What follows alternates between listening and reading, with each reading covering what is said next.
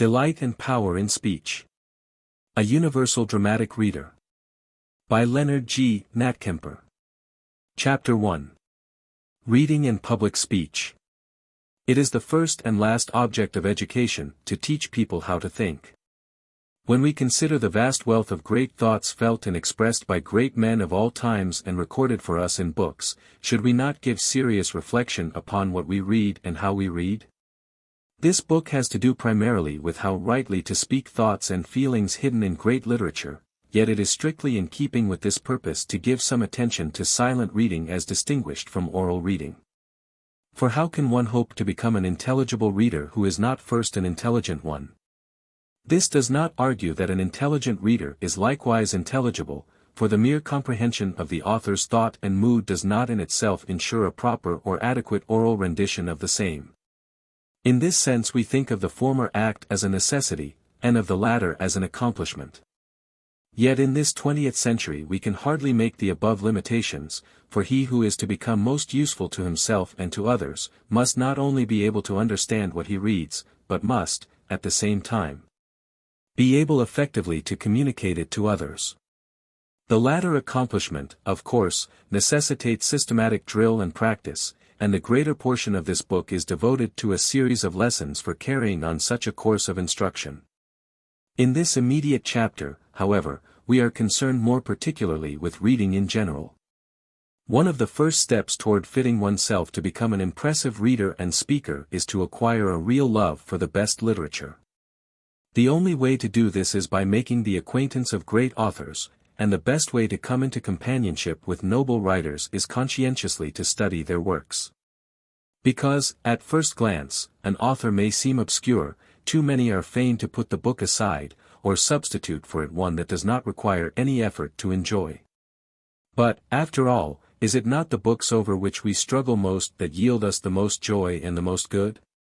When once we form the friendship of great books and catch their vision, we cannot help but pattern our lives, in a very large measure, in accordance with those fundamental and lasting principles of right living and right thinking which characterize the writings of all great men and women. Their ideals become our ideals. It seems, therefore, that if we hope to become agreeable speakers or conversationalists we must, at the outset, realize it as imperative that we make ourselves familiar with the writings, in verse and prose, of noble minds. It is by this close association with great people, who have not only understood and felt the deeper meanings of life, but who have put their experiences and knowledge into permanent literature, that we may have our smaller souls kindled to glow brighter and longer. It is by giving an attentive ear to the voices that call to us from our bookshelves that our finer sensibilities are quickened to fuller appreciation of nature, of art, and of the joy of living. We must realize that training in the development of oral expression is primarily a cultural course, but, at the same time, a practical one. Many people would invert the order of this statement, but all are agreed that correct vocal expression aids immeasurably in the development of taste and refinement, and, at the same time, affords, in many ways, practical assistance in daily living. Pure water is more likely to be drawn from a deep well than from a shallow pool. So, also, he who possesses depth of feeling and appreciation of noble thoughts and pure emotions is more likely to give adequate and satisfactory oral expression to them than he whose feeling is shallow and indifferent. Experience teaches that nothing gives greater aid to a spontaneous, irresistible flow of thought, revealing, through voice and body, the finer conceptions of the human soul, than a constant familiarity with the deep wells of the best literature. By listening eagerly to the best words great men of all times have said to the world, we make our own natures responsive. Then, in greater or lesser measure, as readers or speakers, we translate or interpret these words for the enjoyment or uplift of others. How can the man, the woman, of limited time and means, proceed so as to find these treasures of literature? Let us here set down, briefly and clearly, what seems to us the most enjoyable and natural method to use. In the first place, ask yourself if you are willing to be a hard worker, self-sacrificing and humble. Unless you are, you will find that great spirits are slow to share with you their richest treasures. You must first make yourself worthy before you can expect to enter into their sanctum. In the words of Ruskin, you must be willing to work hard to find the hidden meaning of the author. Ask yourself, am I inclined to work as an Australian miner would? Are my pickaxes and shovels in good order, and am I in good trim myself, my sleeves well up to my elbows, and my breath good, and my temper? The metal you are in search of being the author's mind or meaning, his words are as the rock which you have to crush and smelt in order to get at it. And your pickaxes are your own care, wit, and learning. Your smelting furnace is your own thoughtful soul. Do not hope to get at any good author's meaning without those tools and that fire. Often you will need sharpest, finest chiseling, and patientest fusing, before you can gather one grain of the metal. Then, too, you must be patient. An untrained reader is, as it were, wandering in a great forest where he sees many paths, but he knows not which to take. If he pursue a wrong path the first, second, or the third time, he should not lose hope, but seek again and again. By such experiences he is sharpening his faculty of discrimination, and ere long can, in a brief space, detect which paths he should follow. No one but yourself can prescribe rightly a course of reading best suited to your particular needs. It must be a voluntary search on your own part, and an enjoyable one, if you are to get the most from it.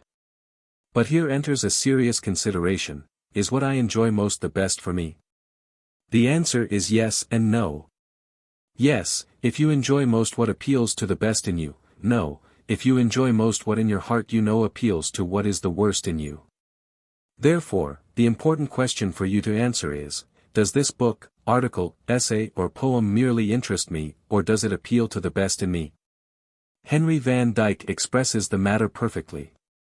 The person who wants to grow, turns to books as a means of purifying his tastes, deepening his feelings, broadening his sympathies, and enhancing his joy of life. Literature he loves because it is the most humane of the arts.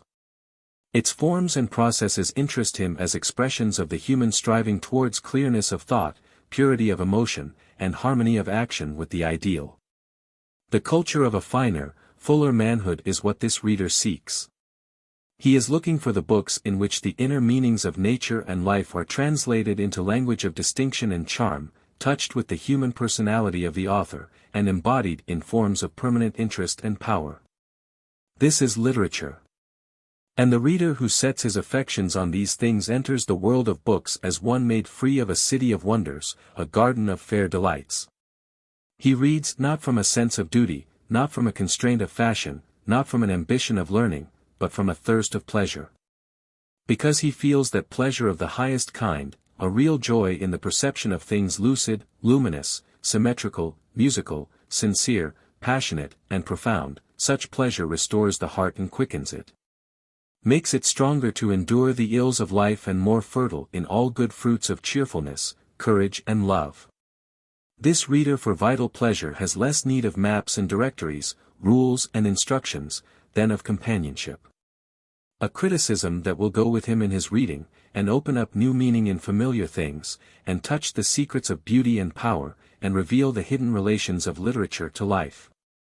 And help him to see the reasonableness of every true grace of style, the sincerity of every real force of passion, a criticism that penetrates, illuminates, and appreciates. Making the eyes clearer and the heart more sensitive to perceive the living spirit in good books, that is the companionship which will be most helpful, and most grateful to the gentle reader. Chapter 2. Effective Speech. There are 4 definite steps in the mastery of effective speech. It must be intelligible. It must be sympathetic. It must be melodious. It must be forceful. In seeking to accomplish these 4 aims, the pupil will not only increase his culture but his practical mental power as well. The first step has to do with whatever makes understandable what he has to say. But before he can be intelligible in address, he must be an intelligent reader. He must train himself to master the real meaning of words. This means taking in, comprehending, and translating the thought of others. This is an important part in accomplishing the first step. The mind must be trained quickly and accurately to comprehend the printed page. The basis for good oral reading. Grasp this idea firmly, before one may hope to read intelligibly, he must first be an intelligent reader. You cannot express outwardly what you have not received and do not feel inwardly. Therefore the basis of good oral reading is understanding, intelligent silent reading.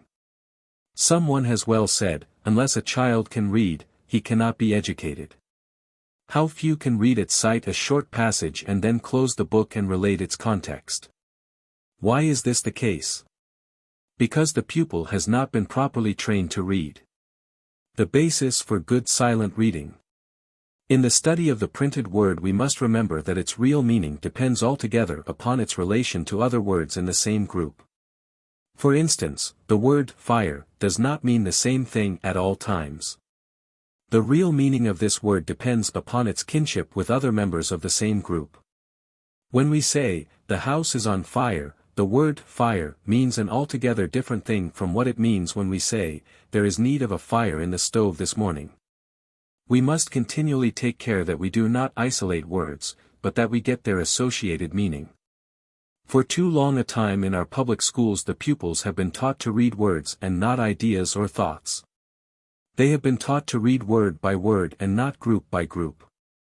For instance, the most elementary pupils will read as follows: the cat can run and play with the ball. The grouping is altogether overlooked. The children are concentrating their attention upon single or isolated words instead of upon thought groups made up of several words as follows: the cat can run and play with the ball. Get the author's thought. Whatever one reads, he must first determine for what purpose he is reading. A definite aim or end in view must be had to serve as a motive power. The pupil who can relate the successive events in a narrative after having read it carefully, has trained his memory. But memory training is not the highest aim or end. The thing of paramount importance is, what is the application of the author's meaning?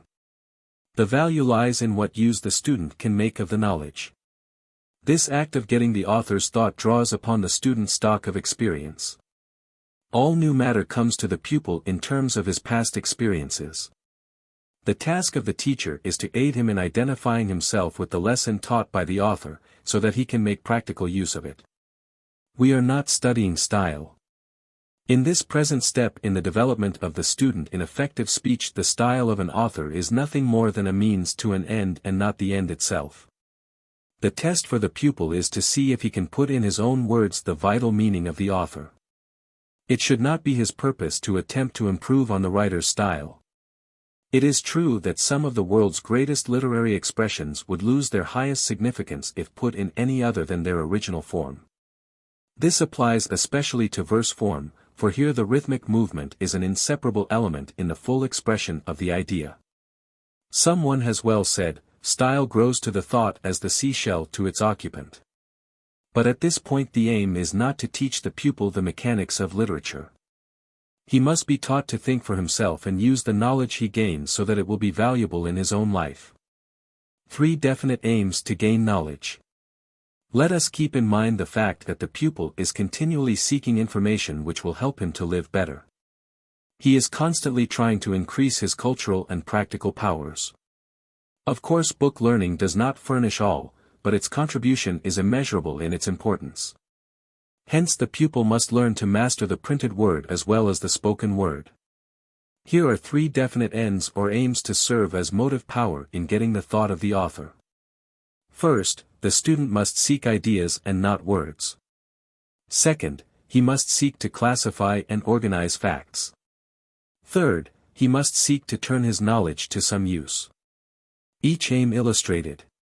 To illustrate the first aim, let us take the following lines from Hamlet. Give me that man. That is not passion's slave, and I will wear him. In my heart's core, aye, in my heart of hearts. As I do thee. Shakespeare wished to point out the blessedness of that virtue, independence. It is of little consequence to the pupil in this first step of his growth to make a comparison between Shakespeare's method of expressing this truth, with that of Elbert Hubbard, speaking of Rowan. That man who delivered an important message to Garcia in the jungles of Cuba when we had decided to go to war with Spain, said. By the eternal There is a man whose form should be cast in deathless bronze and a statue placed in every college of the land. It is not book learning young men need, nor instructions about this and that, but a stiffening of the vertebrae which will cause them to be loyal to a trust, to act promptly, concentrate their energies, do the thing, carry a message to Garcia. Is not the aim in both cases for the pupil to get the idea which the authors wish to impress upon his mind? In other words, the authors are not simply writing for art's sake, as so many would have us believe. The pupil must get the author's messages, so that they will help him in life, to be both independent or free from passion, and reliable or dependable in whatever he undertakes. Let us advance to the second step. The classification and organization of facts mean more than the simple process of orderly arrangement. This has to do with translating what the author presents to the pupil in terms of his past experience. This is the process of judging values. Before we pigeonhole new information, we pass judgment upon its relative importance. The pupil has experienced the value of punctuality, courage, optimism, etc. Now, when any new truth comes under his observation, it is not turned into knowledge until it has gone through his mental gristmill. What he hears, or sees, or feels, is not usable until it has been fitted into its particular niche, and this fitting process is brought about by likening the unknown to the known. This brings us to the third step. Frederick Harrison has said, "Man's business here is to know for the sake of living, not to live for the sake of knowing." There is no better way of expressing the third step in the development of the student in intelligent reading. After he has learned to grasp the author's thought readily, and then so reacts upon it that it becomes a part of his very being, his next step is to find an open market for the sale of his knowledge. This does not mean to sell for money in the narrow sense, but to put his understanding into actual daily life. Chapter 3. Inventory of Speech Efficiency. Before proceeding further, let us estimate our speech efficiency. Every conscientious person can determine the strong and weak points of his speech by asking himself a few questions. Some, more sensitive than others, will very likely magnify their weaknesses and minimize their commendable qualities. Be that as it may, the vast majority will give a fair rating to both good and bad vocal habits. This personal consultation with yourself may take a long or a short time. Some are quick to see faults in themselves, and probably slow to correct them. Still others are slow to see their own errors and probably never will correct them, but all careful and honest students will discover at once where they are lacking in the proper management of voice, and will proceed to overcome their difficulties. In rating speech efficiency, it is well to make use of the common questionnaire plan. The questions fall under two separate heads, namely, the knowing and the doing. The knowing. 1. Do I realize that I use my voice almost constantly? 2. Do I realize that success in business or society depends largely upon the convincing power of speech? 3. Do I realize how much of my speech is of no avail? 4. Do I realize the vital importance of inflection and the influence it has upon those who hear me? 5. Do I realize the great delight that comes through the mastery of correct vocal usage? 6. Do I realize that it is unnecessary to have a tired throat at the end of the day? 7. Do I realize that in a very large degree a pleasing personality depends upon a pleasing voice? 8. Do I realize that by attaining convincing power of speech I am promoting my efficiency? The doing. 1. Do I talk more than is necessary? 2. Do I pitch my voice too high?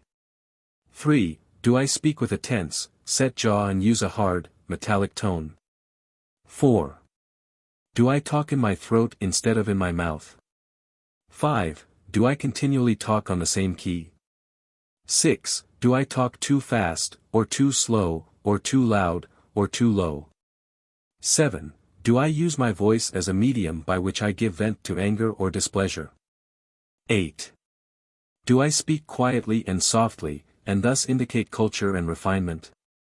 9. Do I speak loudly in order to be persuasive? 10. Do I attract undue attention to my speech? 11. Do I enunciate with clearness and precision? 12. Do I harmonize tone with mood? More items could be placed under these two headings, but the above are sufficient to bring the student face to face with his speech difficulties. We must know wherein we lack speech efficiency before we can remedy the lack. The following chapters present adequate exercises for needed improvement. Chapter 4. Oral Reading. If the pupil is to enjoy logical and consistent development in expression, he must be taught along psychological lines. Teachers should never lose sight of the fact that what is good for one pupil is not always good for another. It is impossible to set down a set of rules which will govern alike all pupils. Only that teacher is worthy of the name who recognizes that every pupil presents more or less a separate problem. Teacher's first great task. The teacher's first important task is to render the pupil rightly disposed. Some pupils are at once extremely anxious to be governed by the wisdom of their teachers, while others are skeptical and must serve an apprenticeship in imitation. Still others are perverse and must be coerced. It is the patient and long-suffering teacher whose highest hopes will be realized. What is expression? What is expression? We are told that all life is expression, the sudden summer shower, the leap of the wild cataract, the springing forth of early flowers, and the slow motion of the glacier all represent nature expressing herself. The musician over the keyboard, the painter at his easel, the writer at his desk, represent art expressing herself. This is all true. But what about mankind as a whole? What about the vast majority of people who are not endowed with genius? Have they no universal and common mode of expression? Greatest educational value. Here lies the great educational value of oral reading, of expressive speech. Their appeal should be universal and not confined to a talented few. It were better that those who have native ability were wholly neglected and allowed to express themselves in their own way, than that the vast majority have no training at all. It is the ungifted who should be aided rather than those who have been especially endowed by nature. The desire to express. The desire to express is common to all humanity from infancy to old age. The true aim of education should be to draw out that which is within us, in other words, to express ourselves, physically, mentally and spiritually. The world's great personalities are those who have the greatest freedom of expression. They have mastered the power to reveal their inmost selves. They have profited by the truth that through exercise we grow. So we should continually aim to free those channels through which we communicate ourselves to the outside world, in order that our highest faculties be unshackled and be given perfect freedom. The channels of expression. Let us consider briefly what are the chief avenues or channels of revealing what we are to others. Our first means is by movements of a part or all of the body. This we call the physical channel. Later in the development of man the location of sound in the throat was made. Man noted that when he experienced a certain mood, unconsciously he gave vent to a corresponding guttural noise or sound. This is called the sound or tone channel. Lastly, man invented sound symbols, words. That is, certain vocal sounds represented certain objects and ideas. This we call the word channel.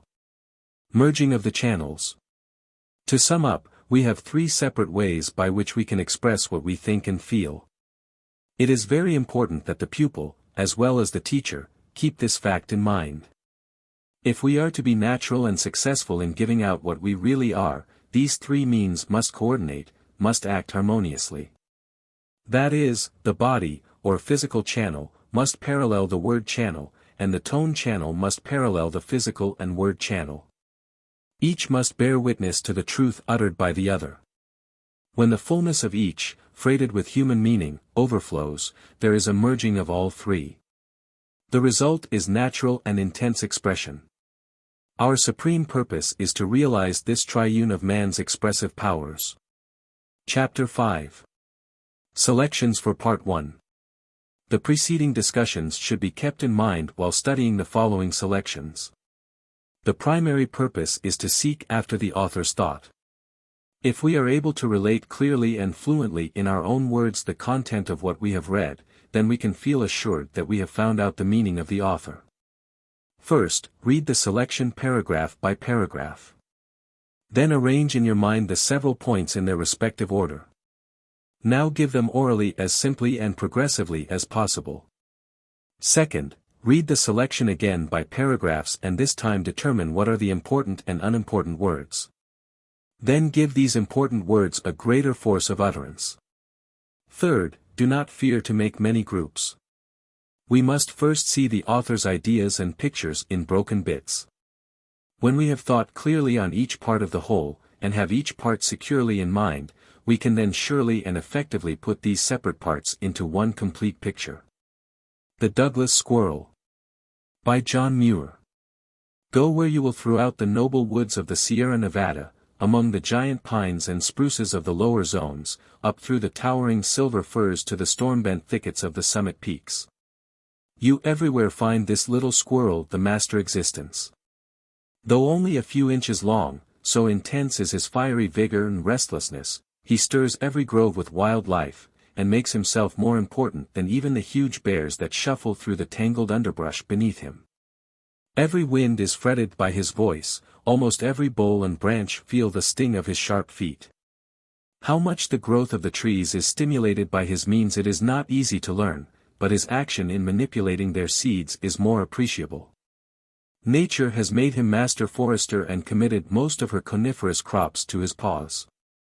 Probably over 50% of all the cones ripened on the Sierra are cut off and handled by the Douglas alone. And of those of the big trees perhaps 90% pass through his hands. The greater portion is of course stored away for food to last during the winter and spring, but some of them are tucked separately into loosely covered holes, where some of the seeds germinate and become trees. One never tires of this bright chip of nature, this brave little voice crying in the wilderness, of observing his many works and ways, and listening to his curious language. His musical, piney gossip is as savory to the ear as balsam to the palate. And, though he has not exactly the gift of song, some of his notes are as sweet as those of a linnet, almost flute-like in softness, while others prick and tingle like thistles. He is the mockingbird of squirrels, pouring forth mixed chatter and song like a perennial fountain, barking like a dog, screaming like a hawk, chirping like a blackbird or a sparrow, while in bluff, audacious noisiness he is a very jay. In descending the trunk of a tree with the intention of alighting on the ground, he preserves a cautious silence, mindful, perhaps, of foxes and wildcats, but while rocking safely at home in the pine tops there is no end to his capers and noise. And woe to the gray squirrel or chipmunk that ventures to set foot on his favorite tree. No matter how slyly they trace the furrows of the bark, they are speedily discovered, and kicked downstairs with comic vehemence, while a torrent of angry notes comes rushing from his whiskered lips that sounds remarkably like swearing. He will even attempt at times to drive away dogs and men, especially if he has had no previous knowledge of them. Seeing a man for the first time, he approaches nearer and nearer, until within a few feet. Then, with angry outburst, he makes a sudden rush, all teeth and eyes, as if about to eat you up. But, finding that the big forked animal doesn't scare, he prudently beats a retreat, and sets himself up to reconnoiter on some overhanging branch, scrutinizing every movement you make with ludicrous solemnity. Mr. Muir thus tells of an amusing experience he had with a Douglas squirrel that he found at his breakfast. Breakfast done, I whistled a tune for him before he went to work, curious to see how he would be affected by it.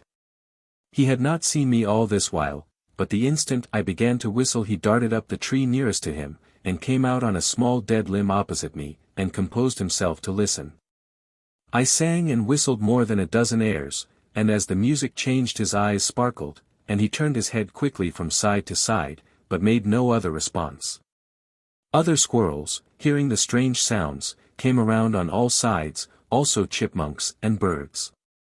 One of the birds, a handsome, speckle-breasted thrush, seemed even more interested than the squirrels.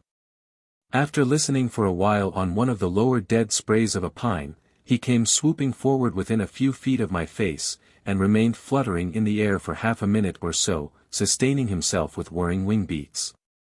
Like a hummingbird in front of a flower, while I could look into his eyes and see his innocent wonder. By this time my performance must have lasted nearly half an hour. I sang or whistled Bonnie Doon, Lass o' Gowrie, O'er the Water to Charlie, Bonnie Woods o' Craigie Lee, etc. All of which seemed to be listened to with bright interest, my first Douglas sitting patiently through it all, with his telling eyes fixed upon me until I ventured to give the bold 100th, when he screamed his Indian name, Pillaluit. Turned tail, and darted with ludicrous haste up the tree out of sight, his voice and actions in the case leaving a somewhat profane impression, as if he had said, "I'll be hanged if you get me to hear anything so solemn and unpiny." This acted as a signal for the general dispersal of the whole hairy tribe, though the birds seemed willing to wait further developments, music being naturally more in their line. What there can be in that grand old church tune that is so offensive to birds and squirrels I can't imagine. A year or two after this High Sierra concert, I was sitting one fine day on a hill in the Coast Range, where the common ground squirrels were abundant. They were very shy on account of being hunted so much. But after I had been silent and motionless for half an hour or so they began to venture out of their holes and to feed on the seeds of the grasses and thistles around me as if I were no more to be feared than a tree stump. Then it occurred to me that this was a good opportunity to find out whether they also disliked Old 100th.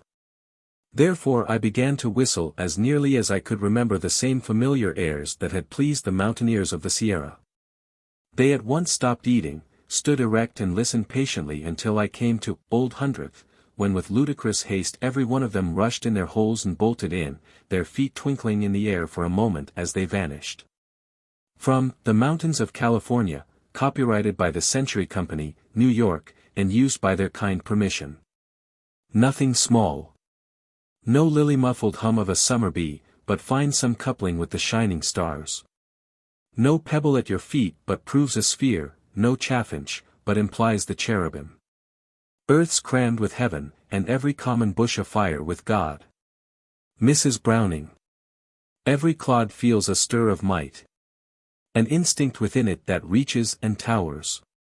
And, groping blindly above it for light, climbs to a soul in grass and flowers.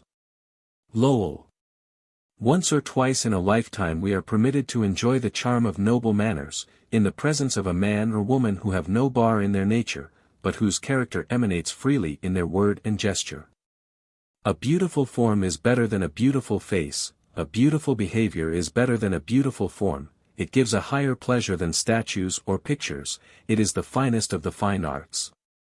A man is but a little thing in the midst of the objects of nature, yet, by the moral quality radiating from his countenance, he may abolish all considerations of magnitude, and in his manners equal the majesty of the world. I have seen an individual, whose manners, though wholly within the conventions of elegant society, were never learned there, but were original and commanding, and held out protection and prosperity. One who did not need the aid of a court suit, but carried the holiday in his eye, who exhilarated the fancy by flinging wide the doors of new modes of existence. Who shook off the captivity of etiquette, with happy-spirited bearing, good-natured and free as Robin Hood, yet with the port of an emperor, if need be, calm, serious, and fit to stand the gaze of millions. Emerson. Look at ourselves. Look at man, his reason, intelligence, and discoveries. Look at him diving into the depths of the ocean, calculating the eclipses of the sun and moon, and making the elements subservient to his interest and his wants. Look at his capacities. Review the 10,000 arguments that daily, nay, hourly, arise, and then tell me if there is the shadow of a doubt that a God, a retributive God, does rule the whirlwind and direct the storm. R. Ricker. Education is a companion which no misfortune can depress, no crime can destroy, no enemy can alienate, no despotism enslave. At home, a friend, abroad, an introduction, in solitude, a solace, and in society, an ornament. It chastens vice, it guides virtue, it gives at once grace and government to genius. Without it, what is man? A splendid slave, a reasoning savage. Just before Napoleon set out for the court of Belgium, he sent to the cleverest artisan of his class in Paris, and demanded of him whether he would engage to make a coat of mail, to be worn under the ordinary dress, which should be absolutely bulletproof. And that if so, he might name his own price for such a work. The man engaged to make the desired object, if allowed proper time, and he named 18,000 francs as the price of it. The bargain was concluded, and in due time the work was produced, and its maker honored with a second audience of the emperor. "Now," said his imperial majesty, "put it on." The man did so. "As I am to stake my life on its efficacy, you will, I suppose, have no objections to do the same." And he took a brace of pistols, and prepared to discharge one of them at the breast of the astonished artisan. There was no retreating, however, and half dead with fear, he stood the fire, and, to the infinite credit of his work, with perfect impunity. But the emperor was not content with one trial. He fired the second pistol at the back of the trembling artisan, and afterwards discharged a fowling piece at another part of him, with similar effect. "Well," said the emperor, "you have produced a capital work, undoubtedly. What is the price of it?" 18,000 francs were named as the agreed sum. "There is an order for them," said the emperor, "and here is another, for an equal sum, for the fright that I gave you." Work and the Worker. By Theodore Roosevelt. There are any number of different kinds of work we have to do, all of which have to be done. There is the work of the farmer, the work of the business man, the work of the skilled mechanic, the work of the men to whom I owe my safety every day and every night, the work of the railroad men. The work of the lawyer, the work of the sailor, the work of the soldier, the work in 10,000 ways. It is all good work. It does not make any difference what work the man is doing if he does it well. If the man is a slacker, a shiftless creature, I wish we could get rid of him. He is of no use. In every occupation you will find some men whom you will have to carry. You cannot do much with them. Every one of us will stumble at times, and shame to the man who does not at such times stretch out a helping hand, but if the man lies down you cannot carry him to any permanent use. What I would plead for is that we recognize the fact that all must work, that we bring up our children to work, so that each respects the other. I do not care whether a man is a banker or a bricklayer. If he is a good banker or a good bricklayer he is a good citizen. If he is dishonest, if he is tricky, if he shirks his job or tries to cheat his neighbor, be he great or small, be he the poor man cheating the rich man, or the rich man oppressing the poor man, in either case he is a bad citizen. Remarks at Berenda, California, May 18, 1903. The Music of America. By Roscoe Gilmore Stott. This is the music of America. Above the fret of 100 routine duties and 1,000 cares rises the clarion soprano. It comes from the joyful throats of millions of women, blessed beyond their sorrowing sisters who dwell on foreign shores. It is the voice of the clear-eyed schoolgirl, romping her happy way from a world of books into a gentler world of love. Of the self-reliant sister who is facing the forces of business with spirit courageous and step that has never learned to falter. Of the mother of a tender brood and, blended into the melody her own heart makes, the sweet, lisped crooning from the child at her bosom. The tenor notes are strong and full of golden promises. They come from souls that have climbed above the city's boldest heights. They come from the souls of self-forgetful men, a proud nation's watchers upon her towers whose eager eyes scan the far stretches that they may guard with loyalty against the perfidy of home or foreign foes. The tenor is the united voices of the poets and philosophers, of the reformers and statesmen, yes, and of all that growing host who have scaled to the peak of some new Sinai, that the people may not forget the Almighty's will concerning them. Listen, and you will mark the rich, rounded tones of the contralto, from the great-hearted organizations of charity.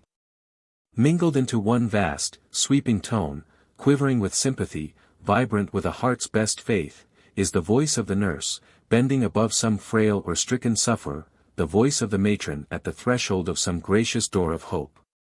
The voice of the orphanage, the voice of the infirmary, the voice of the rescue mission, the voice of the Salvation Army, the voice of the Red Cross, the voice of the Christian Association, the voice of the Church. And underneath the united harmony of soprano and contralto, under the inspiring silver thread of tenor, there comes the wonderful support of all, the basis of a nation's song of hope, the splendid and terrible contribution of strong-armed, mighty-limbed labor, the bass. In the low, deep resonance of the singer's rare volume one may catch a vision of men, stern of visage and powerful in action, dominated by the happy unity of will and service, pouring down into depths of Mother Earth.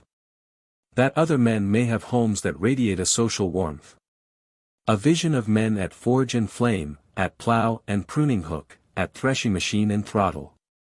The mighty voice thrills with the shriek of a million factory whistles, of sea and river craft, of rushing locomotives competing against time and space. Underneath all, the splendid and terrible tones of a giant singer. So, let us be glad and rejoice. The All-King, as he sits on the white throne, marshalling his worlds, pauses. He bends a listening ear, and surely his heart is made glad with an overpowering happiness as his ears catch the strains of a grateful people's reverence, as he listens to the music of America, from the Ladies' Home Journal. The Virtues of Love. By St. Paul the Apostle. Though I speak with the tongues of men and of angels, and have not charity, I am become as sounding brass, or a tinkling cymbal. And though I have the gift of prophecy, and understand all mysteries, and all knowledge, and though I have all faith, so that I could remove mountains, and have not charity, I am nothing. And though I bestow all my goods to feed the poor, and though I give my body to be burned, and have not charity, it profiteth me nothing. Charity suffereth long and is kind, charity envieth not. Charity vaunteth not itself, is not puffed up, doth not behave itself unseemly, seeketh not her own, is not easily provoked, thinketh no evil, rejoiceth not in iniquity, but rejoiceth in the truth. Beareth all things, believeth all things, hopeth all things, endureth all things. Charity never faileth, but whether there be prophecies, they shall fail, whether there be tongues, they shall cease, whether there be knowledge, it shall vanish away. For we know in part, and we prophesy in part. But when that which is perfect is come, then that which is in part shall be done away. When I was a child, I spake as a child, I understood as a child, I thought as a child. But when I became a man, I put away childish things. For now we see through a glass, darkly, but then face to face, now I know in part, but then shall I know even as also I am known. And now abideth faith, hope, charity, these three. But the greatest of these is charity. 1 Corinthians 13. The Majesty of the Ocean.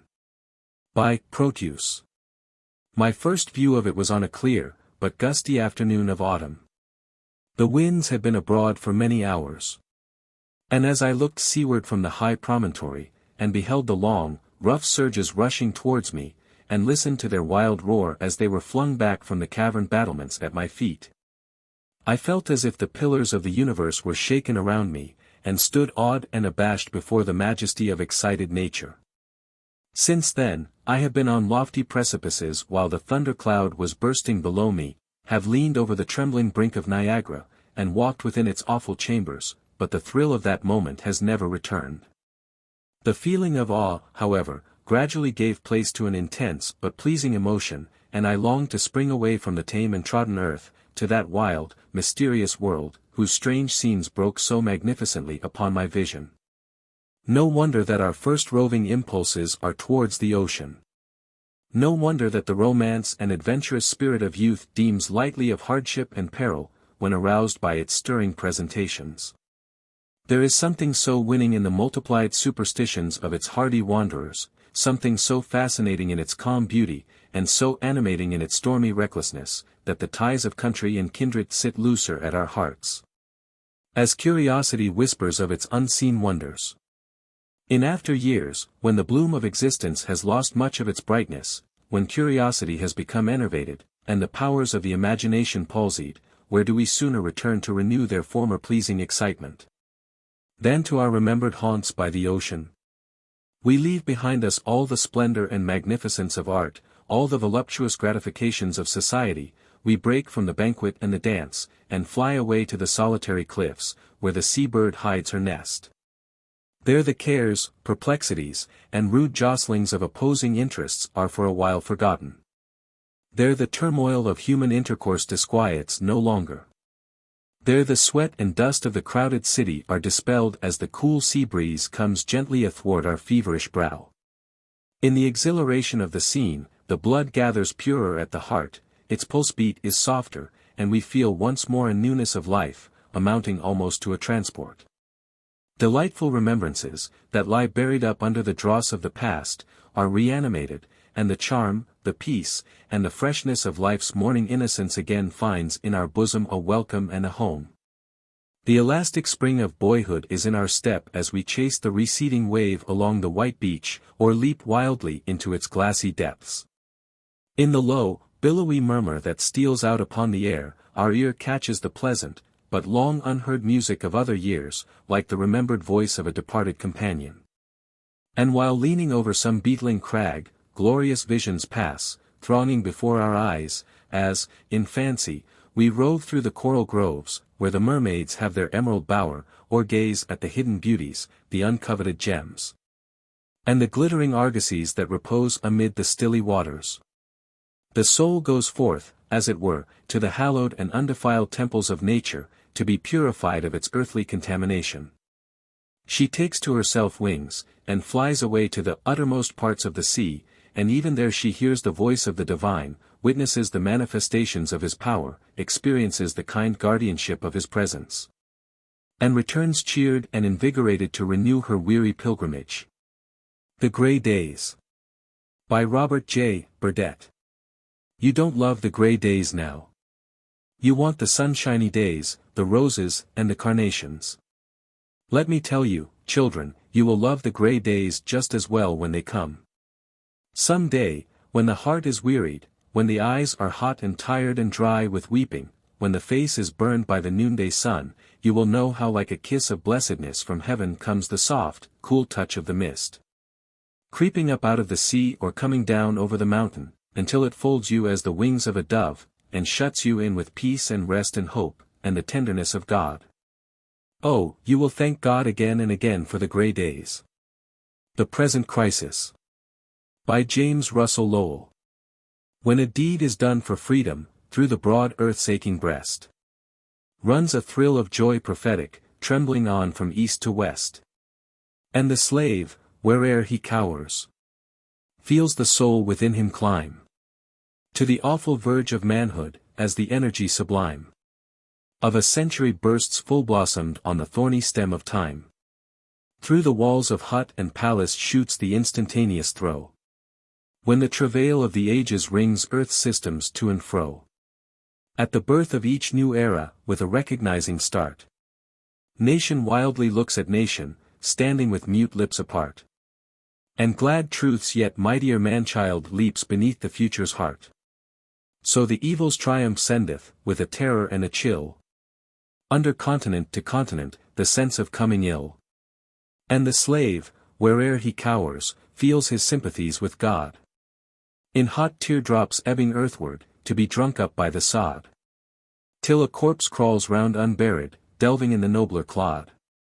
For mankind are one in spirit, and an instinct bears along round the earth's electric circle, the swift flash of right or wrong, whether conscious or unconscious.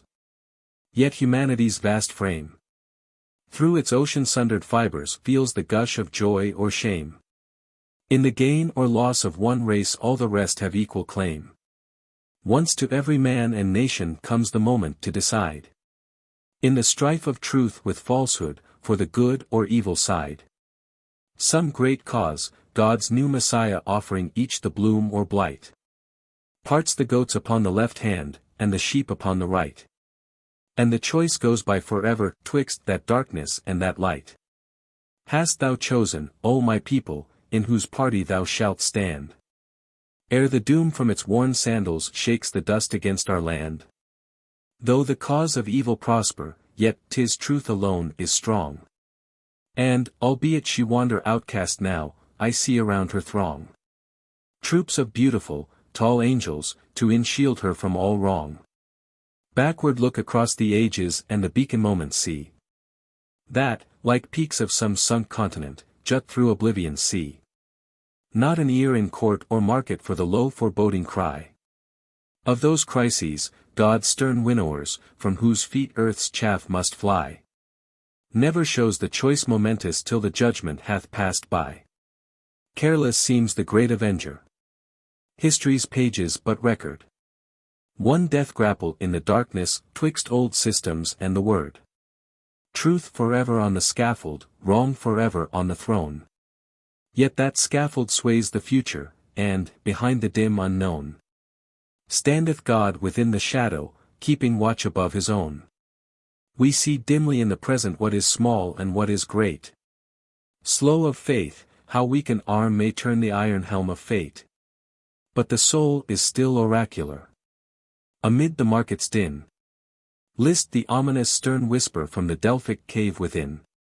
They enslave their children's children who make compromise with sin. Chapter 6. Articulation Exercises. The pronunciations and definitions throughout these pages are those given in Webster's New International Dictionary, published by G. and C. Merriam Company, Springfield, Massachusetts, 1918 edition. Without a graceful and pleasing enunciation, all your elegancy of style in speaking is not worth a farthing. Chesterfield. In the utterance of words we are concerned with the following terms: pronunciation, enunciation, and articulation. In a general way their meanings are identical, but yet there is a mark of difference characterizing each. Pronunciation has to do with the act of uttering a single letter, syllable, word, sentence, or whole address. This concerns correctness. Enunciation has to do with careful, distinct utterance so that any word or any part of a word is completely audible. This concerns distinctness. Articulation has to do with the act of gracefully and skillfully manipulating those organs of speech necessary for the correct pronunciation and distinct enunciation of words. This concerns skillfulness. At least a part of the following exercises should be practiced daily, preferably in the morning. A few minutes' practice is a splendid tonic for the tasks of the day. I. For the lips and jaw. 1. Repeat e, a, o, o. In doing this extend the lips and use a relaxed jaw. 2. Repeat again, giving a rising inflection to each. Then give each sound the falling inflection, and then the circumflex inflection. 3. Intone them on successive pitches. Be sure you have pure vowel quality. 4. Whisper the sounds e, a, permitting the jaw, in the latter sound, to drop completely relaxed each time. 2. For lips, tongue, and soft palate. 1. Repeat e, b, ab, a, w, b, a, bo, b, o, o, b. 2. Repeat ed, ad, a, w, d, a, h, d, o, d, ud. 3. Repeat e, g, a, g, a, w, g, og, o, g, ug. 4. Repeat ek, ak, ok, ok, ok, ok. 3. The aspirates, or breath sounds. 1. Repeat the breath sound of p, w, h, f, t, h, s, t, s, h, h, k. 2. Repeat wh, when, whe, wa, wa, wa, hu, hu. 3. Repeat fa, fa, fa, fa, hef, o, fu. 4. Repeat th, thin, the, thaw, tha, tho, tho. 5. Repeat se, sa, sa, sa, so, su. 6. Repeat te, ta, ta, ta, tu, tu. 7. Repeat she, sha, sha, sha, sho, shu. 8. Repeat he, ha, ha, ha, ho, hu. 9. Repeat ku, ka, ka, ka, ko, ku. 10. Repeat p, pa, pa, pa, pa, pu. 4. The subvocal sounds. 1. Repeat the vocal sound of b, w, t, h, v, z, d, r, z, h, y, g. 2. Repeat b, ba, ba, ba, bo, bu. 3. Repeat w, y's, we, wa, vav, wa, wa, wu. 4. Repeat v, va, va, va, vo, vu. 5. Repeat ze, za, za, za, zo, zu. 6. Repeat the, da, da, do, do. 7. Repeat re, ra, ra, ra, ro, ru. 8. Repeat ja, ja, za, za, zo, zu. 9. Repeat ye, ya, ya, yo, you. 10. Repeat ge, ga, ga, ga, go, gu. 11. Repeat th, thine, the, thaw, tha, tho, tho. V. The liquid sounds. 1. Repeat LMN. 2. Repeat lu la la la lo lu. 3. Repeat me ma ma my mo mu. 4. Repeat any na na na no no. 6. The nasal sounds. 1. Repeat m me m ma m ma m ma m mo m mo. 2. Repeat n n n e n n n a n n n a n n n a n n n o n n n o.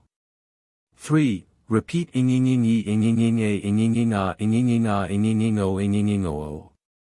7. Combination sounds. 1. 2. 3. 4. Breath. Voice. Breath. Voice.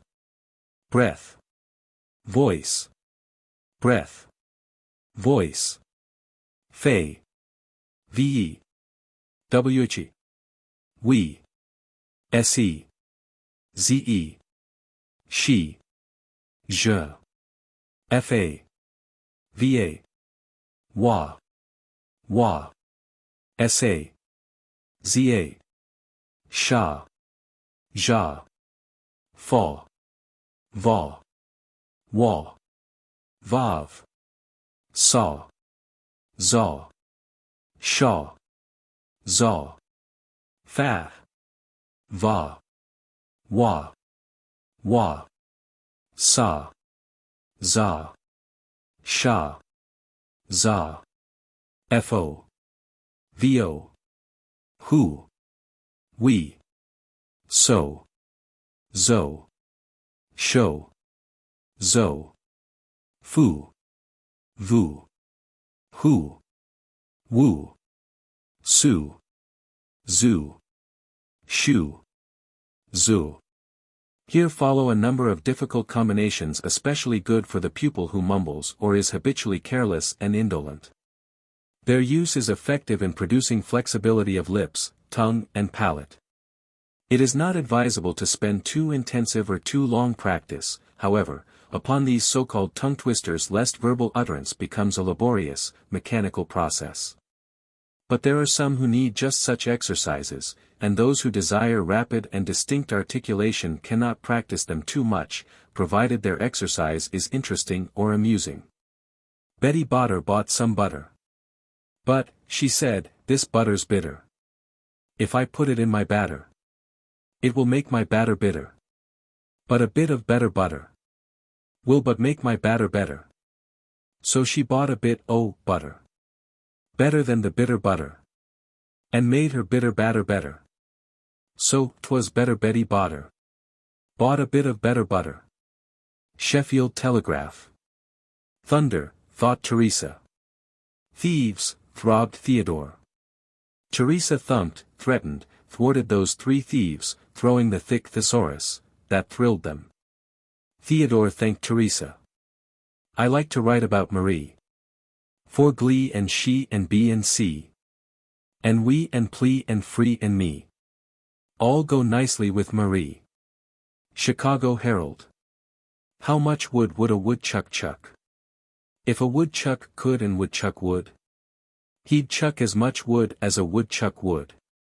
If a woodchuck could and woodchuck would. A thatcher of thatchwood went to that chet a thatching. 5 flippy Frenchmen foolishly fanning fainting flies. 8 eager, earnest, eccentric Englishmen eating 11 elusive eagles. High up the hill he heaved a huge hoe. A cheap, changeable, childlike chimpanzee champion playing checkers with Charles. Black bug's blood. Repeat quickly. When a twiner a twisting will twist him a twist. For the twining his twist he 3 twines doth entwist. But if one of the twines of the twist doth untwist, the twine that untwisted, untwisteth the twist. As much of the dew that the dewdrops drop, if dewdrops do drop dew. A tutor, who tooted a flute, tried to tutor 2 tutors to toot. Said the two to the tutor, is it harder to toot, or tutor 2 tutors to toot? A shy little she said shoo. To a fly and a flea in a flue. Said the flea, let us fly. Said the fly, let us flee. So they flew through a flaw in the flue. Amidst the mists and coldest frosts. With barest wrists and stoutest boasts. He thrusts his fists against the posts. And still insists he sees the ghosts. Bring a bit of buttered bran bread. Lucy likes light literature. Around the rough and rugged rocks the ragged rascal ran. A lovely lily lying all alone along the lane. Can a stammerer flatter a flatterer? The bald lawyer saw all in the hall. Ask at last the flask for the task. To the windmills said the mill wheel. As the wind wills, do you still wheel? Yes, we still wheel when the wind wills. To the mill wheel said the windmills. She stood at the door of Mrs. Smith's fish sauce shop in the Strand welcoming him in. Sisyphus sold 6 pairs of shining steel, slippery scissors. What noise annoys a noisy oyster most? A noisy noise annoys noisy oyster most. A little leaven leaveneth the whole lump. Not whole hump.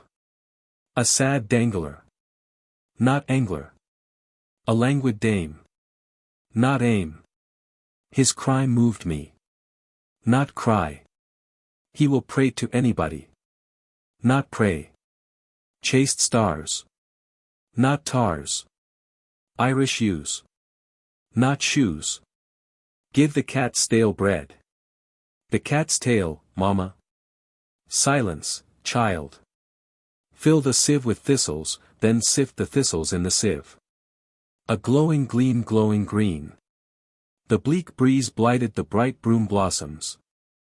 Flesh of freshly dried flying fish. 6 thick thistle sticks. 2 toads tried to trot to Tedbury. Give Grimes Jim's great gilt gig whip. Strong Stephen Stringer snared slickly 6 sickly silky snakes. Much water makes the meal mill will work well. Her Highness, how high she holds her old haughty head. The soup must be heated before he eat it. Hugo goes for the girls that he sees. Pa goes, 'cause it limbers his knees. Ma goes for the ease, 'neath the trees. Nanny goes for the coasters that please. Letta goes for Gallagher's squeeze. So, go where the goes go. Max with a wax match. The sea saith, it sufficeth sufficiently that the sea saith. 6 slick slim slippery slimy sleek slender sickly saplings. Owen Moore went away. Owing more than he could pay. Owen Moore came back one day. Owing more. There was a young fellow named Tate. Who dined with his girl at 8:08. As Tate did not state. I cannot relate. What Tate and his tete-a-tete ate at 8:08. A farmer had a cedar for the seeding of the seed. It was a cedar, and said he, I never seed a cedar that could exceed this your cedar for the seed in of the seed. Simon Short's son Samuel. Shrewd Simon Short sewed shoes. 17 summer speeding storms, spreading sunshine, successively saw Simon's small shabby shop still stanch. Saw Samuel's selfsame squeaking sign still swinging, silently speechifying, Simon Short, Smithfield's sole surviving shoemaker, shoes sewed, sold superfinely. Simon Spry, sedulous spouse, Sally Short, sewed shirts, stitched sheets, stuffed sofas. Simon's 6 stout, sturdy sons, Seth, Samuel, Stephen, Saul, Shadrach, Silas, sold sundries. Sober Seth sold sugar, starch, spice. Simple Samuel sold saddles, stirrups, screws, sagacious Stephen sold silks, satins, shawls, skeptical Saul sold silver salvers, selfish Shadrach sold salves, shoestrings, soap, skates, saws, sausages, sawdust. Slack Silas sold Sally Short stuffed sofas. Some 7 summers since, Simon's second son, Samuel, saw Sophia Sophronia Spriggs, sweet, sensible, smart Sophronia Spriggs. Sam showed strange symptoms. Sam seldom stayed storing, selling saddles. Sam sighed sorrowfully, sought Sophia Sophronia Spriggs society, sung several serenades slyly. Simon stormed, scolded severely, said Sam seemed so silly singing such shameful, senseless songs. Strange, Sam should slight such splendid summer sails. Strutting spendthrift. Shatterbrained simpleton. Softly, softly, sire, said Sally. Sam smitten, Sam spied some sweetheart. Sentimental schoolboy, snarled Simon. Smitten. Stop such stuff. Simon sent Sally's snuff-box spinning, seized Sally's scissors, smashed Sally's spectacles, scattered several spools. Sneaking scoundrel. Sam's shocking silliness shall surcease. Scowling Simon stopped speaking, starting swiftly shopward. Sally sighed sadly. Summoning Sam, she spoke sweet sympathy. Sam, said she, sire seems singularly snappy. So, sonny, stop strutting streets, stop smoking cigars, spending specie superfluously, stop sprucing so, stop singing serenades, stop short. Sell saddles sensibly. See Sophia Sophronia Spriggs soon, she's sprightly, she's stable. So, solicit, sue, secure Sophia speedily, Sam. So soon. So soon, said Sam, standing stock still. So soon, surely, said Sally, smiling, specially since sire shows such spirits. So Sam, somewhat scared, sauntered slowly, shaking stupendously. Sam soliloquizes, Sophia Sophronia Spriggs, Samuel Short's spouse, sounds splendid. Suppose she should say, shoo. She shan't. She shan't. Soon Sam spied Sophia starching shirts, singing softly. Seeing Sam, she stopped starching, saluted Sam smilingly. Sam stammered shockingly, SPL splendid summer season, Sophia. Somewhat sultry, suggested Sophia. Sartin, Sophia, said Sam. Silence 17 seconds. Selling saddles, still, Sam. Sartin, said Sam, starting suddenly. Season somewhat sudorific, said Sam, stealthily staunching sweat, shaking sensibly. Sartin, said Sophia, significantly. Sip some sherbet, Sam. Silence 60 seconds. Sire shot 60 sheldrakes, Saturday, said Sophia. 60. Show, said Sam. Silence 70 seconds. See Sister Susan's sunflowers, said Sophia, sociably scattering such stiff silence. Sophia's sprightly sauciness stimulated Sam strangely. So Sam suddenly spoke sentimentally, Sophia, Susan's sunflowers seem saying, Samuel Short, Sophia Sophronia Spriggs, stroll serenely, sequestered spot, some sylvan shade. Sparkling springs shall sing soul-soothing strains. Sweet songsters shall silence secret sighings. Superangelic sylphs shall. Sophia snickered, so Sam stopped. Sophia, said Sam solemnly. Sam, said Sophia. Sophia, stop smiling. Sam Short sincere. Sam seeking some spouse, Sophia. Sophia stood silent.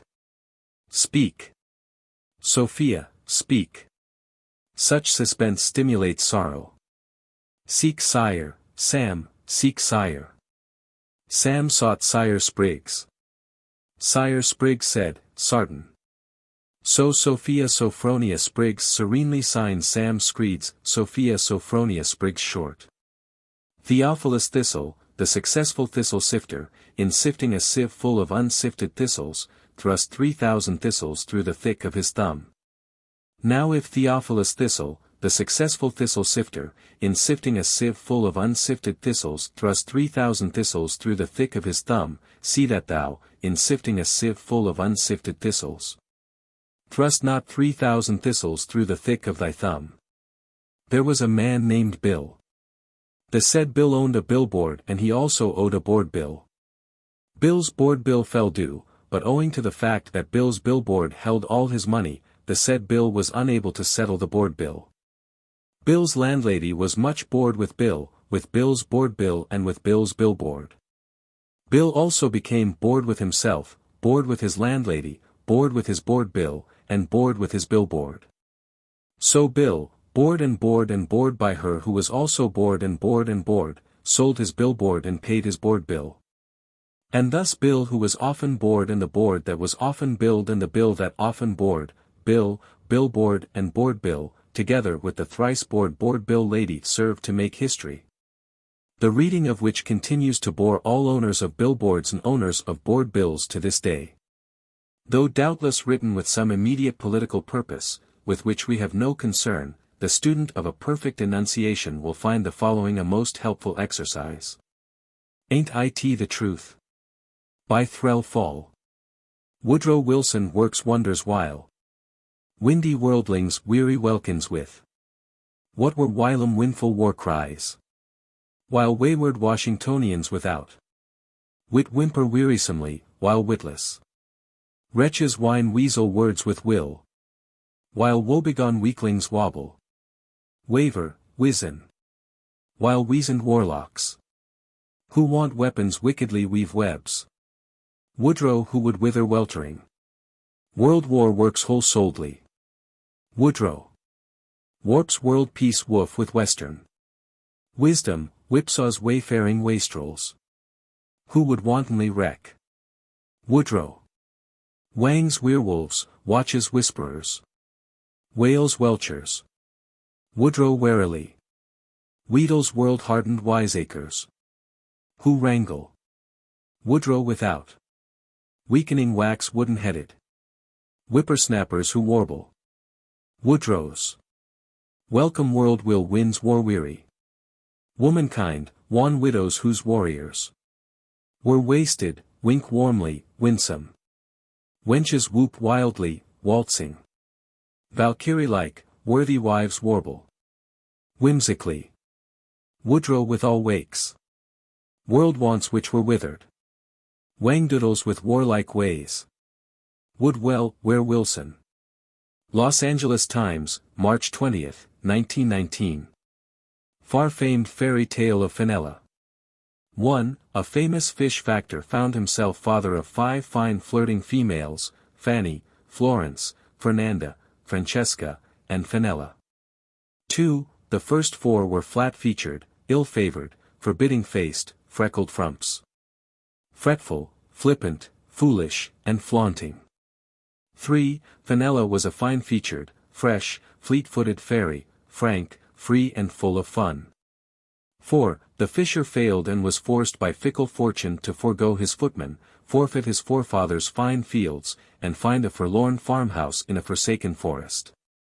5. The 4 fretful females, fond of figuring at feasts in feathers and fashionable finery, fumed at their fugitive father. 6. Forsaken by fulsome, flattering fortune hunters, who followed them when fish flourished, Fenella fondled her father, flavored their food, forgot her flattering followers, and frolicked in frieze without flounces. 7. The father, finding himself forced to forage in foreign parts for a fortune, found he could afford a fairing for his 5 fondlings. 8. The first 4 were fain to foster their frivolity with fine frills and fans, fit to finish their father's finances. Fenella, fearful of flooring him, formed a fancy for a full, fresh flower. 9. Fate favored the fish factor for a few days. When he fell in with a fog, his faithful filly's footsteps faltered, and food failed. 10. He found himself in front of a fortified fortress. Finding it forsaken, and feeling himself feeble and forlorn with fasting, he fed upon the fish, flesh and fowl he found, fricasseed and fried, and when full, fell flat on the floor. 11. Fresh in the forenoon he forthwith flew to the fruitful fields, and, not forgetting Fenella, he filched a fair flower, when a foul, frightful, fiendish figure flashed forth, felonious fellow, fingering my flower, I'll finish you. Go, say farewell to your fine, felicitous family, and face me in a fortnight. 12. The faint-hearted fisher fumed and faltered, and fast was far in his flight. 13. His 5 daughters flew to fall at his feet, and fervently felicitate him. 14. Frantically and fluently he unfolded his fate. 15. Fenella, forthwith, fortified by filial fondness, followed her father's footsteps, and flung her faultless form at the foot of the frightful figure, who forgave the father, and fell flat on his face. For he had fervently fallen in a fiery fit of love for the fair Fenella. 16. He feasted and fostered her, till, fascinated by his faithfulness, she forgot the ferocity of his face, form and feature. And frankly and fondly fixed Friday 5th of February, for the affair to come off. 17. There were present at the wedding, Fanny, Florence, Fernanda, Francesca, and the fisher. 18. There were festivity, fragrance, finery, fireworks, fricasseed frogs, fritters, fish, flesh, fowl and furmenty, frontignac, flip, and fair fit for the fastidious, fruit, fuss, flambeaux, for fat fiddlers, and fifers. And the frightful form of the fortunate and frumpish fiend fell from him, and he fell at Fenella's feet, a fair-favored, fine, frank freeman of the forest. 19. Behold the fruits of filial affection, comic times. My made memory medley. Mentioning memory's marvelous manifestations. 1. Memory means mind, mind means memory. 2. Memory most mysteriously makes mental memoranda. 3. Matured metaphysical meditation manifests memory man's mighty maker's manifoldly marvelous, magnificent masterpiece. 4. Memory makes, molds, modifies, moves, maintains mind, memory moves man's mouth, memory manages man's manipulations. 5. Multitudinous misfortunes mark meager memory, municipal mismanagement, maritime mishaps, mercantile miscalculations. 6. Meager memory means mystification, misconception, misunderstanding, mournful mental malady. 7. Many men meditating merge mid-mystification, mostly meaning mismanaged memory. 8. Meager memory makes many men mere mute mummies. 9. Mold memory, manage memory, make memory meditations mind-making material. Mere mechanical, muttering memory makes many men mere meaning-minus magpies. 10. Memory managed methodically, manifests marvelous might. 11. Many maddened masters murmuringly mistrust meritedly mistrusted menials mudly memories. 12. Menials message mangling misconduct, magical modern memory methods most materially mitigate. 13. Memory methods master most marvelous medleys. 14. Miss Market much might memorize meat, mustard, mushrooms, melons, marmalade, milk, mullets, mops, matches, medicine, myrrh, musk, muslin, music, moreover many miscellaneous momentous messages. 15. Many men much misunderstand memory methods, making mental mazes much more mysterious, making mere mole mounds mule maddening mountains, making minutest mites mighty mammalia. 16. Many men mentally merely move mobward, mingling mimicked, meaningless murmurings midst misty-minded men's maniacal mutterings, menacing memory methods mutilation. Mildly, manfully, mockingly, memory men march, maintaining majesty. 17. Mercenary motives, mistaken monetary management may make many meanly miss mentally masticating memory methods. Moral men manifesting manly motives may mention memory's marvelous malleability, making memory's maximum man's mental meridian. 18. Murky-minded, misanthropic, monopolizing men may malevolently mutter many mischievous, malice-molded maledictions, mockingly mistrusting memory methods. 19. Memory methods master minutely many manuals, mosaic maxims, medieval memorables, Masonic mysteries, mechanical movements, mineral mixtures, medicinal metamorphoses, musical measures, mathematical materials, mercantile managements. Momentary mementos. 20. Memory methods might make monarchs, ministers, members, mayors, magistrates, mouth most mightily, minus manuscripts. 21. Memory methodically manifested makes man muscularly, mentally, morally, mercantilely, much more manly. 22. Memory may make metropolitan manufacturers manufacture many most magnificent materials, merely marking mentally modistes modified matchless models. 23. Memory makes money-moving merchants mass many more money mounds. 24. Memory makes morose men much more mannerly. Memory makes men's motto, mutely mischievous meddling.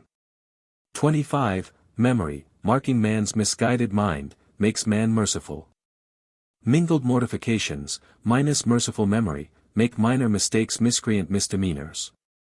26. Memory, methodized, makes more magnetic, meltingly melodious, meek-minded, modest, marriageable maidens.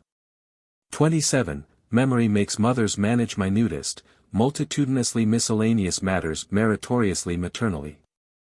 28. Memory makes model men matchlessly master mimicry.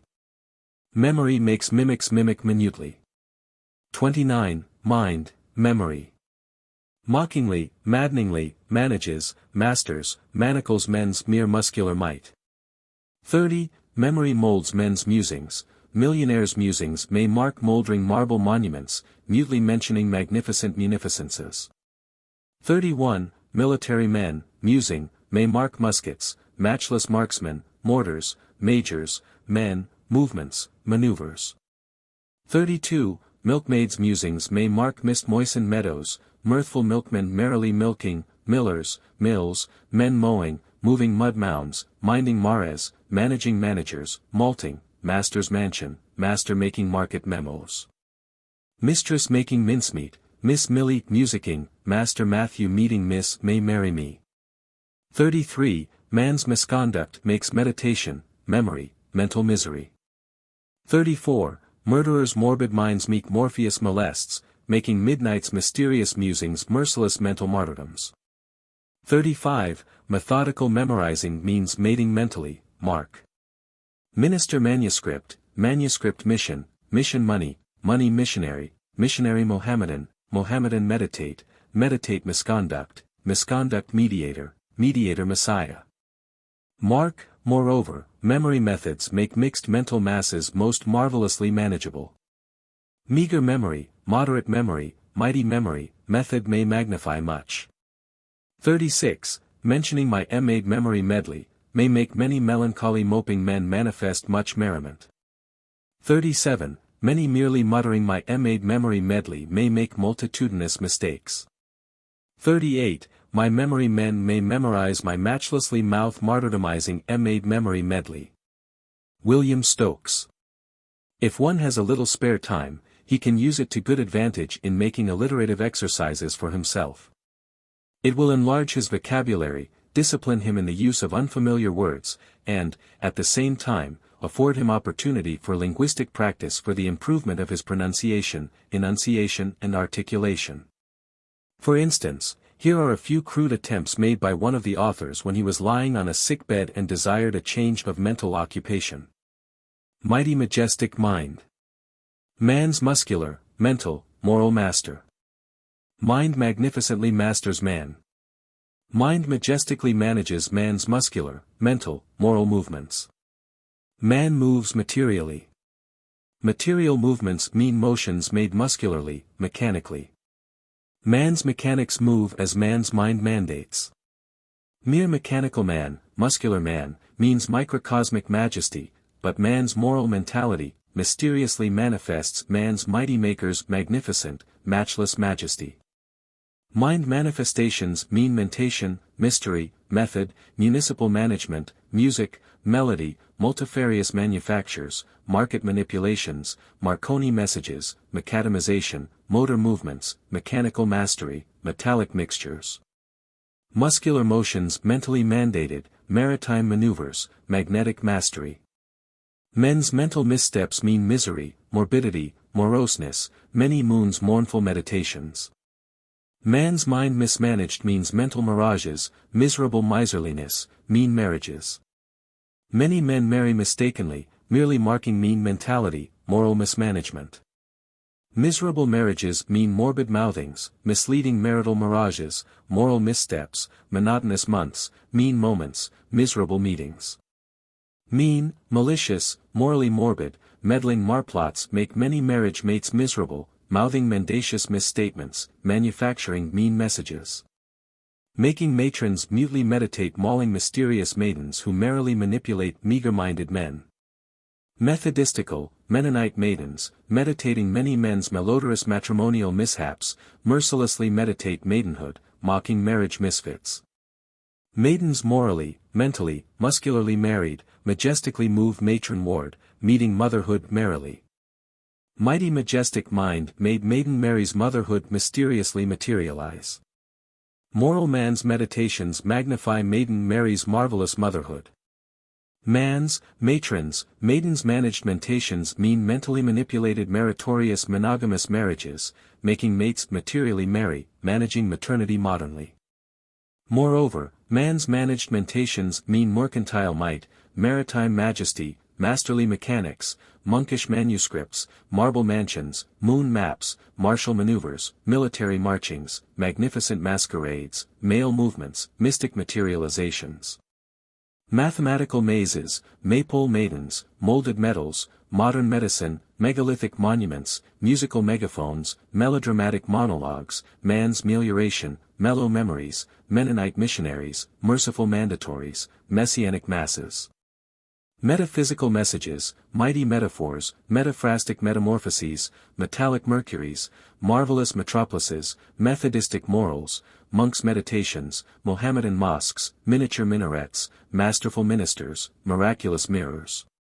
Martial mobilizations, multiplied musicians, marble mosaics, meaningful mottos. Mendelssohn made manifold music, monkish masses, modulated madrigals, mincing minuets, military marches. More mountebanks make money monkey shining. Melanchthon's managed mentality materialized moral mottos, manuscripts, mandates, mental manna for mighty monarchs, manifold multitudes. Macbeth's moral missteps materialized Manichaean morbidity, malignant moroseness, murderous manifestations, maniacal madness. Mary Maryland's melody moves men's, matrons, maidens' muscular movements mightily. More meditation might materialize many more made mental meanderings. Soul sublime. Spirit sees spirit surely. Spirit shuns sensuous symbols, shibboleths, signs, sins. Spirit seeks serenity, sociability, salvation, supreme spiritual standards, splendid sympathy, star-like success. Sin, sensuality, sear, singe, scorch, sense suffering, sorrow, sadness. Spirit, soul, soaring supremely, senses slumber soundly. Senses sleep, spirit solves. Soul subjects senses securely, sight, sound, smell, space, storing spirit secrets, sweet sounds, soulful sympathy. Spirit sends soul starward seeking spirits shoreless, shining seas sublimely serene. Soul survives senses subjugation. Soul seeks successful solutions such staggerers as syncopation, syncretism, syndicalism, symbiosis, symmetricalism, synesthesia, synovitis, syringomyelia, strumi, strongliity, strobilation, stock swindling, solfatara, solaria, Shivaism, Shintoism. Sicimbriums, siphonophora, shunning shilly-sholying, sloppy sentimentality, slippery sneakiness, sulky slovenliness, secret sinfulness, shekel stealing, saucy slandering. One might write a wordy wobble on women, telling how women wheedle wary woodmen woefully in western, wild Wyoming and Washington. Warring, waspish women wear war-paint wielding willow wands whackingly when weary willies wantonly waste wages, and so on. Or he could picture dauntless Daniel daringly defying desperate Desmond. A war correspondent might have gained fame a few years ago had he headed his German letter, Blatant Billy blusteringly, belligerently, Bellows braggingly, and later he might have told how British bulldogs beat Billy's bragging, brutal, bullying battalions. Beneficently, benignly, beautifully backing beleaguered Belgium's bruised, but brave batteries. Billy bemoaned beaten battalions, but Bulldog Britain beamed benignly, bantering Billy's Brunswick backers, bagging Billy's belongings, bogging Billy's boasted bootsteps. Britain's bulldogs made bragging, boasting Billy bow bendingly before bully belligerents. Let not the intellectual student deem this kind of exercise too frivolous. It will be of far greater benefit to him than he is aware, especially if he will read and reread his alliterations, with clear understanding, in accordance with the principles laid down in the earlier part of Chapter 1. Of a different type, but equally useful as exercises in composition, and intelligent and carefully articulated reading, are such compositions as the following. Let the student try to make up something of the kind descriptive of a battle, a rainstorm, an earthquake, etc. A man whose vocabulary seems to be unlimited when he desires to describe conditions, and whose nights were made sleepless by a switch engine, recently wrote as follows to the railroad company. Is it absolutely necessary, in discharge of his duty day and night, that the engineer of your yard at the upper terminal bridge should make his engine ding and dong and fizz and spit and clang and bang and buzz and hiss and bell and wail and pant and rant and yowl and grate and grind and puff and bump and click and clank and chug and moan and hoot and toot and crash and grunt and gasp and groan and whistle and wheeze and squawk and blow and jar and perk and rasp and jingle and twang and clack and rumble and jangle and ring and clatter and yelp and croak and howl and hum and snarl and puff and growl and thump and boom and clash and jolt and jostle and shake and screech and snort and snarl and slam and shake and throb and crink and quiver and rumble and roar and rattle and yell and smoke and smell and shriek like hell. Labor Clarion, 1916. The habit of swallowing the G. The problem. It is strange why so many people fail to sound the ing ending clearly when in reality to do so requires less effort than not to. There is no better way of describing it than the swallowing of the G. Let us take the word running and determine the action of the tongue in the proper and improper enunciation of the ing. 1. Repeat it as runnin' and note the position of the tongue tip at the end of the word. You will find it pressed against the roof of the mouth just back of the upper front teeth. You will also note that the vowel sound, I, is changed to, U. 2. Now repeat, running. You will discover the mouth is more open, and the tongue tip just back of the lower front teeth, and the pure vowel quality of, I, is retained. Evil effects. There are 3 serious effects upon the person who persists in swallowing his G's. 1. It causes a restricted throat, and consequently a tired one. 2. It causes a stoppage of pure tone, and consequently develops nasality. 3. It shows a lack of care and culture. Practice exercises. Repeat the following exercises with distinctness and precision. 1. Bang, bang, bong, bong, bong, bong. 2. Dang, dang, dong, dong, dong, dong. 3. Fong, fong, fong, fong, fong, foong. 4. Gung, gang, gong, gong, gong, gong, hard G sound. 5. Hang, hang, hong, hong, hong, hong. 6. Jang, jang, jong, jong, jong, jong. 7. Keng, kong, kong, kong, kong, kung. 8. Lang, lang, long, long, long, long. 9. Meng, mang, mong, mong, mong, mong. 10. Peng, pang, pong, pong, pong, pong. 11. Keng, kong, kong, kong, kong, kong. 12. Rang, rang, rong, rong, rong, rong. 13. Sing, sang, song, song, song, song. 14. Tang, tang, tong, tong, tong, tong. 15. Vang, vang, vong, vong, vong, vong.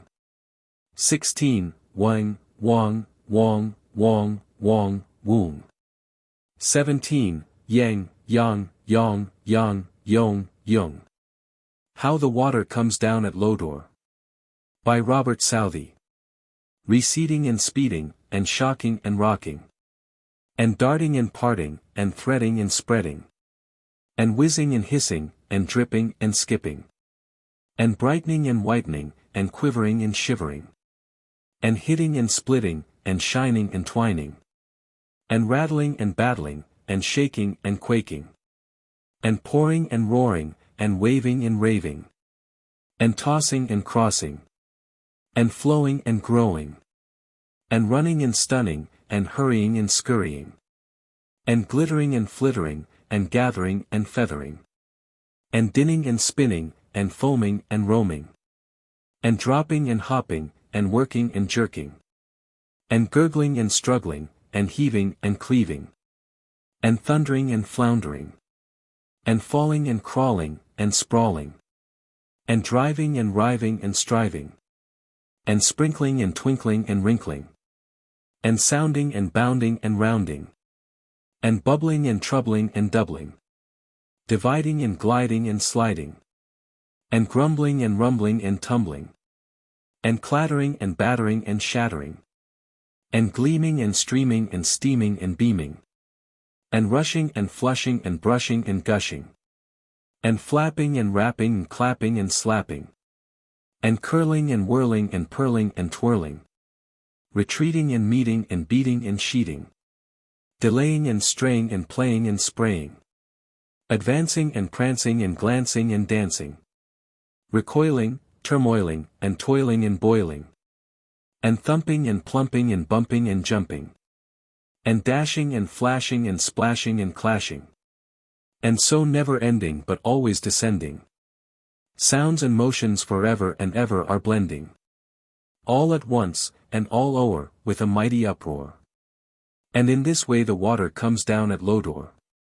Abridged. Overcoming the rising inflection. One of the most effective elements of convincing speech is the inflection. By inflection is meant the glide of the voice to a higher or lower pitch. This glide may be quick and short, or long and slow. It may be a rising or falling glide, or both. Complaints are constantly being made against the improper use of the rising inflection. This misuse of one of the most invaluable agencies for forceful utterance is persistently indulged in by the majority of students. It is a common fault. Its disastrous effect does not lie merely in ineffectiveness of speech, yet that in itself ought to be sufficient cause for its cure, but rather in its destructibility of the pupil's willpower and self-confidence. The pupil who has persisted in answering with a question mark in his voice is indelibly marked. He is likely to be dependent instead of independent and dependable. He is groping in the dark for a crutch in order to keep his mental balance. The most flagrant causes for such improper and inexcusable speech may be enumerated under two heads. On the part of the pupil. The pupil is not sure of the answer. The pupil wishes to please the teacher. The pupil is not sure he has answered enough. The pupil fears he will make a mistake. The pupil waits for the teacher to verify his answer. The pupil is not sure of what he intends to say. The pupil does not believe what he says. He is in doubt. The pupil does not concentrate. The pupil is careless and lazy. On the part of the teacher. The teacher throws out suggestive hints of the answer and the pupil answers in guesses. The teacher's question has not been clearly put. The teacher has not definitely planned the lesson and consequently uses the rising inflection too often. The teacher does not demand definite and clear thought from pupils. The teacher accepts slovenly work. The teacher grows callous to the sound of the inflection because of its never-ceasing recurrence. Is it not a lamentable fact that our schools have not given the proper attention to eradicating this common and inexcusable fault? Even in business and society the cultured ear is continually annoyed by the common use of this abomination. It is almost unbelievable that, out of 25 teachers recently examined, but 2 were able to distinguish the good and bad qualities of their own voices. Few teachers have ever given serious thought to their own voices as invaluable instruments in the carrying out of their duties. At one time one of the authors made a careful study of the effect of the teacher's voice upon pupils. He visited the same grade at the same hour on the same day in 2 different weeks and in 2 different schoolrooms. This is what he found. In the first room the children were extremely nervous, restless, unhappy and irritable. In the other room they were quiet, restful, obedient and happy. In the first room the teacher used a hard metallic tone, and usually spoke in quick, short jabs of speech. There was little modulation of voice and she seemed to be talking continuously, for when she was silent her harsh tones seemed to continue reverberating in his ears. In the second room the teacher had splendid poise and a pleasing, well-modulated and natural tone. Her voice as well as her general manner had a soothing effect upon the children, for, at the end of the day, they, as well as herself, were not tired. How often we hear people around us say of a public speaker, "Why doesn't he speak so that people can hear him? Or more clearly and distinctly?" etc. During the training of would-be officers for our speedily required army quite a number were passed as incompetent because their voices were inadequate to give command. Only recently one of the authors was present at a high school military drill. The boy in command had a high, piping voice, of which he had little control, and he was openly laughed at by his fellows to his intense mortification and disgust. A good voice, properly trained and obedient to the will of the personality behind it, is an invaluable asset in life to every one. If one does not possess it, he must gain it, and to accomplish this theory is of little or no avail. The student must practice diligently and persistently.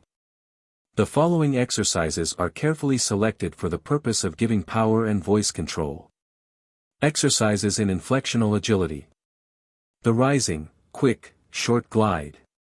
Note, the italicized words are to be given quick, short, rising inflection. Attention. Get on your mark. Get set. Go. Company, halt. Get ready, aim, fire. Hands up. Halt. Who goes there? Strike one, strike two, out. All aboard. Good night. Sail on. Sail on. And on. Oh James. Come here. Come here. Charge, Chester, charge. On, Stanley, on. Hats off. Hats off. I say. Now's the day and now's the hour. Yo, ho, lads. Yo ho, yo ho. Joy, joy to all, for we must go. Yo ho, lads. Yo ho, yo ho. I love, ah. How I love to ride. On the fierce, foaming, bursting tide. To arms. They come. The Greek. The Greek. Remember March, the Ides of March remember. Give us, oh give us, the man who sings at his work. The counting exercise. 1, 2, 3, 4, 5, 6, 7, 8, 9, 10. 1, 2, 3, 4, 5, 6, 7, 8, 9, 10. 1, 2, 3, 4, 5, 6, 7, 8, 9, 10. This exercise can be carried on indefinitely. Indicate the inflected words in the following excerpts. We, the people of the United States, in order to form a more perfect union, establish justice, ensure domestic tranquility, provide for the common defense, promote the general welfare, and secure the blessings of liberty to ourselves and our posterity, do ordain and establish this Constitution of the United States of America. Reading mocketh a full man, conference, a ready man, and writing an exact man. Francis Bacon, of Studies. He prayeth well who loveth well. Both man, and bird, and beast. S. T. Coleridge, Ancient Mariner. So nigh is grandeur to our dust. So near is God to man. When duty whispers low, thou must. The youth replies, I can. Ralph Waldo Emerson. The falling, quick, short glide. Note, italicized words are given quick and short falling inflections. Hold that line, hold that line, hold that line hard. Good night, a provincialism, meaning disgust or hopelessness. Hence. Home, you idle creature, get you home. I am a Jew. Laughed at my losses, mocked at my gains, scorned my nation, thwarted my bargains, cooled my friends, heated mine enemies. Indicate the inflected words in the following excerpts. Quoth the raven, nevermore. O death, where is thy sting? No stir in the air, no stir in the sea. Leave me to my fate. My heart is awed within me. Roll on, thou deep and dark blue ocean, roll. Full fathom 5 thy father lies. Break, break, break. At the foot of thy crags, O sea. But the tender grace of a day that is dead will never come back to me. Tennyson. The noise that 20 or 30 lions can make, deliberately bent on making it and roaring all at once, is unbelievable. They throw their heads up and glory in strength of lungs until thunder takes second place, and the listener knows why not the bravest, not the most dangerous of beasts has managed to impose the fable of his grandeur on men's imagination. Talbot Mundy, in The Ivory Trail. We're foot, slog, slog, slog, sloggin over Africa. Foot, foot, foot, foot, sloggin over Africa. Boots, boots, boots, boots, movin' up and down again. There's no discharge in the war. 7, 6, 11, 5, 9 and 20 mile today. 4, 11, 17, 32 the day before. Boots, boots, boots, boots, movin' up and down again. There's no discharge in the war. Don't, look at what's in front of you. Boots, boots, boots, boots, movin' up and down again. Men, men, men, men, men go mad with watchin' 'em.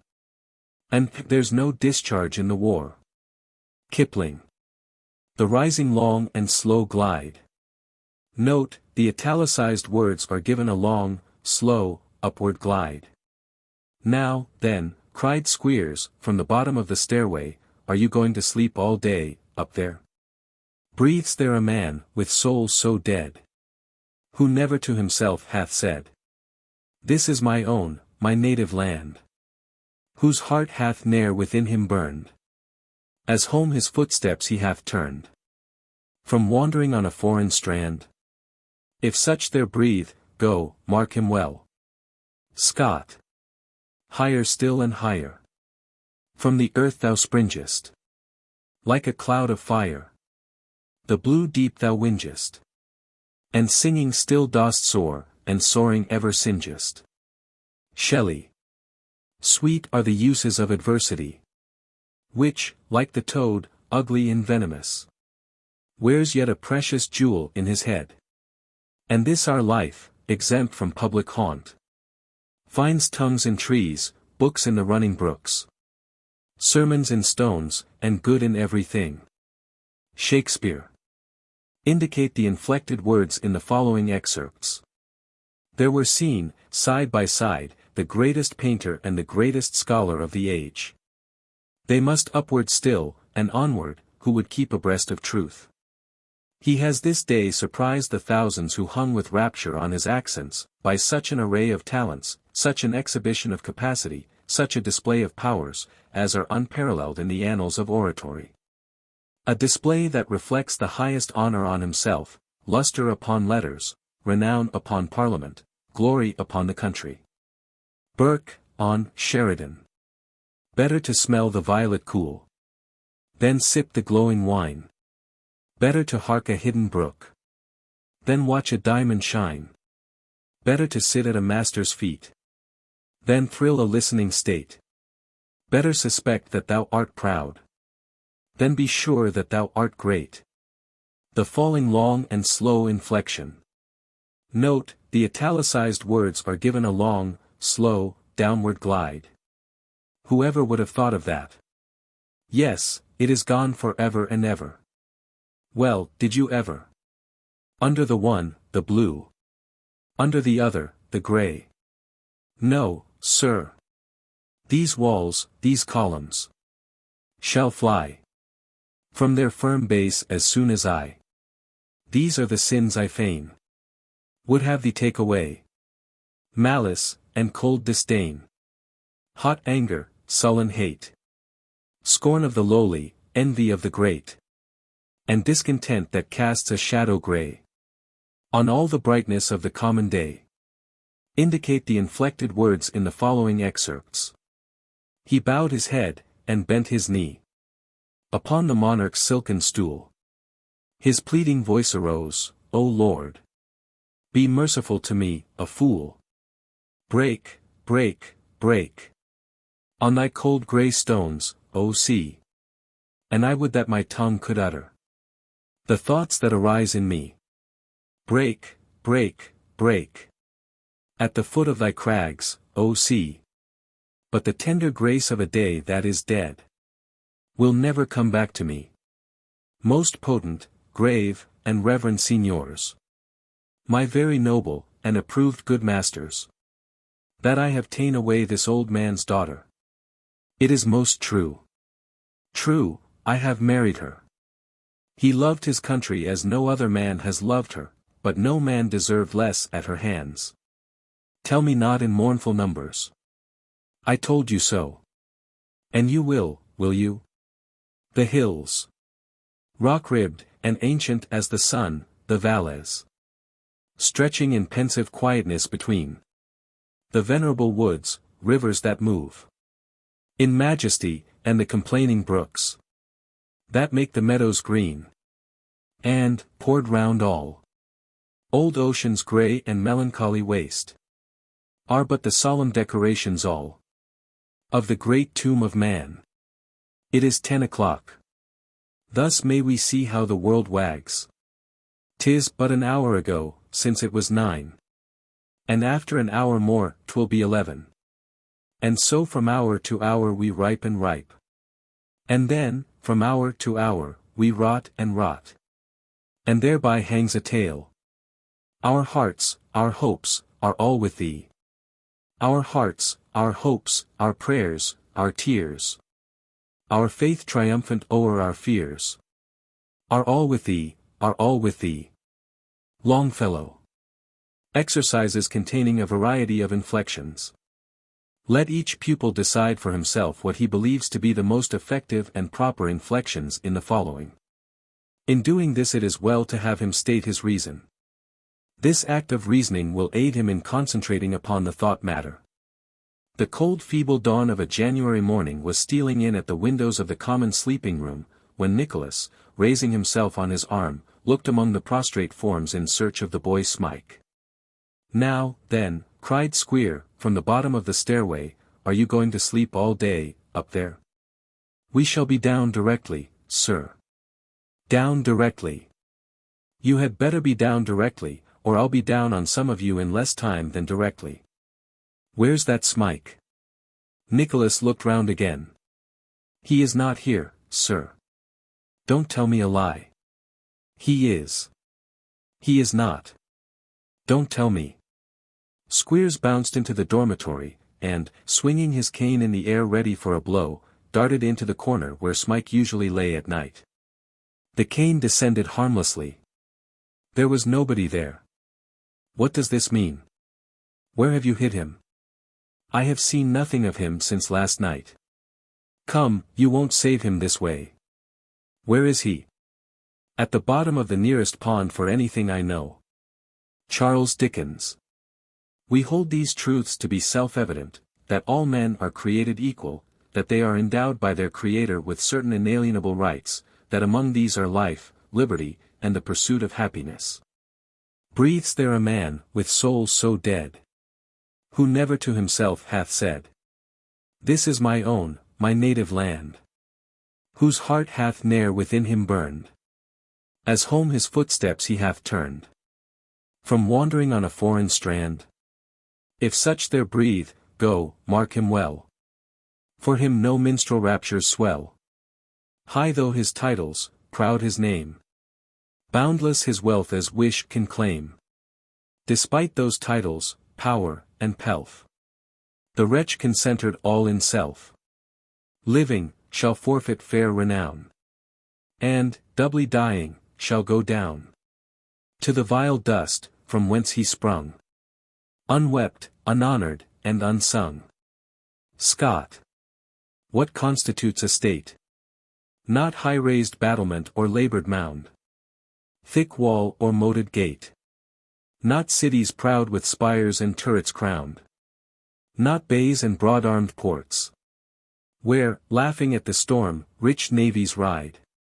Not starred and spangled courts.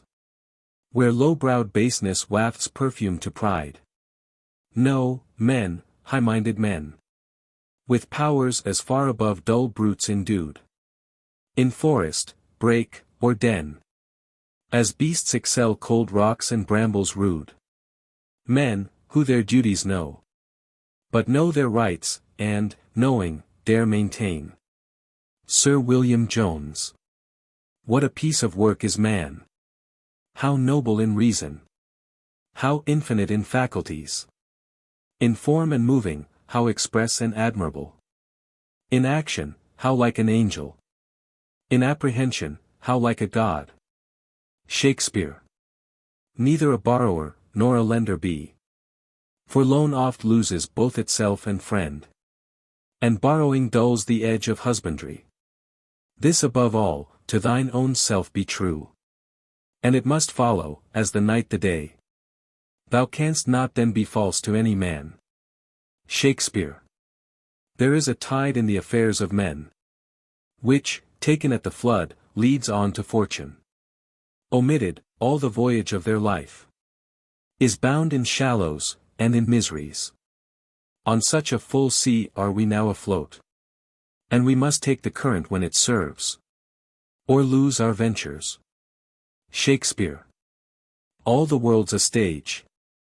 And all the men and women merely players. They have their exits and their entrances. And one man in his time plays many parts. His acts being 7 ages. At first the infant. Mewling and puking in the nurse's arms. And then the whining schoolboy, with his satchel. And shining morning face, creeping like snail. Unwillingly to school. And then the lover. Sighing like furnace, with a woeful ballad. Made to his mistress's eyebrow. Then a soldier. Full of strange oaths, and bearded like the pard. Jealous in honor, sudden and quick in quarrel. Seeking the bubble reputation. Even in the cannon's mouth. And then the justice. With eyes severe, and beard of formal cut. Full of wise saws and modern instances. And so he plays his part. The 6th age shifts. Into the lean and slippered pantaloon. With spectacle on nose, and pouch on side. His youthful hose, well saved, a world too wide. For his shrunk shank, and his big manly voice. Turning again towards childish treble, pipes. And whistles in his sound. Last scene of all. That ends this strange eventful history. Is second childishness, and mere oblivion. Sans teeth, sans eyes, sans taste, sans everything. Shakespeare. Stay, you that bear the course, and set it down. These are the gifts I ask. Of thee, spirit serene. Strength for the daily task. Courage to face the road. Good cheer to help bear the traveler's load. And, for the hours of rest that come between. An inward joy in all things heard and seen. Van Dyck. These are the things I prize. And hold of dearest worth. Light of sapphire skies. Peace of the silent hills. Shelter of forests, comfort of the grass. Music of birds, murmur of little rills. Shadows of cloud that swiftly pass. And, after showers, the smell of flowers. And of the good brown earth. And best of all, along the way, friendship and mirth. Van Dyck. The years at the spring. And days at the morn. Mornings at 7. The hillsides dew pearled. The larks on the wing. The snails on the thorn. God's in his heaven. All's right with the world. Browning. Oh, to be in England. Now that April's there. And whoever wakes in England sees, some morning, unawares, that the lowest boughs and the brushwood sheaf round the elm tree bole are in tiny leaf, while the chaffinch sings on the orchard bough. In England, now, Browning. Day. Faster and more fast. O'er night's brim, day boils at last. Boils, pure gold, o'er the cloud cup's brim. Where spurting and suppressed it lay. For not a froth flake touched the rim. Of yonder gap in the solid grey. Of the eastern cloud. An hour away. But forth one wavelet, then another, curled. Till the whole sunrise, not to be suppressed. Rose, reddened, and its seething breast. Flickered in bounds, grew gold, then overflowed the world. Browning. Oh, such a commotion under the ground. When March called, ho, there. Ho. Such spreading of rootlets far and wide. Such whispering to and fro. And, are you ready? The snowdrop asked. 'Tis time to start, you know.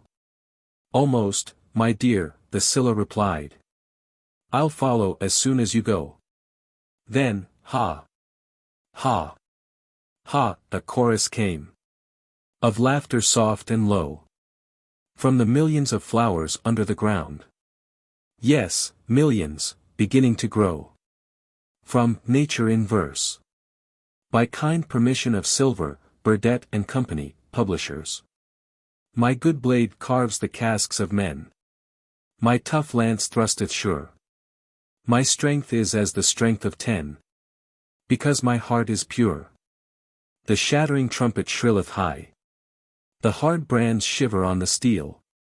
The splintered spear shafts crack and fly. The horse and rider reel. They reel, they roll in clanging lists.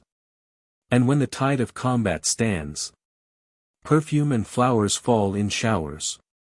That lightly rain from ladies' hands. Tennyson. Such a starved bank of moss till, that May morn.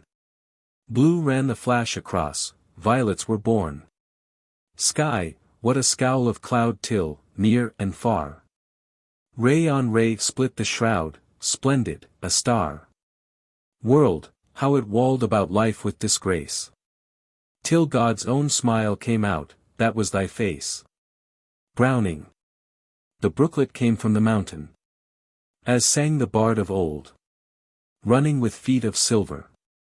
Over the sands of gold. Far away in the briny ocean. There rolled a turbulent wave. Now singing along the sea beach. Now howling along the cave. And the brooklet has found the billow. Though they flowed so far apart. And has filled with its freshness and sweetness.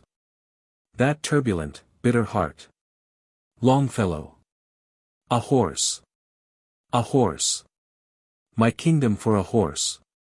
Marcellus. Peace, break thee off, look, where it comes again. Bernardo. In the same figure, like the king that's dead. Marcellus. Thou art a scholar, speak to it, Horatio. Bernardo. Looks it not like the king? Mark it, Horatio. Horatio. Most like, it harrows me with fear and wonder. Bernardo. It would be spoke to. Marcellus. Question it, Horatio. Horatio. What art thou that usurpst this time of night? Together with that fair and warlike form. In which the majesty of buried Denmark did sometimes march. By heaven I charge thee, speak. Marcellus. It is offended. Bernardo. See, it stalks away. Horatio. Stay. Speak, speak. I charge thee, speak. Exit ghost. Marcellus. 'Tis gone, and will not answer. Bernardo. How now, Horatio? You tremble and look pale. Is not this something more than fantasy? What think you on't? Shakespeare. Gloucester. Stay, you that bear the course, and set it down. Anne. What black magician conjures up this fiend? To stop devoted charitable deeds. Gloucester. Villains, set down the course. Or, by St. Paul. I'll make a course of him that disobeys. Unmannered dog. Stand thou, when I command. Advance thy halberd higher than my breast. Or, by St. Paul, I'll strike thee to my foot. And spurn upon thee, beggar, for thy boldness. Shakespeare. Brutus. What, Lucius? Ho! I cannot, by the progress of the stars. Give guess how near the day. Lucius, I say. I would it were my fault to sleep so soundly. When, Lucius, when? Awake, I say. What, Lucius? Lucius. Called you, my lord? Brutus. Get me a taper in my study, Lucius. When it is lighted, come and call me here. Lucius. I will, my lord. Shakespeare. Note, the following is good for the direct question and direct answer. Question. Hold you the watch tonight? Answer. We do, my lord. Question. Armed, say you? Answer. Armed, my lord. Question. From top to toe? Answer. My lord, from head to foot. Question. Then saw you not his face? Answer. Oh, yes, my lord, he wore his beaver up. Question. What, looked he frowningly? Answer. A countenance more in sorrow than in anger. Question. Pale, or red? Answer. Nay, very pale. Question. And fixed his eyes upon you? Answer. Most constantly. Question. Stayed it long? Answer. While one with moderate haste might tell 100. Question. His beard was grizzled? No. Answer. It was, as I have seen it in his life. A sable silvered. Shakespeare, dialogue between Hamlet, Marcellus and Bernardo. Yo ho, my boys, said Fezziwig. No more work tonight. Christmas Eve, Dick. Christmas, Ebenezer. Let's have the shutters up, before a man can say Jack Robinson. You wouldn't believe how those two fellows went at it. They charged into the street with the shutters, 1, 2, 3, had M up in their places, 4, 5, 6, barred M and pinned M, 7, 8, 9, and came back before you could have got to 12, panting like racehorses. Hilly ho! Cried old Fezziwig, skipping down from the high desk, with wonderful agility. Clear away, my lads, and let's have lots of room here. Hilly ho! Dick! Chirrup, Ebenezer! Dickens! What? Ill luck, ill luck. I thank thee, good Tubal, good news, good news. Ha, where? In Genoa. Exercises developing force and rate of speech. The problem. Here is a classification of people who speak peculiarly, or incorrectly, as far as voice is concerned, with exercises for correction. 1. There are those who speak too fast. 2. There are those who speak too slow. 3. There are those who speak too low. 4. There are those who speak too loud. 5. There are those who speak too short with no melody of tone. Yet all of these may enunciate and pronounce their words well. Besides developing distinctness, we must gain control and adaptability of speech. It is strange, yet true, that many speakers never increase the force or volume of their voices when addressing a large assembly. They use the same quiet, even tone appropriate in addressing a single person. What is the result? They generally bore the audience, even though their thoughts may be brilliant. There is no excuse for this, as a few hours study and practice will change it. Above all things, one who attempts public speaking must speak so that he can be heard. It is essential, therefore, to give ourselves actual practice exercises which demand force of utterance. Each student should demand of himself daily oral drill upon certain exercises until he has mastered his own particular difficulty. The best means of accomplishing this is to use material from good literature. In the following pages, under several heads, is a variety of splendid exercises for practice. Commit all, or at least a part, to memory. Thus, while developing your speaking power, you will be cultivating a taste for the best that our literature affords. To develop rapid speech. Note, in developing rapid speech be careful to retain clearness and precision of utterance. Now clear, pure, hard, bright, and one by one, like hailstones. Short words fall from his lips fast as the first of a shower. Now in twofold column spondi, iamb, and trochee. Unbroke, firm set, advance, retreat, trampling along.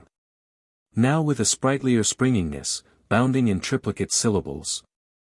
Dance the elastic dactylics in musical cadences on. Now their voluminous coil intertangling like huge anacondas. Roll overwhelmingly onward the sesquipedalian words. Browning. The above should be rendered in not less than 18 seconds. You couldn't pack a Broadwood half a mile. You mustn't leave a fiddle in the damp. You couldn't raft an organ up the Nile. And play it in an equatorial swamp. I travel with the cooking pots and pails.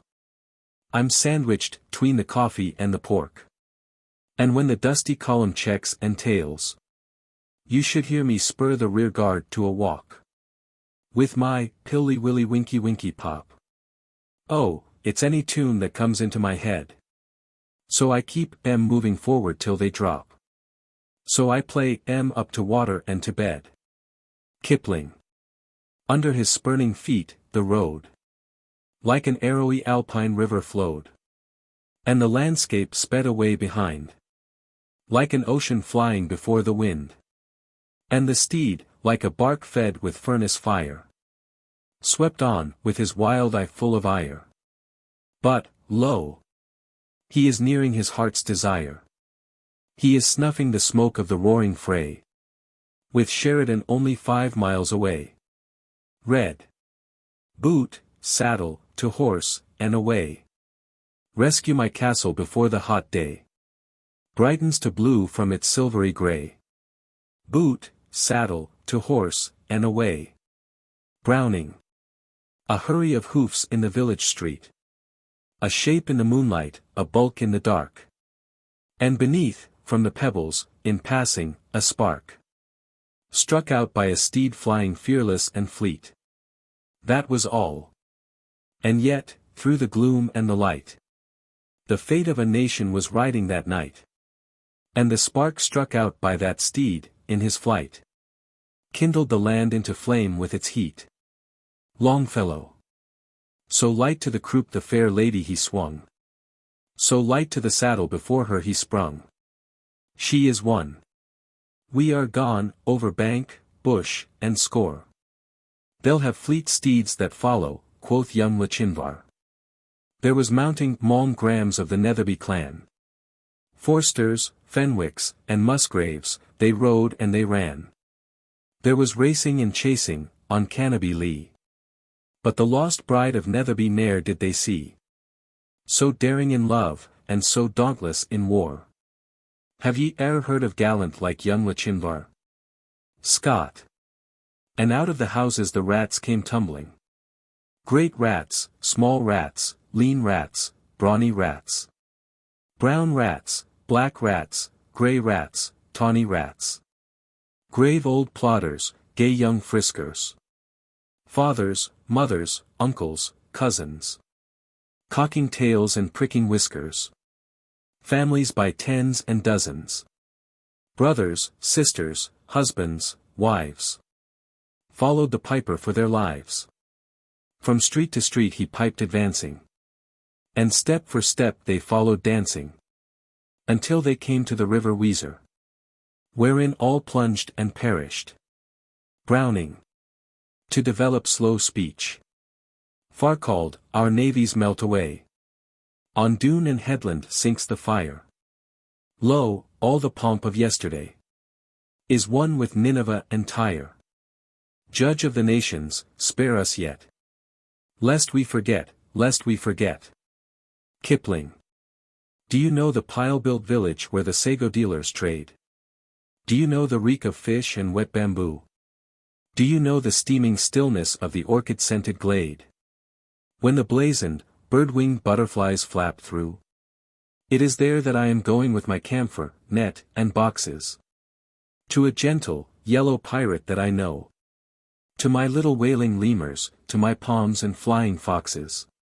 For the red gods call me out and I must go. He must go, go, go away from here. On the other side the world he's overdue. Send the road is clear before you when the spring fret comes o'er you. And the red gods call for you. Kipling. Who hath desired the sea? The sight of salt water unbounded. The heave and the halt and the hurl and the crash of the comber wind-hounded. The sleek-barreled swell before storm, grey, foamless, enormous. And growing.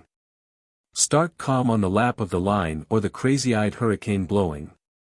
His sea and no showing the same, his sea and the same 'neath each showing. His sea as she slackens or thrills. So and no otherwise, so and no otherwise, hillmen desire their hills. Kipling. Slowly the mist o'er the meadow was creeping. Bright on the dewy buds glistened the sun. When from his couch, while his children were sleeping, rose the bold rebel and shouldered his gun. Oliver Wendell Holmes.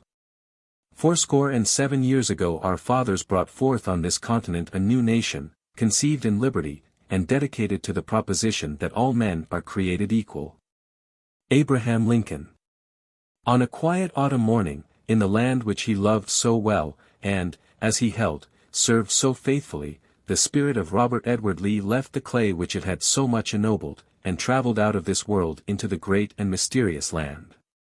It was roses, roses, all the way. With myrtle mixed in my path like mad. The house roof seemed to heave and sway. The church spires flamed, such flags they had. A year ago on this very day. Browning. Toll for the brave. The brave that are no more. All sunk beneath the wave. Fast by their native shore. William Cooper. Break, break, break. On thy cold grey stones, O sea. And I would that my tongue could utter the thoughts that arise in me. Break, break, break. At the foot of thy crags, O sea. But the tender grace of a day that is dead will never come back to me. Tennyson. Toll. Toll. Toll. Toll. All rivers seaward wend. Toll. Toll. Toll. Toll.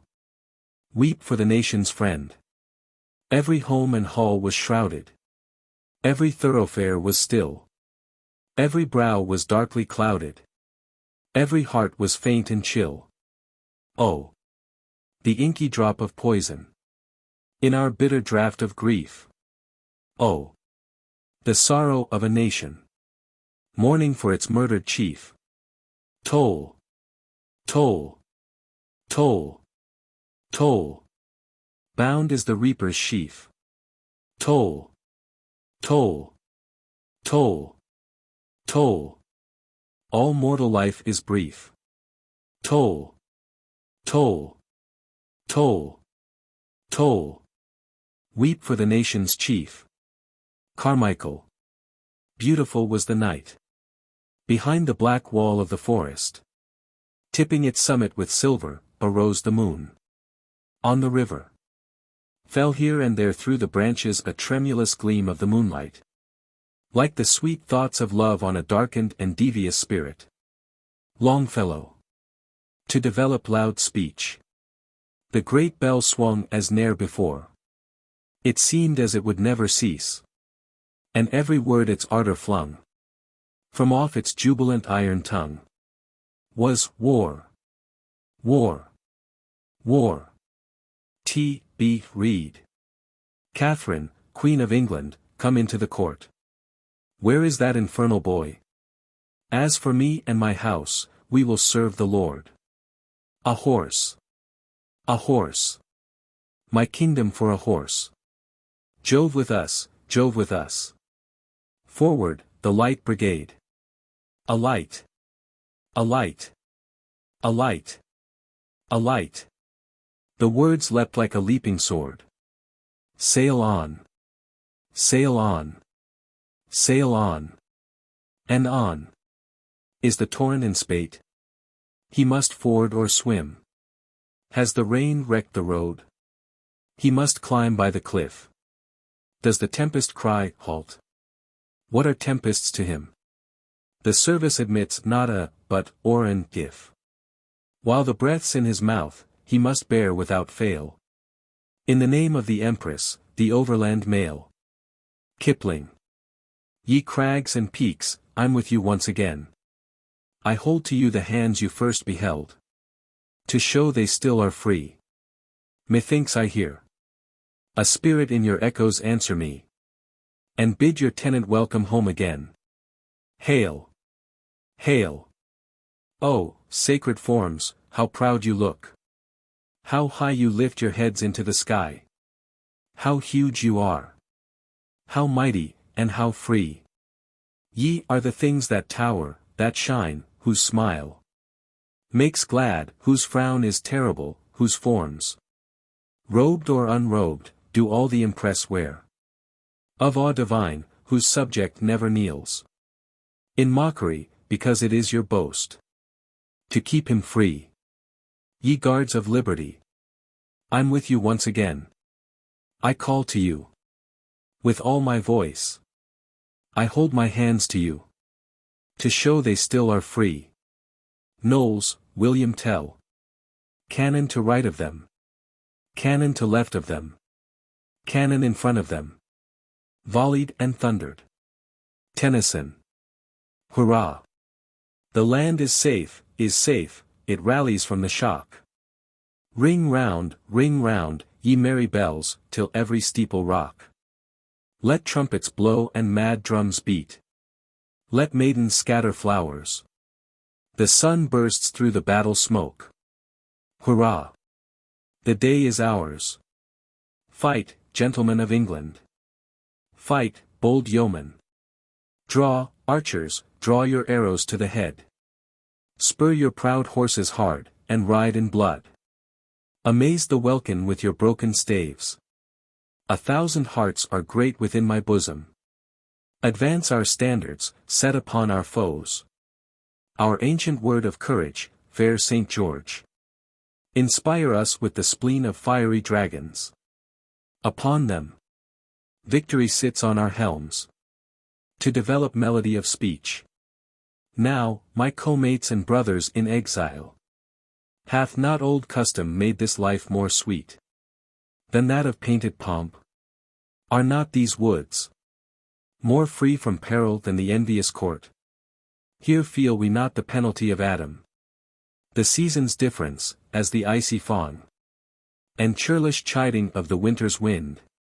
Which, when it bites and blows upon my body, even till I shrink with cold, I smile and say, this is no flattery, these are counselors that feelingly persuade me what I am. Sweet are the uses of adversity, which, like the toad, ugly and venomous, wears yet a precious jewel in his head.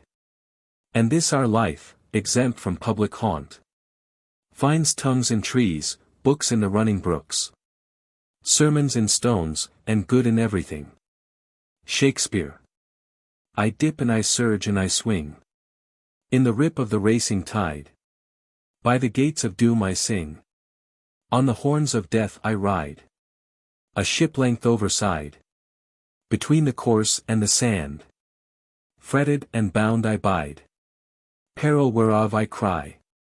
Would I change with my brother a league inland? Shoal.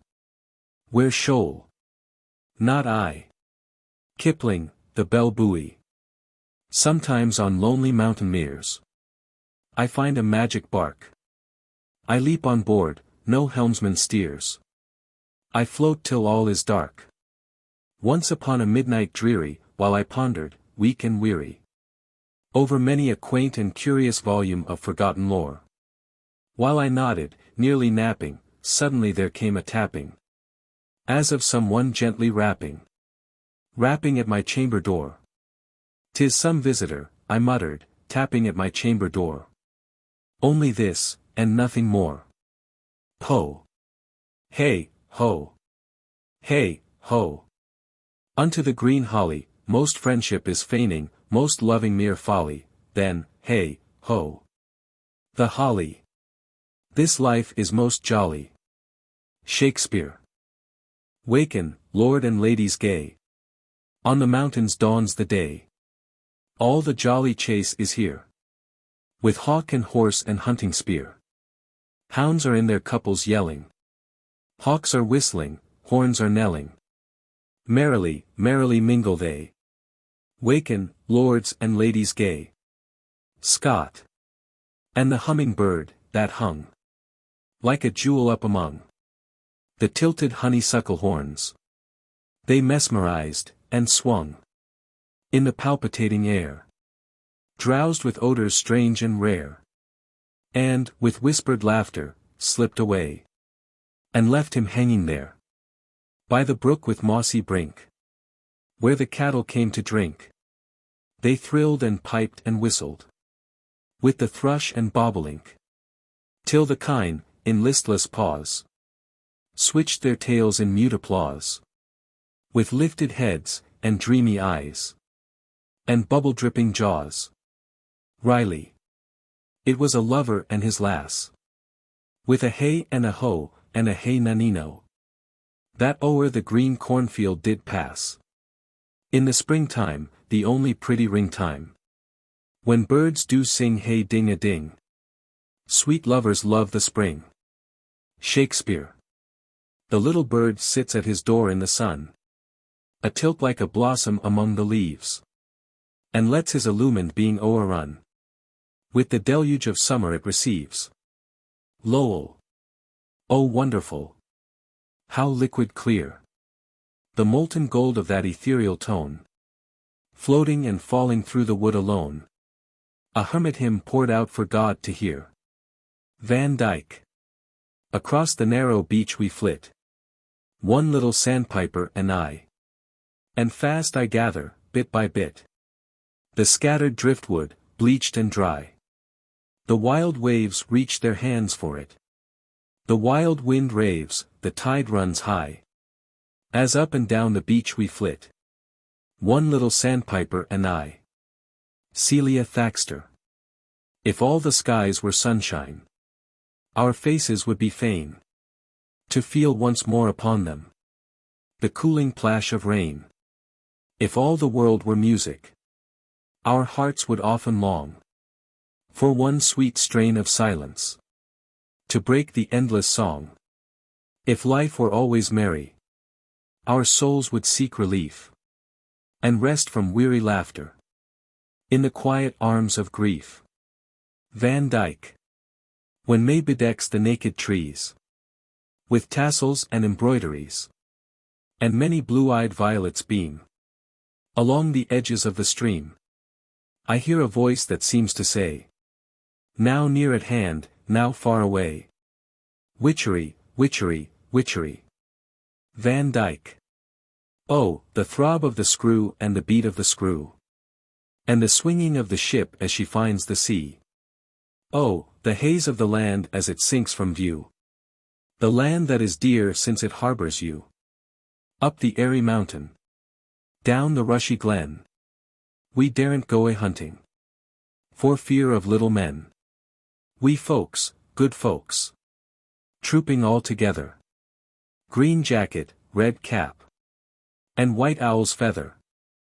Who would be a mermaid fair, singing alone, combing her hair under the sea, in a golden curl, with a comb of pearl, on a throne?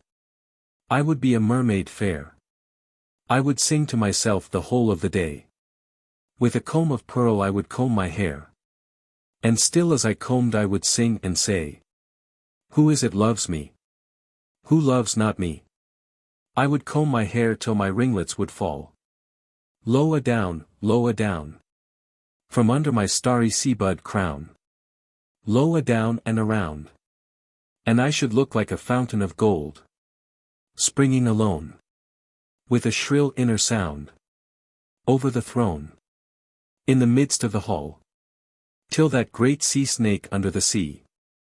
From his coiled sleep in the central deeps. Would slowly trail himself sevenfold. Round the hall where I sate, and look in at the gate. With his large calm eyes for the love of me. And all the mermen under the sea. Would feel their immortality. Die in their hearts for the love of me. Who would be a merman bold. Sitting alone. Singing alone. Under the sea. With a crown of gold. On a throne. I would be a merman bold. I would sit and sing the whole of the day. I would fill the sea halls with a voice of power. But at night I would roam abroad and play. With the mermaids in and out of the rocks. Dressing their hair with the white sea flower. And holding them back by their flowing locks. I would kiss them often under the sea. And kiss them again till they kissed me. Laughingly. And then we would away. To the pale green sea grove straight and high. Chasing each other merrily. Tennyson. Chapter 7. Correction of speech defects. In addition to the ordinary faults and failings in speech possessed by many in common, there are the special and specific defects, such as stammering, stuttering, lisping, and the like. Every defective is to be pitied, as many professions and occupations are of such a nature as practically to bar men and women who cannot speak well. There are the social and ethical handicaps, also, to be considered, as well as that of economics. The defective speech of a child renders him the butt of his playmates' rude and often brutal jokes. The sensitive is thus driven away from society. He becomes a solitary and not infrequently his life is ruined. Speaking of the stutterer, one who is not afflicted by this disease, for so authorities have determined it to be, cannot realize what a terrible life he lives. Dr. Scripture, of Columbia University, New York City, who is one of the greatest authorities on this subject, says, one boy often threw himself on the floor, begging his mother to tell him how to die. Another boy asked for a letter to his father, telling him to keep the other children from laughing at him. Many stutterers become so sensitive that they imagine everybody is constantly making fun of them. The life of a stutterer is usually so full of sorrow that it can hardly be said to be worth living. The speech delinquent is shy, timid, supersensitive, constantly harboring the thought that people are laughing at him. He gradually shuns society, lives unto himself, and in many instances becomes morally depraved. He contracts a morbid outlook upon life in general, and often is driven to criminality. This statement is no exaggeration. The Board of Education in New York City, after thorough investigation, found that 1 school child in 4 suffers from speech defect, and that, among boy criminals, 9 in 10 suffer from the same malady. In the Grand Rapids schools classes for the sole purpose of correcting speech defects were organized. The mechanical arrangement was as follows: 12 classes were arranged for in 5 different schools with a half-hour a day for each class. The children were grouped according to age, kind of defect, etc., and a teacher with special training for the correction of speech was sent from school to give the instruction. Our plans for this year, 1918, are practically the same as for last, excepting that we have more special teachers and will be able to reach a greater number of schools and give more time to individual cases. During the school year of 1916-17, we had under instruction 107 children and obtained the following results. Normal. Almost. Normal. Improved. Total. Stuttering. 8. 10. 18. 36. Organic lisping. 12. 4. 3. 19. Negligent lisping. 24. 5. 29. Neurotic lisping. 3. 4. 5. 12. Nasality. 3. 3. Miscellaneous. 3. 1. 4. Indistinct. 2. 1. 1. 4. 55. 25. 27. 107. This year we will have under instruction of our special teachers about 250 children. And in addition to this we hope to work for correction and prevention of speech defects in general by giving instruction in voice culture and corrective phonetics to all of the children of the primary grades. This work will be done by the grade teachers under the supervision of the speech department. The problem. A person with a slight impediment in his speech, due probably to some minor organic disorder, could be much helped by the average teacher, if the latter would give this subject of speech serious consideration. Of course there are cases where, from birth, the child's speech organs have been impaired, and again, disease or some surgical operation may have caused interference with their proper functioning. In such cases as these a speech specialist is needed and often medical aid as well. We do not presume to suggest with any degree of authority just what to do and what not to do in such extremities, but rather to present a few fundamental and tried principles which have proved successful in many cases.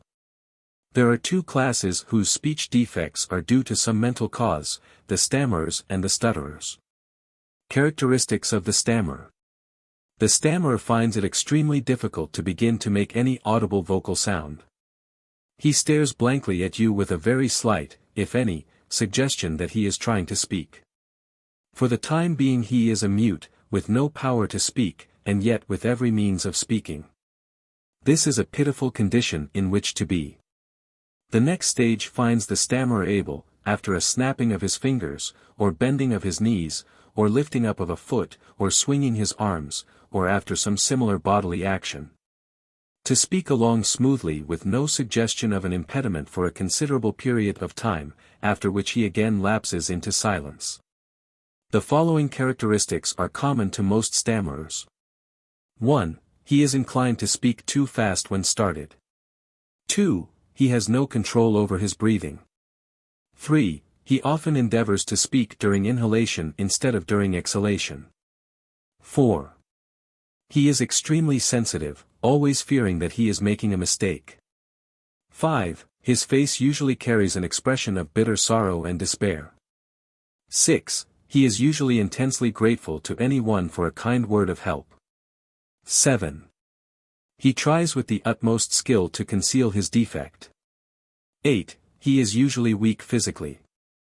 9. He is usually of a nervous temperament. 10. He usually possesses splendid courage and high ideals, which too often are destroyed because he cannot accomplish them with this weight of halting speech about his neck. The stutterer. The stutterer, unlike the stammerer, is able to make an audible sound at will.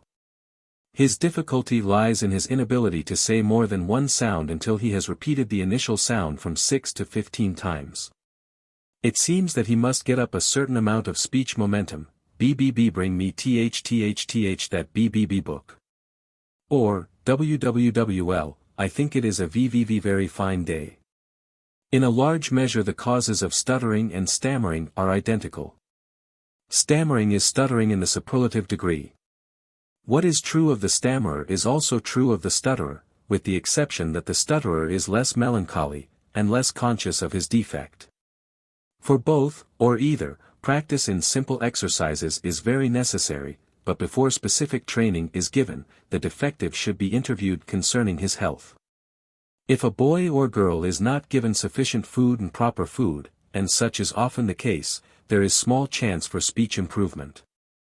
Oftentimes it is found that these speech delinquents are playing too hard and wasting the nervous energy which should be utilized in mastering their vocal impediment. The most successful way of handling these problems is to have the defectives placed in separate classes according to their particular needs and ages. Then get a physician's diagnosis of each individual case. This diagnosis generally gives the special teacher the knowledge necessary for intelligent correction. The teacher must be patient, gentle, sympathetic and yet determined. She herself must possess ease and real enjoyment in speaking. Practice exercises. 1. Speech defectives must first learn how to relax. They should spend at least 10 minutes daily at home lying flat on their backs, concentrating the mind on separate parts until the whole body is completely relaxed. This relaxation exercise can and should be carried on daily. At school, a similar though modified exercise should be attempted. 2. They must master diaphragmatic breathing. This exercise should follow the relaxation exercise, for the best results are obtained while lying on the back, the next best while sitting erect. A. Inhale slowly, filling lower lobes of lungs first, and then the upper part of chest. While doing this, count 10 mentally, exhale, counting 10 mentally. Repeat 5 times. B. Inhale 10 counts again, hold breath 5 counts, exhale 10 counts. Repeat 5 times. C. Inhale slightly, then purse lips to impede the air as it passes out, now give one short puff with spasmodic contraction of abdomen. Repeat 5 times, inhaling slightly before each puff. D. Inhale deeply, then give one long puff with continuous contraction of the abdomen. Repeat 5 times, inhaling deeply before each puff. 3. Tone production should follow breathing exercises. A. Count orally 1-1-1-1-1 with spasmodic abdominal contraction. Repeat 5 times. Be sure that breath is taken in after each count. B. Count orally 1-1-1-1 with continuous abdominal contraction. Repeat 5 times. C. Inhale deeply and count orally 1 to 10, stressing every other count. Some students cannot do this unless the teacher keeps time with ruler as a baton, striking some object. Others can only do this by walking slowly, repeating a count on every other footfall. Repeat 5 times. D. Select a lyric with marked rhythm and read in concert in sing-song style. Repeat each stanza 5 times, giving marked pulsation to each accented syllable. Tennyson's Song of the Brook is especially good for this purpose. E. Take a simple prose selection and mark it off in thought groups, and then read slowly and measuredly in concert, giving a fairly long pause between each group. Hamlet's Instructions to the Players, and Lincoln's Gettysburg Address, are splendid for such work. When the defective has learned to speak fluently memorized work, then he should be taught confidence in simple conversational exercises. This work should be, so far as possible, voluntary on the part of the pupil.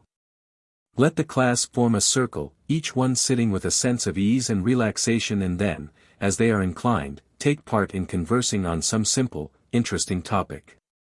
Some will have to be urged to participate while others find great delight in such work. In regard to training in enunciation, this work has been found to be more successful when given late in the development of the defective. After he has gained confidence in speech ability and cultivated, to some degree, real enjoyment in voice production, he is better prepared to consider this more or less purely technical training. In very extreme cases, however, it will be found necessary to begin speech instruction with him as you would teach a child. Such students must be taught the proper control of lips, tongue, and jaw, as though they had never learned speech at all. Experts who have devoted a lifetime to the study of speech evils and their remedy find a large variety of causes for them, as well as immense diversity in manifestation. One may seem to be born with a tendency to stammering, stuttering, or lisping. Another can trace the habit to a fright, to imitation, to some exhaustive disease, to nervous timidity, to self-consciousness. But whatever the cause, or however the evil manifests itself, it is a living nightmare, a dreadful, ever-present burden to its victim. Hence parents and teachers should seriously endeavor to correct the habit as speedily as it is discovered. For if it be long continued, it is almost sure to produce shyness, timidity, lack of necessary self-reliance, even moroseness, sullenness, and other consequences of perpetual unhappiness. At the outset let it be understood clearly that all harshness, unkindness, or severity of treatment in word or deed, adds to the evil and renders it more difficult of eradication. The victim of the habit is to be sympathized with, and lovingly encouraged. Yet promptness, firmness and persistency are essential in the production of a cure. The following suggestions should be put into practice, but seldom or never in the presence of strangers, or at any time when they would heighten the sufferer's embarrassment. They must also be followed with happy cheerfulness. 1. When a victim of one of these habits begins to stammer or stutter, stop him immediately, and say pleasantly but firmly and crisply, "Stop." Then command, "Take a deep breath. Now hold it. Now think of what you want to say, each word." Then allow the stutterer to let out his breath, then inhale again deeply, and begin his speech. If he fails, see that he begins again. Practice this as often as you can. Exercises can also be made up, following the same procedure, that will be of incalculable benefit, as, for instance, taking a deep breath, then repeating as much of the alphabet as is possible before breathing again. 2. Cultivate slowness of speech. Insist upon words being spoken slowly, with great distinctness and clearness of articulation. The moment stuttering begins, issue the commands, "Stop." Deep breath, think, breathe out, breathe in, now. Let the teacher say his words very slowly and constantly encourage the pupil to do the same. 3. Cultivate the habit of rapid thinking. This can be done by a series of exercises played as games if necessary. For instance, the game of names. The teacher says, "Flower." The pupil replies, "Rose." If the teacher has a list ready he can call out his names as quickly as possible, such as, animal, tree, water, bird, dog, etc. While the pupil responds, horse, oak, river, sparrow, bulldog, etc. The interest can be increased by repeating a generic term, requiring a different species for answer. Flower, animal, tree, water, etc. can have a score or more of different answers. Another exercise in prompt thinking is that of association of ideas. The teacher gives out a name, whatever occurs to him, as, for instance, tree. The pupil immediately responds, leaves. Then the teacher may add, autumn, and the pupil, poetry, and so on. Or the associations may all be required from the pupil.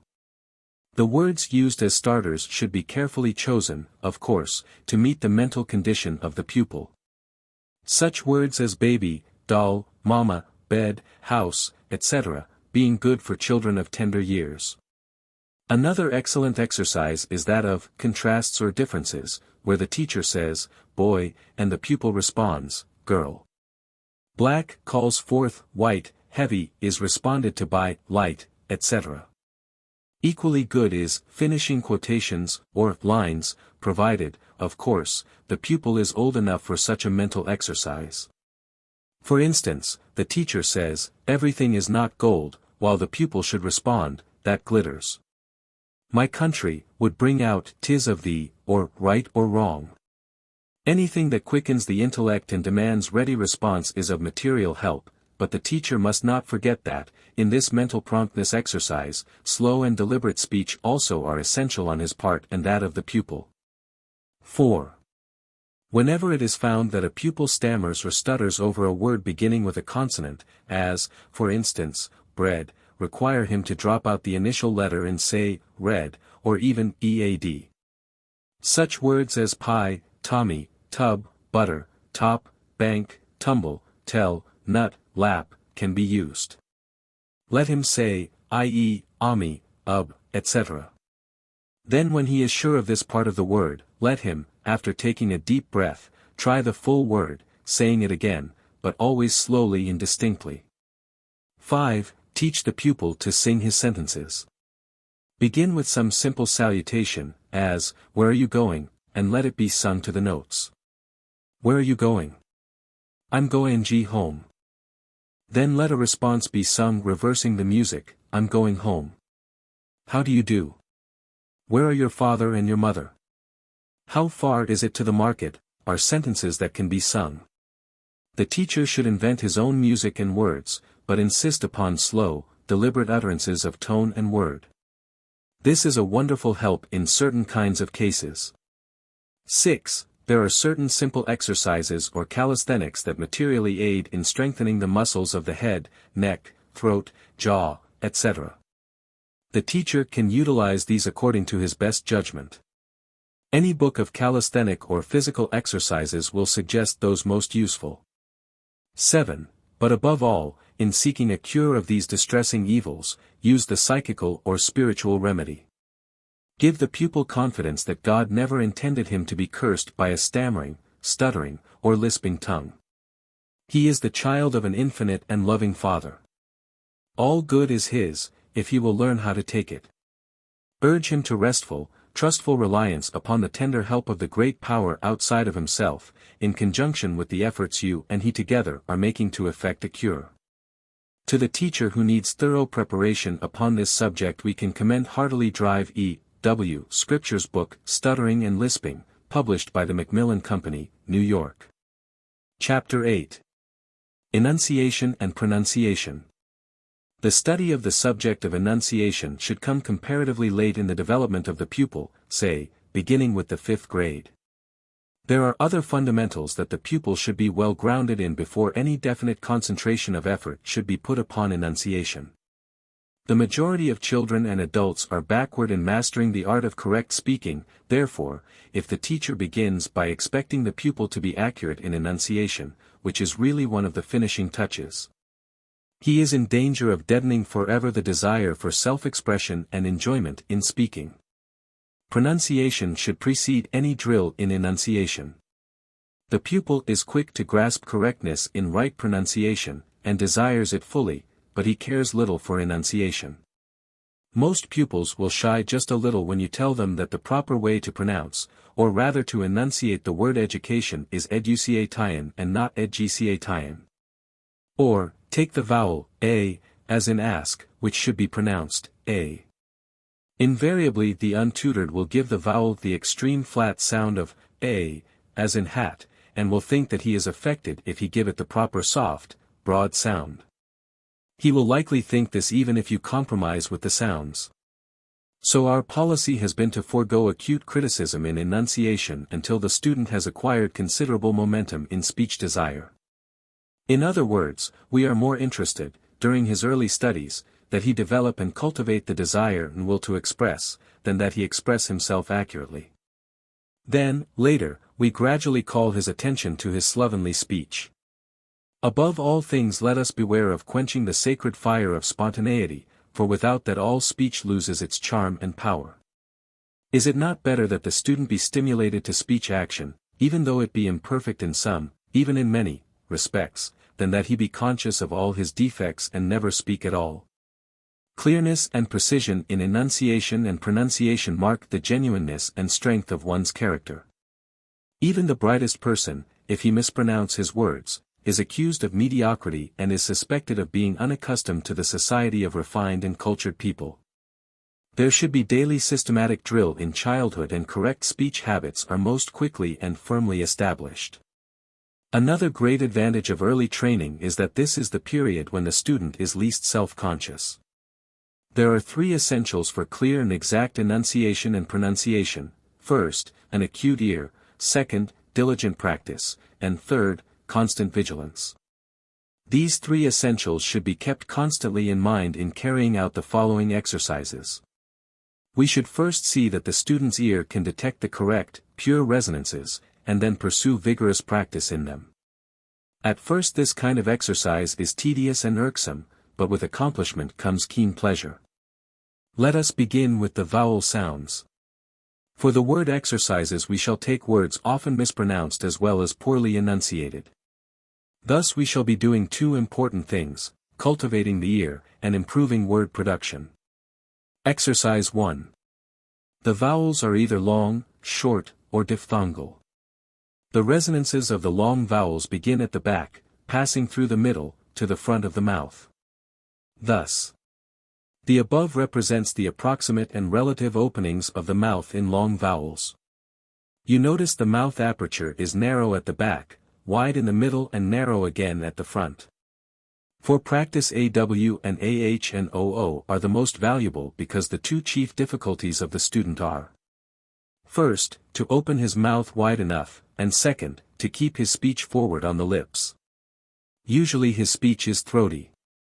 Practice the following in concert and individually in order to secure freedom in controlling the mouth. 1. Repeat E, A, W, AH, O consecutively on the same pitch. 2. Change the pitch and repeat on each note of the scale. 3. Give a decided rising inflection to each vowel sound. 4. Give a decided falling inflection to each vowel sound. 5. Give a decided circumflex inflection to each vowel sound. 6. Blend them all together by the straight inflection in a singing tone. 7. Laugh them he, ha ha ha ha, ha ha ha ha, ha ha ha ha, ho ho ho ho, hu. Exercise 2. In pronunciation there is a right and a wrong way. Some people are so desirous of appearing exact in this matter that they often introduce superfluous sounds. For example, such persons pronounce evil, avil, instead of avl. Towards instead of towards. This habit of introducing an extra sound that is unnecessary reflects upon the learning of the individual quite as much as the neglecting of a sound that is necessary. Let us not attempt to foster extravagant niceties of speech, but let us cultivate in ourselves and our pupils an appreciation of, and a desire for, pure, substantial, and impressively spoken English. Showing them that the real beauty of our language lies in its simplicity and its inherent, convincing power. Exercises in enunciation and pronunciation. Take up the exercises below in the following manner. First, discover the correct position of tongue, lips, and jaw for producing the particular sound under consideration. Second, repeat the sound many times. See that you use your organs of speech properly in regard to the positions indicated at the beginning of each vowel exercise. After the repetition of each sound, let lips, tongue, and jaw relax to normal position. Third, in repeating the words be sure the ictus or vocal stroke is properly and decidedly placed. The main purpose is to develop pure vowel resonance, but inflectional freedom may be cultivated at the same time, if great care is taken not to interfere with the correct vocal positions of tongue, lips, and jaw. Beware of a tendency in this direction. See discussion of inflection in another part of this book. Key to pronunciation. In showing the correct pronunciation of words in the following exercises, the simplest method has been adopted. The words are rewritten with a set of letters which have invariably the same sound and are familiar to everyone. Webster's New International Dictionary and Fife's words often mispronounced are the principal authorities consulted. The authors are greatly indebted to these works for help in determining correct pronunciation. The following table gives the diacritical marks used in the following pages. A. Fade. A. Far. A. Ask. A. Hll. A. Hair. A. Hat. Dot equals A. Pref. Dot equals A. Ce. A. No mark. Final. A. Eve. Dot equals E. D. Equals E. Pend. E. Bet. E. Her. E. Recent. I. Glide. Dot equals I. Dot equals I. Da. I. It. All. Go. Dot equals O. Dot equals O. Bay. O.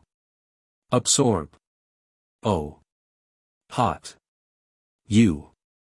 Blue. Dot equals U. Equals U. Night. U.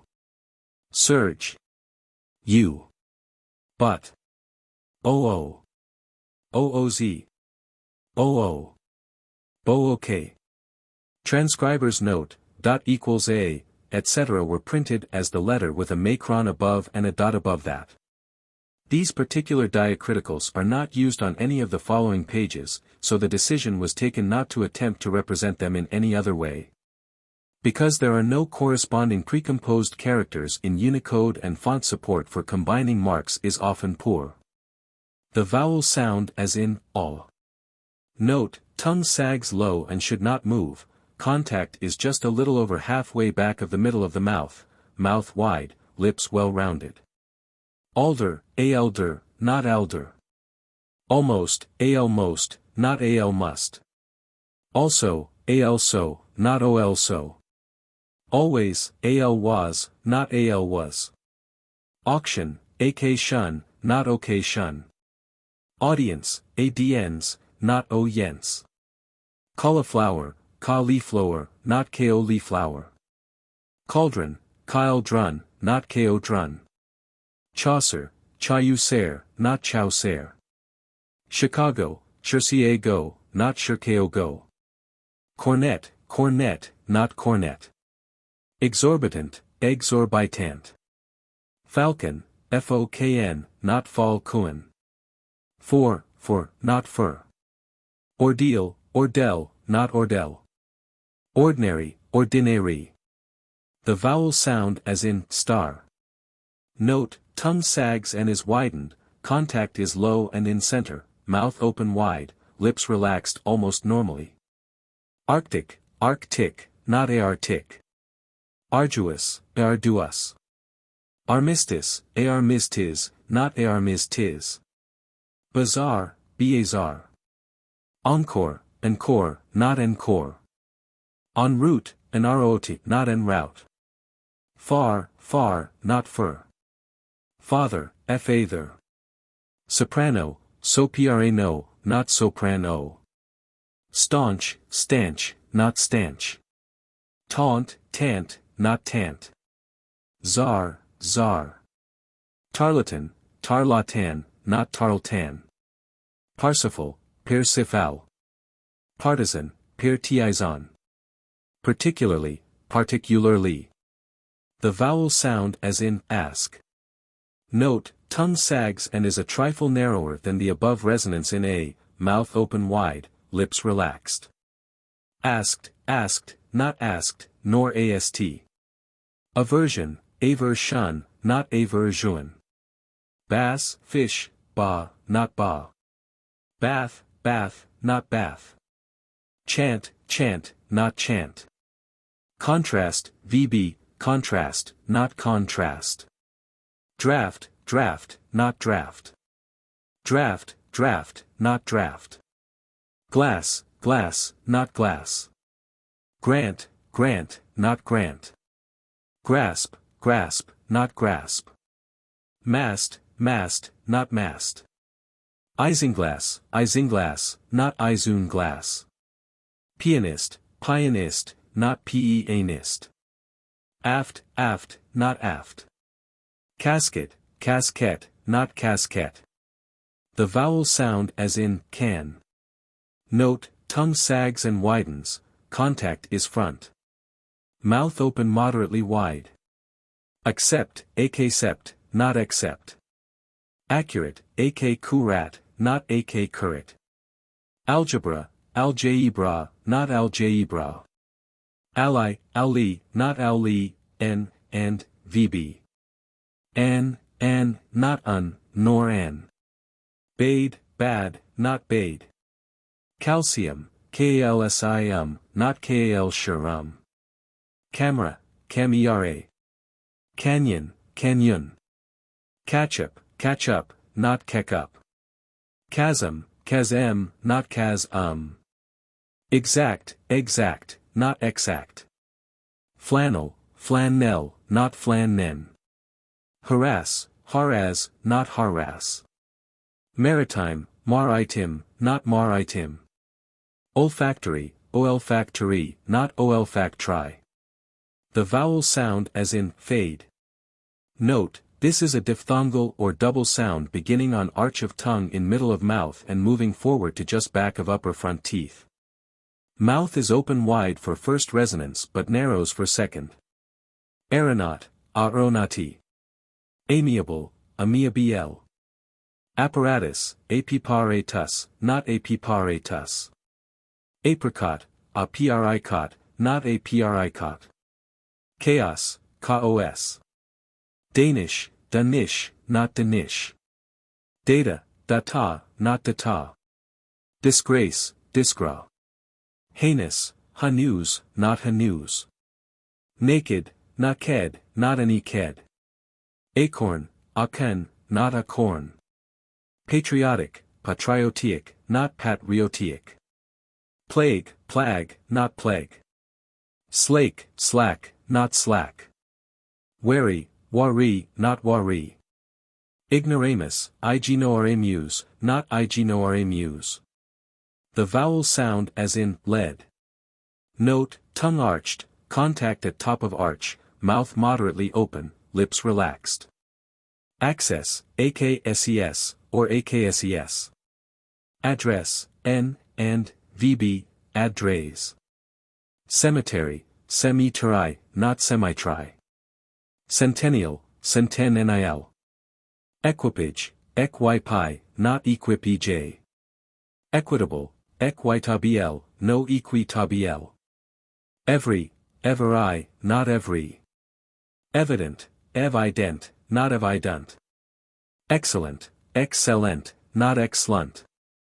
Preface, n, and, vb, preface. Legislature, legislature.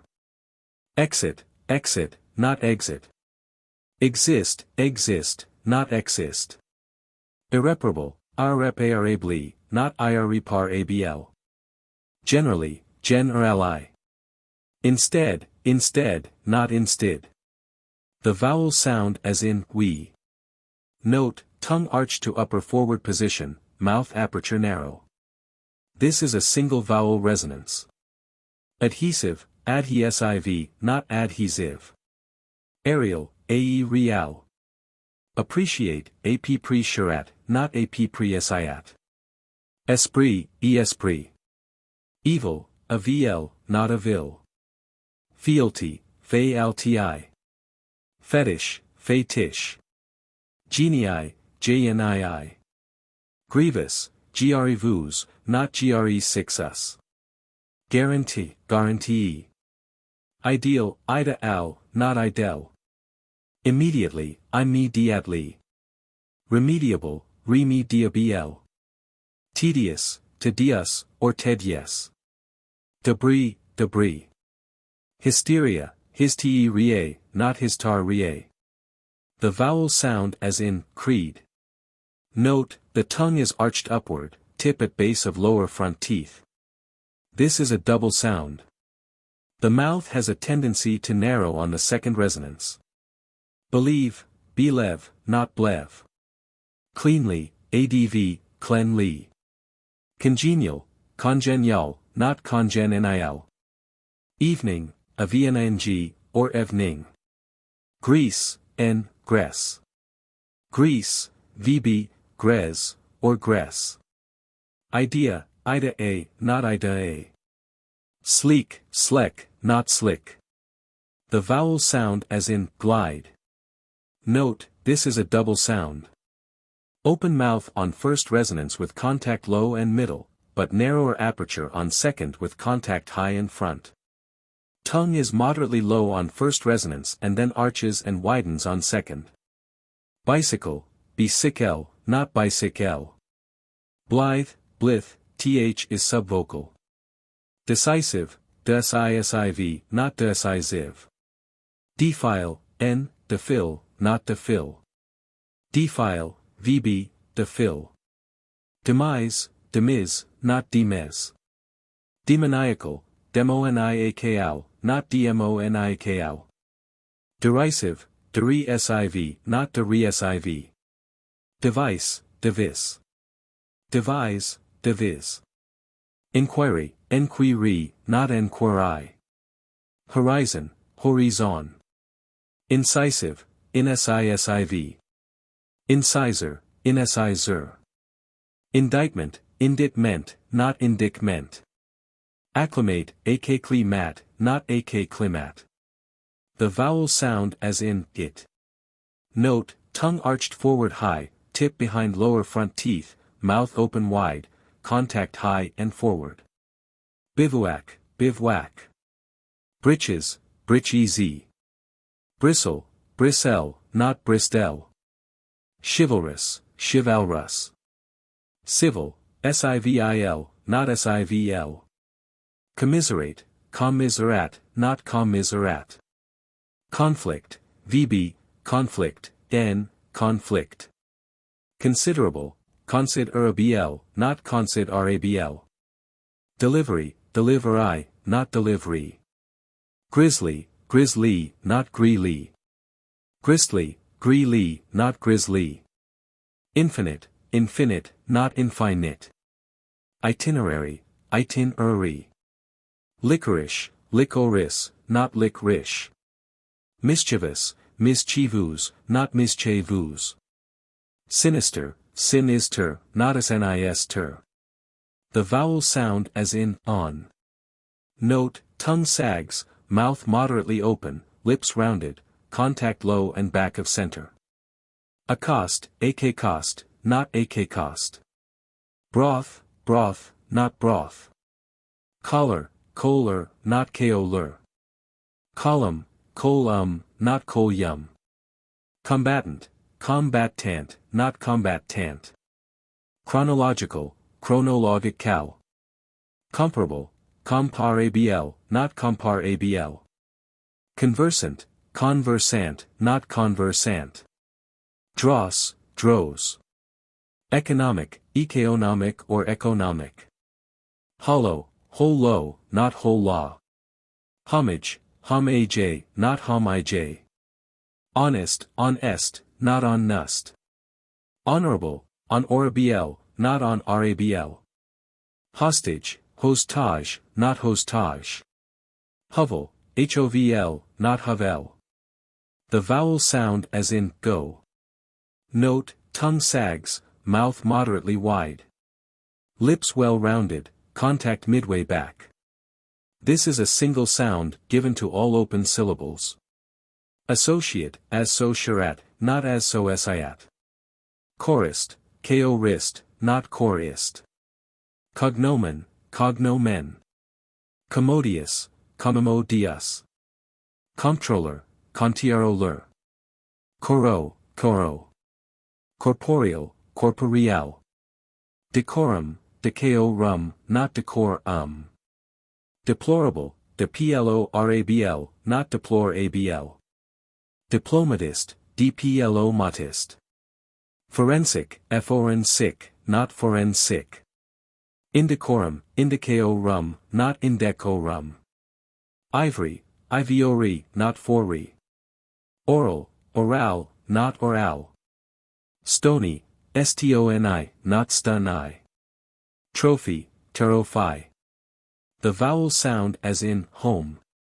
Note, this is a double sound. The first resonance is identical to the above single, o, as in, go, but for the second resonance the contact is the upper back part of mouth with widening of the tongue. Azores, azores, not azores. Broach, brock, not broach. Console, console. Corps, military, corps, pl, corps. Coat, n, cot, not cot. Divorce, divorce, not divorce. Homely, homely, not homely. Oaths, oaths, subvocal, not oaths. Sword, sword, not sword nor s-word. Won't, will not, won't. Yoke, yoke or yoke, not yelk. Recourse, recourse. Shone, shone. Shoe, show. Vaudeville, vaudeville. Vaughn, fawn, not vaughan. The vowel sound as in thus. Note, tongue sags, open mouth, contact about halfway back and midway between the upper and lower jaw. Adult, adult, not adult. Cunning, cunning, not cunning. Government, government, not government. Hundred, hundred, not hundred. Promulgate, promulgate. Pumice, pum is. Illustrate, illustrat, not illustrat. Mongrel, mongrel, not mongrel. Muskmelon, muskmelon, not mushmelon. Nuptial, nuptial, not nuptial. Pumpkin, pumpkin, not pumpkin. Supple, supple, not soopl. The vowel sound as in use. Note, tongue arched, mouth well open. Contact back of upper front teeth for first resonance, then to upper back part of mouth for the second, lips well apart for the first sound and then well rounded and extended for the second with a slight sagging of the tongue. This is a double sound. Blue, blue, not bloo. Rude, rud. Rural, rural, not rural. Nuisance, nuisance, not noosans. Newspaper, newspaper, not newspaper. Tuesday, Tuesday, not tuozida. Minutely, minutely. Tube, tub, not tuob nor tie up. Tulip, tulip, not tuolip. Usually, usually, not as lee. Virtue, virtue, not virtuo. Stupid, stupid, not as too pud. Virtually, virtually, not virtually. Virulent, virulent. Vituperate, sixtuperat. Ablution, ablution, not abloo shun. The vowel sound as in choose. Note, tongue sags slightly with tip at base of lower front teeth, mouth well open, lips well rounded and extended, contact at upper back part of mouth. Notice that this, o, resonance is the same as the second resonance in, u. Booth, booth, subvocal. Booth, name, booth. Food, food, not food. Roof, rof, not rof. Coupon, koopon, not coupon. Room, rom, not rum nor rom. Broom, broom, not broom. Hoof, hoof, not hoof. Spoon, espion, not espion. Forsooth, forsooth, not forsooth, subvocal. Poor, poor, not poor. Root, rot, not rot. Coop, coop, not co-op. Tour, tour, not tur. Tournament, tournament or tournament. Troubadour, terobiador, not tro potter. Part 2. Identification of the reader with the story, or sympathetic reading. First step. Getting the author's mood. Catching the author's vision. Emotional response. Distinguishing between ordinary reading and reading with author's emotional appreciation. Emphasizing value of mood. Discussing control of emotion. Repressed feeling versus expressed feeling. Second step. Word meaning, relation of word to group. Associative meaning of words. More vocabulary. Study of tone color. Use of onomatopoeia. Third step. Study of moods. Variety of moods. Change and interchange of moods in a selection.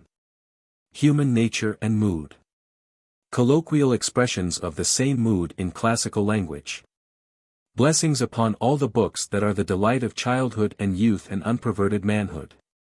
Precious are the sympathetic tears which dim the page and which it is so wholesome to encourage in early life as a check to the growth of selfishness and egoism. Hiram Corson, The Voice and Spiritual Education, page 163. Chapter 9. Getting the author's mood. Hints to the student. Before the pupil is ready for this second step, sympathetic reading, he must have mastered Part 1, intelligible reading. The first step was concerned primarily with the development of the intellect, but the second step appeals primarily to the emotions, one sympathetic response to mood. The outlines for the study of a selection, given later, will be found very helpful as a basis and guide for study and analysis. Memorabilia. By Robert Browning. Ah, did you once see Shelley plain? And did he stop and speak to you? And did you speak to him again? How strange it seems, and new. But you were living before that. And also you are living after. And the memory I started at. My starting moves your laughter. I crossed a moor, with a name of its own. And a certain use in the world, no doubt. Yet a hand's breadth of it shines alone. Mid the blank miles roundabout. For there I picked up on the heather. And there I put inside my breast. A molted feather, an eagle feather. Well, I forget the rest. The joy of the human voice. How much squandering there is of the voice. How little there is of the advantage that may come from conversational tones. How seldom does a man dare to acquit himself with pathos and fervor. And the men are themselves mechanical and methodical in the bad way who are most afraid of the artificial training that is given in the schools, and who so often show by the fruit of their labor that the want of oratory is the want of education. How remarkable is the sweetness of voice in the mother, in the father, in the household. The music of no chord instruments brought together is, for sweetness, like the music of familiar affection when spoken by brother and sister, or by father and mother. Henry Ward Beecher, from Lectures on Oratory. The one great object in reading is to get at the mind of the author. What did he mean? What did he intend me to feel as I read? What is his real message? How can I best reach the mind and heart of the author, the poet, the dramatist, through his written words? This is the real mission of literature, and he is a poor teacher who fails to impress the heart of his students with its importance. Too often teachers spend the valuable time of their students with matters of entirely subsidiary importance, such as the style of the author, questions as to when, where and how he wrote, his figures of speech, his methods of composition, and the like. All these are of importance to those who are learning to write, and are of interest to others, but the prime reason for all literature is that the author has something of greater or lesser importance to say, which he wishes to reach the mind and heart of his reader. Take, for instance, Browning's exquisite short poem above. What good does it do the student to engage his attention with Browning's style, his verse forms, etc.? To him the matter of prime importance is that he shall know what Browning meant. This is the vital question in all reading. That literature which is a mere collection of fine words, beautifully arranged in perfect sentences, is, as sounding brass and a clanging cymbal. To have any real significance it must be surcharged with high, lofty, pure, stirring human emotion. And to feel the same emotion that the writer felt as he penned poem, essay, novel, story or drama is the aim of every intelligent and thoughtful reader. One of the best possible ways of accomplishing this is by reading aloud, even when one is alone. One writer boldly affirms that we can never know the vital, spiritual message of a writer until we have put his words upon our tongue and sent them winging away in speech, freighted with the meaning that has reached our minds. In reading carefully this poem of Browning, observe if the very nature of the theme does not demand the various modulations of the human voice to give it adequate interpretation. Repeat the first two lines, thinking of their purpose, and then see if you do not feel somewhat of an emotional thrill which must be akin to that which was felt by Browning when he thought of his great teacher, that marvelous poet, Shelley. Is it possible really to get the heart-throb of this poem unless we sing it out through the voice? The major portion of time spent in literary study should be through oral interpretation. Let a pupil read to you, and instantly you can detect whether or not he understands what he is reading. Corson said he believed the time is coming when examinations in literature will be wholly oral. He goes on to say, reading must supply all the deficiencies of written or printed language. It must give life to the letter. How comparatively little is addressed to the eye, in print or manuscript, of what has to be addressed to the ear by the reader. There are no indications of tone, quality of voice, inflection, pitch, time, or any other of the vocal functions demanded for a full intellectual and spiritual interpretation. A poem is not truly a poem until it is voiced by an accomplished reader, who has adequately assimilated it, in whom it has, to some extent, been born again, according to his individual spiritual constitution and experiences. The potentialities, so to speak, of the printed poem, must be vocally realized. What Shelley, in his lines, To a Lady, with a Guitar, says of what the revealings of the instrument depend upon, may be said with equal truth of the revealings of every true poem. It will not tell to those who cannot question well the spirit that inhabits it. It talks according to the wit of its companions, and no more is heard than has been felt before by those who endeavor to get at its secrets. Hiram Corson, The Voice and Spiritual Education, page 29. In this same connection let us add what Goethe has said. Persuasion, friends, comes not by wit nor art. Hard study never made the matter clearer. 'Tis the live fountain in the speaker's heart sends forth the streams that melt the ravished hearer. Then work away for life, heap book upon book, line upon line, precept upon example. The multitude may gape and look, and fools may think your wisdom ample. But would you touch the heart, the only method known, my friend, is first to have one of your own. Mood analysis. The following is an illustration of what might be called the mood analysis of a selection. For the sake of convenience the sentences in the excerpt are numbered. The important thing for the student to bear in mind is to see that the author's purpose is completely grasped, and then render it in the proper mood. First, read the selection paragraph by paragraph. Then arrange the several points in their respective order. Now give them orally as simply and progressively as possible. Second, read the selection again by paragraphs and this time determine what are the important and unimportant words. Then give these important words a greater force of utterance. Third, do not fear to make many groups. It is imperative to grasp the author's ideas and pictures in separate detail.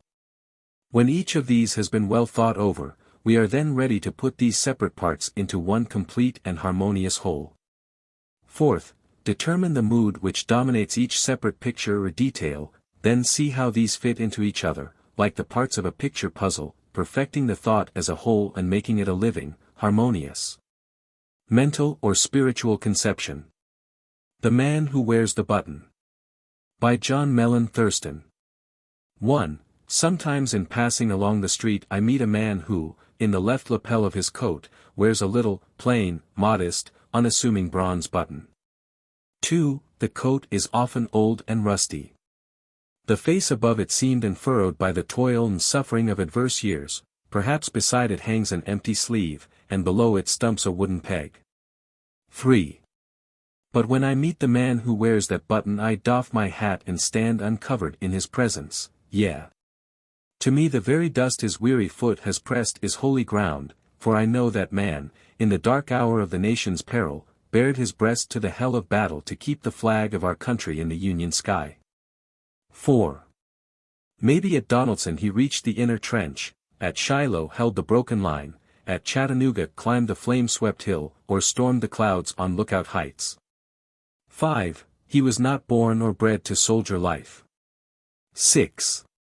His country's summons called him from the plow, the forge, the bench, the loom, the mine, the store, the office, the college, the sanctuary. 7. He did not fight for greed of gold, to find adventure, or to win renown. 8.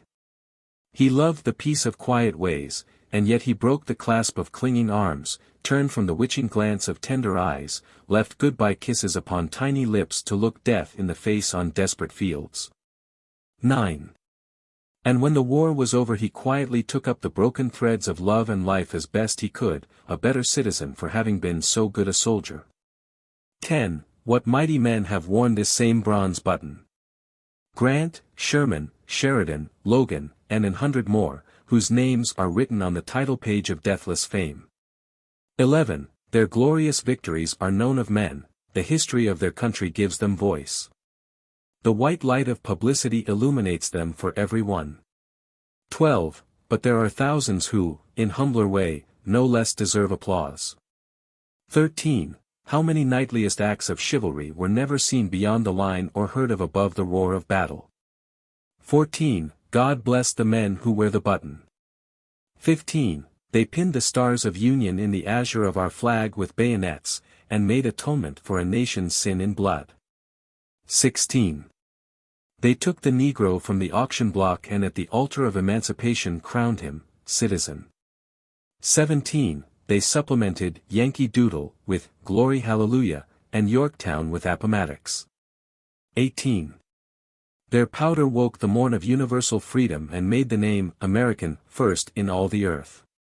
19. To us their memory is an inspiration, and to the future it is hope.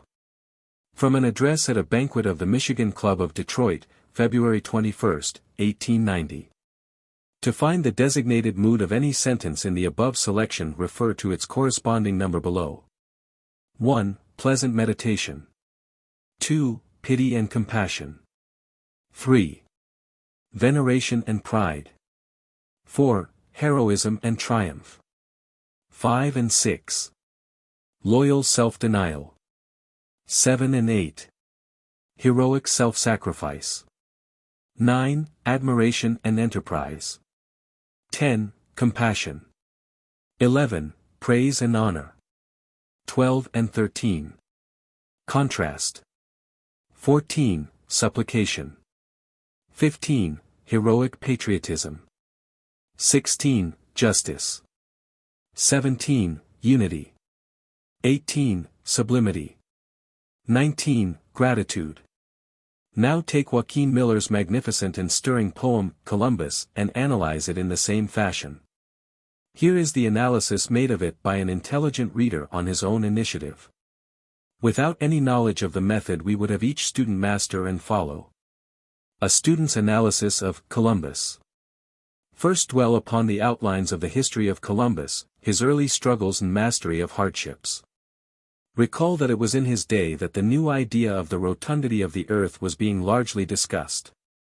Watch the growth of this idea in his thought, until there springs up the confident assurance that if this idea be true it must be possible to reach India, or any other land, by sailing around the earth in either direction. Confident of his idea, his scientific mind demands knowledge, demonstration. He seeks help to find out. Is rebuffed on every hand. Called crazy, insane, a fool, a lunatic. The idea persists. It grows into an obsession. He knows, and now his soul demands that he compel other people to know. The more rebuffs the greater his determination. Get hold here of the great fundamental thought that moves the universe, that works all the marvels that man has accomplished, viz. That when you link up with truth, you are linked up with God, the supreme power of the universe, and there cannot be any failure to a man so connected. All Columbus had to do was to persist. He did so, and finally Isabella and Ferdinand were convinced, the money needed was raised, the ship provided, and the happy, joyous Columbus set sail to demonstrate to the world that which his soul had already convinced him was true. Now remember the ignorance of the world at large on the subject. Recall that his sailors were densely ignorant and fearfully superstitious, but Columbus had never given that a thought. He set sail, full of delight, happiness, confidence. Now refer to the poem. 1. He and his sailors alike knew that the islands of the Azores and the gates of Hercules were behind them. 2. Here, however, is a difference in the knowledge of Columbus and his sailors. He, with the eye of scientific confidence, could see ahead, though there was nothing in sight but shoreless seas, not even the ghost of shores. The sailors saw nothing but the uncharted and unknown seas. Do you not feel their awe and superstitious fears? Can you not picture their fearful whisperings together as they sail further and further into the unknown? The mate is the means of communication between them and the admiral. 3. Observe the dread of sailors and mate. The stars with which they are familiar disappear and new and strange ones appear, adding new fuel to their superstitious fears. 4. The mate asks Columbus how he shall reply to these fears. His mood is one of fear and growing alarm excited into the action of questioning. 5. Now ask yourself, what would be Columbus's natural reply? Remember he has given years of thought to this subject. He has no question as to the success of the voyage. Expecting to sail on uncharted seas, they have no fears for him. He knows what he will find when he has gone far enough around. The fears and questions of the mate are absurd, preposterous. There is but one answer, calmly and confidently he gives it, why, say, sail on. And on. Matter of fact, almost indifferent, totally unconscious of the seething fears bubbling up every moment afresh in the hearts of his sailors. What kind of intonation in his voice would such a question call forth? 6. For the time being the questionings of the men are satisfied, and they sail and sail, don't hurry in giving this repetition, as winds might blow. The fears and questionings now begin afresh. 7. The fear is indicated in the word blanched, and in the mate's words. 8. Being away from familiar scenes, and all other men, his and his sailors' small minds fear that even God has lost sight of them. The winds are lost, God is not here. 9. Hence there is increasing urgency in his second appeal to the admiral. But Columbus, 10, seeing the vision that has been familiar to him for many years, and preoccupied by his dream, neither sees any reason for fears, nor does he yet become aware of the fear expressed in the mate's voice. His reply, therefore, is the quiet, scarcely heard voice of the dreamer, given much lower and quieter than his ordinary talking voice, but with the deep intensity of a man who has but one purpose. Pause now for a few moments to allow this quiet urge of the admiral to sink in. Don't hurry. Then let the next stanza open with some degree of haste and excitement. 11. The mate's tone now is one of definite, open remonstrance. It is all very well for his admiral to say, sail on. He, the mate, has to come in direct conflict with the men. They are growing mutinous. They are growing ghastly wan and weak. Even he, 12, had begun to think of home and, in spite of himself, tears, 13, for is not this suggested in A Spray of Salt Wave, washed his swarthy cheek. Hence now, his question is more definite. He seeks to pin the admiral down to a fixed time, 14. He gives him until dawn to see land. But the admiral, feeling that each dawn sees him nearer to the goal of his heart's desire, and impatient that the foolish fears and unreasoning terrors of his men should even threaten the possible thwarting of this desire, replies sternly. Impatiently and somewhat fiercely, 15. He shall say at break of day, land or no land, fears or no fears, but one thing, and he puts such emphasis upon it that no one can misunderstand. Here, again, pause. Let this firm determination seep into the minds of the hearers. A few moments is long enough, but to speed on immediately to the fourth stanza is to lose a striking effect. Then, in perfectly natural, quiet voice, continue the story, they sailed. 16. Observe the repetition of this statement. Why is it repeated? A thoughtful author doesn't repeat for nothing. Here, by the repetition, 17, Joaquin Miller seeks powerfully to impress upon his reader that after they had sailed a long, long way further, they still sailed on. Hence, is it not apparent there must be quite a little pause between the first, they sailed, and the second? Try the effect of this and see the result. Now, 18, the mate, forced by his own and his sailors' fears, though assured of the displeasure of the admiral at his voicing of these fears, braves his anger by calling his attention to the coming storm on the sea, 19. And he becomes more agitated as he expresses his own fears, 20. Yet he knows the courage of the admiral, and consciously or unconsciously pays him the tribute of bravery. At the same time, as hope has almost fled from the bosoms of himself and his shipmates, he asks the question, pleadingly, agonizingly, what shall we, 22, do when hope is gone? In the answer all of Columbus's exasperation, despair, determination, are compressed. Has he studied, prayed, pleaded, striven for years, and come thus far to be balked by the fears of a few craven cowards? Is he now, just now, when success must be close within his reach, to fail? No. By the Eternal, he shall not fail. The childish cries of his men shall not avail. He will compel them to go on, and, as though he were maddened beyond control, his words leap like a leaping sword, 23, and cleave the air with ringing sound that strikes down all opposition, sail on. Sail on. Sail on. And on. Let the crescendo come with all the power, force, voice, of which you are capable. Prepare for it. Get the lungs full of air. Put all the intensity and passion of a lifetime's hopes, desires, ambitions, into it, and feel as though you had these cowardly sailors by the throat and were determined upon pouring your will into their craven souls.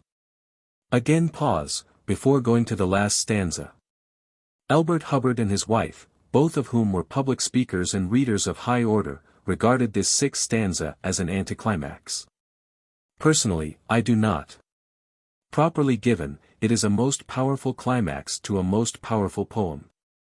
Ask yourself, after the expression of an overwhelming emotion, what natural reaction is felt? One of weariness. Add this thought to the thoughts expressed in the words. Long and endless vigils, harassment from his men, doubts in his own soul, which, however, he dare not voice. 25. That night was so dark because, crushed by long-continued opposition, and his body weakened by constant watchfulness, and the urge of his passion, even he lost hope. But thanks be to God, there are men like Columbus, who, even when hope seems gone, when there is no light whatever in that night of all dark nights, still persist. For, is it not darkest just before dawn?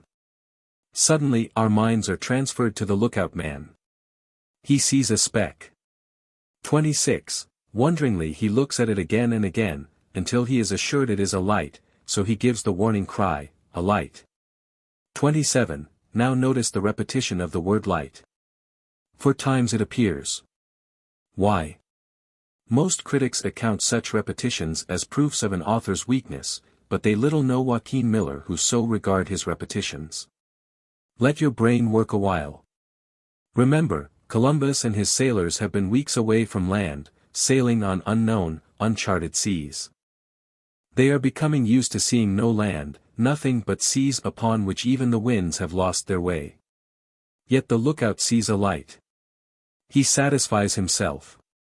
He gives the signal call, a light. For dramatic purposes we can imagine that everyone on the vessel hears it. Incredulously they call out a query, a light. It cannot be. But, sure of himself and seeing it more clearly each moment, the lookout assertingly replies, a light. I tell you. Then, all doubt removed, filled with joy, their fears dispersed, their bodings and apprehensions removed, the sailors hysterically and joyously unite in the cry, a light, and the reason for the 4 lights is made clear. Now, the poet, 28, changes the thought and rapidly introduces figures of speech. The light on the first land seen by Columbus ultimately grows to the starlit flag of freedom of the United States, the flag of the people, the flag of a true republic, the flag of genuine democracy. But it grew further, 29. That light and that flag grew to be time's burst of dawn. In other words, until all men, everywhere, in every way, are free, mankind is still in the night.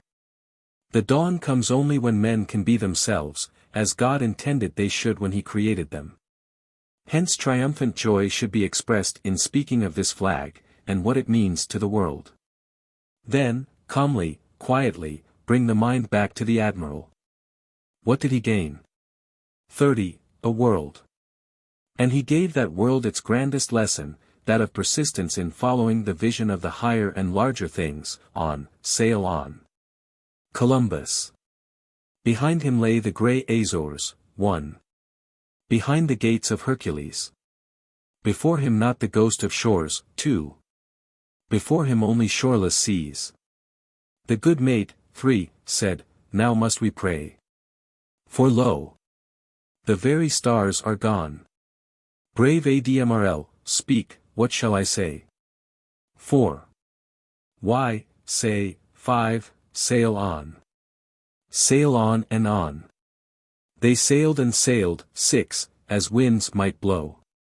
Until at last the blanched mate, 7, said. Why, now, not even God would know. Should I and all my men fall dead? 8. These very winds forget their way. For God from these dread seas is gone. Brave Admrl, speak, what shall I say? 9. He said, 10, sail on. Sail on and on. My men grow mutinous day by day, wink with a frown. 11. My men grow ghastly wan and weak. The stout mate thought of home, wink with a frown. 12, a spray. 13.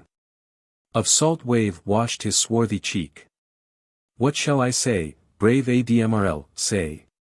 If we sight, 14, naught but seas at dawn. Why, you shall say, at break of day. 15. Sail on. Sail on. Sail on and on. They sailed. 16, they sailed. 17, then spake. 18, the mate. This mad sea. 19, shows his teeth tonight. He curls his lip, he lies in wait. With lifted teeth. 20, as if to bite. Brave Admrl, 21, say but one good word. What shall we, 22, do when hope is gone? The words leapt like a leaping sword. Sad face. 23. Sail on. Sail on. Sail on. And on. Then pale and worn. 24, he paced his deck. And peered through darkness. Ah, that night. 25. Of all dark nights. And then 26, speck. A light. 27, a light. A light. A light. It grew. 28, a starlit flag unfurled. It grew to be time's burst of dawn. 29. He gained a world. 30, he gave that world its grandest lesson, on. Sail on. A suggestive outline for the study of a selection. Mastery of main theme. The first step in the study of any selection is to gain an idea of it as a whole. This can best be done by reading the selection in its entirety. If there should be strange words, let them pass for the time being. Thus we grasp the predominant mood and significant setting or situation. 2. Progressive analysis. Read the selection, silently, a second time. The aim now is to make a mental note of the several parts which make up the whole. This demands close concentration, in order that we may unify matters and prevent abrupt transitions. We are to break up the whole into parts, and each part represents a thought group. 1. Punctuation makes the meaning clear, and the clear meaning determines the various groups. Example, it came, rushing in torrents like an avalanche of rock. We do not pause after, came, although it is so punctuated. Question, do you find like instances in the selection under consideration? Where? 2. The length and frequency of the pause which sets off the groups is dependent upon the context and upon the listeners. If the context is serious, or if the listeners are uneducated, there will of necessity be many groups. And obversely, if the context is not serious or difficult, or if the audience is educated, there will be fewer and longer groups. Question, what is the situation in the present selection? 3. In the study of the chief word in the group we must remember that its real meaning depends upon its relation to the other words in the same group. For instance, the word fire does not mean the same thing at all times. The meaning of this word depends upon its kinship with other members of the same group. When we say, the house is on fire, this word fire means an altogether different thing than when we say, there is a fire in the stove this morning. Let us take care that we do not isolate words, but that we get their associative meanings. Questions, what are the important words in the various groups? What is the real meaning of each? Why? Give 5 synonyms of each. 3. Reference to experience. We are now prepared to call upon our storehouse of past experiences in order that we may identify ourselves more closely with the author's meaning. We are to react upon what we read. The more vividly we can bring what we read from the page into our own actual experience, the more deeply are we impressed with its meaning.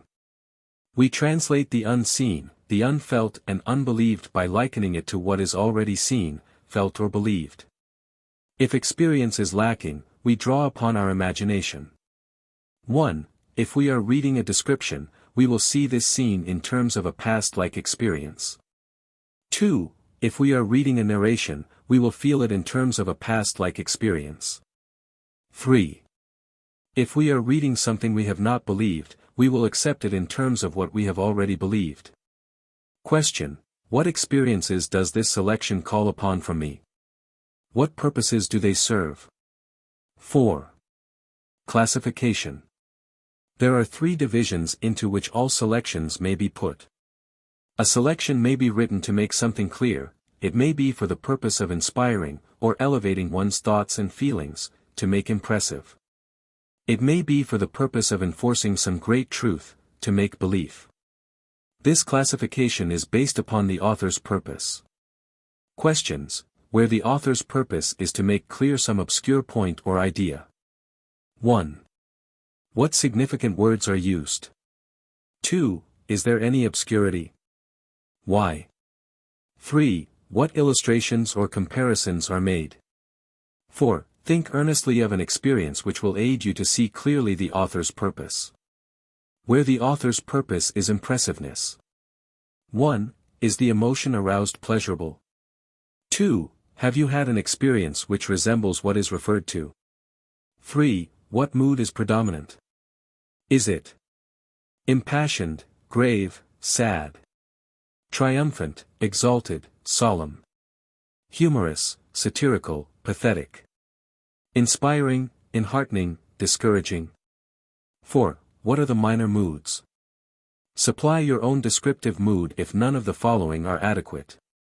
Fanciful, enthusiastic, cheerful, dreamy, sentimental, witty, pensive, tender, serene, quiet, or suggestive of awe, loneliness, admiration, suspense, joy, anger, fear, rage, sympathy, grief, sorrow, surprise, anxiety.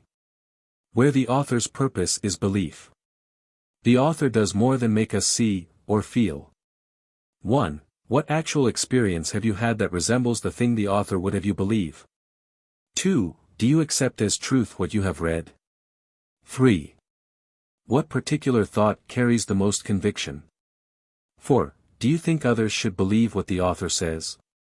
5. Is it clear and impressive, and do you believe it? V.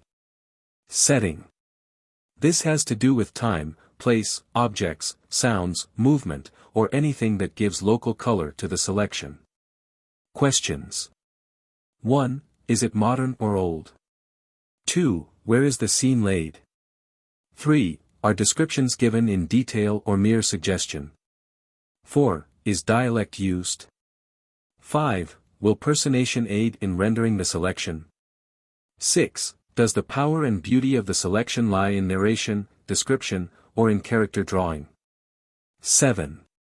Name some definite things, sounds or objects described, that give color or atmosphere.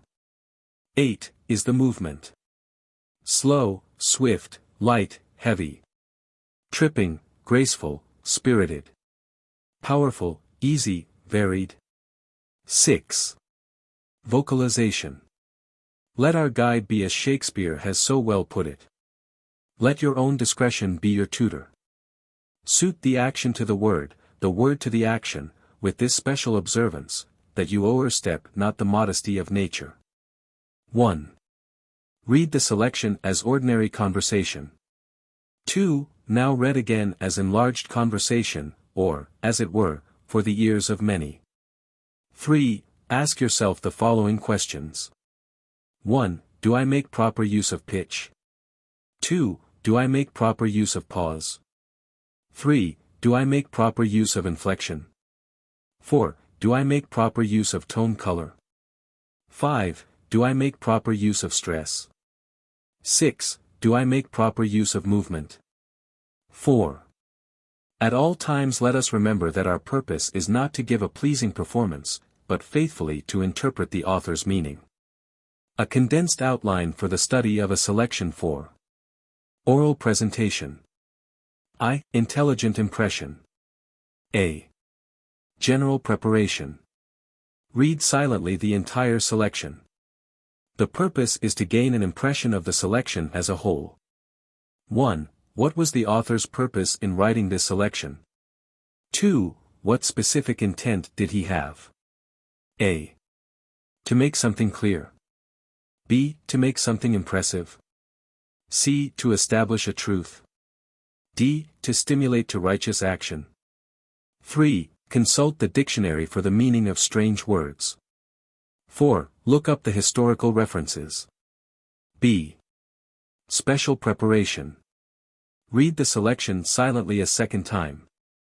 The aim is to make a mental note of the respective importance of the several parts which make up the whole. 1. What is the definite idea, or definite picture, or definite feeling the author would have us get? 2. In what part of the selection is the author's aim most forcibly presented? 3. What is the relative value of the thought groups? 2. Intelligible expression. A. General preparation. Before rendering a selection orally, it must be given a setting. This has to do with time, place, objects, sounds, movements, or anything that tends to give local color. 1. Is the selection colloquial or dramatic? 2. Is dialect used? 3. Will personation be necessary? 4. Give an original word picture of the characters and situation. 5. To what reference to experience does it make? 6. What is the predominant mood? B. Special preparation. Read the selection aloud for the first time. In doing this, ask yourself. 1. Am I reading with correct thought groups? 2. Do I make proper use of the pause? Remember, the length and frequency of the pause depends upon the nature of the subject and the audience. 3. Am I enunciating clearly?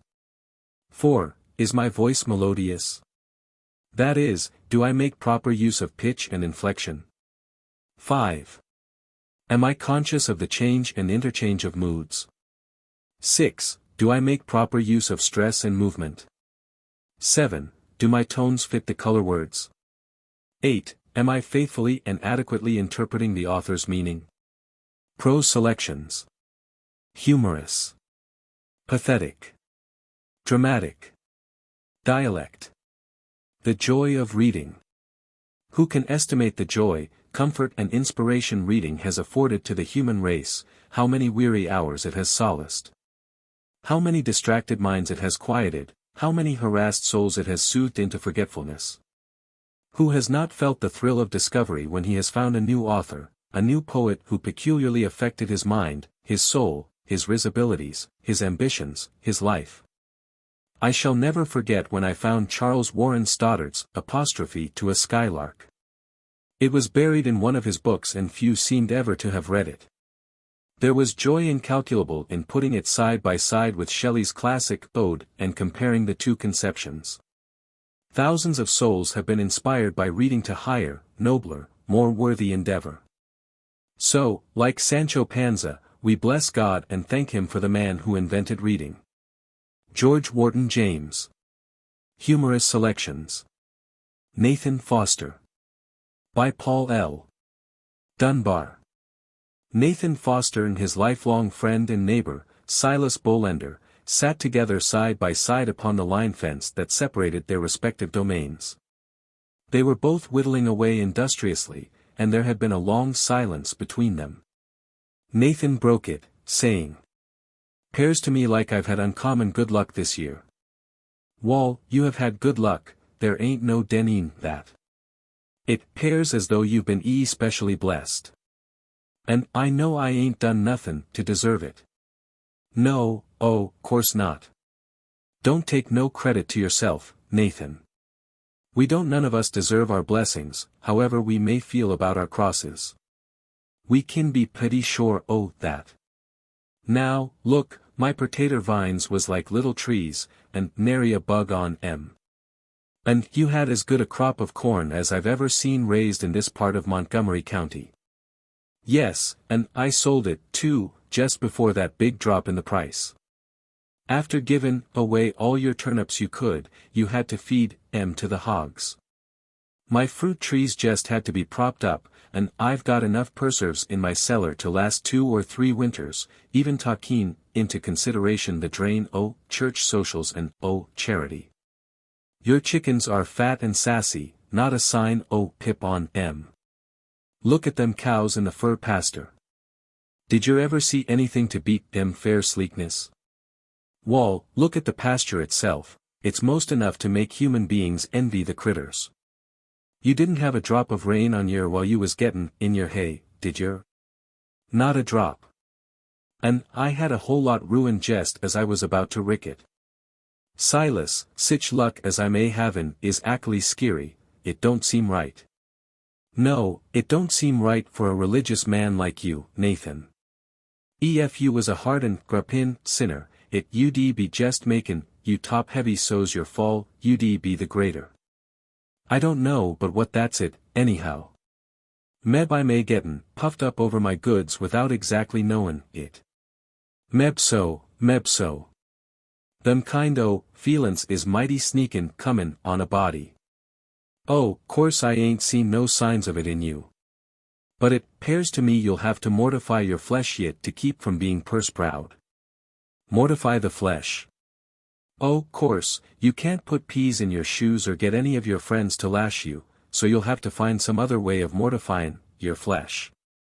Wall, fair my part, I don't need to look for none, for I never had too many blessin's in my life, less'n you'd want to put the children under that head. Silas shut his jackknife with a snap and, laughing, slid down on his side of the fence. In serious silence Nathan Foster watched him go stumping up the path toward the house. Silas seems to take everything so light in this world, I wonder how he can do it. With Nathan, now, it was just the other way. Throughout his 48 years he had taken every fact of life with ponderous seriousness. Entirely devoid of humor, he was a firm believer in signs, omens, tokens, and judgments. He was a religious man, and his wealth frightened and oppressed him. He gave to his church and gave freely. As usual, he had taken his friends' bantering words in hard earnest and was turning them over in his mind. The next morning when Nathan and Silas met to compare notes, Nathan began.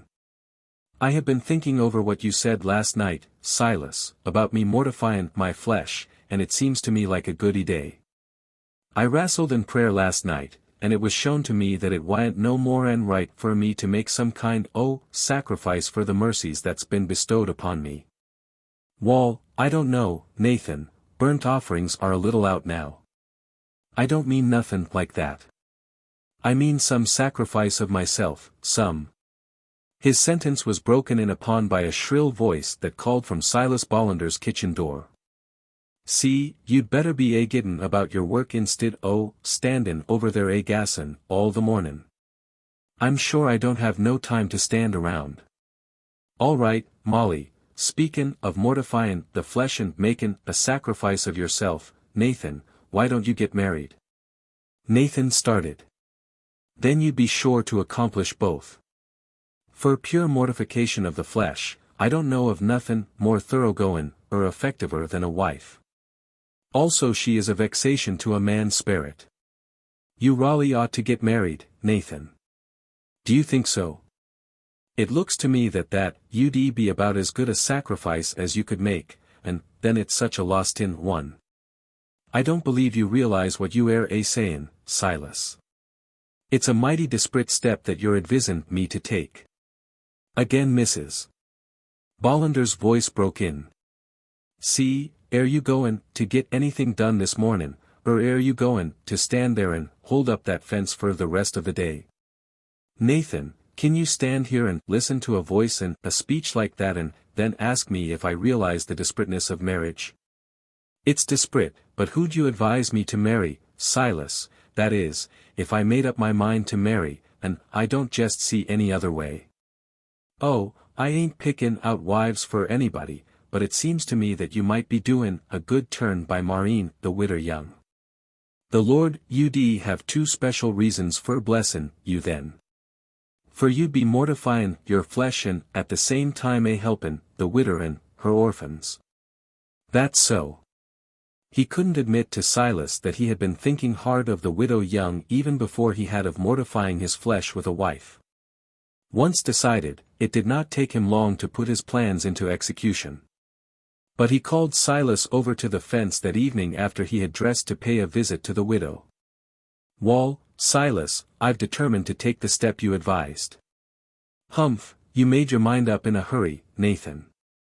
"I don't know as it's any use waiting, if a thing's to be done, I think it ought to be done and got through with.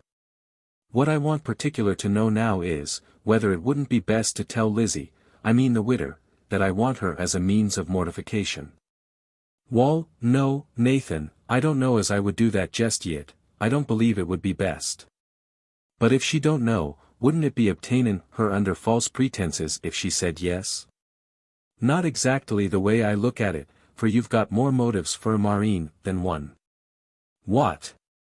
"Explain yourself, Silas, explain yourself." "I mean you want to do her good as well as subdue your own spirit." "Oh, yes, that's so. Now, no woman wants to know at first that she's a vexation to a man's spirit. It sounds scriptural, but it don't sound no optional. Now look at me and Miss Bolender. I never told her until we'd been married more'n 6 months, but she didn't believe it then, and she won't believe it till this day. Wall, I'll agree not to tell her right away, but if she consents, I must tell her a week or so after we are married. It'll ease my conscience. If I could tell her now, it'd be a heap easier in gettin' round the question. I don't know jest how to do it without. Oh, you won't have no trouble in makin' her understand. Matrimony's a subject that women air mighty keen on.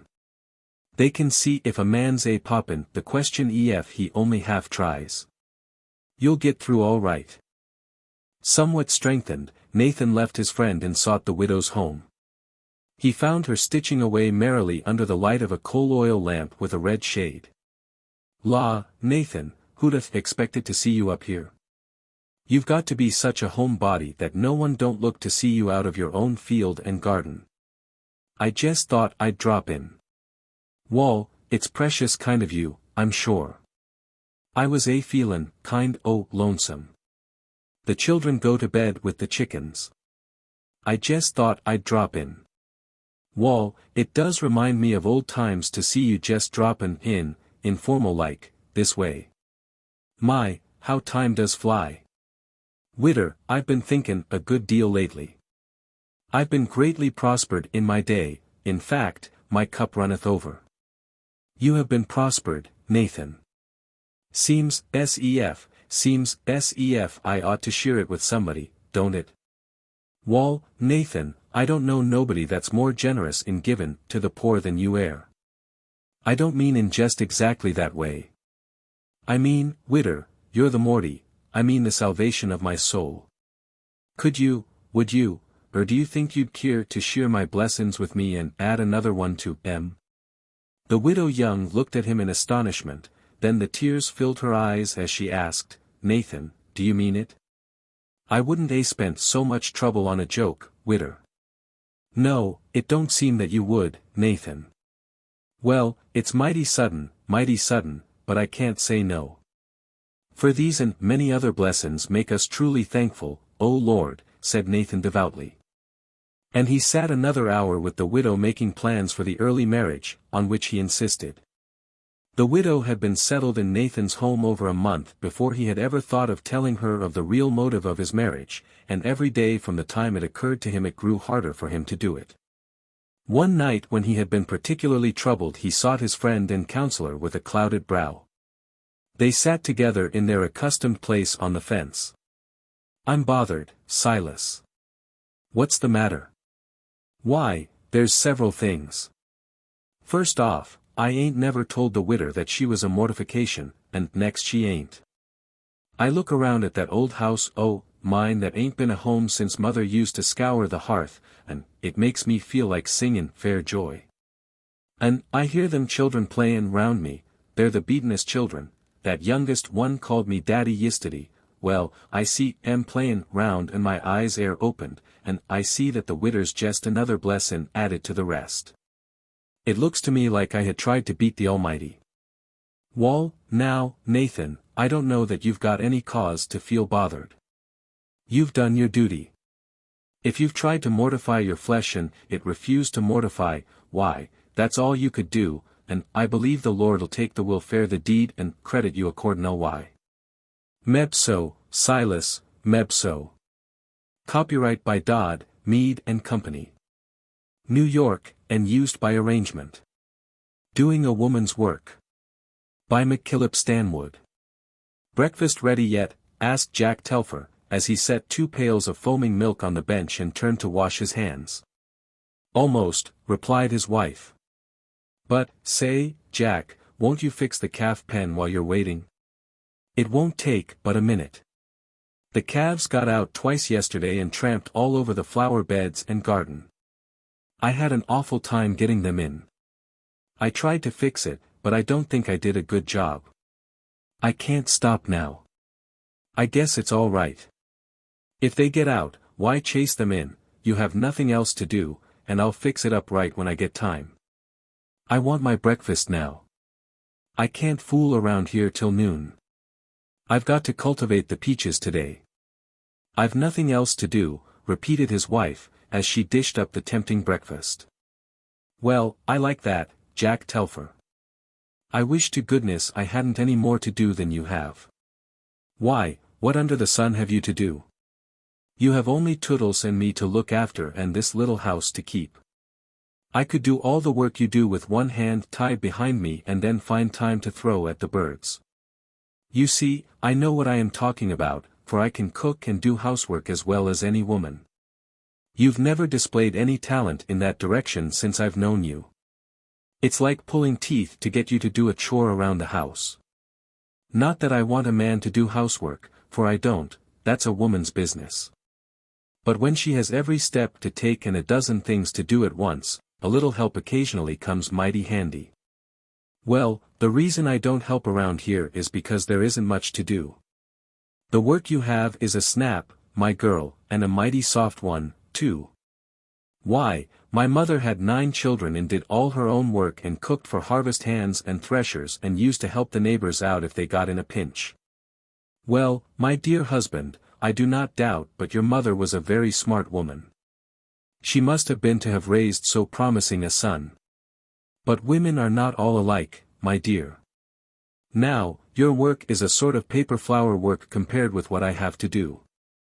It would be a picnic for me to stay in the house, wash dishes, play with the baby and do such things. All right, suppose you have a picnic today. I can drive the cultivator just as well as you and you can cook and keep house a great deal better than I, at least you think you can. I'll hitch up and cultivate the peaches and you can tie one hand behind you and do the work today and see how much time you have to throw at the birds. What do you say? Say, laughed Mr. Telfer as he pushed back from the table. Why, I say I'm willing, but if you don't get enough riding in the hot sun. The hot sun, interrupted his wife, is no worse than the hot stove I cook over. Will you do it? You bet I'll do it, but you must tell me what's to be done so you can't throw it up to me forever after that. The reason I got through so soon was because I didn't do half the work. First, said Mrs. Telfer, there's the milk to skim and the calves to feed and the churning to do. Skim the milk on the north shelf in the cellar, the dishes to wash, and don't forget to scald the churn and the milk things. Then you can iron. The clothes are all dampened down in the basket. You need not iron any but the plain things, I'll do the others. Pit the cherries I picked last night and make a pie for dinner. And, oh, yes, you will have to kill a chicken and dress it, for you know you said last night you wanted chicken and dumplings for dinner today, and now is your chance. Stew some prunes for supper tonight, make the bed, sweep and dust and get the vegetables ready for dinner. Oh, I guess you know about what there is to do. I must be off now, for it is nearly 6 o'clock. And she was gone. Well, it's early yet. Guess I'll smoke and read the Rural World a while. There's an article on hogs I wanted to read. It seems nice to have time to do what you please. After he had read a long time he at last knocked the ashes into his hand and stretched lazily. He went down cellar and skimmed the milk, Then he fed the calves, laughed at the way his wife had tried to fix the calf pen, went in and took off the tablecloth and piled the dishes and empty milk things on the table. "Guess I'll wash up before I churn." "No, I won't, either. I'll churn first, then I'll clean up all at once." "Oh, I've got a head on me. I ought to have been a woman." He brought from the cellar a large new pan of thick cream and set it on the table, then he went to scald the churn, but the fire was out and the dish water Mrs. Telfer had put on before breakfast was nearly cold. "Blame it all, I've got to go to the barn for peach pits, not one in the basket. But I'll kill the chicken while I'm out there and save an extra trip." If Jenny would only use some management about her work, she'd have plenty of time.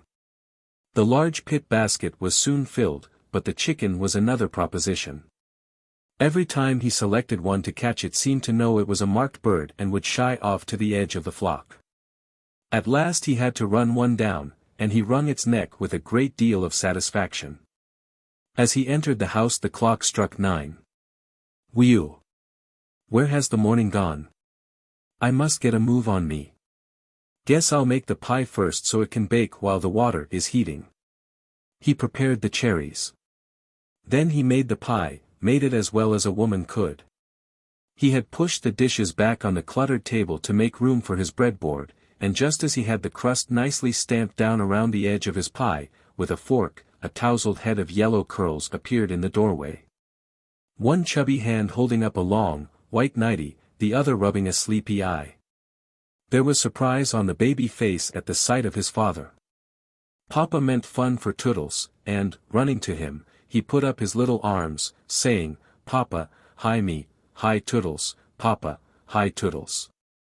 And his father, dusting the flour from his hands, tossed the baby to the ceiling again and again while the little fellow screamed with delight. In the midst of this jolly frolic the clock announced that it was the 10th hour of the day. "Hear that, young man," said the father. "That means that we must cut out this racket and get down to business. Your paternal ancestor is chief cook and general manager today and has several little chores to do yet. We will get Toodles breakfast first, then wash and dress him afterwards so that he won't get mussed up when he eats. Mama don't do that way, but we can give Mama a few pointers on keeping a baby clean, can't we, Toodles?" And, putting the child in his high chair, Mr. Telfer pinned a tea towel around the little neck for a bib, took a bowl and went to the cellar for some new milk. While Toodles was eating breakfast his father washed the prunes and put them on to stew, set the pie in the oven and started to build the fire, but he was interrupted by an emphatic voice saying, "Papa, down, Papa, down." "All right, young man, I'll attend to your case directly," said Jack, touching a match to the kindling. "Guess I'll wash and dress you and have you off my hands." And, taking a washpan of tepid water, with soap, comb, rag, towel and Toodles, he went into the sitting room where it was cool and pleasant. The baby's clean clothes were lying upon a chair, where his mama had placed them the night before. Then what a time they had. Toodles would catch the wash rag in his teeth and Papa would shake it and growl till the little mouth would have to let loose to scream with the agonizing fun. Then came the tangled curls, and it took a wonderful story about a doggy that would say, "Bow, wow," and a little horsey that Toodles could ride and a chickie that went, "Peep, peep, peep." And several other mental concoctions to keep the baby quiet until the ringlets were in order. When the clean coaties were on and two little arms hugged Papa tight, Jack Telfer thought, "Jenny calls this work." The clock pounded out 11 strokes. "Blast that clock. What's got into it?" thought the man, putting the child down and hurrying to the kitchen. "I've been busy every minute this morning, and here it is 11 o'clock and not a thing done yet." He found the fire had burned out. He had forgotten to put the peach pits on the kindling when he had stopped to fuss with Toodles. "Well, I guess I'll make it all right by noon," he soliloquized. "This is a hurry-up order, but I'll be on time or eat my hat." He looked at his pie. It was nearly half-baked. He built a roaring fire, packed the stove with peach pits, pulled the prunes to the front where they would cook quicker, and was debating in his mind which he should scald first, the churn or the chicken, when something rushed by the door. "Drat those calves, they're out again." Snatching his hat, he hurried after them. It was a merry chase for the calves if not for Mr. Telfer. They were willing to go in any direction but the right one, and by the time he got them corralled Jack was hot, tired and cross. When Toodles was left alone he started out on a tour of inspection. The first objects of interest were the dead chicken and the peach pit basket, but his attention was soon detracted from these by the bright pan that held the cream. It had been pushed to the edge of the table. As Toodles approached it he saw the reflection of a chubby baby face on the outside. "Baby," said Toodles. He smiled and the pan baby smiled, and he concluded that the pan must be full of pretty, smiling babies, and he wanted them to play with. He could just get his little fingers over the edge of the pan. He pulled and tugged with all his might to get the pan baby down. He succeeded, for the pan toppled over and deluged the immaculate Toodles with thick, yellow cream. His pretty curls were filled with chunks of oily coagulation, and cream ran in rivulets down his little back and bosom. He seated himself in the middle of it and paddled and spattered in great glee. The calf pen took longer to fix than Jack had expected, and as he neared the house he heard the clock striking 12, and, looking fieldward, he saw his wife coming to dinner. "Jumping Jupiter. What will she say?" was his mental comment. "But she will soon fix things, I'll bet." As he entered the kitchen what a sight met his gaze. The room was dark with smoke from burned prunes, the table piled full of unwashed pans and dishes. The cream. Heavens, the cream! The dead chicken lay in the middle of the floor and the pit basket was upset, as Toodles had left it for the pan baby. The open-mouthed churn stared at him. Mr. Telfer opened the oven door. His pie was a black mass. "I can see now why women sit down and cry sometimes.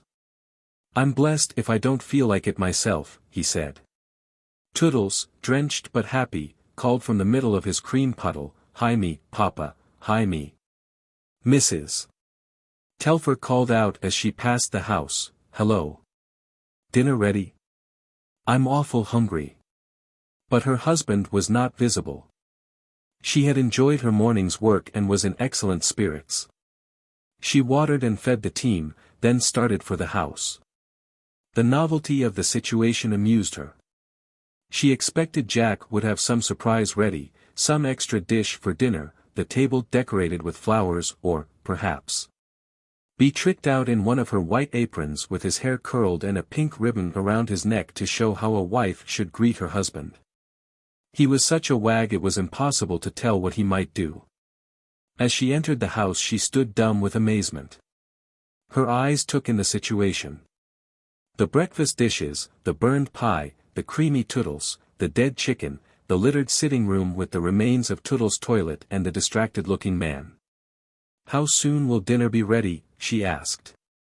But her husband did not answer. He was busy picking up peach pits. "I've got to get back to work as soon as I can," she continued. Crossing the room, she took up a paper and went outside and sat down in the shade to read. Toodles, greasy and dripping, trotted after. "Oh, baby, go to Papa and get cleaned up." "Go tell Papa to clean baby up, darling," said his mother. And the little fellow hurried into the house, saying, "Keen baby up, Papa, keen baby up."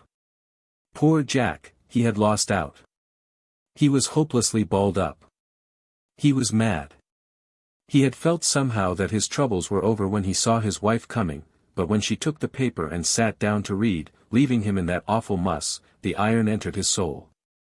Yet he knew that was exactly the way he did, and only yesterday when she asked him to get a pitcher of fresh water for dinner he had said, "It's a pity a man can't get a moment to rest without having to chore around the house."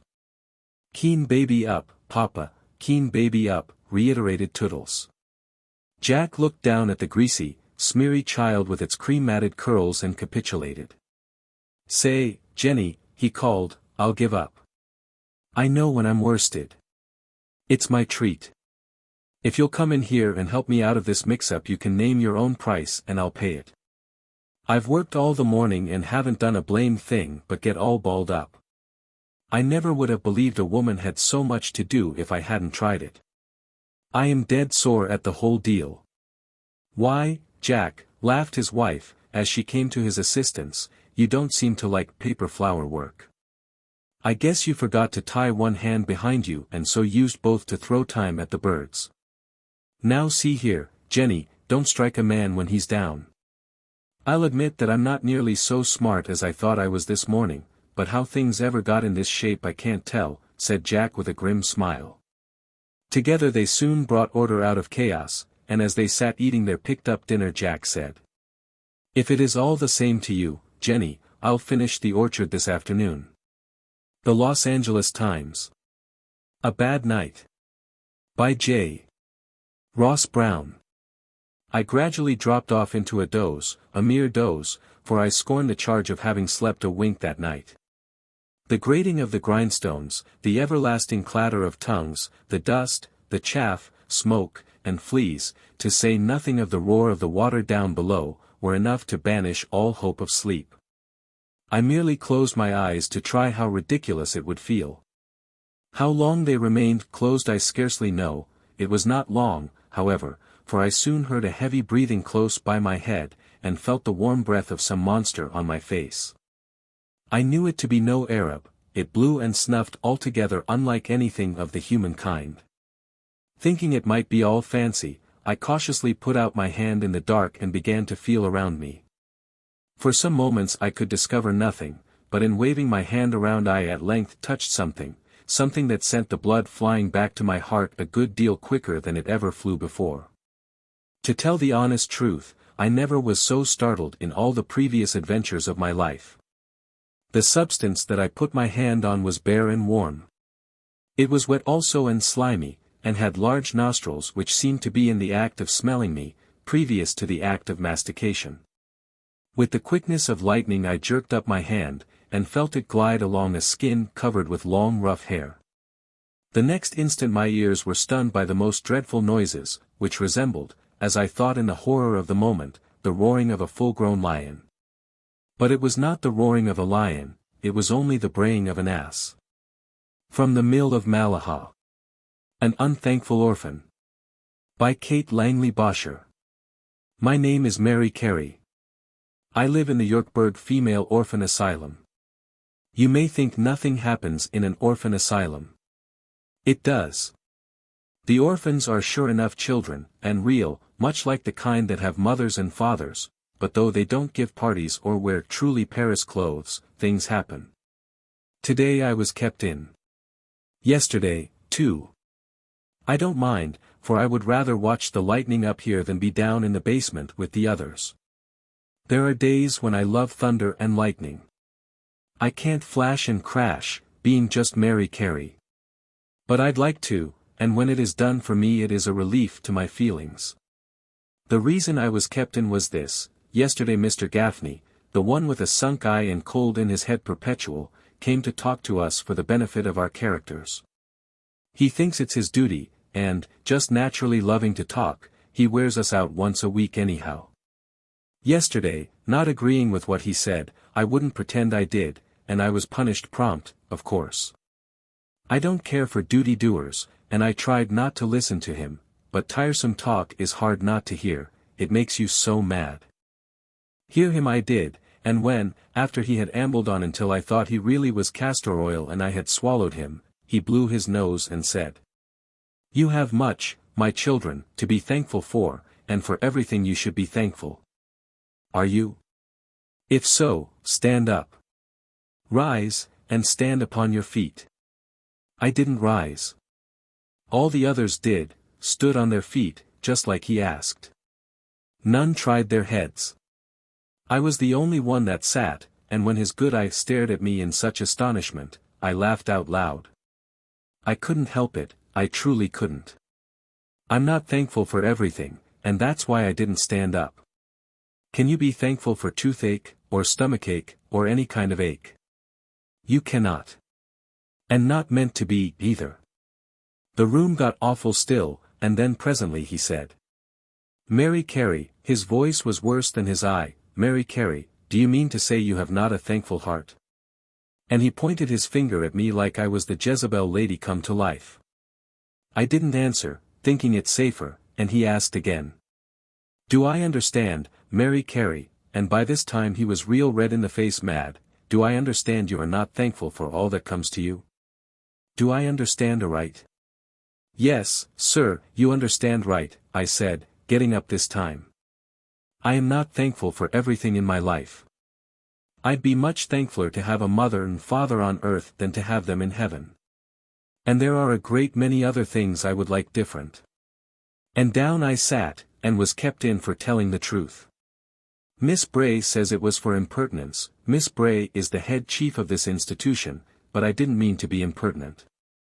I truly didn't. Speaking facts is apt to make trouble, though, also writing them. Today Miss Bray kept me in for putting something on the blackboard I forgot to rub out. I wrote it just for my own relief, not thinking about anybody else seeing it. What I wrote was this. Some people are crazy all the time. All people are crazy sometimes. That's why I'm up in the punishment room today, and it only proves that what I wrote is right. It's crazy to let people know you know how queer they are. Miss Bray takes personal everything I do, and when she saw that blackboard, upstairs she ordered me at once. She loves to punish me, and it's a pleasure I give her often. She thinks she could run this earth better than it's being done, and she walks around like she is the superintendent of most of it. But she's taught me a good deal about human nature, Miss Bray has. About the side I didn't know. I think I will make a special study of human nature. I thought once I'd take up botany in particular, as I love flowers, or astronomy, so as to find out all about those million worlds in the sky, so superior to Earth, and so much larger. But I think, now, I'll settle on human nature. Nobody ever knows what it is going to do, which makes it full of surprises, but there's a lot that's real interesting about it. I like it. As for its Bray side, I'll try not to think about it. But if there are puddles, I guess it's well to know where, so as not to step in them. I wish we didn't have to know about puddles and things. I'd so much rather know little and be happy than find out the miserable much some people do. God is going to have a hard time with Miss Bray. She's right old to change, and she's set in her ways, bad ways. Did you know I wrote poetry? I do. Last week I wrote one. This is it. In the winter, by the fireside, when the snow falls soft and white. I am waiting, hoping, longing, but for what I don't know quite. And when summer's sunshine shimmers, and the birds sing clear and sweet.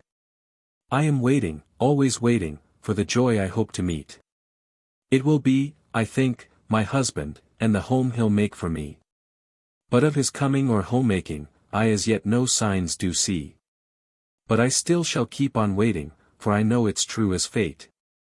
When you really, truly hustle, things will come if just you'll wait. Miss Bray was to get married. When I grow up I am going to marry $1 million man, so I can travel around the world and have a house in Paris with 20 bathrooms in it. And I'm going to have horses and automobiles and a private car and balloons, if they are working all right by that time. I hope they will be, for I want something in which I can soar up and sit and look down on other people. All my life people have looked down on me, passing me by like I was a Junie bug or a caterpillar, and I don't wonder. I'm merely Mary Carey with 58 more just like me.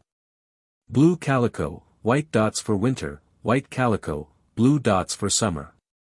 Black sailor hats and white sailor hats with blue capes for cold weather, and no fire to dress by, and freezing fingers when it's cold, and no ice water when it's hot.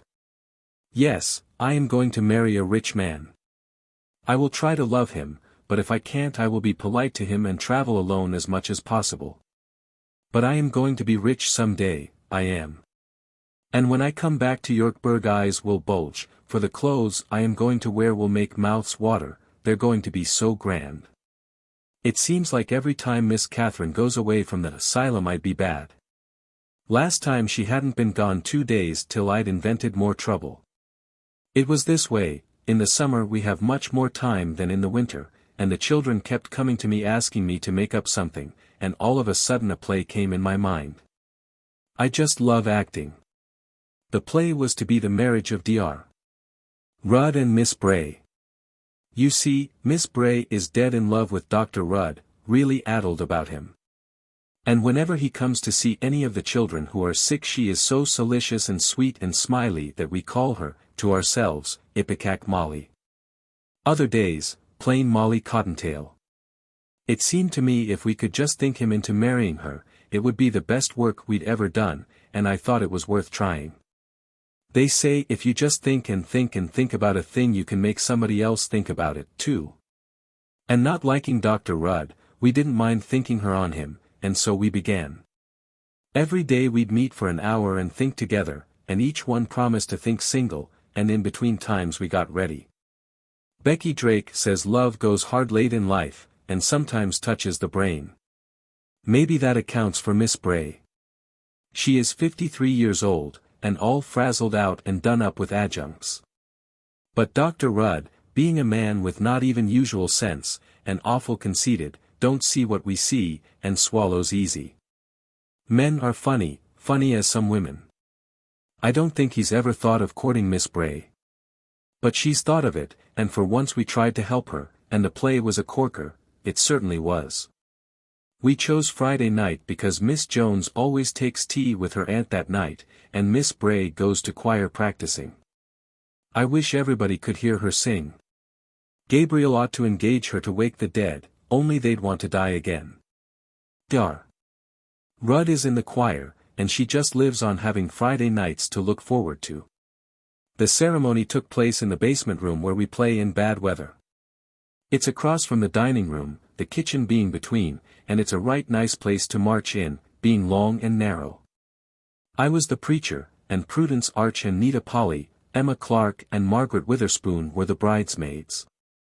Lizzie Wyatt was the bride, and Katie Freeman, who is the tallest girl in the house, though only 14, was the groom.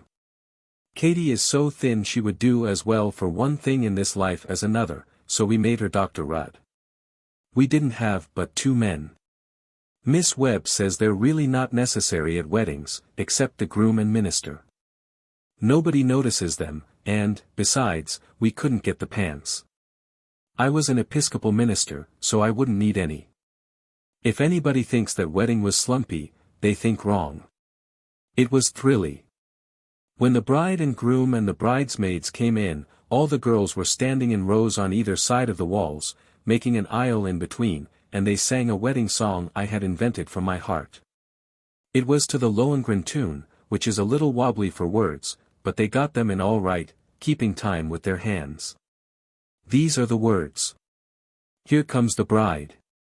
God save the groom. And please don't let any children come. For they don't know how children feel. Nor do they know how with children to deal. She's still an old maid. Though she would not have been.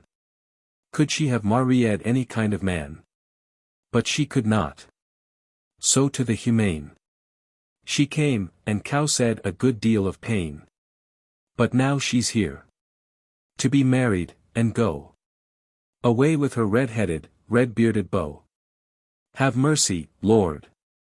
And help him to bear what we've been doing this many a year. And such singing. We'd been practicing in the back part of the yard, and humming in bed, so as to get the words into the tune. But we hadn't let out until that night. That night we let go. There's nothing like singing from your heart, and, though I was the minister and stood on a box which was shaky, I sang too. I led. The bride didn't think it was modest to hold up her head, and she was the only silent one. But the bridegroom and bridesmaids sang, and it sounded like the revivals at the Methodist church. It was grand. And that bride. She was Miss Bray. A graven image of her couldn't have been more like her. She was stuffed in the right places, and her hair was frizzled just like Miss Bray's. Frizzled in front, and slick and tight in the back. And her face was a purple pink, and powdered all over, with a piece of dough just above her mouth on the left side to correspond with Miss Bray's mole. And she held herself so like her, shoulders back, and making that little nervous sniffle with her nose, like Miss Bray makes when she's excited, that once I had to wink at her to stop. The groom didn't look like Dr. Rudd. But she wore men's clothes, and that's the only way you'd know some men were men, and almost anything will do for a groom. Nobody noticed him. We were getting on just grand, and I was marrying away, telling them what they must do and what they mustn't do. Particularly that they mustn't get mad and leave each other, for Yorkburg was very old-fashioned and didn't like changes, and would rather stick to its mistakes than go back on its word. And then I turned to the bride. "Miss Bray," I said, "have you told this man you are marrying that you are two-faced and underhand, and can't be trusted to tell the truth? Have you told him that nobody loves you, and that for years you have tried to pass for a lamb, when you are an old sheep? And does he know that though you're a good manager on little and are not lazy, that your temper's been ruined by economizing, and that at times, if you were dead, there'd be no place for you? Peter wouldn't pass you, and the devil wouldn't stand you. And does he know he's buying a pig in a bag, and that the best wedding present he could give you would be a set of new teeth? And will you promise to stop pink powder and clean your fingernails every day? Anne." But I got no further, for something made me look up, and there, standing in the door, was the real Miss Bray. All I said was, "Let us pray." Abridged from Mary Carey, copyrighted by the Century Company, New York, and used by the kind consent of author and publisher. A Christmas Present for a Lady. By Myra Kelly. It was the week before Christmas, and the first reader class had, almost to a man, decided on the gifts to be lavished on Teacher. But Morris Mogilewski, whose love for Teacher was far greater than the combined loves of all the other children, had as yet no present to bestow. The knowledge saddened all his hours and was the more maddening because it could in no wise be shared by Teacher, who noticed his altered bearing and tried with all sorts of artful beguilements to make him happy and at ease. But her efforts served only to increase his unhappiness and his love. And he loved her. Oh, how he loved her! Since first his dreading eyes had clung for a breath's space to her, like man's shoes, and had then crept timidly up to her, light face, she had been mistress of his heart of hearts. That was more than 3 months ago. And well he remembered the day. His mother had washed him horribly, and had taken him into the big, red schoolhouse, so familiar from the outside, but so full of unknown terrors within. He was then dragged through long halls and up tall stairs by a large boy, who spoke to him disdainfully as "Greenie." So that his spirit was quite broken and his nerves were all unstrung when he was pushed into a room full of bright sunshine and of children who laughed at his frightened little face. The sunshine smote his timid eyes, the laughter smote his timid heart, and he turned to flee. But the door was shut, the large boy gone, and despair took him for its own. Down upon the floor he dropped, and wailed, and wept, and kicked. It was then that he heard, for the first time, the voice which now he loved. "Why, my dear little chap, you mustn't cry like that. What's the matter?" The hand was gentle and the question kind, and these, combined with a faint perfume suggestive of drugstores and barber shops, but nicer than either, made him uncover his hot little face. Kneeling beside him was a lady, and he forced his eyes to that perilous ascent, from shoes to skirt, from skirt to jumper, from jumper to face. They trailed in dread uncertainty, but at the face they stopped. They had found rest. Morris allowed himself to be gathered into the lady's arms, and held upon her knee, and when his sobs no longer rent the very foundations of his pink and widespread tie, he answered her question in a voice as soft as his eyes, and as gently sad. "I ain't so big, and I don't know where is my mamma." Thereafter he had been the first to arrive every morning, and the last to leave every afternoon, and under the care of Teacher, his liege lady, he had grown in wisdom and love and happiness. But the greatest of these was love. And now, when the other boys and girls were planning surprises and gifts of price for Teacher, his hands were as empty as his heart was full. Appeal to his mother met with denial prompt and energetic. "For what you go UND make, over Christmas, presents. All the other fellows buys her presents, UND I'm loving MIT her too, it's polite I gives her presents the while I'm got such a kind feeling over her," said Morris stoutly. "Well, we ain't got no money for buy nothings," said Mrs. Mogilewski sadly. "No money, UND your papa, he has all times a scare he shouldn't to get no more. So Morris was helpless, his mother poor, and teacher all unknowing. And now the great day, the Friday before Christmas, came, and the school was, for the first half hour, quite mad. Room 18, generally so placid and so peaceful, was a howling wilderness full of brightly colored, quickly changing groups of children, all whispering, all gurgling, and all hiding queer bundles. Isidore Belkatowski was the first to lay tribute before teacher.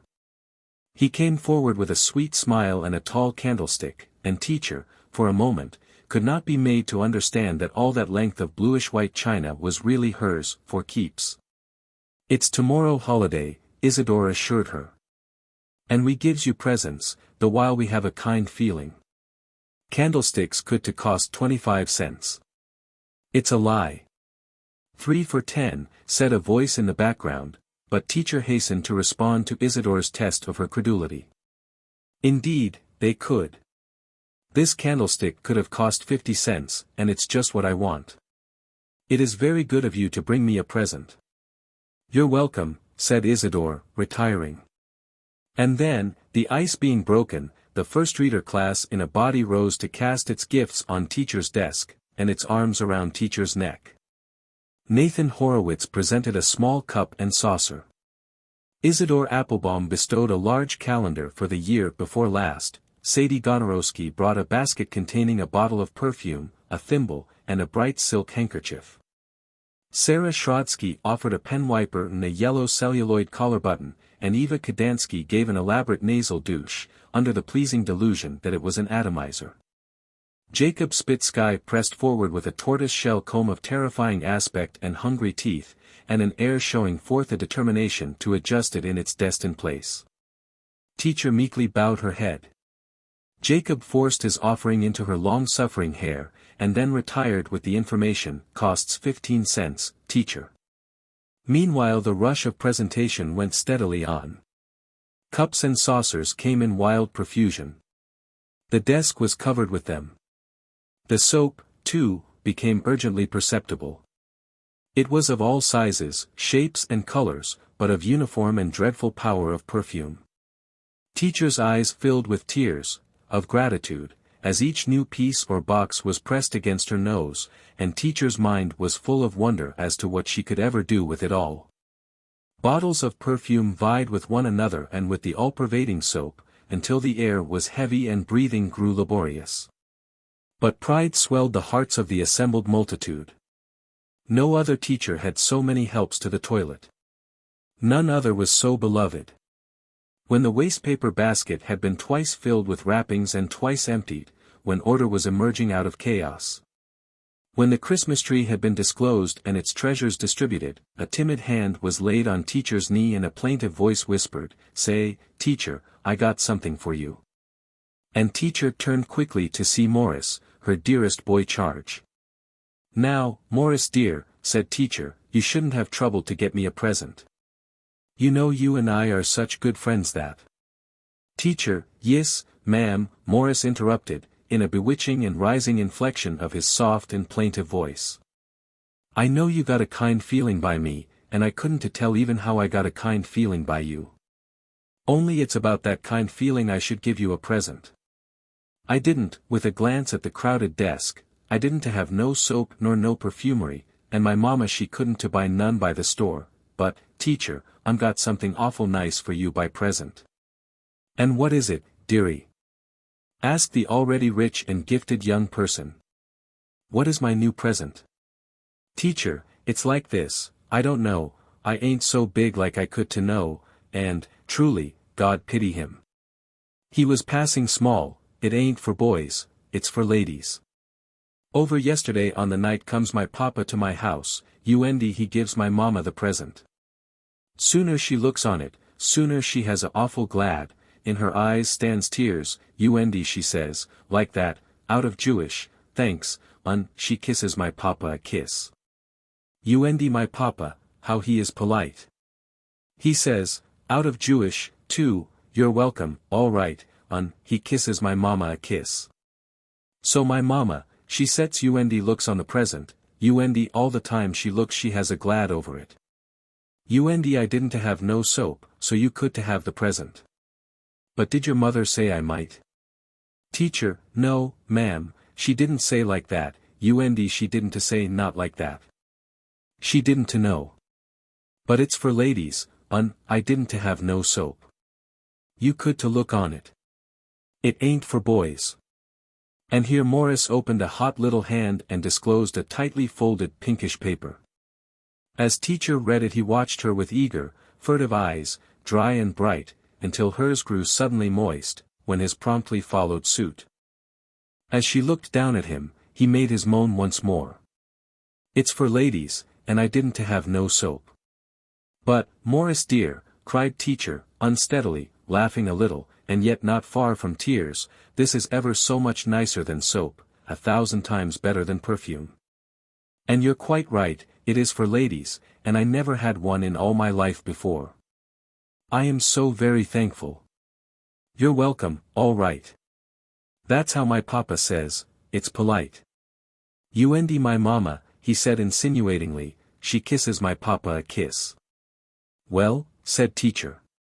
Well, said Morris, you ain't never kissed me a kiss, and I seen how you kissed Eva Gonorowski. I'm loving you too. Why don't you never kiss me a kiss? Perhaps, suggested teacher mischievously, perhaps it ain't for boys. Teacher, yis, ma'am, it's for boys, he cried, as he felt her arms about him, and saw that in her eyes, too, stands tears. Late that night teacher sat in her pretty room and reviewed her treasures. She saw that they were very numerous, very touching, very whimsical, and very precious. But above all the rest she cherished a frayed and pinkish paper, rather crumpled and a little soiled. For it held the love of a man and a woman and a little child, and the magic of a home, for Morris Mogilewski's Christmas present for ladies was the receipt for a month's rent for a room on the top floor of a Monroe Street tenement. From Little Citizens, copyrighted by Doubleday, Page & Company, New York, and used by arrangement. The Camp Meeting at Bluff Springs. By Justin Truett Bishop. Bascom Barnard paused on the kitchen steps, and looked in at the door with suspicion and irritation in his eyes. "Bakeen chickens, air ye?" he asked. "Now I'd like to know what ye're wastin' chickens fur at this rate. And pies and light bread and puddin', well the land, Ma Jane, did ye think we was millionaires? I didn't know but ye'd change your mind about goin' over to the camp meetin' and it would help along to have most of the cookin' for Sunday done at home," she said humbly. "It does seem to me, Ma Jane, that it takes more talkin' to convince you of anything, than any other 17 women I ever have saw. I've told you every day for the last week that we warn't goin' to that drat camp meetin', that we couldn't both leave, and I was bound to go over to the Corners and see Bink Denny about that land, that a woman's business was at home. 'Stid of gallivantin' round the country, tendin' camp meetin's. Can't you ever learn anything, Ma Jane?" Ma Jane shut the oven door and stood up. She wiped the perspiration from her face with a checked apron. "I've been hopin' for years that they'd have a camp meetin' near enough for me to go. I've not tended since I was a girl. Mother always had a tent and you was glad enough to come to camp meetin' then, Bascom, and this one's not more'n 6 miles away, and I want to go." "Well, you know good and well you can't. Somebody's got to stay on this place to take care o' things, and since it can't be me, it's got to be you. Mary Hopkins told me she'd save one end of her tent for me. It's built o' boards, 2 rooms and a hall between, and there's a big shed at the back for a dining room, and I wanted to go worse'n I ever wanted to go anywheres, I guess. Fur's that's concerned, I reckon I wanted to go, but you don't see me throwin' our livin' away so's I could gallop off to every camp meetin' that comes along, do ye? I won't be back for 3 days, he stated, as he went away. In deep silence Ma Jane sat down and looked at the kitchen table. It was heaped with the good things she had prepared for the great Sunday dinner at the campground, where it was the joy of every tenter to keep open house and entertain all who would come. True, Bascom had said all along that they could not go, yet she had gone on cooking and planning. She had even packed most of the things which she would need for housekeeping in the other end of Mary Hopkins's tent. Ma Jane went out to the barn and looked at the cows, which were ready to eat again, having been fed fully an hour before. "Drat ye," said she vindicatively. Coming from Ma Jane, this might have been considered mild profanity. Her heart stood still for a moment, then she wept remorsefully on the outstretched nose of the nearest cow. "It's about time I was goin' to camp meetin'," she said.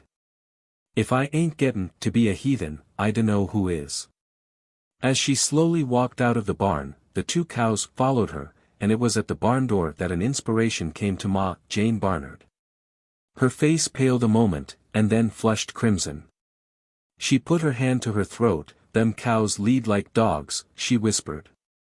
Bascom Barnard's work at the Corners was over in less time than he had contemplated. In fact, he met Bink Denny coming out of the First and Last Chance, in such a state of intoxication that Bascom was glad to tear himself away and set forth on the homeward road. He went slowly and sorrowfully, because if he went home, Ma Jane would insist on going to camp meeting and he would be left alone over Sunday. The few times when he had been left to look after the house had been brief but memorable. Of course, it was no trouble for Ma Jane to run the place. She was already reconciled to the staying at home now, anyway, and did not expect to go to the camp meeting. Bascom was silent on his way home, only 2 or 3 miles off the road, and he really felt that it would do him good to see what a camp meeting was like once more. He felt that he might finish up the day there at any rate, and then go home and give Ma Jane a chance. Or he might stay over Sunday at the campgrounds, and then go back to the Corners, find Bink Denny sober, and transact his business according to the first arrangement. Bascom Barnard turned into the road that led to Bluff Springs. The sound of hammering and sawing, and the merry clatter of tongues proclaimed the campground before he was in sight of it.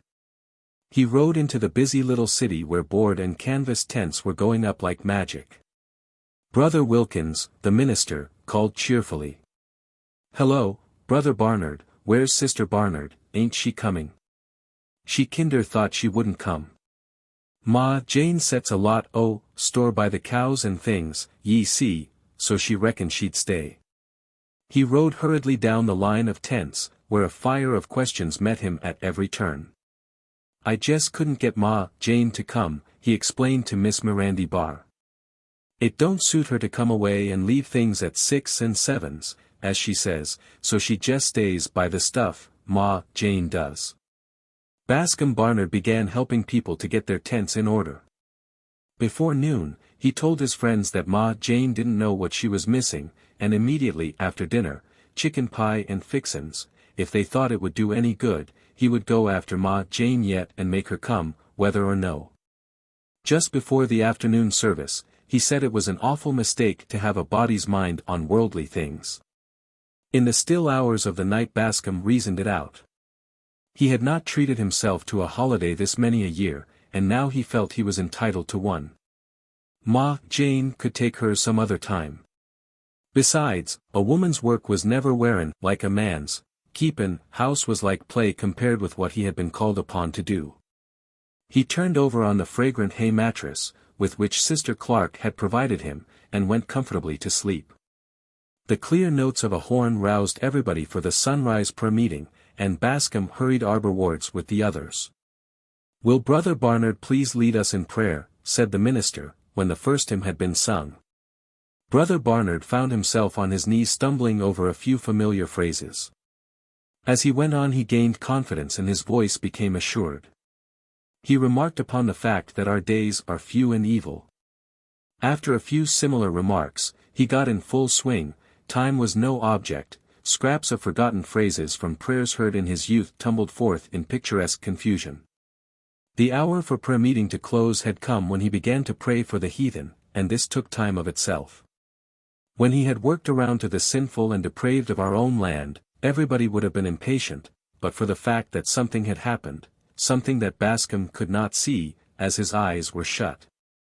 There were some who kept their eyes open when they prayed, these nudged each other excitedly. "And now, Lord," pleaded Brother Bascom Barnard, pounding the bench in front of him with a clenched fist, be with all that's near and dear to them that's gathered here to worship thee. Be with them that stayed by the stuff, and, if they've stayed away from this blessed place because they're cold or hard-hearted, as we fear some of 'em has, O Lord. Melt their hearts of stone and make 'em see that they're hangin' over eternal punishment prepared for the devil and his angels. Amen, said a clear voice, undeniably feminine, which seemed in some unaccountable way to come from the wrong direction. Bascom was kneeling in the sawdust near the altar, and facing the congregation. The voice came from behind him. Involuntarily he looked back over his shoulder.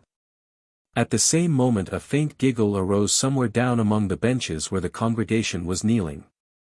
An old horse and wagon had drawn up close at the edge of the arbor, and Ma Jane, her best bonnet tied under her chin, held the reins. The wagon was piled high with a medley of things pertaining to housekeeping. 3 coops of excited chickens topped the pile, the anxious mewing of a cat came from a basket behind the seat, and tied to the back of the wagon were 2 cows, both intimating that something to eat would be quite acceptable. Under the wagon sat the black puppy, its astonished head to one side as it viewed its master under these unaccustomed circumstances. Every one had arisen and was looking with might and main. The minister hastily pronounced the benediction. "I'm sorry to move in on Sunday," explained Ma Jane, "but it's took me all night to get ready and to come. My husband couldn't help me because he was over to the Corners, makin' a trade with Bink Denny. I warn't goin' to stay at home tendin' the cows and things while camp meetin' was goin' on only 6 miles away, so I brung 'em all along.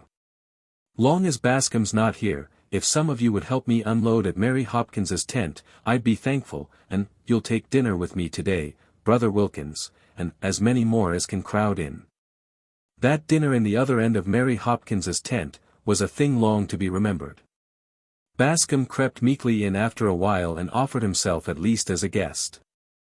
"But Ma Jane remarked dryly, my husband not be in here, I reckon I can't take you in, I ain't makin' no new acquaintances." He went away and ate with Miss Mirandy Barr, who had corned beef and cold potatoes for dinner. Somehow everything was different. The minister's sermon on hypocrisy that afternoon was something terrible to hear, and sounded personal to the last degree. Another meal at Miss Mirandy Barr's with a night on a pallet at Sister Clark's prepared Bascom to enter upon another day with a chastened spirit, but there was no relenting on the part of Ma Jane. Between sermons he heard goodly sounds of cooking at her tent and, wandering near, smelled such odors as tore his very being asunder. But he was an outcast there, and might not hope to enter. He listened to the sermons in gloomy silence. His voice was not raised in the hymns. But when the long day had worn itself out, and the night service was going on, he sat looking around on the scene from which it seemed that he was all at once shut out. Over there in the brightest light he saw Ma Jane, her face lifted, her hands clasped in her lap. He saw how gray she was getting and how shabby. That best bonnet of hers had been bought 15 years before, and she had washed the ribbon and ret-rimmed it many times. While he looked he saw the tears on her face too. The hands she raised to wipe them were rough and hard. How she must have worked. The minister had turned towards him and looked into his eyes. What he saw there decided him. Will Brother Bascom Barnard lead us in prayer? And Brother Bascom Barnard fell on his knees, shaken with sobs. "The Lord forgive us for bein' miserable fools," he cried, "and give us a chance to try again and see if we can't do better next time, amen." It was a very complete prayer. After it was over Bascom found a hand on his arm, and there was Ma Jane looking up at him. "I've got some chicken pie saved up for you, Bascom," she whispered. And they went away toward the tent, arm in arm, walking where the shadows of the trees lay thickest. "It looks like we're goin' to have a great meetin'," he said, stumbling. "I'm awful glad you got a chance to come, Ma Jane." The Catacombs of Palermo. J. Ross Brown. Chief among the wonders of Palermo are the catacombs of the Capuchin convent, near to Porta di Asuna. It is said to be a place of great antiquity. Many of the bodies have been preserved in it for centuries, and still retain much of their original freshness. Entering the ancient and ruinous court of the convent, distant about a mile from the city, I was conducted by a ghostly-looking monk through some dark passages to the subterranean apartments of the dead. It was not my first visit to a place of this kind, but I must confess the sight was rather startling. It was like a revel of the dead, a horrible, grinning, ghastly exhibition of skeleton forms, sightless eyes, and shining teeth, jaws distended, and bony hands outstretched. Heads without bodies, and bodies without heads, the young, the old, the brave, the once beautiful and gay, all mingled in the ghastly throng. I walked through long subterranean passages, lined with the dead on both sides. With a stealthy and measured tread I stepped, for they seemed to stare at the intrusion, and their skeleton fingers vibrated as if yearning to grasp the living in their embrace. Long rows of upright niches are cut into the walls on each side. In every niche a skeleton form stands erect as in life, habited in a robe of black, the face, hands, and feet naked, withered, and of an ashy hue, the grizzled beards still hanging in tufts from the jaws, but matted and dry. To each corpse is attached a label upon which is written the name and the date of decease, and a cross or the image of the Savior. Who was the prince here? Who was the great man, or the proud man, or the rich man? The musty, grinning, ghastly skeleton in the corner seemed to chuckle at the thought, and say to himself, "Was it you, there on the right, you ugly, noseless, sightless, disgusting thing? Was it you that rode in your fine carriage, about a year ago, and thought yourself so great when you ordered your coachman to drive over the beggar? Don't you see he is as handsome as you are now, and as great a man? You can't cut him down now, my fine fellow. And you, there on the left. What a nice figure you are, with your fleshless shanks and your worm-eaten lips. It was you that betrayed youth and beauty and innocence, and brought yourself here at last to keep company with such wretches as I am. Why, there is not a living thing now, save the maggots, that wouldn't turn away in disgust from you. And you, sir, on the opposite side, how proud you were the last time I saw you, an officer of state, a great man in power, who could crush all below you, and make the happy wife a widowed mourner, and bring her little babes to starvation. It was you who had innocent men seized and thrown into prison. What can you do now? The meanest wretch that mocks you in this vault of death is as good as you, as strong, as great, as tall, as broad, as pretty a piece of mortality, and a great deal nearer to heaven. Oh, you are a nice set of fellows, all mixing together without ceremony. Where are your rules of etiquette now, your fashionable ranks, and your plebeian ranks, your thousands of admiring friends, your throngs of jeweled visitors? Why, the lowliest of us has as many visitors here, and as many honest tears shed as you.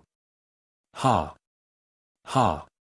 This is a jolly place, after all, we are all a jolly set of Republicans, and Old Death is our president. From Yusef, or The Journey of the Frangi. Published by Harper and Brothers and used by their kind permission. Getting Ready for the Train. By Robert J. Burdett. When they reached the station, Mr. and Mrs.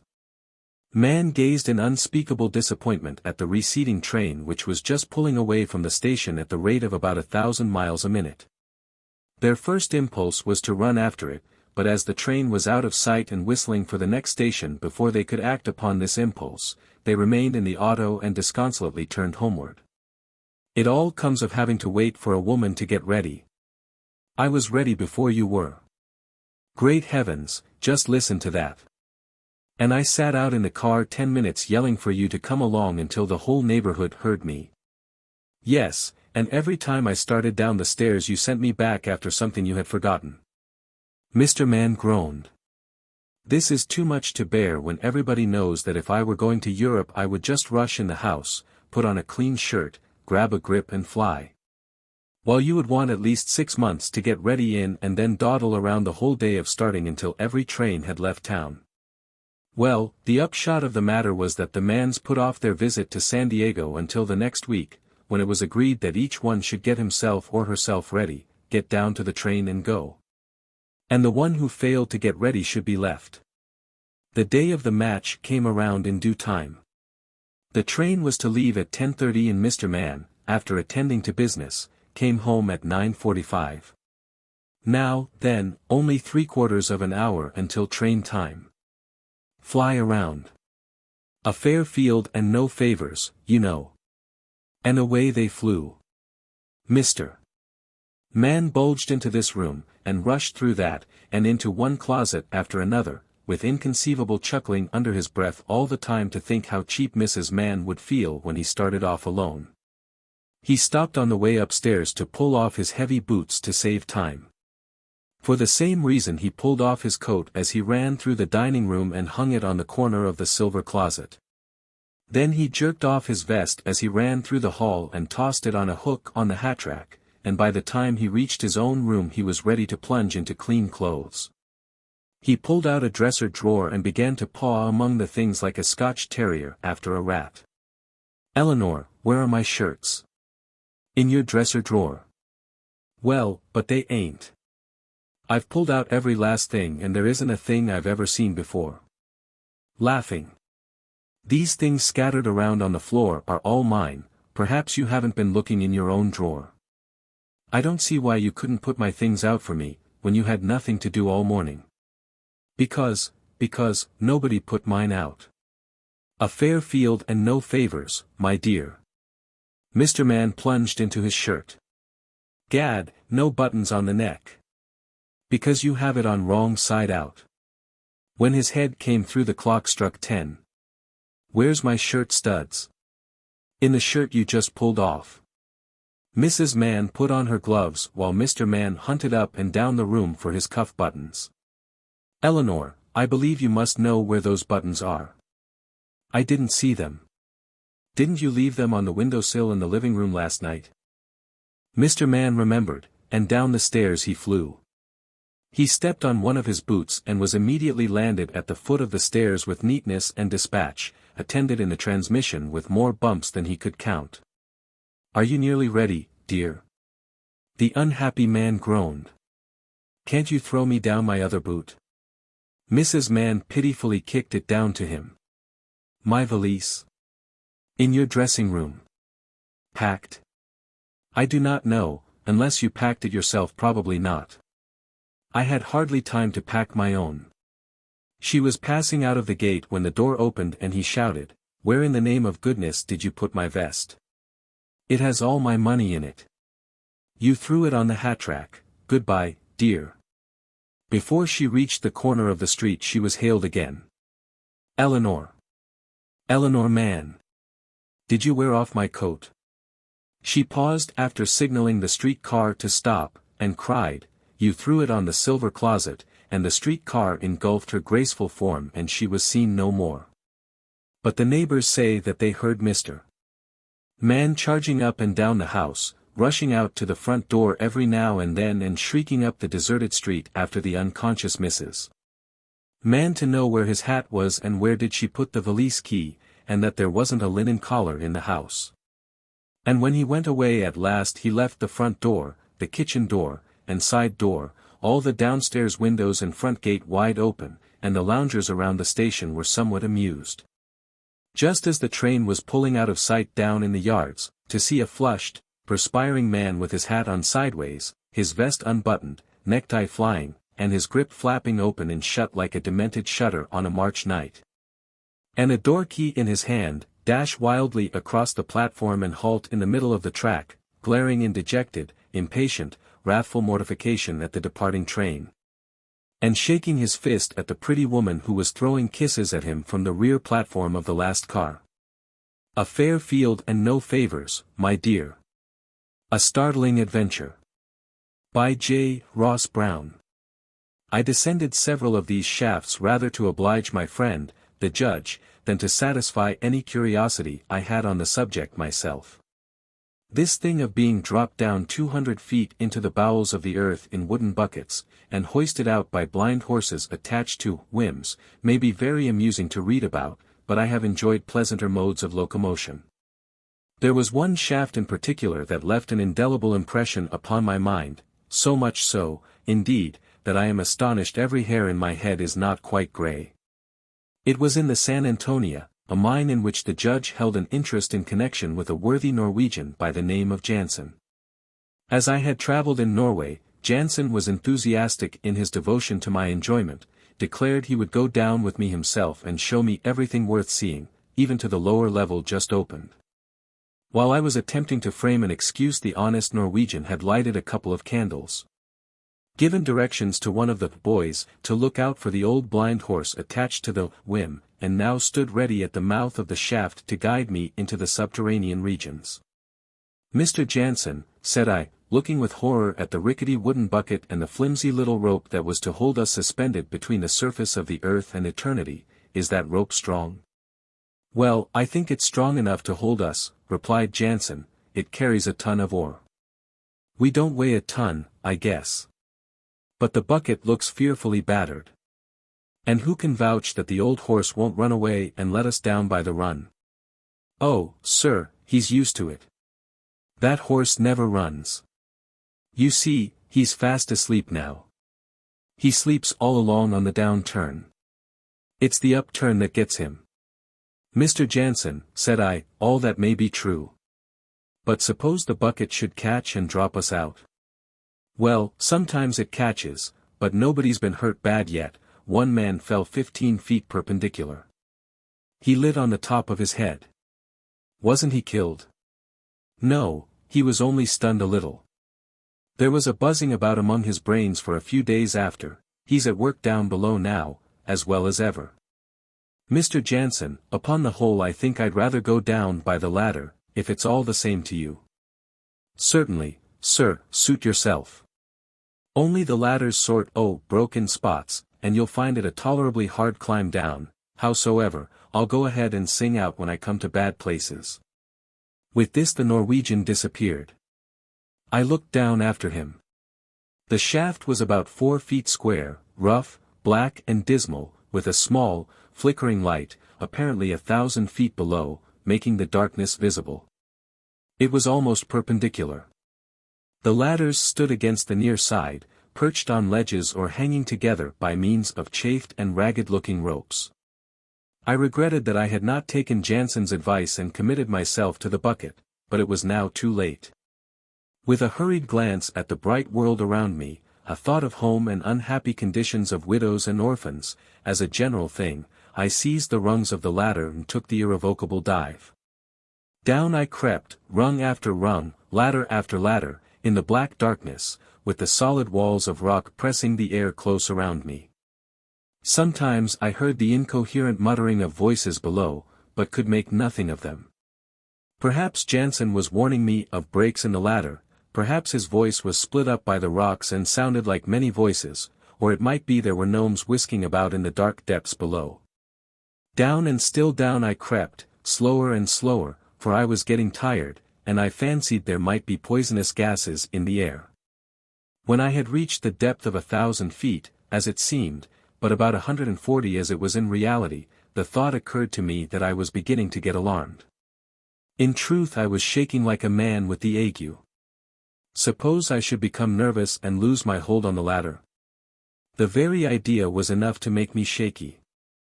There was an indefinite extent of shaft underneath, black, narrow and scraggy, with a solid base of rock at the bottom. I did not wonder that it caused a buzzing of the brain to fall 15 feet and light on top of the head. My brain was buzzing already, and I had not fallen yet. But the prospect to that effect was getting better and better every moment, for I was now quite out of breath, and had to stop and cling around the ladder to avoid falling. The longer I stood this way the more certain it became that I should lose my balance and topple over. With a desperate effort I proceeded, step after step, clinging desperately to the frail woodwork as the drowning man clings to a straw, gasping for breath, the cold sweat streaming down my face, and my jaws chattering audibly. The breaks in the ladder were getting fearfully common. Sometimes I found 2 rungs gone, sometimes 6 or 7, and then I had to slide down by the sides till my feet found a resting place on another rung or some casual ledge of rock. To Jansen, or the miners who worked down in the shaft every day, all of this, of course, was mere pastime. They knew every break and resting place, and besides, familiarity with any particular kind of danger blunts the sense of it. I am confident that I could make the same trip now without experiencing any unpleasant sensation. By good fortune I at length reached the bottom of the shaft, where I found my Norwegian friend and some 3 or 4 workmen quietly awaiting my arrival. A bucket of ore, containing some 500 or 600 pounds, was ready to be hoisted up. It was very nice-looking ore, and very rich ore, as Jansen assured me, but what did I care about ore till I got the breath back again into my body? "Stand from under, sir," said Jansen, dodging into a hole in the rocks. "A chunk of ore might fall out, or the bucket might give way." Stand from under. Where in the name of sense was a man to stand in such a hole as this, not more than 6 or 8 feet square at the base, with a few dark chasms in the neighborhood through which it was quite possible to be precipitated into the infernal regions? However, I stood as close to the wall as was possible without backing clean into it. The bucket of ore having gone up out of sight, I was now introduced to the ledge upon which the men were at work. It was about 4 feet thick, clearly defined, and apparently rich in the precious metals. In some specimens which I took out myself gold was visible to the naked eye. The indications of silver were also well marked. This was at a depth of 175 feet. At the bottom of this shaft there was a loose flooring of rafters and planks. "If you like," said Jansen, "we'll go down here and take a look at the lower drift. They've just struck the ledge about 40 feet below." "Are the ladders as good as those above, Mr. Jansen?" I inquired. "Oh, yes, sir, they're all good. Some of the lower ones may be busted a little with the blastin'. But there's 2 men down there. Guess they got down somehow. To tell you the truth, Mr. Jansen, I'm not curious about the lower drift. You can show me some specimens of the ore, and that will be quite satisfactory." "Yes, sir, but I'd like you to see the vein where the drift strikes it. It's really beautiful." A beautiful sight down in this region was worth looking at, so I succumbed. Jansen lifted up the planks, told the men to cover us well up as soon as we had disappeared, in order to keep the ore from the upper shaft from tumbling on our heads, and then, diving down, politely requested me to follow. I had barely descended a few steps when the massive rafters and planks were thrown across overhead and thus all exit to the outer world was cut off. There was an oppressive sensation in being so completely isolated from the outside world, barred out, as it were, from the surface of the earth. Yet how many there are who spend half their lives in such a place for a pittance of wages which they squander in dissipation. Surely it is worth $4 a day to work in these dismal holes. Bracing my nerves with such thoughts as these, I scrambled down the rickety ladders till the last rung seemed to have disappeared. I probed about with a spare leg for a landing place, but could touch neither top, bottom nor sides.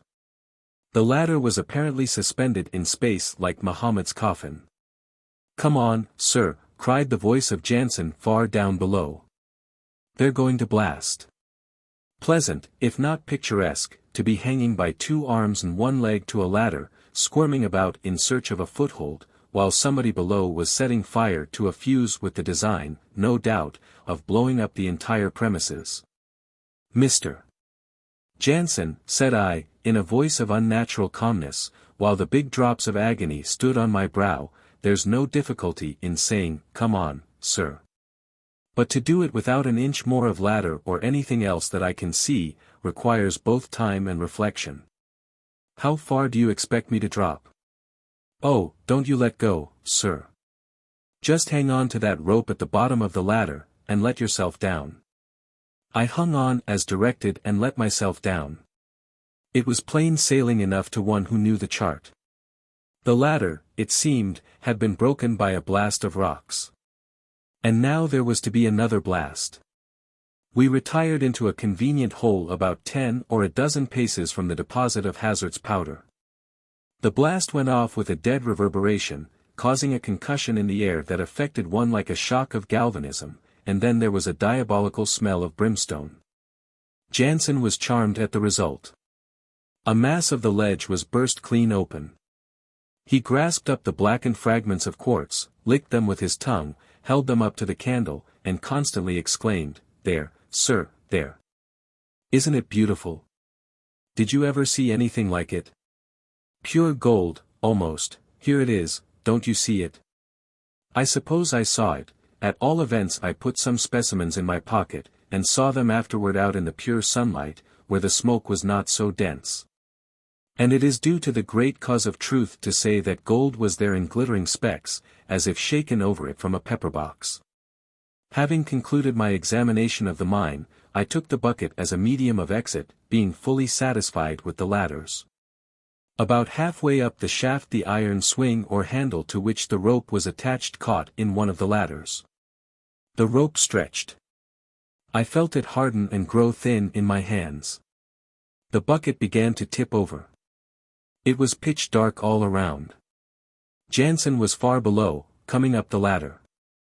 Something seemed to be creaking, cracking, or giving way. I felt the rough, heavy sides of the bucket press against my legs. A terrible apprehension seized me that the gear was tangled and would presently snap. In the pitchy darkness and the confusion of the moment I could not conjecture what was the matter. I darted out my hands, seized the ladder and, jerking myself high out of the bucket, clambered up with the agility of an acrobat. Relieved of my weight, the iron catch came loose, and up came the bucket banging and thundering after me with a velocity that was perfectly frightful. Never was there such a subterranean chase, I verily believe, since the beginning of the world. To stop a single moment would be certain destruction, for the bucket was large, heavy and massively bound with iron, and the space in the shaft was not sufficient to admit of its passing without crushing me flat against the ladder. But such a chase could not last long. I felt my strength give way at every lift. The distance was too great to admit the hope of escape by climbing. My only chance was to seize the rope above the bucket and hang on to it. This I did.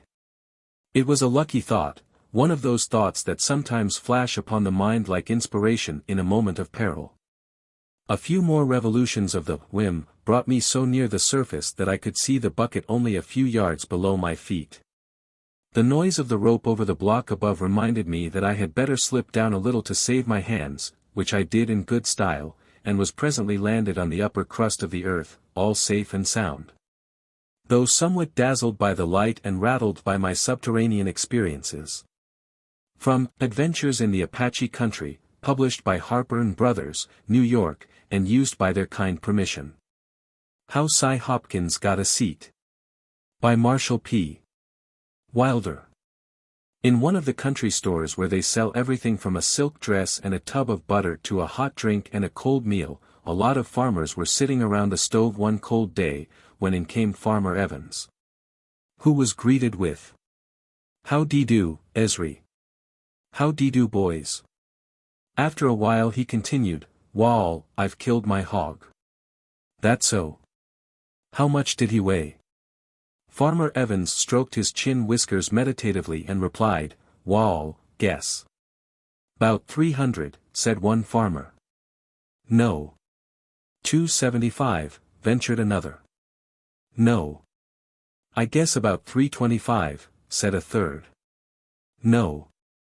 Then all together demanded, "Well, how much did he weigh?" "Dunno. Hain't weighed him yet." Other men kept dropping in and hugging the stove, for the day was cold and snowy outside. In came Cy Hopkins, wrapped in a big overcoat, yet almost frozen to death, but there wasn't room enough around that stove to warm his little finger.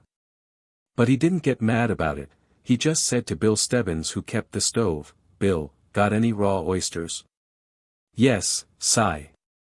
"Well, just open a dozen and feed them to my hoss." Well, Stebbins never was scared by an order from a man whose credit was good as Cy's was, so he opened the oysters and took them out, and the whole crowd followed to see a horse eat oysters. Then Cy picked out the best seat near the stove and dropped into it as if he had come to stay, as he had. Pretty soon the crowd came back, and the storekeeper said, "Why, Cy, your hoss won't eat them oysters." "Won't he? Well, then, bring 'em here and I'll eat 'em myself." From The Sunny Side of the Street. Published and copyrighted by Funk and Wagnalls Company, and used by their kind permission and that of the author. An overworked reciter. Once there was a little boy whose name was Robert Rees. And every Friday afternoon he had to say a piece. So many poems thus he learned that soon he had a store of recitations in his head. And still kept learning more. And now this is what happened, he was called upon one week. And totally forgot the piece he was about to speak. His brain he cudgelled. Not a word remained within his head. And he spoke at random, and this is what he said. My beautiful, who standest proudly by. It was the schooner Hesperus, the breaking waves dashed high. Why is the forum crowded? What means this stir in Rome? Under the spreading chestnut tree there is no place like home. When freedom from her mountain height cried, twinkle, little star. Shoot if you must this old grey head, King Henry of Navarre. Roll on, thou deep and dark blue castled crag of Drachenfels. My name is Norval, on the Grampian hills, ring out, wild bells. If you're waking call me early, to be or not to be. The curfew must not ring tonight. Oh, woodman, spare that tree. Charge, Chester, charge. On, Stanley, on. And let who will be clever. The boy stood on the burning deck, but I go on forever. His elocution was superb, his voice and gesture fine. His schoolmates all applauded as he finished the last line. I see it doesn't matter, Robert thought, what words I say. So long as I declaim with oratorical display. London Tidbits. Settling Under Difficulties. By Robert J. Burdett. Strangers visiting the beautiful city of Burlington have not failed to notice that one of the handsomest young men they meet is very bald, and they fall into the usual error of attributing this premature baldness to dissipation. But such is not the case. This young man, one of the most exemplary Bible class scholars in the city, went to a Baptist sociable out on West Hill one night about 2 years ago. He escorted 3 charming girls, with angelic countenances and human appetites, out to the refreshment table, let them eat all they wanted, and then found he had left his pocketbook at home. And a deaf man that he had never seen before at the cashier's desk. The young man, with his face aflame, bent down and said softly, I am ashamed to say I have no change with. Hey, shouted the cashier. I regret to say, the young man repeated on a little louder key, that I have unfortunately come away without any change to. Change to? Chirped the old man. Oh, yes, I can change 5 if you want it. No, the young man explained in a terrible, penetrating whisper, for 6 people were crowding up behind him, impatient to pay their bills and get away. I don't want any change, because. Oh, don't want no change. The deaf man cried, gleefully. Bleege to ye, bleege to ye. 'Tain't often we get such generous donations. Pass over your bill. No, the young man explained, I have no funds. Oh, yes, plenty of fun, the deaf man replied, growing tired of the conversation and noticing the long line of people waiting with money in their hands. But I haven't got time to talk about it now. Settle and move on. But, the young man gasped out, I have no money. Go Monday? Queried the deaf cashier.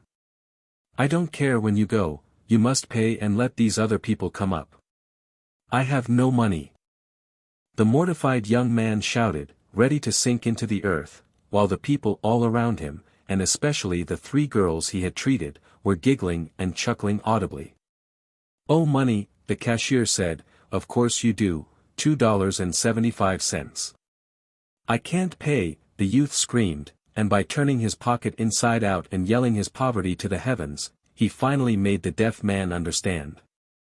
And then he had to shriek his full name 3 times, while his ears fairly rang with the half-stifled laughter that was breaking out all around him. And he had to scream out where he worked, and roar when he would pay, and he couldn't get the deaf man to understand him until some of the church members came up to see what the uproar was, and recognizing their young friend, made it all right with the cashier. And the young man went out into the night and clubbed himself, and shred his locks away until he was bald as an egg. Sodding as a Fine Art. By Robert J. Burdett. One day, early in the spring, Mr. Blossberg, who lives out on 9th Street, made up his mind that he would sod his front yard himself, and when he had formed this public-spirited resolution, he proceeded to put it into immediate execution. He cut his sod, in righteous and independent and liberty-loving disregard of the ridiculous city ordinance in relation thereto, from the patches of verdure that the cows had permitted to obtain a temporary growth along the side of the street, and proceeded to beautify his front yard therewith. Just as he had laid the first sod, Mr. Thwackeray, his next-door neighbor, passed by. "Good land, Blossberg," he shouted, "you'll never be able to make anything of such a sod as that. Why, it's 3 inches too thick. That sod will cake up and dry like a brick. You want to shave at least 2 inches and a half off the bottom of it, so the roots of the grass will grow into the ground and unite the sod with the earth. That sod is thick enough for a cornerstone." So Mr. Blossberg took the spade and shaved the sod down until it was thin and about as pliable as a buckwheat cake, and Mr. Thwackeray pronounced it all right and sure to grow, and passed on. Just as Mr. Blossberg got it laid down the second time, old Mr. Templeton, who lived on the next block, came along and leaned on the fence, intently observing the sodder's movements. "Well, now, Blossberg," he said at length, "I did think you had better sense than that. Don't you know a sod will never grow on that hard ground? You must spade it all up first, and break the dirt up fine and soft to the depth of at least 4 inches, or the grass can never take root in it. Don't waste your time and sod by putting grass on top of such a baked brick floor as that." And Mr. Blossberg laid aside the sod and took up the spade and labored under Mr. Templeton's directions until the ground was all properly prepared for the sod, and then Mr. Templeton, telling him that sod couldn't die on that ground now if he tried to kill it, went his way, and Mr. Blossberg picked up that precious sod a third time, and prepared to put it in its place. Before he had fairly poised it over the spot, however, his hands were arrested by a terrific shout, and looking up he saw Major Blodgers shaking his cane at him over the fence. "Blossberg, you insufferable donkey," roared the Major, "don't you know that you'll lose every blade of grass you can carry if you put your sod on that dry ground? There you've gone and cut it so thin that all the roots of the grass are cut and bleeding, and you must soak that ground with water until it is a perfect pulp, so that the roots will sink right into it, and draw nutrition from the moist earth. Wet her down, Blossberg, if you want to see your labor result in anything." So Mr. Blossberg put the sod aside again, and went and pumped water and carried it around in buckets until his back ached like a soft corn, and when he had finally transformed the front yard into a morass, the Major was satisfied, and assuring Mr. Blossberg that his sod would grow beautifully now, even if he laid it on upside down, marched away, and Mr. Blossberg made a fourth effort to put the first sod in its place. He got it down and was going back after another, when old Mrs. Tweedlebug checked him in his wild career. "Lawk, Mr. Blossberg, ye mustn't go off and leave that sod lying that way. You must take the spade and beat it down hard, till it is all flat and level, and close to the ground everywhere. You must pound it hard, or the weeds will all start up under it and crowd out the grass." Mr. Blossberg went back, and stooping over the sod hit it a resounding thwack with his spade that shot great gouts and splotches of mud all over the parlor windows and halfway to the top of the house. And some of it came flying into his face and on his clothes, while a miscellaneous shower made it dangerous even for his adviser, who, with a feeble shriek of disapprobation, went hastily away, digging raw mud out of her ears. Mr. Blossberg didn't know how long to keep on pounding, and he didn't see Mrs. Tweedlebug go away, so he stood with his spade poised in the air and his eyes shut tight, waiting for instructions. And as he waited he was surprised to hear a new voice accost him. It was the voice of Mr. Thistlepod, the old agriculturist, of whom Mr. Blossberg bought his apples and butter. "Hello, Mr. Blossberg," he shouted, in tones which indicated that he either believed Mr. Blossberg to be stone deaf or 2,000 miles away. Mr. Blossberg winked violently to get the soil out of his eyes, and turned in the direction of the noise to say, "Good evening." "Sod din, hey?" asked Mr. Thistlepod. "Trying to, sir," replied Mr. Blossberg, rather cautiously. "'Spect it will grow, hey?" Mr.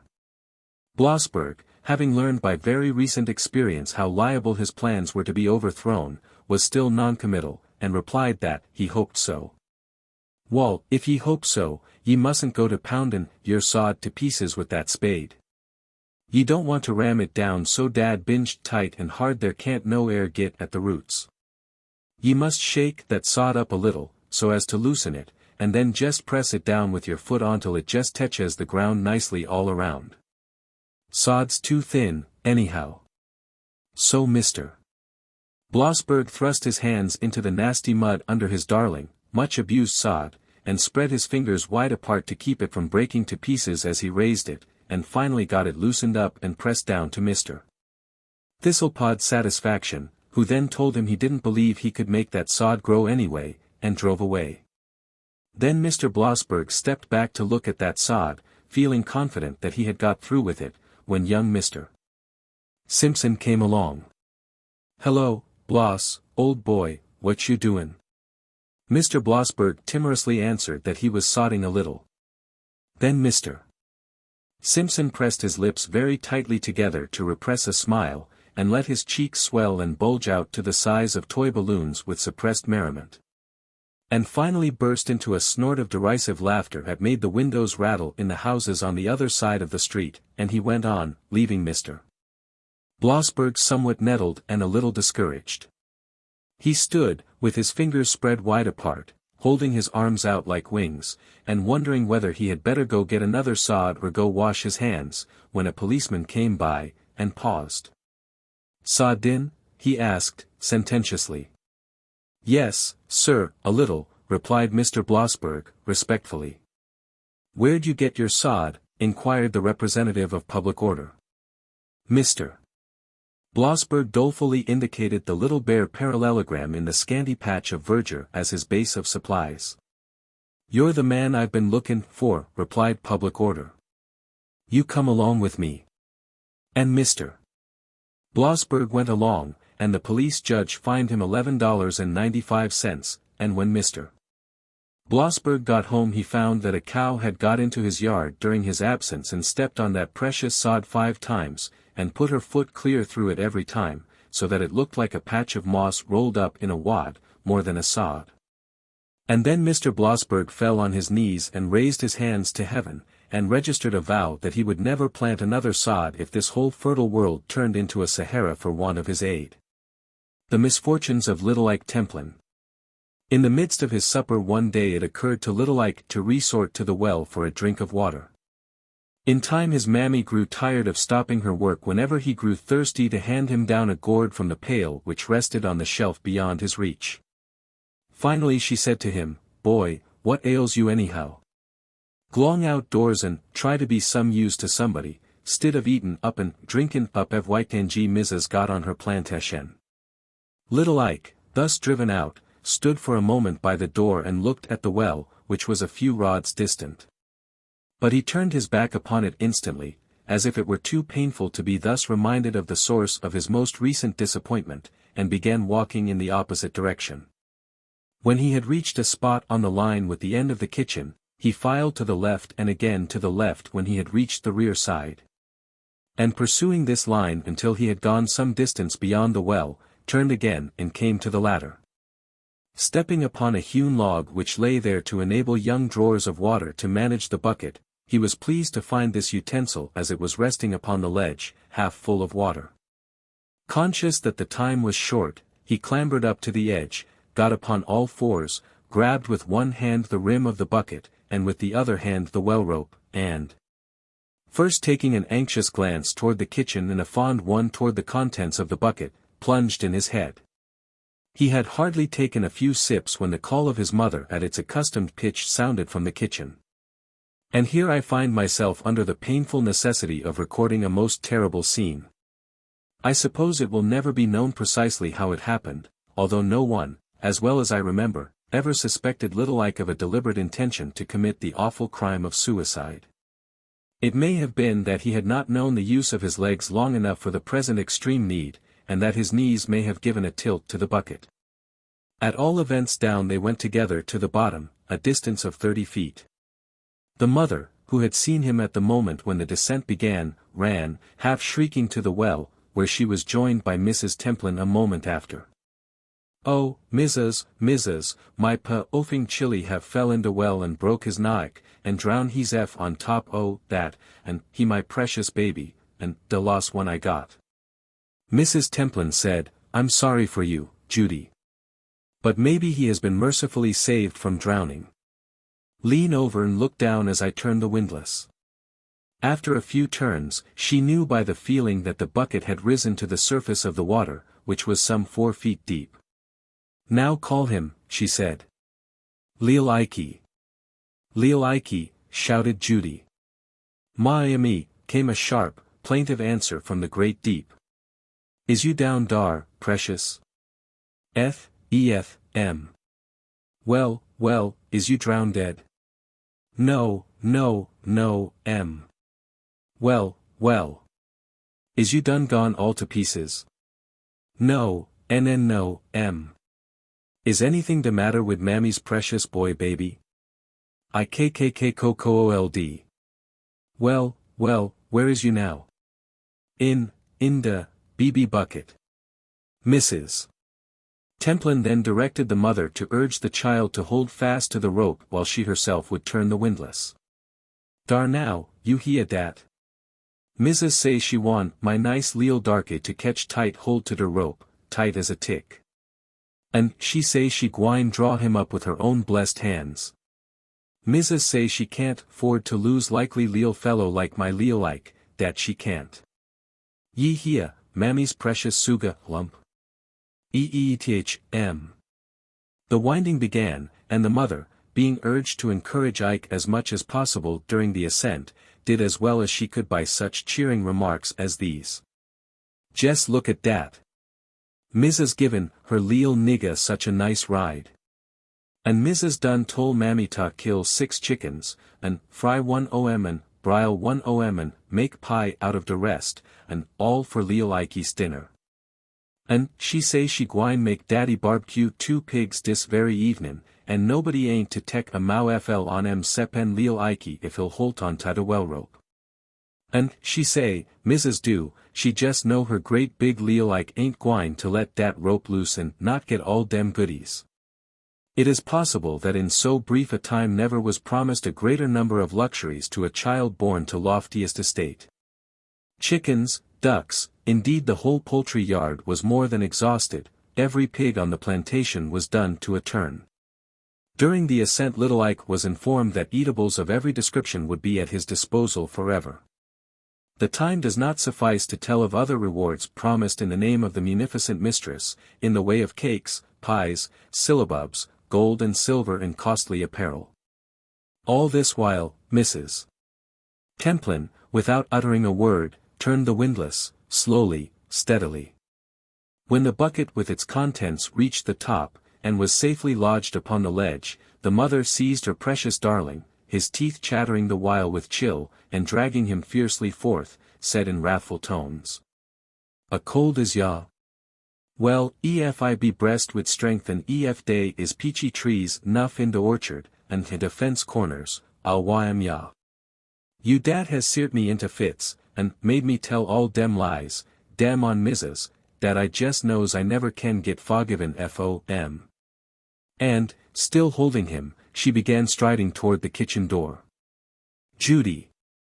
called her mistress sternly, "Judy, put down that child this minute. Aren't you ashamed of yourself? Instead of being thankful that he wasn't killed, here you stand and are so angry with him that you look as though you wish to kill him yourself.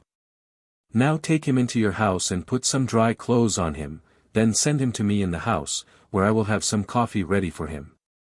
And mind you, Judy, if you lay your hands on that child in anger, that won't be the last of it. Do for goodness sake try to learn some reason about your children." Judy led him away sullenly, and in spite of her mistress's warning, muttered direful threatenings, louder and louder, as she approached, ending thus, as, having clothed him, she dispatched him to the big house. Neva ya min, sa. Wait till Sunday come, when Mrs. go to meetin', and you'll see. An, boy, ef ya skeers me dat way agin, I'll put ya whar ya won't wan, no mo, wada and, no mo, nothin'. The day. People all talkin' 'bout my chilly gittin' drowned same as puppies and kittens. Ought to be shamed o' yourself. I is. I jest spises to look at ya. Glong out my sight. 10 minutes afterwards, while little Ike was in the big house, luxuriating in coffee, biscuit and fried chicken, she was singing in cheerful voice one of her favorite hymns. Nobody knows the trouble I see, Lord. Nobody knows the trouble I see. Nobody knows the trouble I see, Lord. Nobody knows like Jesus. The return of the hoe. Goliath Johnsing, why you so late? Supper been a sp island on de stove dis half hour, and Aunt Lucy faced her liege lord with stern dignity. Old Daddy Moses and me been a havin' it out. Havin' what out? You ain't been an had a fuss wid Mr. Benson, Leah Johnsing? Yes, I have. Old skin share. Here I have been a hoein' hard in the fiel all day, and he mean enough to dock my wages 10 cents 'cause I warn't back at noon jest at de midnight. I warn't late more'n half an hour or 3/4 of an hour. But I give him peace of my mind. I s'pose he don want to pay for work he don git. Don git? Why, thar was Sam Stevens and Bill Jenkins, they talk more'n half the time, and rested on they handles more'n t'other half, and did he dock them any? Not he. He got spiked, gin me, I know dat. Whar'd you get dat new hoe? Queried Aunt Lucy, as Leah hung that implement up in the woodshed. Never you mind. Women always want to stick their nose into everything. And what you done with your old hoe you took away this noon? You didn't trade that off for a new one? Yes, I did, if ye will know. Leah Johnsing, blurted out Aunt Lucy, as a sudden suspicion flamed in her eyes, dat ain't one of Moses Benson's hoes? You ain't gone and changed off yo' ol' hoe for one his en, I hope. You wouldn't do dat, if he is a skin share, and you a member o' be de church, Leah Johnsing. Ms. Johnsing, you jest tend to yo' own busness. Don, you let me hear not one mo' word 'bout dat hoe. Suddenly, as bedtime drew near, Leah rose and went into the house, saying as he went. Got to go down to the STO, Lucy. I forgot I got to mow Dawkins's fiel tomorrow, and my whetstone's clear down to the bone, and I've got to start off tomorrow for STO's open. Leah had been gone hardly a minute, when Aunt Lucy called in a tragic whisper to Paul, her oldest boy, 6 years of age. You Paul, come here quick, by yourself. Paul, used to obeying, came promptly, and was drawn close up to his mother on the settee. Now, you Paul, I wonder can I trust you to do something for me? Paul, somewhat disturbed, kept discreetly silent. I wish you's a little bigger, but the Lord will hold you up. Paul, you listen. When yo' Pa comes home from the STO, and we's all gone to bed and got to sleep, you hearin', Paul? Yes'm. You get up still's a mouse, and you go get dat hoe yo' Pa brought home, and don't you make no noise talkin' it down, and you carry dat hoe over to Mr. Benson's. And you take the hoe what's hangin' dar, dat's our hoe, Paul, dat yo' Pa left dar by stake, you take dat hoe and bring it in the woodshed, and don't you never tell yo' Pa nothin' 'bout it. The first sun rays were shining in at the window through the morning glories, the early breakfast was smoking on the table, the 6 young Johnsons were struggling down in various stages of sleepiness. Aunt Lucy was bending over the stove and Leah washing at the sink, when a loud knock was heard at the kitchen door, which, being open, disclosed Mr.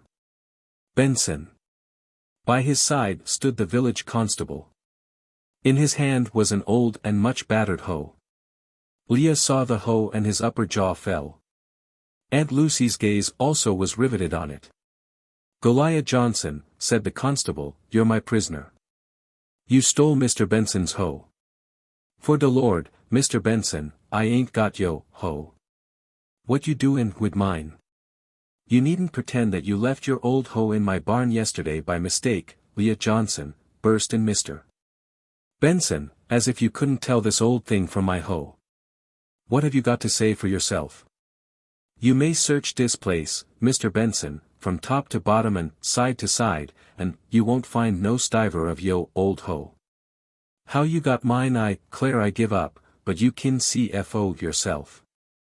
Now, here's where I keeps my hoe, and Vlia swung open the woodshed door. There hung Mr. Benson's new hoe. You Paul! Fairly shouted Aunt Lucy, pouncing on her young hopeful, what did you do last night? Did just what you told to me. Took back dat hoe and changed it for the one in Mr. Benson's barn. Took back what hoe? Shouted Vlia in his turn. Lucy Johnsing, what you been stickin' yo fingers in? Well, Vlia, I blowed I warn't gwine to have no hoe in dis house what didn't belong to us by rights, and so I told Paul to get up last night and change the hoes back again, and if he did it, how dis one comes he a beats me. You Lucy Johnsing, see what you's been and done wid yo meddlin'. I took back dat hoe for I went to bed, when I made though I was gettin' the wets done, and then you went and changed back ag in. Leah Johnsing, why you keep secrets from yo wedded wife? Why didn't you tell me 'bout dat? By this time Mr. Benson saw that there was something more in the matter than he supposed, and sending away the constable he got from the worthy couple, with much circumlocution, the story of the night's mistakes. Being a man with some sense of humor, he was quite mollified by the comicalities of the situation, and even went so far as to take breakfast with the Johnsons. And after this, Leah Johnsing, was Aunt Lucy's moral, you'd better think twice for you keep any mo secrets from yo lawful wedded wife. Pathetic selections. When the little lady fell ill. Anonymous. Once upon a time, there was a little lady, gentle and sweet. One day she sent for the doctor. She was ill. She lay upon her bed with her bronze hair afloat upon the pillow. She smiled as the doctor came in and held out a hand tiny and soft and very white. Her teeth shone between her crimson lips and there were beautiful violet lights in her brown eyes. She was always full of life and spirit. Now here she was in bed and sending for the doctor, she who had almost never before needed a doctor. A great operation was decided upon. She only asked how long she would be out of the sun. They thought the operation would heal. But it did not, and there was another and another. For a little while after each operation she did get back to the sun and was very happy, just as a butterfly might be. But at last they who watched knew that the frail little body could not withstand another operation and that the end was near, very near. Then came the 14th day of December, when, they told the young doctor, it was his duty to tell the little butterfly. That night he walked the streets, all the long night. It rained. But he did not feel it.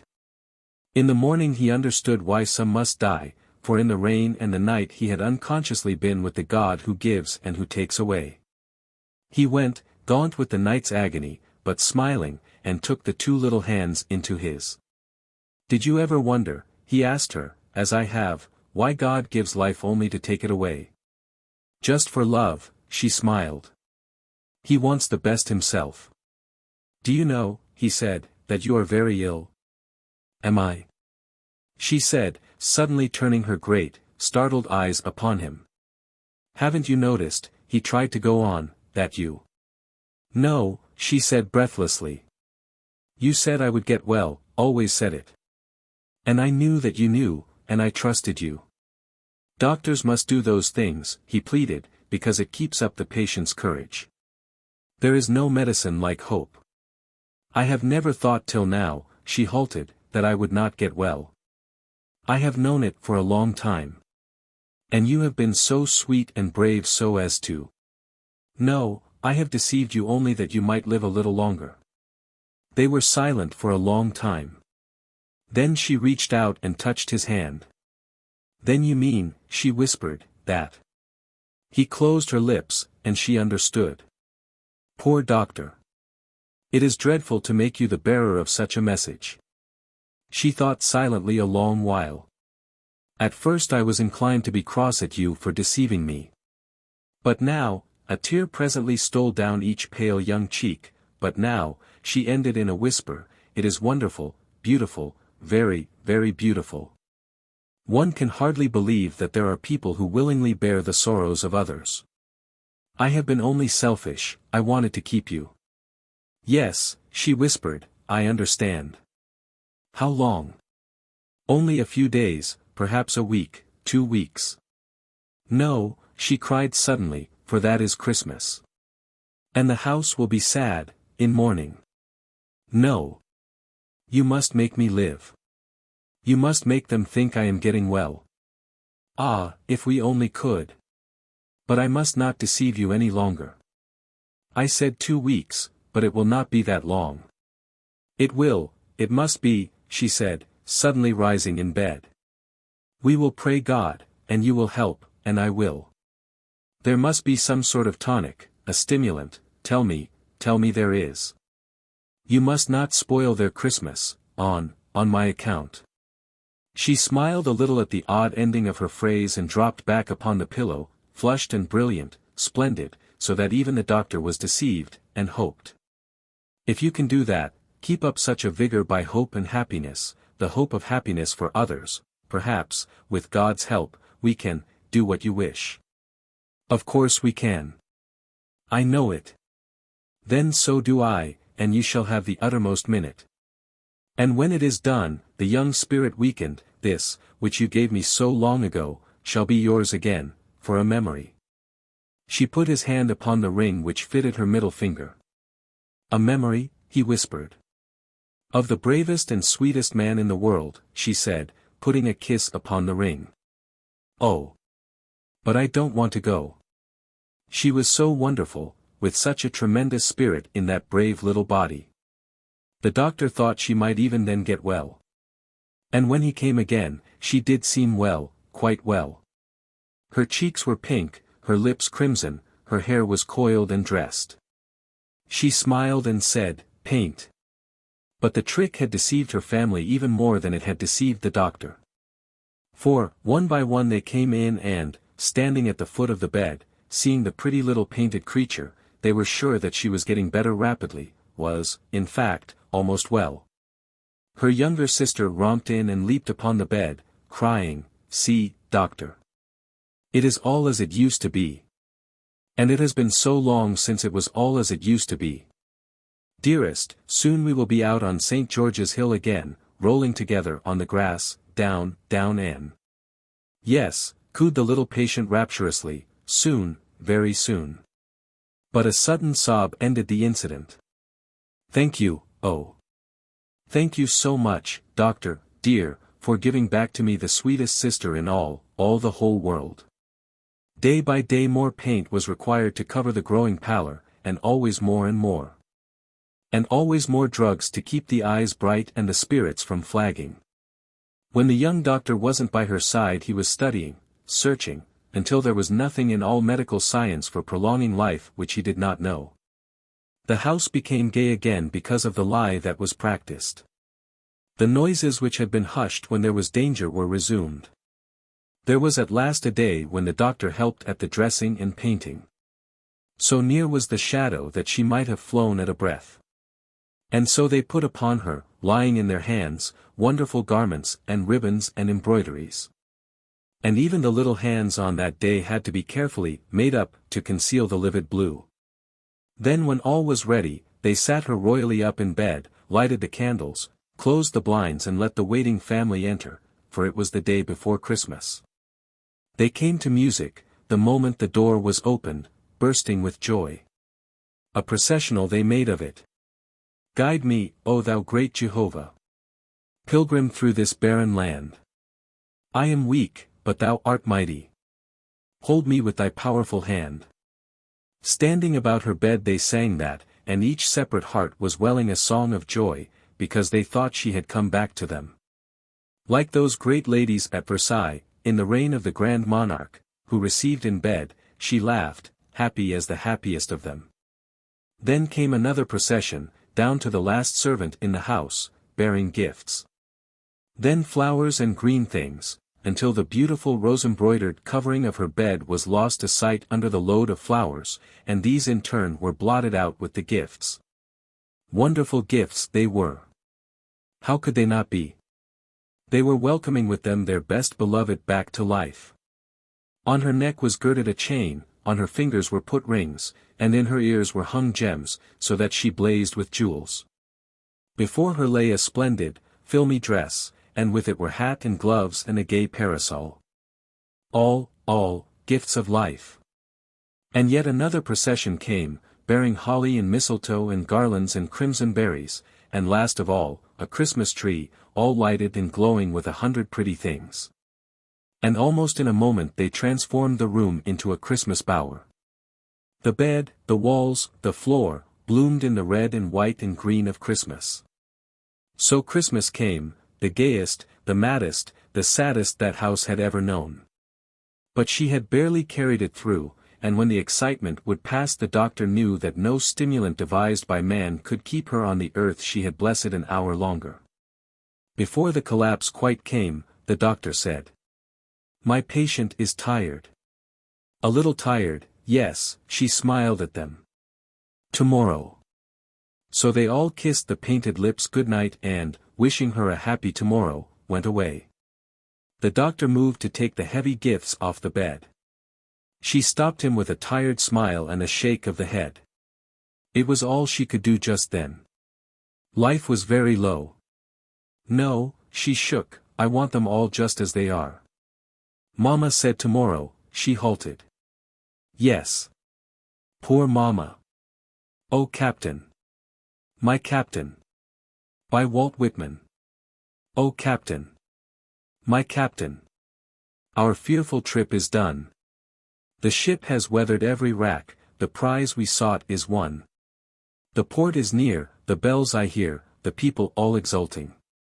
While follow eyes the steady keel, the vessel grim and daring. But oh heart! Heart! Heart! Oh the bleeding drops of red! Where on the deck my captain lies. Fallen cold and dead. Oh Captain! My Captain! Rise up and hear the bells. Rise up, for you the flag is flung, for you the bugle trills. For you bouquets and ribboned wreaths, for you the shores a crowding. For you they call, the swaying mass, their eager faces turning.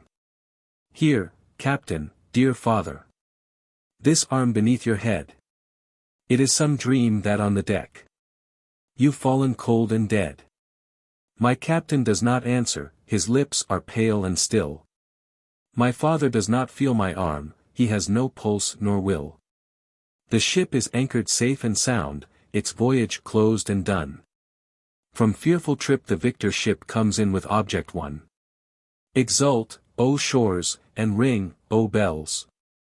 But I, with mournful tread, walk the deck my Captain lies. Fallen cold and dead. Written as a funeral poem for Lincoln, and one of the great poems of the 19th century. The Face of the Master. By Myrtle Reed. In a little town in Italy there lived an old violin maker whose only pride and happiness was in the perfect instruments he made. He had a little son called Pedro. Pedro was a dark little fellow with large, brown eyes which seemed to hold a world of feeling and sometimes sadness. He loved his mother dearly, but shrank somewhat from his stern father, who was always so busy he hardly noticed him. Pedro was errand boy for the little shop and tried to do his work patiently, cheerfully, and obediently. One day an unusually fine instrument had been finished and the old man, in his joy and pride, held it in position and touched the strings softly with the bow. Pedro, who was sitting outside on the porch, heard the music and came running in to hear it, but in his haste he did not see an exquisite piece of carving on the floor and stepped upon it. Crack! It broke in two. Pedro's father became very angry and pushed him into his little bedroom and turned the key in the lock. In the morning Pedro's father called him very early, as he had many errands for the boy to do. All day Pedro trudged wearily back and forth for his father. He went about his work as if in a dream, thinking always of the music he had heard and wishing with all his heart that he might play. Night was coming on and Pedro was sitting on the step outside resting, when his father told him he had yet another errand for him to do. Pedro was very tired, yet he did not say anything but went immediately on the errand. When he had delivered the message, the man showed him a short cut home. As Pedro was walking slowly home, he stopped suddenly as he heard the sound of music. Could it be a violin? He listened to find from whence it came. At last he decided it came from the little vine-covered cottage across the lane. He walked slowly over and sat down under the open window. The music was exquisite. As he listened he heard the soft wind rustling through the trees, the sound of birds calling to one another in the forest, the sound of rushing water as that of a river as it flowed headlong into the ocean. The music changed as he listened. He heard a soft, dreamy lullaby, then again the sound of the ocean, of the waves beating upon the sand. As he listened the music grew fainter, the moon came out from behind the cloud and Pedro saw the face of the master. He was a bent old man with white hair and beautiful blue, shining eyes. As the music ended in one long, sweet, trembling chord, Pedro saw the master bend his head over his violin, and as he quietly slipped away he thought he heard the sound of sobbing. Pedro walked the rest of the way home in a dream. As he came into the workshop he saw the beautiful violin and touched it tenderly, caressingly. Oh, if he could only play! He went to bed, but could not sleep. The beautiful music kept coming back again and again. At last he arose, dressed himself and went into the workshop. He picked up the violin tenderly, lovingly, and went out to the orchard to where a little brook ran merrily by. It was a beautiful night, calm and peaceful, a soft wind whispered through the trees, through the stillness the sweet, clear notes of a bird were heard. The witchery of the night, its calmness and quiet beauty, seemed to want him to play. So placing the violin in position, he ran the bow gently over the strings. At first the notes were short, trembling, and broken. Soon it became very beautiful, and still he played on and on. He did not notice that day was dawning, and upon looking up he was frightened at seeing his father standing before him. But his father smiled at him and said, "My son, you are then a musician?" The music was wonderful. Pedro smiled, but said nothing. "You shall have lessons from the master," his father said. Pedro could hardly believe it. Lessons from the master. To learn to play. After the day's work was done Pedro and his father walked down the same little, narrow street to the little vine-covered cottage that he had seen the night before. Soon Pedro found himself in a little sitting room awaiting the master. Soon the master came, and Pedro's father said, "If you will teach my son to play I will make you the most beautiful violin in the world." The master was very well satisfied with his violin and he did not like to teach. But he said to Pedro, "Do you like music?" Pedro smiled, his whole soul in his eyes. The master said, "Yes, you love it, you shall play." The next day Pedro came for his first lesson. He enjoyed it very much and soon mastered the tedious exercises. So the years passed and Pedro had become famous. The master was growing old, still the most beautiful violin had not been completed. One day Pedro came to visit the master and the housekeeper told him he was ill. Pedro waited, hoping the master might want him. Soon he returned home and began to play. While he was playing his father told him that the master's violin was finished. Pedro smiled sadly and said, "The master is ill."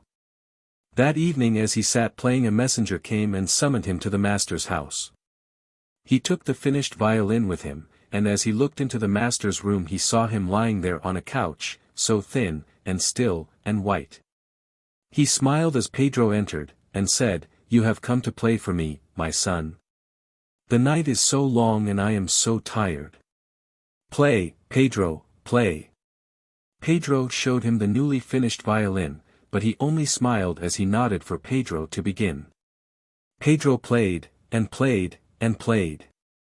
In the music he interwove all the trials, sorrows and happiness of his childhood, and his love for the master. A soft wind rustled through the trees, the sound of a little brooklet was heard and the birds calling to one another in the forest. It all ended with one trembling chord. When he had finished, the master was sitting up in bed. "Pedro, where did you learn to play that?" Pedro smiled. "You taught me, master. I always knew you must have had some sorrow in your life or you never could have played so exquisitely." The master said, "You are right." And then he told him of his sorrowful and suffering life. "Play it again, Pedro. Now you understand." Pedro played, and played, and played. This time there was a sweetness that somehow made the sad strain less noticeable. The master lay looking out of the window, day was breaking. As the last sweet, trembling note died away, Pedro looked into the face of the master. There was a beautiful smile on his face. For the master the trials and sorrows of the world were over. Pedro knelt down before the master and kissed the thin, white hand reverently, the hand that had made so many sad lives happy with beautiful music. Voice from a far country. The old couple were very lonely as they sat in their little kitchen that wintry afternoon. It was their daughter's birthday, their only child, who had left them to go to the great, glittering world on the far side of the water. There she had won fame with her voice, while they had stayed behind in the little village and tried to be cheerful without her. Usually they succeeded pretty well, but this birthday, of all days in the year, was the hardest to bear. Even Christmas was not so hard as this birthday, which brought so vividly to their minds the memories of other birthdays, the first one when the baby's coming had found them awestruck with the joy and wonder of it all, and each succeeding year. As their treasure grew to girlhood and from a girl to a sweet and winning woman, then faded from their sight. They had not seen her since, for money was scarce and time valuable. She must work very hard, so she wrote them. The old couple tried to keep up a conversation as they sat in the kitchen that wintry afternoon, but failed miserably. Finally, after a long silence, the old man rose and said, "Guess I'll get the chores done before it storms, Mother. Coming on to snow fast." "All right, Father, I'll have supper ready for you when you come in." "You needn't hurry about supper. Guess I'll go to the post office after I get the critters fed. There might be a letter from Millie." "All right, Father." There was a new note in the woman's voice, for this was just what she had been wishing her husband to do, but had not liked to have him take the long trip to the post office with the weather so threatening. The old man went out, and the woman began to prepare the supper. Twilight had come and she lighted an old-fashioned lamp, so clean that it sparkled. As she set the table she hummed the refrain of a lullaby, a little song she had often crooned when her arms had not been empty. Suddenly the door flew open, letting in great gusts of wintry wind. "Hurry and get that door shut, Pa. Weren't there no letters?" "No, but there's this." The old man was carrying an old box almost too large for him to handle. "When I went to the post office I found there warn't no letter and I was considerably disappointed, but as I was going by Jones's store, Jones he comes to the door and says see, there's a box in here fair you." "Fair me?" says I. "It come this afternoon by express, and I guess by the looks of it, it's from your daughter in foreign parts," said he. "So here 'tis, and now, Mother, where's the hatchet?" The hatchet was brought and the box was opened. My, what a funny-looking thing. Looks like a small-size sewing machine, and here's a brass horn, too. I wonder if Millie sent that for a joke or what. Silas set the carved case of polished wood on the table, and the old couple gazed in puzzled astonishment at what they saw under it. After a silence the old man said, "Perhaps there are some directions." Going over to the box he found, as he had prophesied, a paper of instructions. "It's a pH, and them there things air records." "Well, I know about as much as I did afore. I'll follow out the directions and see what happens. Wish I knew what it was, 'tain't no kind of a farm implement, that's sartin, nor a potater parer, nor sewing machine. Well, we'll follow these rules and see what she does." The faces of the old couple were full of interest, as Silas attached the spring and set the phonograph in motion. At first there was a peculiar buzzing sound, but nothing unusual happened, and the old people were beginning to look disappointed when, after the buzzing, came the sound of a voice singing. Surprise, wonder, amazement, succeeded each other on the old faces, as the first notes of "Home, Sweet Home" fell on their startled ears. "Mid pleasures and palaces though we may roam." The old couple listened breathlessly. "Silas, that's Milly singing." "No, 'tain't." But the denial died on his lips as he recognized the voice. "A charm from the skies seems to hallow us there, which seek through the world is ne'er met with elsewhere." Clear and sweet came the tones, like pearls in their rounded purity. The mother was crying bitterly. "An exile from home, splendor dazzles in vain." These words came with ringing force, and it seemed to the old folks that Milly, far away in Paris, stretched out her hands to them across the water. "Home, home, sweet, sweet home. Be it ever so humble, there's no place like home." The old man was crying too, but the tears of father and mother were not tears of sorrow, for the sting had gone out of their loneliness, and as the music ceased peace fell like a mantle on the little country home. From the Ladies' Home Journal. Little Brother. By Madeline Z. Doty. A true story. It was a warm summer's day in late August. No men were visible in the Belgian hamlet. The women reaped in the fields, the insects hummed in the dry, warm air, the house doors stood open. On a bed in a room in one of the cottages lay a woman. Beside her sat a small boy. He was still, but alert, his eyes following the buzzing flies. With a bit of paper he drove the intruders from the bed. His mother slept. It was evident from the pale, drawn face that she was ill. Suddenly the dreaming, silent, summer day was broken by the sound of clattering hoofs. Someone was riding hurriedly through the town. The woman moved uneasily. Her eyes opened. She smiled at the little boy. "What is it, dear?" The boy went to the window. Women were gathering in the street. He told his mother and hurried from the room. Her eyes grew troubled. In a few minutes the child was back, breathless and excited. "Oh, mother, mother, the Germans are coming." The woman braced herself against the shock. At first she hardly grasped the news. Then her face whitened, her body quivered and became convulsed. Pain sprang to her eyes, driving out fear. Beads of perspiration stood on her forehead, a little animal cry of pain broke from her lips. The boy gazed at her paralyzed, horrified, then he flung himself down beside the bed and seized his mother's hand. "What is it, mother, what is it?" The paroxysm of pain passed, the woman's body relaxed, her hand reached for the boy's head and stroked it. "It's all right, my son." Then as the pain began again, "Quick, Sonny, bring Auntie." The boy darted from the room. Auntie was the woman doctor of B. He found her in the square. The townspeople were wildly excited. The Germans were coming. But the boy thought only of his mother. He tugged at Auntie's sleeve. His frenzied efforts at last caught her attention. She saw he was in need and went with him.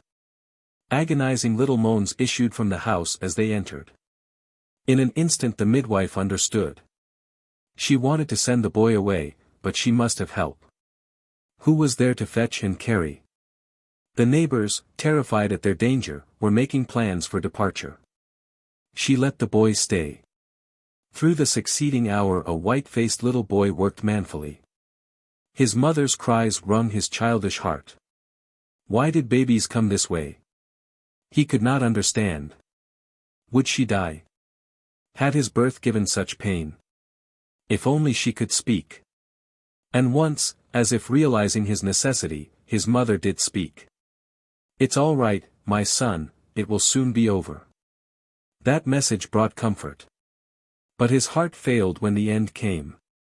He rushed to the window and put his little hands tight over his ears. It was only for a moment. He was needed. His mother's moans had ceased and a baby's cry broke the stillness. The drama of birth past, the midwife grew restless. She became conscious of the outer world. There were high, excited voices, wagons clattered over stones, moving day had descended on the town. She turned to the window. Neighbors with wheelbarrows and carts piled high with household possessions hurried by. They beckoned to her. For a moment the woman hesitated. She looked at the mother on the bed, nestling her babe to her breast. Then the panic of the outside world seized her. Quickly she left the room. The small boy knelt at his mother's bedside, his little face against hers. Softly he kissed the pale cheek. The boy's heart had become a man's. He tried by touch and look to speak his love, his sympathy, his admiration. His mother smiled at him as she soothed the baby, glad to be free from pain. But presently the shouts and disorder of the departing townspeople reached her ears. She stirred uneasily. Fear crept into her eyes. Passionately she strained her little one to her. How soon, little son, how soon? The lad, absorbed in his mother, had forgotten the Germans. With a start he realized the danger. His newborn manhood took command. His father was at the front. He must protect his mother and tiny sister. His mother was too ill to move, but they ought to get away. Who had a wagon? He hurried to the window, but already even the stragglers were far down the road. All but 3 of the horses had been sent to the front. Those 3 were now out of sight with their overloaded wagons. The boy stood stupefied and helpless. The woman on the bed stirred. "My son," she called. "My son." He went to her. "You must leave me and go on." "I can't, mother." The woman drew the boy down beside her. She knew the struggle to come. How could she make him understand that his life and the baby's meant more to her than her own? Lovingly she stroked the soft cheek. It was a grave, determined little face with very steady eyes. "Son, dear, think of little sister. The Germans won't bother with babies. There isn't any milk. Mother hasn't any for her. You must take baby in your strong little arms and run with her right out of this land into Holland." But he could not be persuaded. The mother understood that love and a sense of duty held him. She gathered the baby in her arms and tried to rise, but the overtaxed heart failed, and she fell back half fainting. The boy brought water and bathed her head until the tired eyes opened. "Little son, it will kill mother if you don't go." The boy's shoulders shook. He knelt by the bed. A sob broke from him. Then there came the faint, far distant call of the bugle. Frantically the mother gathered up her baby and held it out to the boy. "For mother's sake, son, for mother." In a flash the boy understood. His mother had risked her life for the tiny sister. She wanted the baby saved more than anything else in the world. He dashed the tears from his eyes. He wound his arms about his mother in a long, passionate embrace. "I'll take her, mother. I'll get her there safely." The bugle grew louder. Through the open window on the far distant road could be seen a cloud of dust. There was not a moment to lose. Stooping, the boy caught up the red, squirming baby. Very tenderly he placed the little body against his breast and buttoned his coat over his burden. The sound of marching feet could now be heard. Swiftly he ran to the door. As he reached the threshold he turned. His mother, her eyes shining with love and hope, was waving a last goodbye. Down the stairs, out of the back door, and across the field sped the child. Over grass and across streams flew the sure little feet. His heart tugged fiercely to go back, but that look in his mother's face sustained him. He knew the road to Holland. It was straight to the north, but he kept to the fields. He didn't want the baby discovered. Mile after mile, through hour after hour, he pushed on, until twilight came. He found a little spring and drank thirstily. Then he moistened the baby's mouth. The little creature was very good. Occasionally she uttered a feeble cry, but most of the time she slept. The boy was intensely weary. His feet ached. He sat down under a great tree and leaned against it. Was it right to keep a baby out all night? Ought he to go to some farmhouse? If he did, would the people take baby away? His mother had said, "Run straight to Holland." But Holland was 20 miles away. He opened his coat and looked at the tiny creature. She slept peacefully. The night was very warm. He decided to remain where he was. It had grown dark. The trees and bushes loomed big. His heart beat quickly. He was glad of the warm, soft, live little creature in his arms. He had come on this journey for his mother, but suddenly his boy's heart opened to the tiny, clinging thing at his breast. His little hand stroked the baby tenderly. Then he stooped, and softly his lips touched the red, wrinkled face. Presently his little body relaxed, and he slept. He had walked 8 miles. Through the long night the deep sleep of exhaustion held him. He lay quite motionless, head and shoulders resting against the tree trunk, and the newborn babe enveloped in the warmth of his body and arms slept also. The feeble cry of the child woke him. The sun was coming over the horizon and the air was alive with the twitter of birds. At first he thought he was at home and had awakened to a long happy summer's day.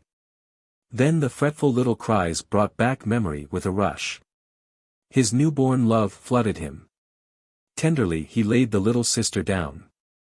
Stretching his stiff and aching body, he hurried for water. Very carefully he put a few drops in the little mouth and wet the baby's lips with his little brown finger. This proved soothing and the cries ceased. The tug of the baby's lips on his finger clutched his heart. The helpless little thing was hungry, and he too was desperately hungry. What should he do? His mother had spoken of milk. He must get milk. Again he gathered up his burden and buttoned his coat. From the rising ground on which he stood he could see a farmhouse with smoke issuing from its chimney. He hurried down to the friendly open door. A kind woman gave him food. She recognized him as a little refugee bound for Holland. He had difficulty in concealing the baby, but fortunately she did not cry. The woman saw that he carried something, but when he asked for milk she concluded he had a pet kitten. He accepted this explanation. Eagerly he took the coveted milk and started on. But day-old babies do not know how to drink. When he dropped milk into the baby's mouth she choked and sputtered. He had to be content with moistening her mouth and giving her a milk-soaked finger. Refreshed by sleep and food, the boy set off briskly. Holland did not now seem so far off. If only his mother were safe. Had the Germans been good to her? These thoughts pursued and tormented him. As before, he kept off the beaten track, making his way through open meadows and patches of trees. But as the day advanced, the heat grew intense. His feet ached, his arms ached, and, worst of all, the baby cried fretfully. At noon he came to a little brook sheltered by trees. He sat down on the bank and dangled his swollen feet in the cool, fresh stream. But his tiny sister still cried. Suddenly a thought came to him. Placing the baby on his knees, he undid the towel that enveloped her. There had been no time for clothes. Then he dipped a dirty pocket handkerchief in the brook and gently sponged the hot, restless little body. Very tenderly he washed the little arms and legs. That successfully accomplished, he turned the tiny creature and bathed the small back. Evidently this was the proper treatment, for the baby grew quiet. His heart swelled with pride. Reverently he wrapped the towel around the naked little one and, administering a few drops of milk, again went on. All through that long, hot afternoon he toiled. His footsteps grew slower and slower, he covered diminishing distances. Frequently he stopped to rest, and now the baby had begun again to cry fitfully. At one time his strength failed. Then he placed the baby under a tree and rising on his knees uttered a prayer. "O God, she's such a little thing, help me to get her there." Like a benediction came the cool breeze of the sunset hour, bringing renewed strength. In the afternoon of the following day a wagon stopped before a Belgian refugee camp in Holland. Slowly and stiffly a small boy slid to the ground. He had been picked up just over the border by a friendly farmer, and driven to camp. He was dirty, bedraggled and footsore. Very kindly the ladies' committee received him. He was placed at the table and a bowl of hot soup was set before him. He ate awkwardly with his left hand. His right hand held something beneath his coat, which he never for a moment forgot. The women tried to get his story, but he remained strangely silent. His eyes wandered over the room and back to their faces. He seemed to be testing them. Not for an hour, not until there was a faint stirring in his coat, did he disclose his burden. Then, going to her whom he had chosen as most to be trusted, he opened his jacket. In a dirty towel lay a naked, miserably thin, 3-days-old baby. Mutely holding out the forlorn object, the boy begged help. Bit by bit they got his story. Hurriedly a Belgian refugee mother was sent for. She was told what had happened, and she took the baby to her breast. Jealously the boy stood guard while his tiny sister had her first meal. But the spark of life was very low. For 2 days the camp concentrated on the tiny creature. The boy never left his sister's side. But her ordeal had been too great. It was only a feeble flicker of life at best, and during the 3rd night the little flame went out. The boy was utterly crushed. He had now but one thought, to reach his mother. It was impossible to keep the news from him longer. He would have gone in search. Gently he was told of the skirmish that had destroyed the Belgian hamlet.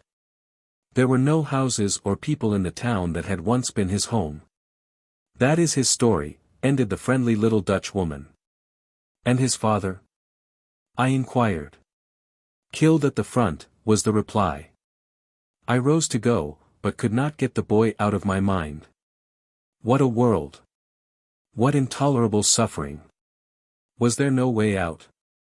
Then the ever-recurring phrase of the French and Belgian soldiers came to me.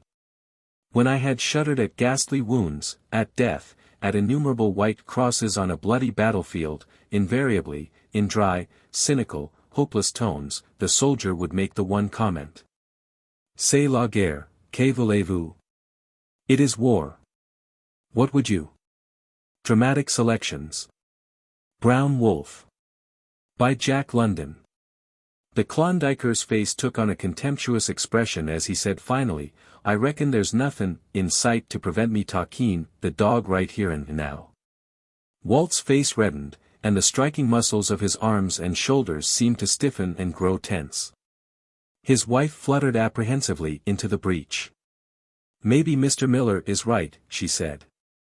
"I'm afraid that he is. Wolf does seem to know him, and certainly he answers to the name of Brown. He made friends with him instantly, and you know that's something he never did with anybody before. Besides, look at the way he barked. He was bursting with joy. Joy over what? Without doubt at finding Mr. Miller. Walt's striking muscles relaxed, and his shoulders seemed to droop with hopelessness. "I guess you're right, Madge," he said. "Wolf isn't Wolf, but Brown, and he must belong to Mr. Miller. Perhaps Mr. Miller will sell him," she suggested. "We can buy him." Skiff Miller shook his head, no longer belligerent, but kindly, quick to be generous in response to generousness. "I had 5 dogs," he said, casting about for the easiest way to temper his refusal. He was the leader. They was the crack team of Alaska. Nothin' could touch M. In 1898 I refused $5,000 for the bunch. Dogs was high then anyway. But that wasn't what made the fancy price. It was the team itself. Brown was the best in the team. That winter I refused $1,200 for him. I didn't sell M then and I ain't a-sellin' M now. Besides, I think a mighty lot of that dog. I've been lookin' for M for 3 years. It made me fair sick when I found he'd been stole, not the value of him, but the, well, I liked M. I couldn't believe my eyes when I seen M just now. I thought I was dreamin'. It was too good to be true. Why, I was his wet nurse. I put M to bed, snug every night. His mother died, and I brought M up on condensed milk at $2 a can when I couldn't afford it in my own coffee. He never knew any mother but me. Madge began to speak. But the dog, she said. You haven't considered the dog. Skiff Miller looked puzzled. Have you thought about him? She asked. Don't know what you're driving at, was the response. Maybe the dog has some choice in the matter, Madge went on. Maybe he has his likes and desires. You have not considered him. You give him no choice. It had never entered your mind that possibly he might prefer California to Alaska. You consider only what you like. You do with him as you would with a sack of potatoes or a bale of hay. This was a new way of looking at it, and Miller was visibly impressed as he debated it in his mind. Madge took advantage of his indecision. If you really love him, what would be happiness to him would be your happiness also, she urged. Skiff Miller continued to debate with himself, and Madge stole a glance of exultation to her husband, who looked back warm approval. What do you think? The Klondiker suddenly demanded. It was her turn to be puzzled. What do you mean? She asked. D'ye think he'd sooner stay in California? She nodded her head with positiveness. I'm sure of it. Skiff Miller again debated with himself, though this time aloud, at the same time running his gaze in a judicial way over the mooted animal. He was a good worker. He's done a heap of work for me. He never loafed on me, and he was a Joe dandy at Hammerin, a raw team into shape. He's got a head on him. He can do everything but talk. He knows what you say to him. Look at M now. He knows we're talkin' about him. The dog was lying at Skiff Miller's feet, head close down on paws, ears erect and listening, and eyes that were quick and eager to follow the sound of speech as it fell from the lips of first one and then the other. And there's a lot of work in M yet. He's good for years to come. And I do like him. Once or twice after that Skiff Miller opened his mouth and closed it again without speaking. Finally he said. I'll tell you what I'll do. Your remarks, ma'am, has some weight in them. The dog's worked hard, and maybe he's earned a soft berth and has got a right to choose. Anyway, we'll leave it up to him. Whatever he says goes. You people stay right here settin' down.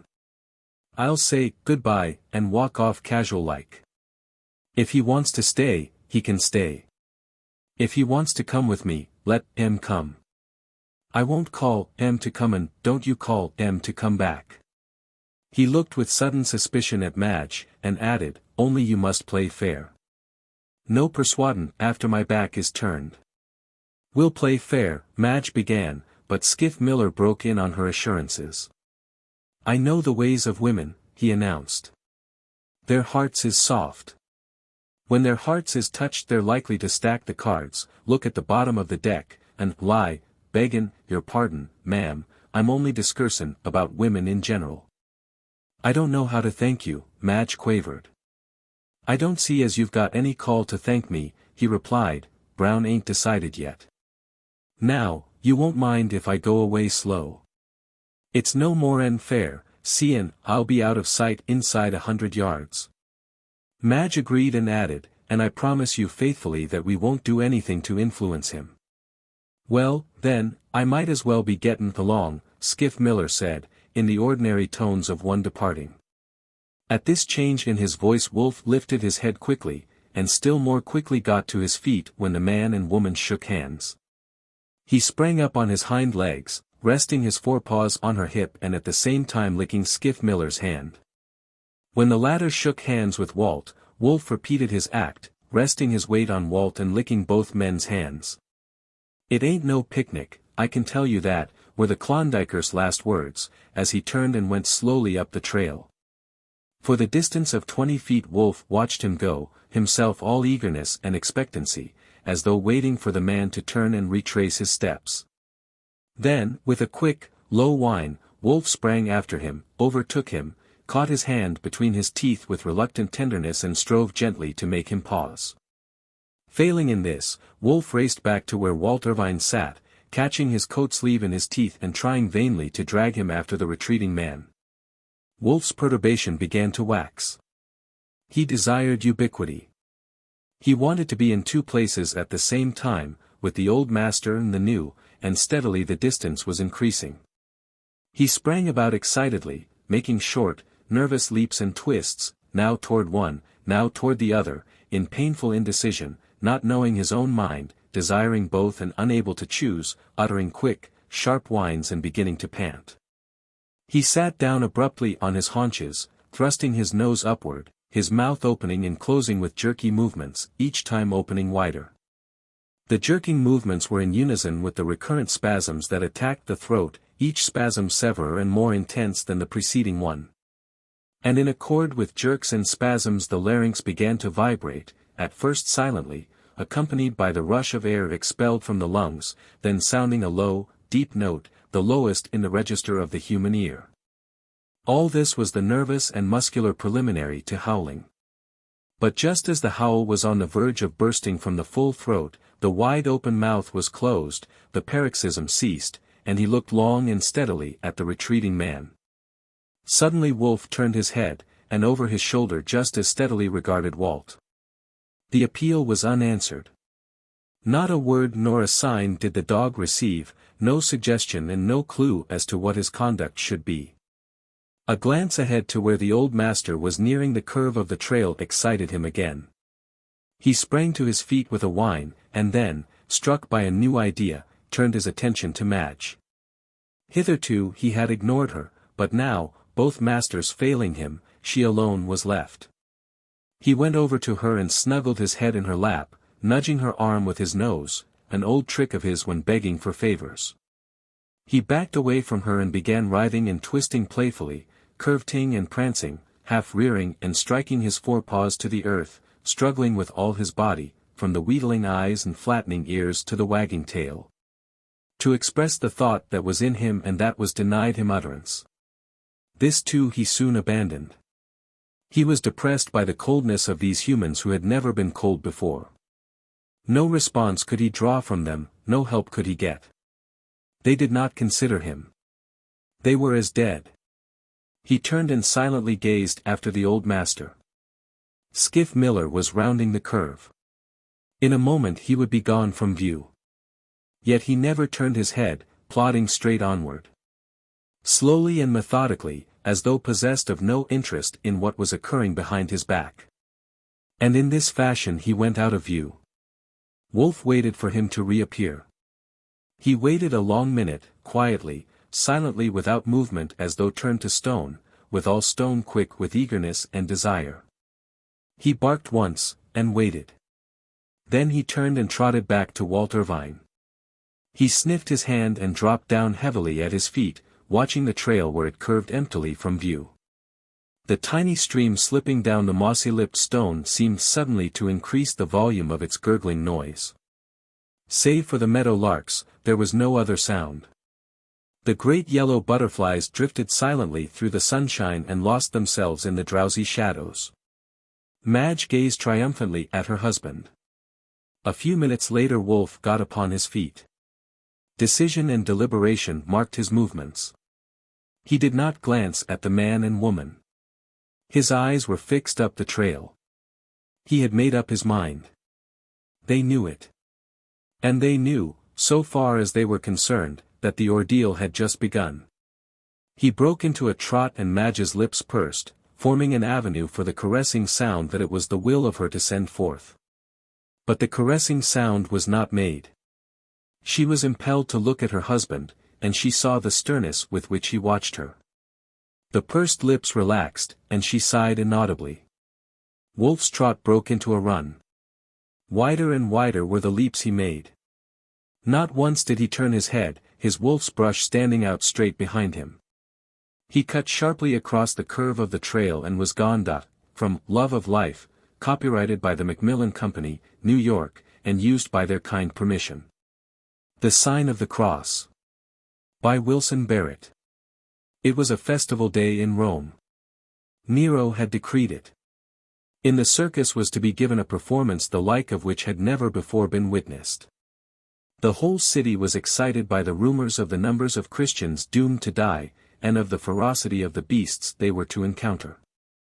The dungeon beneath the amphitheater in which the Christians were imprisoned was a large, gloomy, stone vault, destitute of furniture of any kind. Great was the contrast between the dark, damp cell and the sunlit arena, crowded with eager, gaily dressed patricians. In the dungeon were scores of men and women waiting for the signal to pass forth to a certain and cruel death. In the auditorium was a seething mass of humanity, thousands upon thousands impatiently awaiting their coming forth, and gloating already in imagination upon the horrors they must undergo. The roars of the hungry beasts could be faintly heard, even when the doors were closed, so could the equally merciless howls of the bloodthirsty populace. How they were to die had not been told the martyrs. Only this they knew, that they were to die, and that every endeavor would be made to make their deaths as horrible, revolting, and cruel as possible. Among them were a few that trembled and felt sick with physical fear, but not one murmured. Their eyes were mentally fixed upon the cross. Again there was a loud call of the trumpets. The doors were thrown open, and the arena beyond could be seen by the prisoners, flooded with golden sunshine. Now, then, march. For a moment there was a pause, but almost before it could be realized Murcia's clear, sweet voice rang out the first words of their beloved hymn. Shepherd of souls that stumble by the way. Pilot of vessels storm-tossed in the night. Healer of wounds, for help to thee we pray.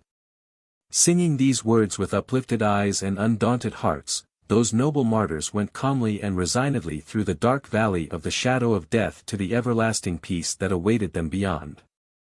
Murcia, a beautiful girl, was left alone in the dungeon. It was generally understood that Marcus Superbus, the handsome, wealthy young prefect of Rome, was madly in love with this Christian girl. And the adventuress who hoped to entrap Marcus prevailed upon Nero to make Murcia's punishment unique and horrible. She sank upon her knees with her face pressed against the iron bars. Presently the door leading to the corridor was unbarred. 2 officers entered, ushering in Marcus, who started on finding Murcia alone. Dismissing the guards, he closed the door and gazed with infinite tenderness upon the white figure at his feet, Murcia. For a time Marcus could not speak, his heart felt like bursting with grief for this beautiful girl. Here in this loathsome dungeon she could still preserve her courage and could still pray for forgiveness for her persecutors. Murcia! Murcia! What would you with me? I came to save thee. I have knelt to Nero for thy pardon. He will grant it upon one condition, that thou dost renounce thy false worship. It is not false. It is true and everlasting. Everlasting? Nothing is everlasting. There is no afterlife, the end is here. Men come and go. They drink their little cup of woe or happiness, and then sleep, the sleep that knows no awakening. Art thou sure of that? Ask thyself, are there no inward monitors that silently teach thee there is a life to come? All men have wishes for a life to come, if it could better this. It will better this, if this life be well lived. Hast thou lived well? No, thou hast taught me that I never knew the shame of sin until I knew thy purity. Ah! Whence comes thy wondrous grace?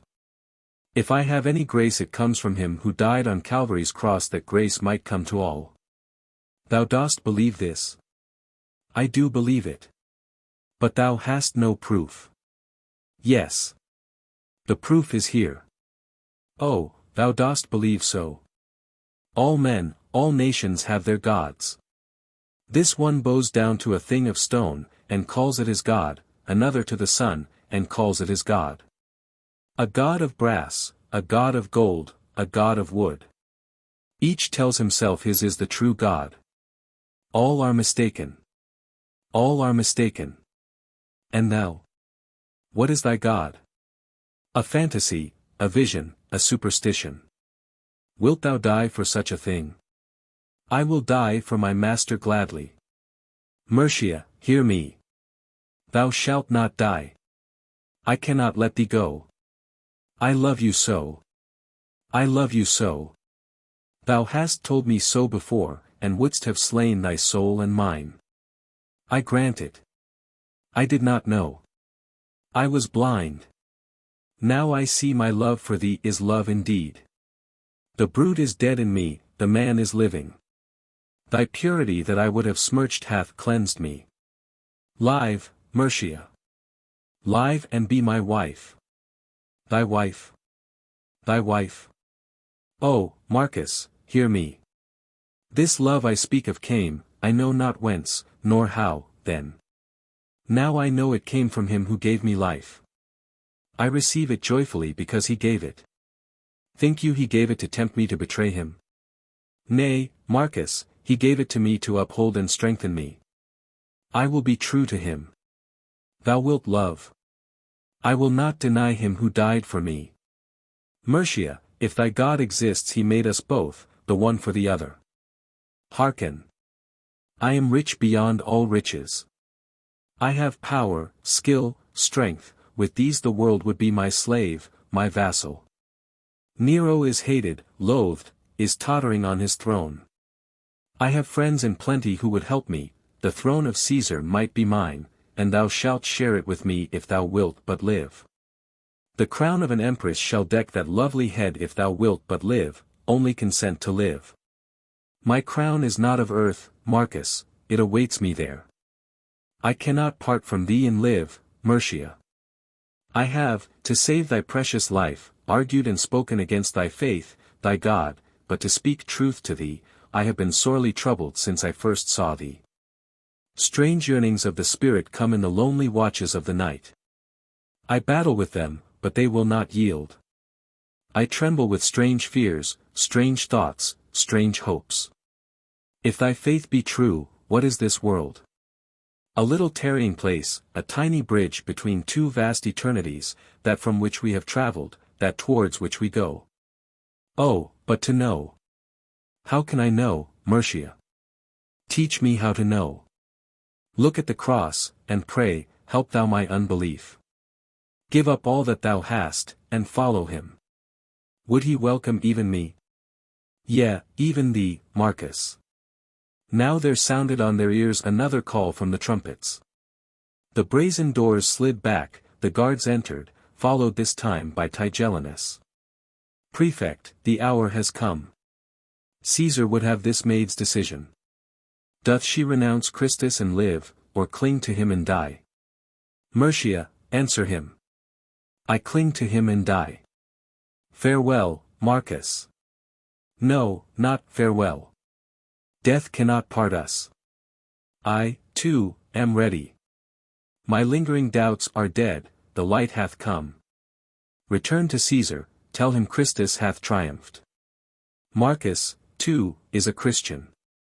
His face shone with the same glorious radiance that had transfigured the features of Mercia. They were glorified by the presence of him who had promised to them, even as he had promised to the penitent thief dying on the cross beside him, Verily, I say unto thee, this day shalt thou be with me in paradise. The Little Fir Tree.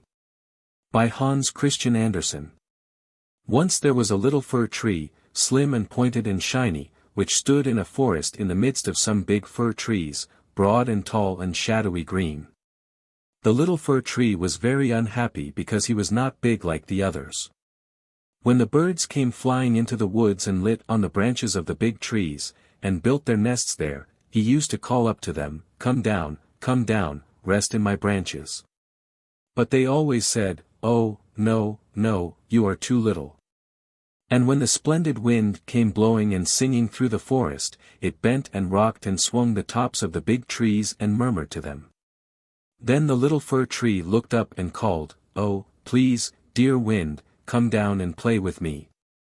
But he always said, Oh, no, you are too little, you are too little. And in the winter the white snow fell softly, softly, and covered the great trees all over with wonderful caps and coats of white. The little fir tree close down in the cover of the others would call up, Oh, please, dear snow, give me a cap too. I want to play too. But the snow always said, "Oh, no, no, no, you are too little, you are too little." The worst of all was when men came with sledges and teams of horses. They came to cut the big trees and carry them away. And when one had been cut down and carried away, the others talked about it, and nodded their heads. And the little fir tree listened, and heard them say that when you were carried away so, you might become the mast of a mighty ship and go far away over the ocean and see many wonderful things. Or you might be a part of a fine house in a great city and see much of life. The little fir tree wanted greatly to see life, but he was always too little. The men passed him by. But, by and by, one cold winter's morning, men came with a sledge and horses, and after they had cut here and there, they came to the circle of trees round the little fir tree and looked all about. "There are none little enough," they said. Oh! How the little fir tree pricked up his needles. "Here is one," said one of the men, "it is just little enough." And he touched the little fir tree. The little fir tree was happy as a bird, because he knew they were about to cut him down. And when he was being carried away on the sledge, he lay wondering so contentedly whether he should be the mast of a ship or part of a fine house in the city. But when they came to the town, he was taken out and set upright in a tub and placed on the edge of a sidewalk in a row of other fir trees, all small, but none so little as he. And then the little fir tree began to see life. People kept coming to look at the trees and take them away, but always when they saw the little fir tree, they shook their heads and said, "It is too little, too little." Until finally two children came along, hand in hand, looking carefully at all the small trees. When they saw the little fir tree, they cried out, "We'll take this one, it is just little enough." They took him out of his tub and carried him away between them. And the happy little fir tree spent all his time wondering what it could be that he was just little enough for. He knew it could hardly be a mast or a house, since he was going away with children. He kept wondering while they took him in through some big doors and set him up in another tub on the table in a bare little room. Pretty soon they went away and came back again with a big basket carried between them. Then some pretty ladies, with white caps on their heads and white aprons over their blue dresses, came bringing little parcels. The children took things out of the basket and began to play with the little fir tree, just as he had often wished the birds and wind and snow to do. He felt their soft little touches on his head and his twigs and his branches, and when he looked down at himself, as far as he could look, he saw that he was all hung with gold and silver chains. There were strings of fluffy white stuff drooping around him. His twigs held little gold nuts and pink rosy balls and silver stars. He had little pink and white candles in his arms, but last and most wonderful of all, the children hung a beautiful white floating doll angel over his head. The little fir tree could not breathe for joy and wonder. What was it that he was now? Why was this glory for him? After a time every one went away and left him. It grew dusk and the little fir tree began to hear strange sounds through the closed doors. Sometimes he heard a child crying. He was beginning to be lonely. It grew more and more shadowy. All at once the doors opened and the two children came in. Two of the pretty ladies were with them. They came to the little fir tree and quickly lighted all the pink and white candles. Then the two pretty ladies took hold of the table with the little fir tree on it and pushed it, very smoothly and quickly, out of the doors, across a hall and in at another door. The little fir tree had a sudden sight of a long room with many little white beds in it, of children propped up on pillows in the beds, and of other children in great wheelchairs and others hobbling about or sitting in little chairs. He wondered why all the little children looked so white and tired. He did not know he was in a hospital. But before he could wonder any more, his breath was quickly taken away by the shout those little white children gave. "Oh, oh! They cried. "How pretty! How beautiful! Oh, isn't it lovely?" He knew they must mean him, for all their shining eyes were looking straight at him. He stood straight as a mast and quivered in every needle for joy. Presently one weak little voice called out, "It's the nicest Christmas tree I ever saw." And then, at last, the little fir tree knew what he was. he was a Christmas tree. And from his shiny head to his feet he was glad, through and through, because he was just little enough to be the nicest kind of a tree in the world. A Chip of the Old Block. By Juliet Wilbur Tompkins. The two were amazingly, even absurdly alike, as they faced each other across the library table. The very scowl that lay heavy on the girl's forehead was an obvious inheritance from the parental scowl opposite. I'm a self-made man, Paula, plain Western goods. It's too late to teach me fancy values. I don't go a hang on anything but facts. Some folks can put a paper frill around a mutton chop and call it lamb, but that ain't my way. I see things as they are. Well, I'm the daughter of a self-made man, and of a New England schoolteacher too. If you can beat that combination for seeing things, as they are. It's your notion that you see this young feller as he is? I do. And he has got just the things that you and I haven't and need. He has, You might mention one or two. Ancestry. Oh, pshaw. Well, then, a sense of humor. What? If she had said a top knot, he could not have looked more amazedly disgusted. A sense of humor. And he's got common sense too. He's poor and alone in the world and not awfully practical, but I tell you, Father, there's stuff in him that we hustlers have got to get into our families sooner or later, if we're going to the top. And, I am. On $60 a month? If necessary. Oh, I don't pretend that Ralph has done much in business yet. Few men have, at 19. At 19 I had been at work 7 years, and had been raised 6 times, both in salary and position. This young feller tells me he has been at work 3 years, and has been raised once, in salary only. And that once was since he became interested in me. There is one thing you have got to take into account, Father, that Ralph with me will have a very different career from Ralph without me. But, Paula, is that just your notion of a husband? Ralph is just my notion of a husband. Well, I'm sorry, but he ain't mine, and that settles it. You'll live to thank me for it. Well, here's fair warning, I don't give him up. Oh, I guess you will. You are trying to make the worst mistake of your life, Father, she said reasonably. Now a mushy daughter would give in and let you repent it later, but I think it's a lot better to save you from it, and you'll live to thank me yet. I'll live to take you east and leave you there with your Aunt Jenny, till you've got sense, if I hear any more of this. Well, then, you won't hear any more about it. And she went out. The little cuss, he muttered. Then he sat down and wrote a letter beginning, Dear Jenny, and ending, For heaven's sake, wire that you will take her, or she'll be off with him, by the front door and in broad daylight, understand. She's a straight little cuss. What an everlasting shame she wasn't a boy. Even as he signed, Your Af. Bro, the massive front door banged, but he was too absorbed to notice it. Paula, calm and serious, carrying a suitcase, took a car for the station where a young man was nervously pacing the platform. He stood watching her for a moment before she saw him. The clear red of her cheeks was no deeper than usual, her blue eyes were unclouded, in all her handsome, well-dressed person there was not one hurried movement. She even paused to compare her watch with the station clock. An irrepressible laugh brought the color back to his face. Oh, Paula, so you are here, as he hurried to meet her. You elope as calmly as you would go shopping. It's a far more sensible proceeding. Have you the tickets? Not yet, dear Paula, I want you enough to commit almost any crime, you know that, and yet I can't quite square it with myself, this running away with a man's daughter. And, such a rich man, confound it. I've been awake all night thinking over one thing.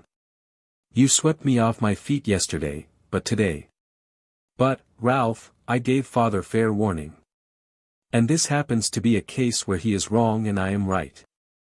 I don't think that just because I'm fond of you, but I can see, you know, just what you have got, and what the other men I know haven't got, better than Father can. He will see it too, some day, and thank me, I told him so. I'm not really eloping, since 18 is the age for a girl in this state. And the fact that you're not of age yet doesn't matter, for you haven't any parents or guardians to object. And father needn't give us any money, we can get along with yours and mine. Now the train is due in 3 minutes and, of course, you needn't marry me if you don't want to. But if you do, you'd better get the tickets.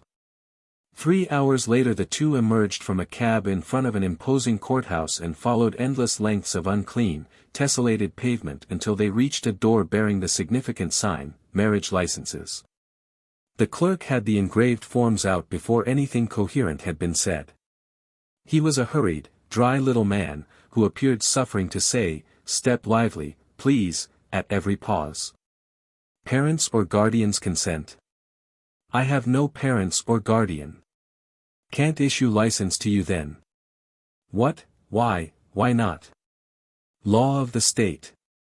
"But I am of age." "Oh, yes, you can get married all right, but he can't." "But what can we do?" "Wait 2 years, or get a guardian and obtain his consent." And Cupid turned firmly back to the papers on his desk. They went out into the corridor and, finding a bench in a windowed recess, dropped helplessly down on it while Ralph gave voice to his personal opinion of the state law. "Swearing isn't going to help, Ralph," said Paula decidedly. "Now we've got to consider everything. But the old fool, when I haven't a soul who could raise the least." "Yes, dear. Now suppose we take up each possibility in turn. It's 12:30, and there isn't a train back till 5:20, too late to head off my letter to father." "Oh, it would be too flat. And yet we don't know a soul in this city, and we can't stay here unmarried. I was a beast, an ass, to get you into such a mess. Perhaps some sort of a minister could marry us without a license. I know they do in some states. Go ask him." But he came back dejectedly. "Can't be done, I ought to be hanged." "Well, suppose we go and get lunch. I want a cup of coffee and a ham sandwich." They found it nearby, at a marble counter, and presently took up their problem with renewed courage. "Of course, we can't stay here unmarried. If we don't find a way before 5:20, we must go back, and father will probably take me east by the next train." "And quite right. I wouldn't let my daughter marry a blithering idiot who could get her into a scrape like this. I shouldn't mind father's rage, but I should hate his crowing. I can't bear to be beaten like this, but of course, if you don't try to think, we might as well go back to the station." "But what can thinking do against a set of darn fool state laws?" he burst out. "If I had only had the sense to set up a guardian," he broke off at her gasp of excitement. Her eyes were fixed on space, big with a growing idea, for a breathless moment, then she turned to him radiant, both fists clenched on the counter. "Ralph, I'll adopt you. Anybody of age can adopt anybody who isn't. Then I will give my consent and there we are." He stared at her speechlessly, then he hid his face in his hands and gave way to wild laughter. "Have you anything against it?" No. Nothing." "Come on, then. We shall have to hurry." The court, to whom they were referred for information, proved to be a huge, middle-aged, kindly person. If marriage was difficult under the state laws, adoption was comparatively easy. Now what is the very shortest time in which it could be done? Oh, it need not take much time. A couple of weeks would be ample. Two pairs of dismayed eyes consulted each other. "Couldn't you do it in less?" "Why, I don't know. If the circumstances were extraordinary." "Couldn't you do it before 5 o'clock today?" "Today? We came down here to be married, but were refused a license because I am not of age, and hadn't anybody to give consent. But if this lady, who is of age, could legally adopt me before the marriage bureau closed, then, you see, she could give the necessary consent." The court laughed until his whole bulk was a heaving frame of merriment. But he was absorbed again in an instant, and after a moment's deliberation he took down their names and ages and wrote briefly. "And you say the child is willing?" "He seems to be." Half an hour later, Paula Denison had been formally appointed guardian of her future lord and master, and had given her written consent to his marriage. The court himself conducted them to the license bureau, explained matters to the dry little clerk, drier and more hurried than ever, witnessed the marriage, kissed the bride, escorted them downstairs, and put them into a cab. The court was still standing to smile after the departing carriage when another came lurching up from the direction of the station. Even before it could stop, a middle-aged man had burst out and was striding up the steps with dark and concerted purpose on his flushed face. The court stared at him, at first absently, then with dawning suspicion, chin, blue eyes, carriage, surely such a resemblance could not be a mere coincidence. After a brief hesitation he discreetly followed, and suspicion grew to conviction as the man turned to the marriage license bureau. The court, lurking in the shadow of the open door, heard him demand whether a young woman named Denison had tried to get married there today. Married 15 minutes ago. But they couldn't be, the boy wasn't of age. Tain't legal. You had no right to issue a license. Why, I'll have you. The applicant had the written consent of his guardian. But he hadn't got a guardian, I found that out before I started. He was fooling you. It's a... Paula's written consent was laid before his eyes.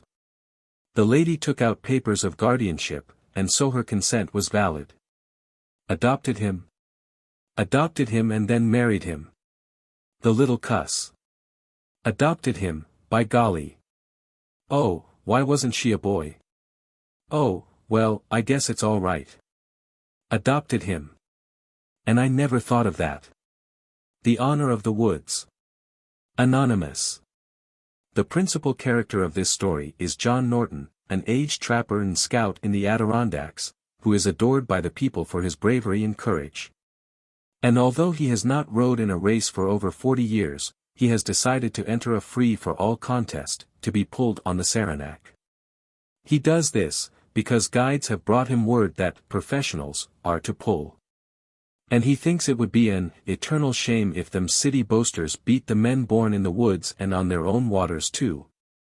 Another important character in our story is a young boy, of whom John Norton always speaks as the lad, a good-hearted, simple-minded boy, whom the trapper has befriended and who worships the old man. At the hotel all is expectation.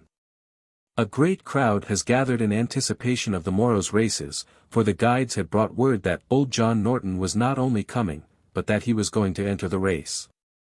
The thought that they were going to see this celebrated man stirred the people with a feeling of intense curiosity. In the crowd were several aged men who remembered the fame the trapper had as an oarsman 50 years ago. And one of their number closed a heated verbal debate about the merits of the various contestants with, "I tell you, sir, there ain't a man on God's green earth can beat John Norton at the oars." On the other hand, the professionals had their backers, college boys, English tourists, lawyers, clergymen, and bankers. Thus stood the feeling when a boat, with the lad at the oar and the trapper at the paddle, came out from behind an island into plain view of the hundreds that were watching for it. As the boat came on, talking ceased, and amid a profound silence it drew up within 50 feet of the landing. Suddenly an old man leaning on a stout stick flourished it in the air, and exclaimed in a voice that shook with the intensity of his emotion, "John Norton, he saved my life at the Battle of Salt Lakes 40 years ago." 3 cheers for John Norton. Then such a cheer arose as to burst the stillness into fragments and, thrice repeated, rolled its roar across the lake and against the distant hills, until their hollow caverns resounded again, while on the instant 100 white handkerchiefs, waved by whiter hands, sprang into sight and filled the air with their snowy flutterings. For one instant the color came and went in the face of the surprised trapper. He then arose and stood at his utmost height. Meanwhile the eyes of the great multitude had time to take in his splendid proportions, and the grave majesty of his countenance. He then settled back and the boat moved toward the landing. It was high noon on the Saranac, and a brighter day was never seen. The lake had not stirred a ripple, and the air was that cool, fragrant air so good to breathe in a race. The free-for-all was to be pulled at 1 o'clock.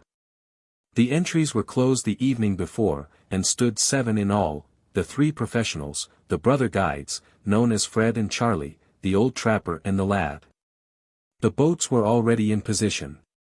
The course ran straight down the lake to a line of 7 buoys, so that each boat had its own buoy to turn around and thence pull back again.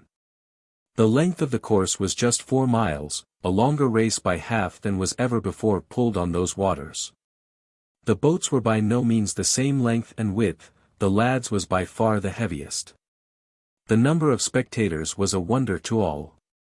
Where all the people came from was a mystery. The long piazza of the hotel, the wharf, even the roof of the boathouse swarmed with human beings. The shore on either side was lined with spectators for the distance of half a mile.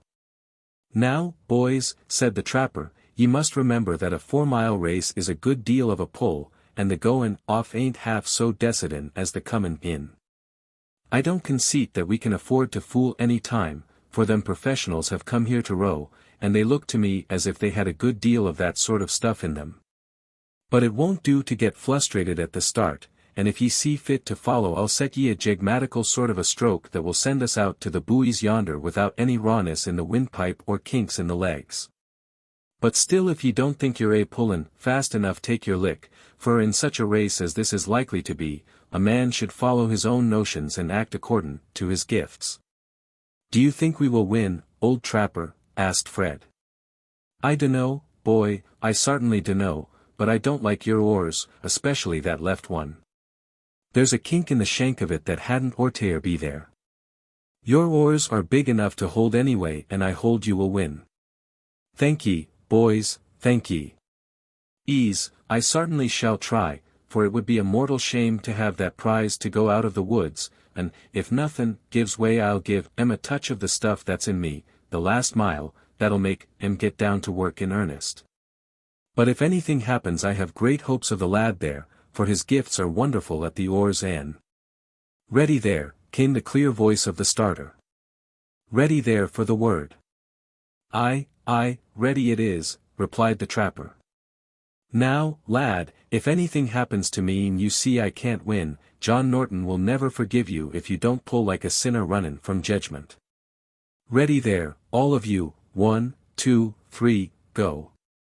The oars of the professionals dropped on the water as if their blades were controlled by one man, and their stroke was so tense and quick that the light boats fairly jumped ahead.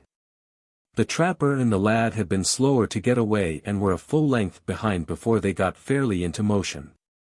The lad was the last to get started and so careless and ungainly was his appearance that the crowd, who cheered at the passage of the others, laughed and groaned at him. For 40 rods the race continued without change in the relative position of the boats. The oars flashed, dropped and flashed again, as the professionals swept their oars ahead. Some rods behind the trapper and Fred were rowing side by side, stroke for stroke, long, steady and strong.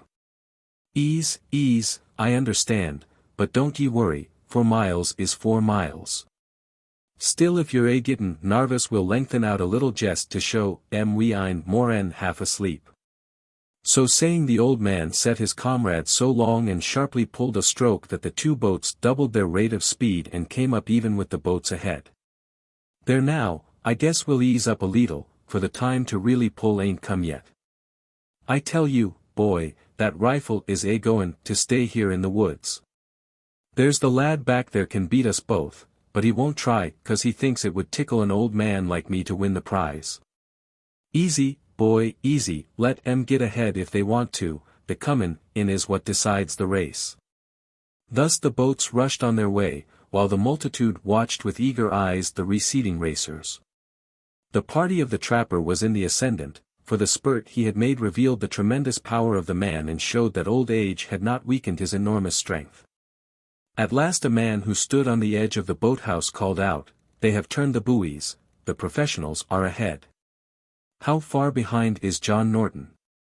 "He and the guides are 4 rods astern at least." "Where is the lad?" "Oh, he's out of the race, he's fully 10 rods behind the trapper and Fred." By this time the boats were plainly in view, the contestants were barely a mile away. "Now, boys," said the trapper, "the time has come for us to show the stuff that's in us. Are ye ready for the stroke, boys?" A groan of pain interrupted the trapper. The oars of Charlie were trailing, his strength had given out and his nose was bleeding profusely. "Never mind," whispered the trapper to Fred, "you must win this race if your whole family dies. All right, long and quick now." The young man obeyed. He threw the full force of his strength on the oars. The sudden vigor was too much for the wood, there was a crash and the guide was thrown on his side. The trapper was now thoroughly aroused. The boats were within 100 yards of the home line and the lad was fully 15 astern. The roar of the crowd was deafening, but through it a voice arose, "John Norton, now is your time, pull." The old man gathered himself for a supreme effort, and then occurred a catastrophe so overwhelming that it hushed the roar of the crowd. He had torn the rowlocks from the gunwales. For a moment there was silence. Even the professionals intermitted a stroke, but the lad turned his face ahead. The old man arose and stood erect in the boat. He shook the heavy oars in the air as if they had been reeds and shouted in a voice that sounded awful in its intensity, "Now, lad, row for the sake of John Norton, and save his grey hairs from shame. Pull with every ounce of strength the Almighty has given you, or the honor of the woods is gone." It was worth 1,000 miles of travel and a year of life to see what happened. The lad suddenly sat erect and his stroke lengthened to the full reach of oar and arm. His boat seemed to spring into the air, it flew on the top of the water, and, as it passed the trapper, he shouted wildly, go it, lad, the honor of the woods be on ye. Give it to ye'll beat yit, sure as Judgment Day." Except his voice, not a sound was heard. Men clutched their fists till the nails cut the skin of their palms. One of the professionals fainted unnoticed, another threw up his oars, crazed by the excitement, while the third pulled in grim desperation. But he pulled in vain, for the lad's boat caught him within 50 feet of the line and shot across it half a length to the front. And then there arose such a shout as had not been heard that day. 3 cheers for the lad, 3 cheers for the lad, and the honor of the woods was saved. Travers' First Hunt. By Richard Harding Davis. Young Travers, who had been engaged to a girl down on Long Island for the last 3 months, only met her father and brother a few weeks before the day set for the wedding. The brother was a master of hounds near Southampton. The father and son talked horse all day and until 1 o'clock in the morning, for they owned fast thoroughbreds, and entered them at Sheepshead Bay, and other race tracks. Old Mr. Paddock, the father of the girl, had often said that when a young man asked for his daughter's hand, he would ask him in return, not if he lived straight, but if he could ride straight. And that on his answering in the affirmative, depended her parents' consent. Travers had met Miss Paddock and her mother in Europe. He was invited to their place in the fall when the hunting season opened, and had spent the evening most pleasantly and satisfactorily with his fiancée in the corner of the drawing-room. But as soon as the women had gone, young Paddock joined him and said, "You ride, of course." Travers had never ridden, but had been prompted what to answer by Miss Paddock, and so said there was nothing he liked better. As he expressed it, he would rather ride than sleep. "That's good," said Paddock. "I'll give you a mount on Satan tomorrow morning at the meet. He is a bit nasty at the start of the season, and ever since he killed Wallace, the second groom, last year, none of us care much to ride him, but you can manage him, no doubt. He'll just carry your weight." Mr. Travers dreamed that night of taking large, desperate leaps into space on a wild horse that snorted forth flames, and that rose at solid stone walls as though they were hayracks. He was tempted to say he was ill in the morning, which was, considering the state of his mind, more or less true, but concluded as he would have to ride sooner or later during his visit, and if he died breaking his neck, it would be in a good cause. He determined to do his best. He didn't want to ride at all for 2 excellent reasons: first, because he wanted to live for Miss Paddock's sake, and second, because he wanted to live for his own sake. The next morning was a most forbidding and doleful-looking morning, and young Travers had great hopes that the meet would be declared off, but just as he lay in doubts the servant knocked at his door with his riding things and his hot water. He came downstairs looking very miserable indeed. Satan had been taken to the place where they were to meet, and Travers viewed him on his arrival there with a sickening sense of fear as he saw him pulling 3 grooms off their feet. Travers decided that he would stay with his feet on solid earth just as long as he could, and when the hounds were thrown off and the rest had started at a gallop, he waited, under pretense of adjusting his gaiters, until they were well away. Then he clenched his teeth, crammed his hat down over his ears, and scrambled up on the saddle. His feet fell quite by accident into the stirrups, and the next moment he was off after the others, with an indistinct feeling that he was on a locomotive that was jumping the ties. Satan was in among and had passed the other horses in less than 5 minutes, and was so near the hounds that the whippers-in gave a cry of warning. But Travers could just as soon have pulled a boat back that was going over the Niagara Falls as Satan, and it was only that the hounds were well ahead that saved them from having Satan run them down. Travers had to hold to the saddle with his left hand to keep himself from falling off, and sawed on the reins with his right. He shut his eyes whenever Satan jumped, and never knew how he happened to stick on. But he did stick on, and was so far ahead that in the misty morning no one could see how badly he rode. As it was for daring and speed he led the field, and not even young Paddock was near him from the start. There was a broad stream in front of him, and a hill just on the other side. No one had ever tried to take this at a jump, it was considered more of a swim than anything else, and the hunters always crossed it by the bridge on the left. Travers saw the bridge and tried to jerk Satan's head in that direction, but Satan kept right on as straight as an express train over the prairies. Fences and trees and furrows passed by and under Travers like a panorama run by electricity, and he only breathed by accident. They went on at the stream and the hill beyond as though they were riding on a stretch of turf, and though the whole field sent up a shout of warning and dismay, Travers could only gasp and shut his eyes. He remembered the fate of the second groom and shivered. Then the horse rose like a rocket, lifting Travers so high in the air that he thought Satan would never come down again, but he did come down with his feet bunched on the opposite bank. The next instant he was up and over the hill and stopped, panting, in the center of the pack that was snarling and snapping around the fox. And then Travers showed that he was a thoroughbred, even though he could not ride, for he hastily fumbled for his cigar case, and when the others came pounding up over the hill, they saw him seated nonchalantly on his saddle, puffing critically at his cigar and giving Satan patronizing pats on his head. "My dear girl," said old Mr. Paddock to his daughter as they rode back, "if you love that young man and want to keep him, make him promise to give up riding. A more reckless and more brilliant horseman I have never seen. He took that double jump at the gate and at the stream like a centaur, but he will break his neck sooner or later, and he ought to be stopped." Young Paddock was so delighted with his future brother-in-law's riding that night in the smoking room he made him a present of Satan before all the men. "No," said Travers gloomily, "I can't take him. Your sister has asked me to give up what is dearer to me than anything next to herself, and that is my riding. You see, she is absurdly anxious for my safety, and she has asked me never to ride again, and I have given my word." A chorus of sympathetic remonstrances rose from the men. "Yes, I know," said Travers, "but it just shows what sacrifices a man will make for the woman he loves." Mary's Night Ride. By George W. Cable. Mary Richling, the heroine of this story, was the wife of John Richling, a resident of New Orleans. At the breaking out of the Civil War she went to visit her parents in Milwaukee. About the time of the bombardment of New Orleans, she received news of the dangerous illness of her husband, and decided at once to reach his bedside, if possible.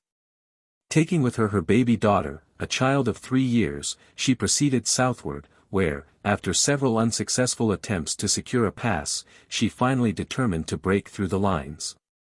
About the middle of the night Mary Richling was sitting very still and upright on a large, dark horse that stood champing his Mexican bit in the black shadow of a great oak.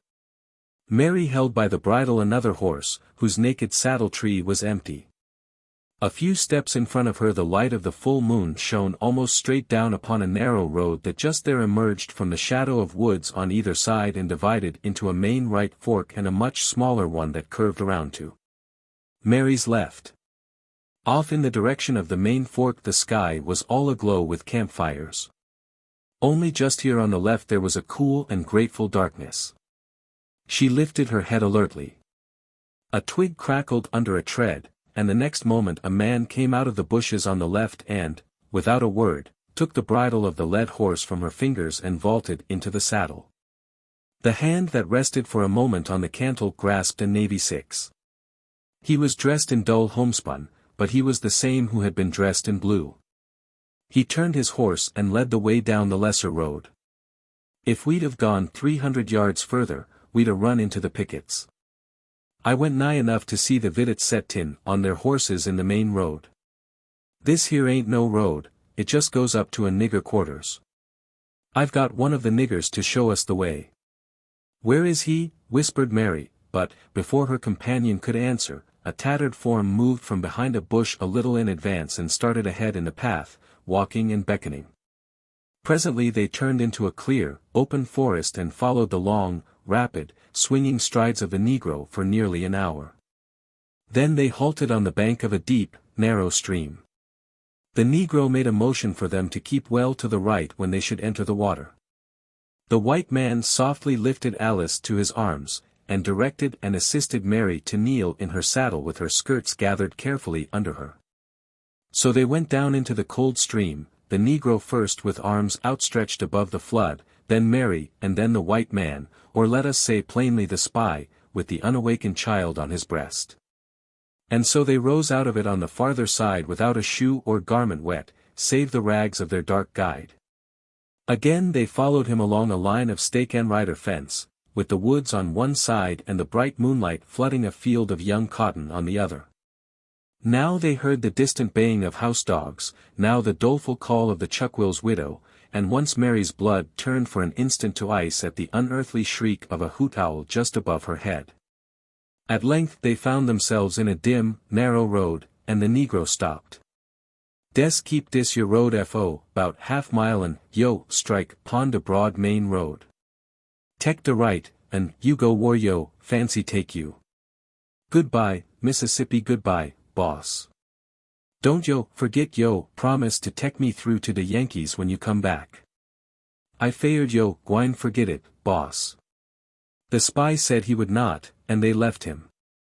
The half-mile was soon passed, though it turned out to be a mile and a half, and at length Mary's companion looked back as they rode single file with Mary in the rear, and said softly, "There's the road." As they entered it and turned to the right, Mary, with Alice in her arms, moved somewhat ahead of her companion, her indifferent horsemanship having compelled him to drop back to avoid a prickly bush. His horse was just quickening his pace to regain the lost position when a man sprang up from the ground on the farther side of the highway, snatched a carbine from the earth and cried, "Halt!" The dark, recumbent forms of 6 or 8 others could be seen enveloped in their blankets lying about a few red coals. Mary turned a frightened look backward and met the eye of her companion. "Move a little faster," said he, in a low, clear voice. As he did so, she heard him answer the challenge, as his horse trotted softly after hers. "Don't stop us, my friend, we're taking a sick child to the doctor." "Halt, you hound!" The cry rang out, and as Mary glanced back 3 or 4 men were just leaping into the road. But she saw also her companion, his face suffused with an earnestness that was almost an agony, rise in his stirrups with the stoop of his shoulders all gone, and wildly cry, "Go!" She smote her horse and flew. Alice woke and screamed. The report of a carbine rang out and went rolling away in 1,000 echoes through the wood. 2 others followed in sharp succession, and there went close by Mary's ear the waspish whine of a minnie-ball. At the same moment she recognized, once, twice, thrice, just at her back, where the hoofs of her companion's horse were clattering, the tart rejoinders of his Navy Six. "Go! Lay low! Lay low! Cover the child!" But his words were needless. With head bowed forward and form crouched over the crying, clinging child, with slackened rein and fluttering dress, and sunbonnet and loosened hair blown back upon her shoulders, Mary was riding for life and liberty in her husband's bedside. "Go on! Go on! They're saddling up. Go. Go. We're going to make it. Go oh oh. And they made it. Peabody's Leap. A legend of Lake Champlain. Many are the places, scattered over the face of our beautiful country, whose wild and picturesque scenery is worthy of the painter's pencil or the poet's pen. Some of them, which were once celebrated for their rich stores of legendary lore, are now only sought to view their natural scenery, while the traditions which formerly gave them celebrity are buried in oblivion. Such is the scene of the following adventure, a romantic glen, bounded on the north side by a high and rocky hill which stretches itself some distance into Lake Champlain, terminating in a precipice, some 30 feet in height, and once known by the name of Peabody's Leap. At the time of this adventure, Timothy Peabody was the only white man that lived within 50 miles of the place, and his was the daring spirit that achieved it. In an attack on one of the frontier settlements his family had all been massacred by the merciless savages, and he had sworn that their death should be avenged. The better to accomplish this dread purpose, he had removed to this solitary place and constructed the rude shelter in which he dwelt, till the blasts of winter drove him to the homes of his fellow men, again to renew the contest when spring had awakened nature into life and beauty.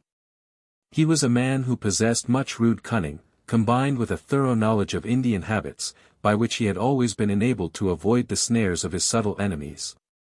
Often when they had come with a party to take him, he escaped their lures, and after destroying his hut, on their return homeward some of their boldest warriors were picked off by his unerring aim, or, on arriving at their settlement, they learned that one of their swiftest hunters had been ambushed by him, and fallen a victim of his deadly rifle. He had lived in this way for several years, and had so often baffled them, that they had at last become weary of the pursuit, and, for some time, had left him unmolested. About this time, a party of Indians made a descent on one of the small settlements, and had taken 3 men prisoners, whom they were carrying home to sacrifice for the same number of their men that had been shot by Peabody. It was towards the close of day when they passed his abode. Most of the party in advance of the prisoners, who, with their hands tied, and escorted by 5 or 6 Indians, were almost wearied out by their long march, and but just able to crawl along. He had observed this advance guard, and let them pass unmolested, for he suspected there were prisoners in the rear, and intended to try some Yankee trick to effect their rescue. He accordingly followed on in the trail of the party, keeping among the thick trees which on either side skirted the path. He had proceeded but a short distance before he heard the sharp report of a rifle apparently very near him, and which he knew must be one of the Indians who had strolled from the main body to procure some game for their evening meal. From his acquaintance with their habits and language, he only needed a disguise to enable him to join with the party if necessary and, aided by the darkness which was fast approaching, with but little danger of detection. The resolution was quickly formed, and as quickly put into operation, to kill this Indian and procure his dress. He had got but a few paces before he discovered his intended victim, who had just finished loading his rifle. To stand forth and boldly confront him would give the savage an equal chance, and if Tim proved the best shot, the party on hearing the report of 2 rifles at once would be alarmed and commence a pursuit. The chance was, therefore, 2 to 1 against him, and he was obliged to contrive a way to make the Indian fire first. Planting himself, then, behind a large tree, he took off his fox-skin cap, and placing it on the end of his rifle, began to move it to and fro. The Indian quickly discovered it, and was not at a loss to recollect the owner by the cap. Knowing how often the white warrior had eluded them, he determined to dispatch him at once, and without giving him notice of his dangerous proximity, he instantly raised his rifle, and its contents went whizzing through the air. The ball just touched the bark of the tree, and pierced the cap, which rose suddenly like the death spring of the beaver, and then fell amid the bushes. The Indian, like a true sportsman, thinking himself sure of his victim, did not go to pick up his game till he had reloaded his piece, and dropping it to the ground, was calmly proceeding in the operation. When Timothy as calmly stepped from his hiding-place, exclaiming, "Now, you tarnal critter, say your prayers as fast as ever you can." This was a short notice for the poor Indian. Before him, and scarcely 10 paces distant, stood the tall form of Peabody, motionless as a statue, his rifle to his shoulder, his finger on the trigger, and his deadly aim firmly fixed on him. He was about to run, but he had not time to turn around, ere the swift-winged messenger had taken his flight, the ball pierced his side, he sprang in the air, and fell lifeless on the ground. No time was now to be lost. Peabody immediately proceeded to strip the dead body and to array himself in the accoutrements, consisting of a hunting shirt, a pair of moccasins, or leggins, and the wampum belt and knife. A little of the blood besmeared on his sunburnt countenance served for the red paint, and it would have taken a keen eye in the grey twilight and thick gloom of the surrounding forest to have detected the counterfeit Indian. Shouldering his rifle, he again started in pursuit, and followed the band till they arrived in the glen, where their canoes were secreted. Here they stopped, and began to make preparations for their expected supper, previous to their embarkation for the opposite shore. The canoes were launched and their baggage deposited in them. A fire was blazing brightly and the party were walking around, impatiently waiting the return of the hunter. The body of Timothy was safely deposited behind a fallen tree, where he could see every motion, and hear every word spoken in the circle. Here he had been about half an hour. Night had drawn her sable curtain around the scene, or, in other words, it was dark. The moon shone fitfully through the clouds which almost covered the horizon, only serving occasionally to render the darkness visible. The Indians now began to evince manifest signs of impatience for the return of their comrade. They feared that a party of the whites had followed them and taken him prisoner, and at last resolved to go in search of him.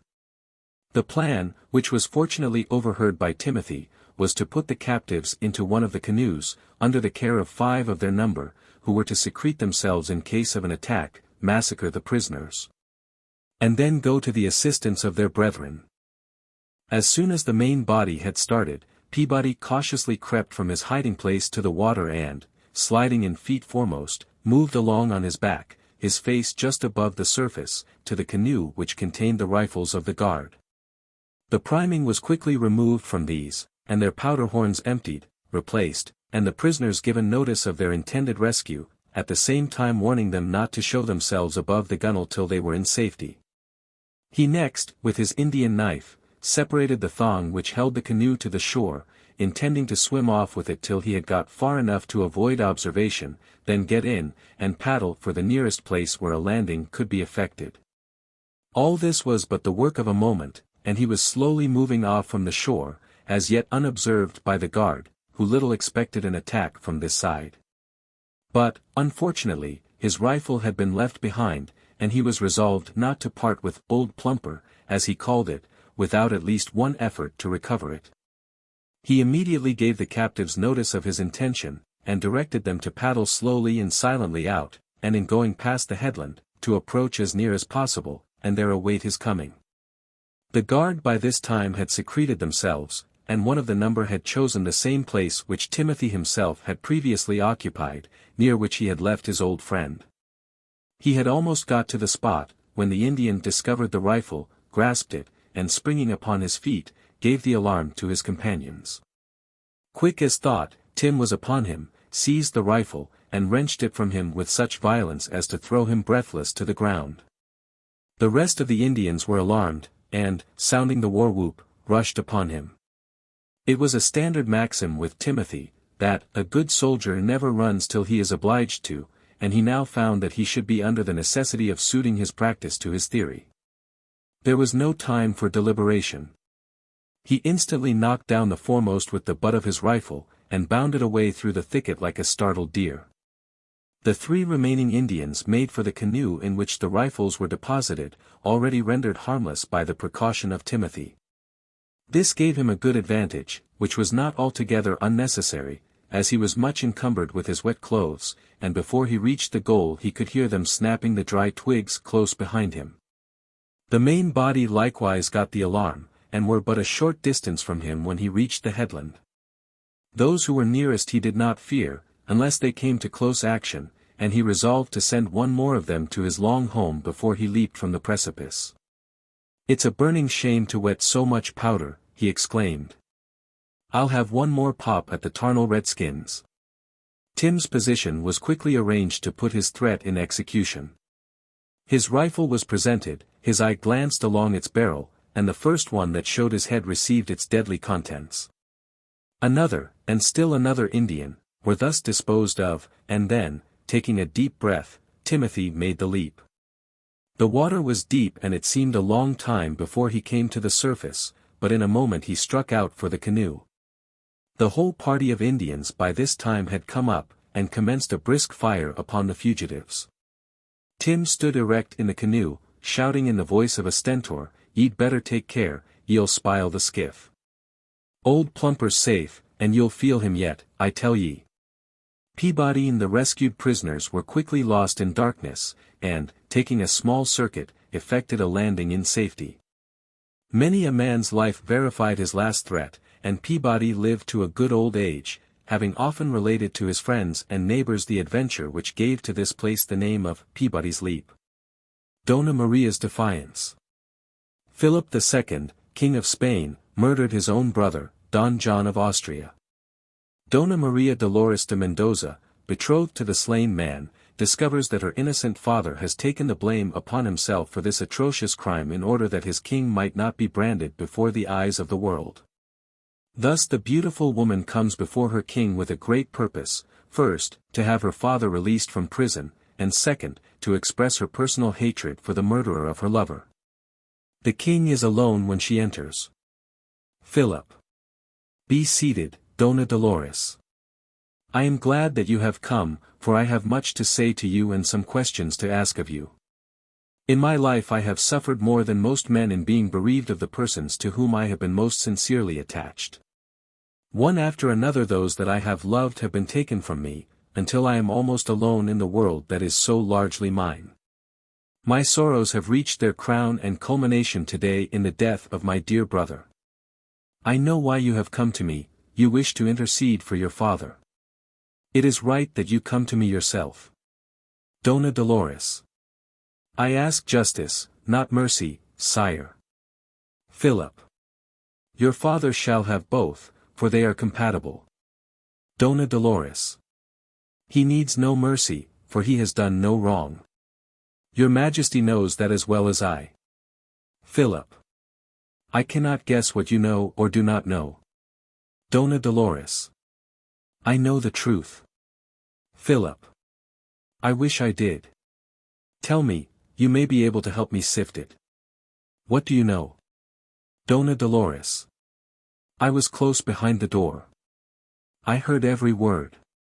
I heard your sword drawn and I heard Don John fall, and then it was some time before I heard my father's voice taking the blame upon himself lest it should be said that a king had murdered his own brother in his room unarmed. Is that the truth, or not? I came in and found him dead. He was unarmed, murdered without a chance for his life, and my father took the blame to save you from the monstrous accusation. Confess that what I say is true. I am a Spanish woman and would not see my country branded before the world with the shame of your royal murders, and if you will confess and save my father I will keep your secret for my country's sake. If you will not, by the God that made you I will tell all Spain what you are, and the men who love Don John of Austria will rise and take your blood for his blood, though it be blood royal, and you shall die as you killed, like the coward you are. You will not. Then. Philip. No, no. Stay here, you must not go. What do you want me to say? Dona Dolores. Say, you have spoken the truth.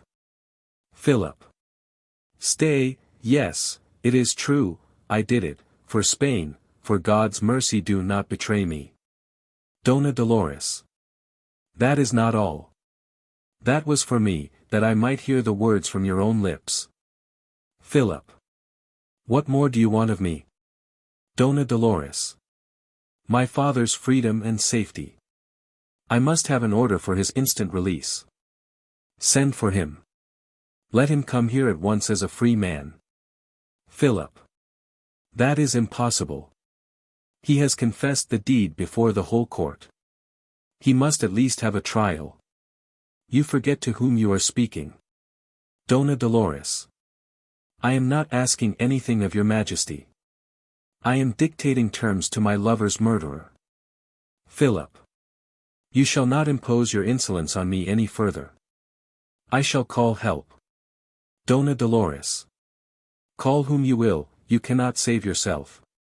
In 10 minutes there will be a revolution in the palace, and tomorrow all Spain will be on fire to avenge your brother. Spain has not forgotten Don Carlos yet. You tortured him to death. There are those alive who saw you give Queen Isabel the draught that killed her, with your own hand. Are you mad enough to think that no one knows these things, that your spies who spy on others do not spy on you? That you alone of all mankind can commit every crime with impunity? Philip. Take care, girl. Take care. Dona Dolores. Beware, Don Philip of Austria, King of Spain and half the world, lest a girl's voice be heard above yours, and a girl's hand loosen the foundations of your throne. Outside this door are men who guess the truth already. Who hate you as they hate Satan, and who loved your brother as every living being loved him, except you. One moment more. Order my father to be set free, or I will open and speak. One moment. You will not. It is too late, you are lost. If you ring that bell, I will open the door. Bring the order here where I am safe. I must read it myself before I am satisfied. Philip writes order. I humbly thank your majesty and take my leave. This scene is arranged from the novel, In the Palace of the King, by Marion Crawford. The King and the Poet. François Villon, the poet, fought and severely wounded the traitorous Grand Constable of France, Thibaut d'Aussigny. King Louis XI, in a whimsical mood, had the poet elevated to his opponent's station instead of having him cast into prison and sentenced to death. Lady Catherine, hearing that François had fought with Thibaut d'Aussigny, whom she hates for his many protestations of love, and knowing that the penalty was death, pleads for the poet's life at the feet of him whom she supposes to be the new Grand Constable, but who after all is none other than her own true lover. The morning after his visit to the Furcone Tavern, Louis sat in his rose garden, pondering upon his strange adventure of the night before. A favorite astrologer had interpreted his dream to mean that one in the depths, if exalted, would be of great service to him. He knew how precarious his position was, how unpopular he was with the people, how strong were the forces of the Duke of Burgundy. How little he could depend upon the allegiance of the people of Paris if once the enemy set foot within the capital city. His encounter with Villon coming upon the heels of his strange dream, and followed by the vague prophecies of the stargazer, made him believe that the fantastic rhymester was sent to him in a time of peril to be of support to his throne. A heavy tread behind him stirred him from his meditations. Turning, he beheld the companion of his adventure the previous evening.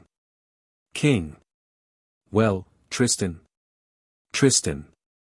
The bird has flown, sire. Thibaut's wound was much slighter than we thought last night. After we carried him to his house, he made his escape thence in disguise, and has, as I believe, fled from Paris to join the Duke of Burgundy. King. I wish the Duke joy of him. He is more dangerous to my enemy when he is on my enemy's side. And my rival for loyalty? Tristan. Barber Oliver has charge of him. I would have hanged the rogue out of hand. King. The stars warn me that I need this rhyming ragamuffin. Tristan. Are you going to let him think he is king, sire? King. Not quite. When he wakes, he is to be assured that he is the Count of Montcorbier and Grand Constable of France. His antics may amuse me, his lucky star may serve me, and his winning tongue may help to avenge me on a certain forward maid, who disdained me. Send me here Oliver. Exit Tristan. Catherine comes slowly down one of the roseways. King. Where are you going, girl? Catherine. To Her Majesty, sire, who bade me gather roses. King. You are a pretty child. You might have had a king's love. Well, well, you were a fool. Does not Thibaut woo you? Catherine. He professes to love me, sire, and I profess to hate him. King. He was sorely wounded last night in a tavern scuffle. Catherine. Only wounded, sire. King. Your solicitude is adorable. Be of cheer. He may recover. And we have clapped hands on the assassin. He shall pay the penalty. Catherine. This man should not die, sire.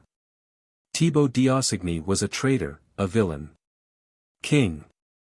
If this knave's life interests you, plead for it to my lord the Grand Constable. Catherine. Thibaut is pitiless. King. Thibaut is no longer in office. Try your luck with his successor. Catherine. His name, sire. King. He is the Count of Montcorbier. He is a stranger in our court, but he has found a lodging in my heart. He came under safe conduct from the south last night. I believe he will serve me well, and I am sure he will always be lenient to loveliness.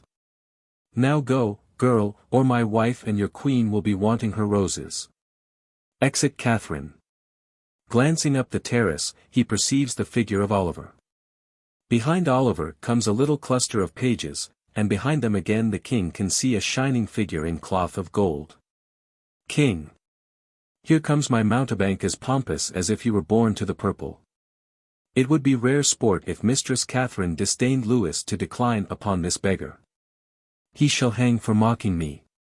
But he carries himself like a king for all his tatters and patches, and he shall taste of splendor. As the little procession descends the steps into the rose garden, the king moves swiftly to the door of the tower and enters. There is a little grating in the door, and through this grating the king now peers with infinite entertainment of the comedy himself had planned. Master Villon is greatly changed. The barber's own handiwork has cleansed and shaved his countenance. He is as sumptuously attired as if he were a prince of the blood royal. It is plain that the tricked-out poet is in a desperate dilemma. He manages to bear himself with dignity that consorts with his pomp. Oliver. Will your dignity deign to linger a while in this rose arbor? François. My dignity will deign to do anything you suggest. Oliver. May we take our leave, Monseigneur? François. You may, stay one moment. You know this plaguey memory of mine, what a forgetful fellow I am. Would you mind telling me again who I happen to be? Oliver. You are the Count of Montcorbier, Monseigneur. You have just arrived in Paris from the court of Provence, where you stood in high favor with the king of that country, but your favor is, I believe, greater with the king of France, for he has been pleased to make you Grand Constable of France. It is His Majesty's wish that you contrive to remember this. François. Of course, it was most foolish of me to forget. Now, I suppose, good Master Longtoes, that a person in my exalted rank has a good deal of power, influence, authority, and what not. Oliver. With the king's favor, you are the first man in the realm. François. Quite so. Good sir, will you straightway dispatch someone you can trust with a handful of these broad pieces to the mother of Villon, a poor old woman sorely plagued with a scapegrace son? Let him seek her out and give her these coins that she may buy herself food, clothes, and fire. Oliver. It shall be done. Exit all but François. As soon as Villon finds himself alone, he looks cautiously around him and tries to recall the events of the evening before, which for some fantastic reason seems to lie centuries behind him. François. Last night I was a red-handed outlaw, sleeping on the straw of a dungeon. Today I wake in a royal bed and my varlets call me Monseigneur. Either I am mad or I am dreaming. I do not think I am mad, for I know in my heart that I am poor François Villon, penniless master of arts, and no will-o'-the-wisp Grand Constable. Then I am dreaming, and everything has been and is a dream. Then the king, popping up at the last moment, like a jack-in-the-box, a dream. These clothes, these servants, this garden, dreams, dreams, dreams. I shall wake presently and be devilish cold, hungry, and shabby. He goes to the golden flagon on the table, pours out a full cup of burgundy, and watches it glow in the sunlight. François. To the loveliest lady this side of heaven. By heaven, my eyes dazzle, for I believe I see her.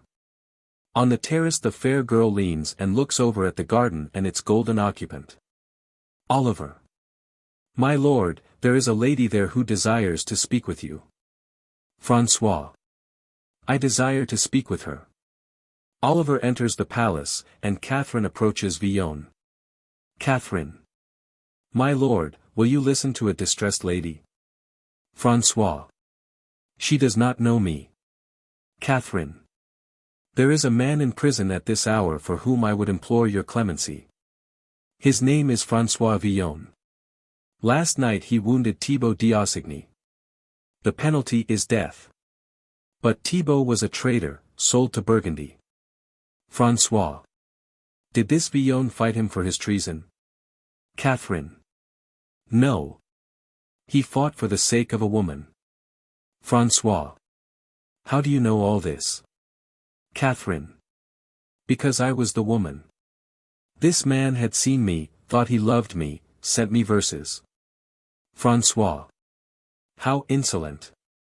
Catherine. It was insolence, and yet they were beautiful verses. I was in mortal fear of Thibaut. I went to this Villon and begged him to kill my enemy. He backed his love tale with his sword, and he lies in the shadow of death. It is not just that he should suffer for my sin. François. Do you by any chance love this Villon? Catherine. Great ladies do not love tavern bravos. But I pity him and I do not want him to die. François. If I had stood in this rascal's shoes, I would have done as he did for your sake. Catherine. If you think this, you should grant the poor knave his freedom. François. That brother of ballads shall go free. We will do no more than banish him from Paris. Forget that such a slave ever came near you. Catherine. I shall remember your clemency. François. By Saint Venus, I envy this fellow that he should have won your thoughts. I, too, would die to serve you. Catherine. My lord, you do not know me. François. Did he know you? Yet when he saw you he loved you and made bold to tell you so. Catherine. His words were of no more account than the wind in the leaves. But you and I are peers and the words we change have meanings. François. Would you pity me if I told you I love you? Catherine. Heaven's mercy, how fast your fancy gallops. I care little to be flattered and less to be wooed, and I swear that I should be very hard to win. François. I have more to try than your taproom bandit. I see what he saw, I love what he loved. Catherine. You are very inflammable. François. My fire burns to ashes. You can no more stay me from loving you than you can stay the flowers from loving the soft air, or true men from loving honor, or heroes from loving glory. I would rake the moon from heaven for you. Catherine. That promise has grown rusty since Adam first made it to Eve. There is a rhyme in my mind about moons and lovers. Life is unstable. Love may uphold. Fear goes in sable. Courage in gold. Mystery covers. Midnight and noon. Heroes and lovers. Cry for the moon. François. What doggerel? Catherine. It is divinity. François. Tell me what I may do to win your favor. Catherine. A trifle. Save France. Oh, that a man would come to court. For the man who shall trail the banners of Burgundy in the dust for the King of France to walk on I may perhaps have favors. François. You are hard to please. Catherine. My hero must have every virtue for his wreath, every courage for his coronet. Farewell. Exit Lady Catherine. Enter King Louis. King. Good afternoon, Lord Constable. Does power taste well? François. Nobly, sire. On my knees let me thank your majesty. King. Nonsense, man, I'm pleasing myself. You sang yourself into splendor. If François were the king of France, eh? François. Sire, I will serve you as never king was served. King. I will make you Grand Constable for a week. François. A week, sire. A week. King. Even so. One wonderful week, 7 delirious days. The world was made in 7 days. 7 days of power, 7 days of splendor, 7 days of love. François. And then go back to the garret and the kennel, the tavern and the brothel. King. No, no, not exactly. You don't taste the full force of the joke yet. Your last task as Grand Constable will be to hang François Villon. François. Sire, sire, have pity. King. You may have your week of wonder if you wish, but if you do, by my word as king, you shall swing for it. François. Sire, what have I done that you should torture me thus? King. You have mocked a king and maimed a minister. You can't get off scot-free. François. Heaven help me.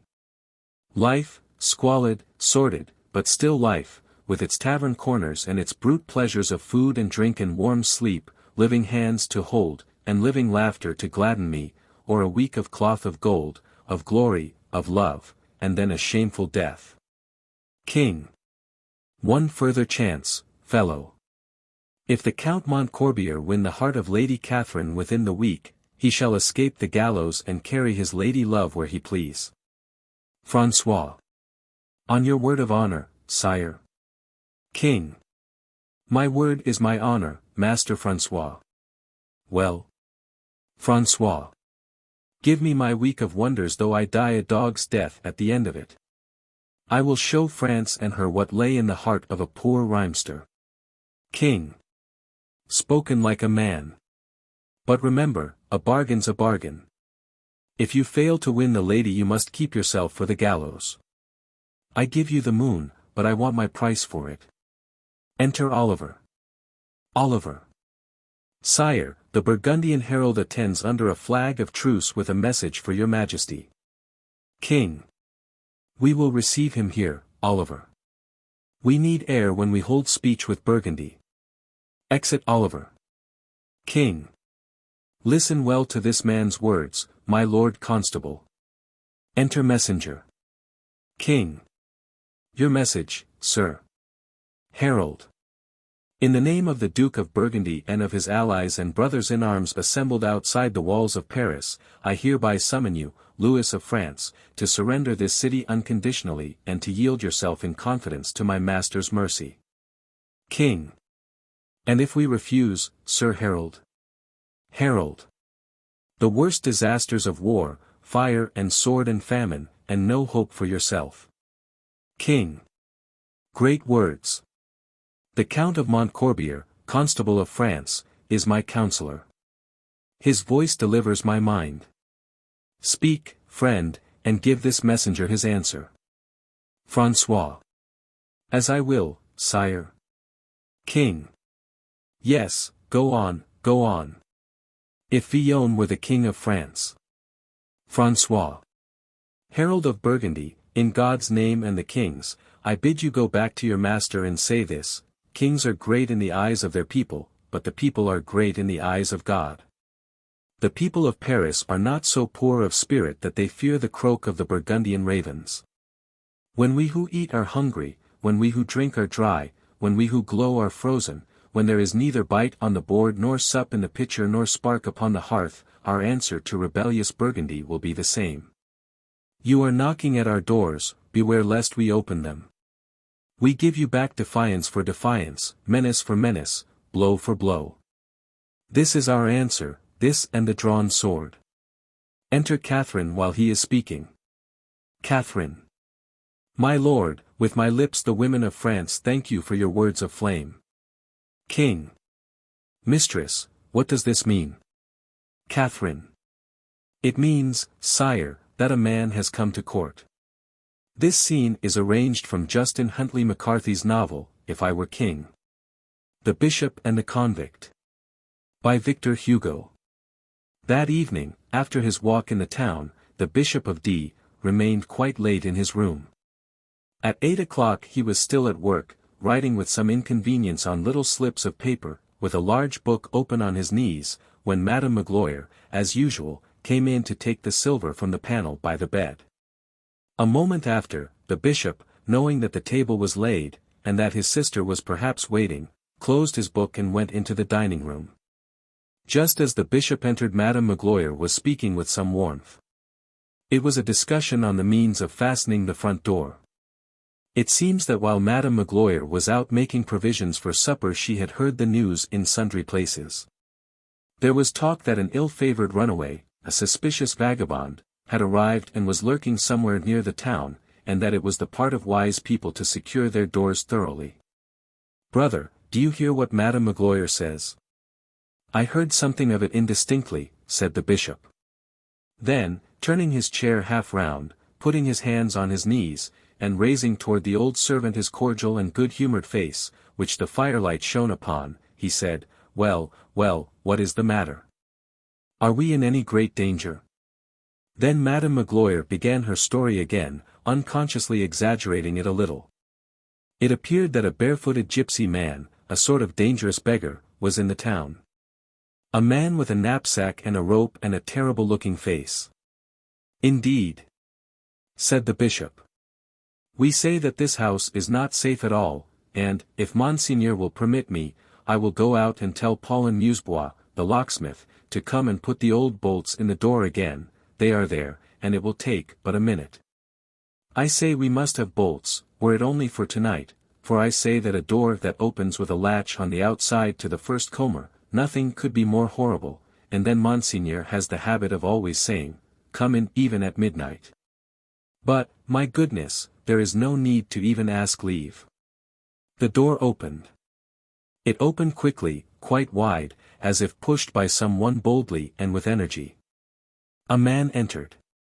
He came in, took one step, and paused, leaving the door open behind him. He had his knapsack on his back, his stick in his hand, and a rough, hard, tired, and fierce look in his eyes, as seen by the firelight. He was hideous. It was an apparition of ill omen. Madame Magloire had not even the strength to scream. She stood, trembling, with her mouth open. "Mgli." Baptistin turned, saw the man enter, and started out half alarmed, then, slowly turning back again toward the fire, she looked at her brother, and her face resumed its usual calmness and serenity. "See here. My name is Jean Valjean. I am a convict. I have been 19 years in the galleys. 4 days ago I was set free, and started for Pontarlier, which is my destination. During these 4 days I have walked from Toulon. Today I have walked 12 leagues. When I reached this place this evening I went to an inn, and they sent me away on account of my yellow passport, which I had shown at the mayor's office, as was necessary. I went to another inn. They said, 'Get out.' It was the same with one as with another, no one would have me. I went to the prison and the turnkey would not let me in. I crept into a dog kennel, the dog bit me, and drove me away as if he had been a man. You would have said that he knew who I was. I went into the fields to sleep beneath the stars, there were no stars. I thought it would rain, and there was no good God to stop the drops, so I came back to the town to get the shelter of some doorway. There in the square I lay down upon a stone, a good woman showed me your house, and said, 'Knock there.' I have knocked. What is this place? Are you an inn? I have money. My savings, 109 francs and 15 sous, which I have earned in the galleys by my work for 19 years. I will pay. What do I care? I have money. I am very tired, 12 leagues on foot, and I am so hungry. Can I stay? Madame Magloire, said the bishop, put on another plate. The man took 3 steps and came near the lamp which stood on the table. Stop, he exclaimed, as if he had not been understood. Not that, did you understand me? I am a galley slave, a convict, I am just from the galleys. He drew from his pocket a large sheet of yellow paper, which he unfolded. "There is my passport, yellow, as you see. That is enough to have me kicked out wherever I go. Will you read it?" "I know how to read, I do. I learned in the galleys. There is a school there for those who care for it. See, here is what they have put in my passport. Jean Valjean, a liberated convict, has been 19 years in the galleys. 5 years for burglary, 14 years for having attempted 4 times to escape. This man is very dangerous. There you have it. Everybody has thrust me out, will you receive me? Is this an inn? Can you give me something to eat and a place to sleep? Have you a stable?" "Madame Magloire," said the bishop, "put some sheets on the bed in the alcove." Madame Magloire went out to fulfill her orders. "Monsieur, sit down and warm yourself. We are going to take supper presently, and your bed will be made ready while you sup." "True." "What? You will keep me? You won't drive me away, a convict? You call me monsieur and don't say, 'Get out, dog,' as everyone else does. I thought that you would send me away, so I told first off who I am. I shall have a supper. A bed like other people. With mattress and sheets, a bed. It is 19 years that I have not slept on a bed. Innkeeper, what is your name? I will pay all you say. You are an innkeeper, ain't you? I am a priest who lives here. A priest, oh, noble priest. Then you do not ask any money? No, keep your money. How much have you? 109 francs and 15 sous. And how long did it take you to earn that? 19 years. Madame Magloire brought in a plate and set it on the table. Madame Magloire, put this plate as near the fire as you can. The night wind is raw in the Alps, you must be cold, monsieur. Every time he said the word monsieur with his gently solemn and heartily hospitable voice the man's countenance lighted up. Monsieur to a convict is a glass of water to a man dying of thirst at sea. The lamp gives a very poor light. Madame. Magloire understood him, and going to his bedchamber, took from the mantel the 2 silver candlesticks, lighted the candles and placed them on the table. El cure, you are good, you don't despise me. You take me into your house. You light your candles for me, and I haven't hid from you where I came from, and how miserable I am. You need not tell me who you are. This is not my house, it is the house of Christ. It does not ask any comer whether he has a name, but whether he has an affliction. You are suffering, you are hungry and thirsty, be welcome. And do not thank me, do not tell me that I take you into my house. This is the home of no man except him who needs an asylum. I tell you, who are a traveler, that you are more at home here than I, whatever is here is yours. What need have I to know your name? Besides, before you told me, I knew it. Really? You knew my name? Yes, your name is my brother. You have seen much suffering.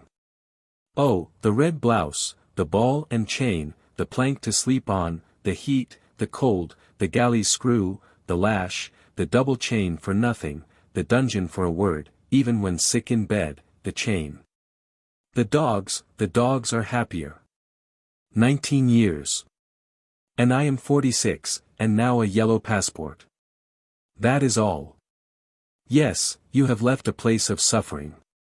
But listen, there will be more joy in heaven over the tears of a repentant sinner than over the white robes of 100 good men. If you are leaving that sorrowful place with hate and anger against men, you are worthy of compassion. If you leave it with goodwill, gentleness and peace, you are better than any of us. Meantime Madame Magloire had served up supper. The bishop said the blessing and then served. The man paid no attention to any one. He ate with the voracity of a starving man. After having said good night to his sister, the bishop took one of the silver candlesticks from the table, handed the other to his guest, and said to him, Monsieur, I will show you to your room. The man followed him. The house was so arranged that one could reach the alcove in the oratory only by passing through the bishop's sleeping chamber. Just as they were passing through this room, Madame Magloire was putting up the silver in the cupboard at the head of the bed. It was the last thing she did every night before going to bed. The bishop left his guest wishing him a good night's rest. As the cathedral clock struck 2, Jean Valjean awoke.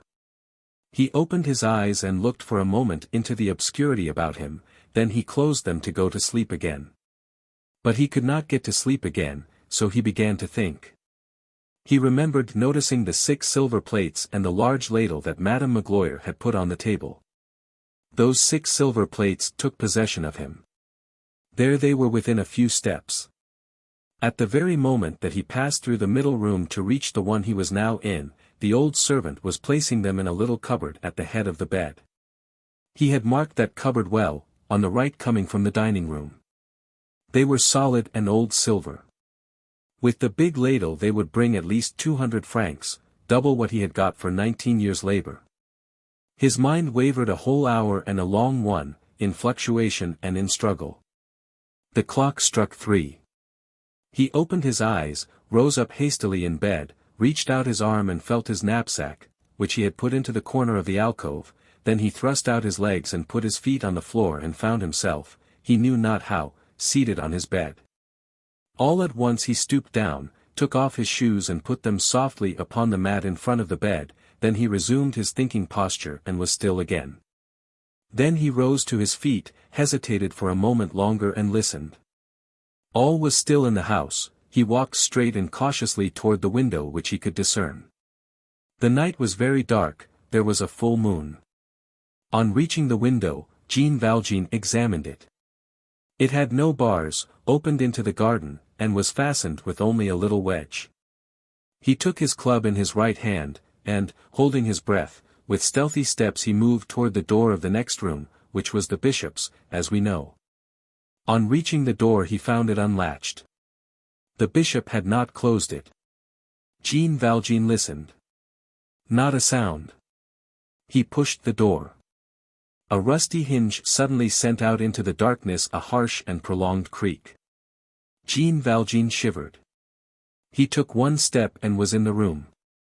At the moment when he passed the bed, a cloud broke, as if purposely, and a ray of moonlight crossing the high window, suddenly lighted up the bishop's pale face. He slept tranquilly. His entire countenance was lit up with a vague expression of content, hope and happiness. It was more than a smile and almost a radiance.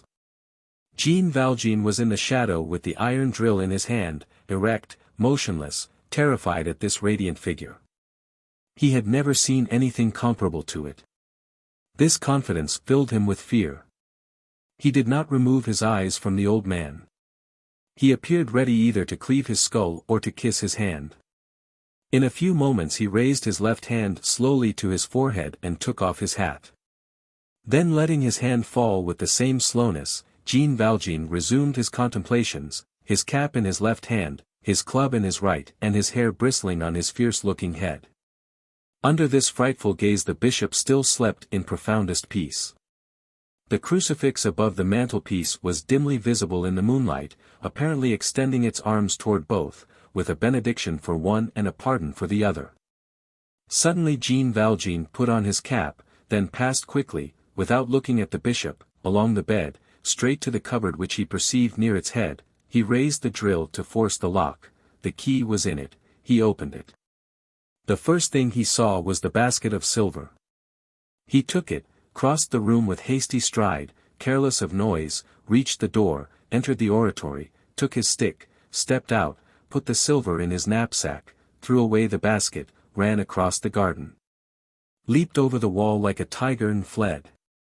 The next day at sunrise the bishop was walking in the garden.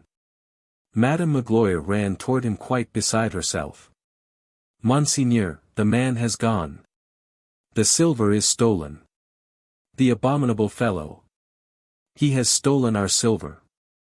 The bishop was silent for a moment then, raising his serious eyes, he said mildly to Madame Magloire, "Now, first, did this silver belong to us?" "Madame Magloire, I have for a long time withheld this silver, it belonged to the poor." "Who was this man?" "A poor man evidently." "Alas! Alas, returned Madame Magloire. It is not on my account or mademoiselle's, it is all the same to us. But it is on yours, monseigneur. What is monsieur going to eat from now? The bishop looked at her in amazement. How so? Have we no tin plates? Just as the brother and sister were rising from their breakfast there was a knock at the door. Come in, said the bishop. The door opened. A strange, fierce group appeared on the threshold.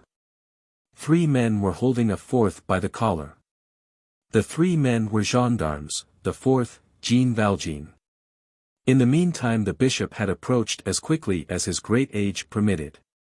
Ah, there you are, said he, looking toward Jean Valjean. I am glad to see you. But I gave you the candlesticks also, which are silver like the rest, and would bring 200 francs. Why did you not take them along with your plates? Jean Valjean opened his eyes and looked at the bishop with an expression no human tongue could describe. Monseigneur, said the brigadier, then what this man said was true. We met him. He was going like a man who was running away and we arrested him in order to see. He had this silver. And he told you that it had been given him by a good old priest with whom he had passed the night. I see it all. And you brought him back here. It is all a mistake. If that is so, said the brigadier, we can let him go. Certainly, replied the bishop, you may retire. The gendarmes released Jean Valjean, who shrank back. My friend, before you go away here are the candlesticks. Take them. Jean Valjean was trembling in every limb. He took the 2 candlesticks mechanically and with a wild appearance.